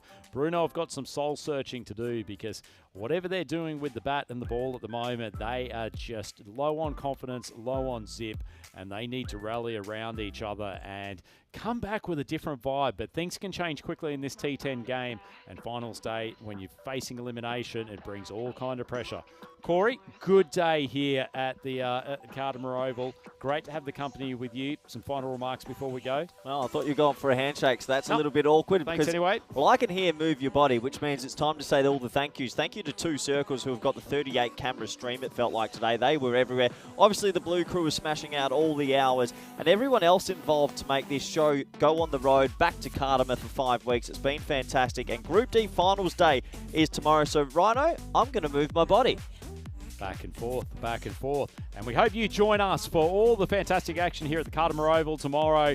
On behalf of my good friend Corey Rutgers, who should keep his hands to himself, please join me, Andrew Ryan, and also Mr. Maximo. We're back here for Group D Finals action tomorrow on the European Cricket Network. Bye for now.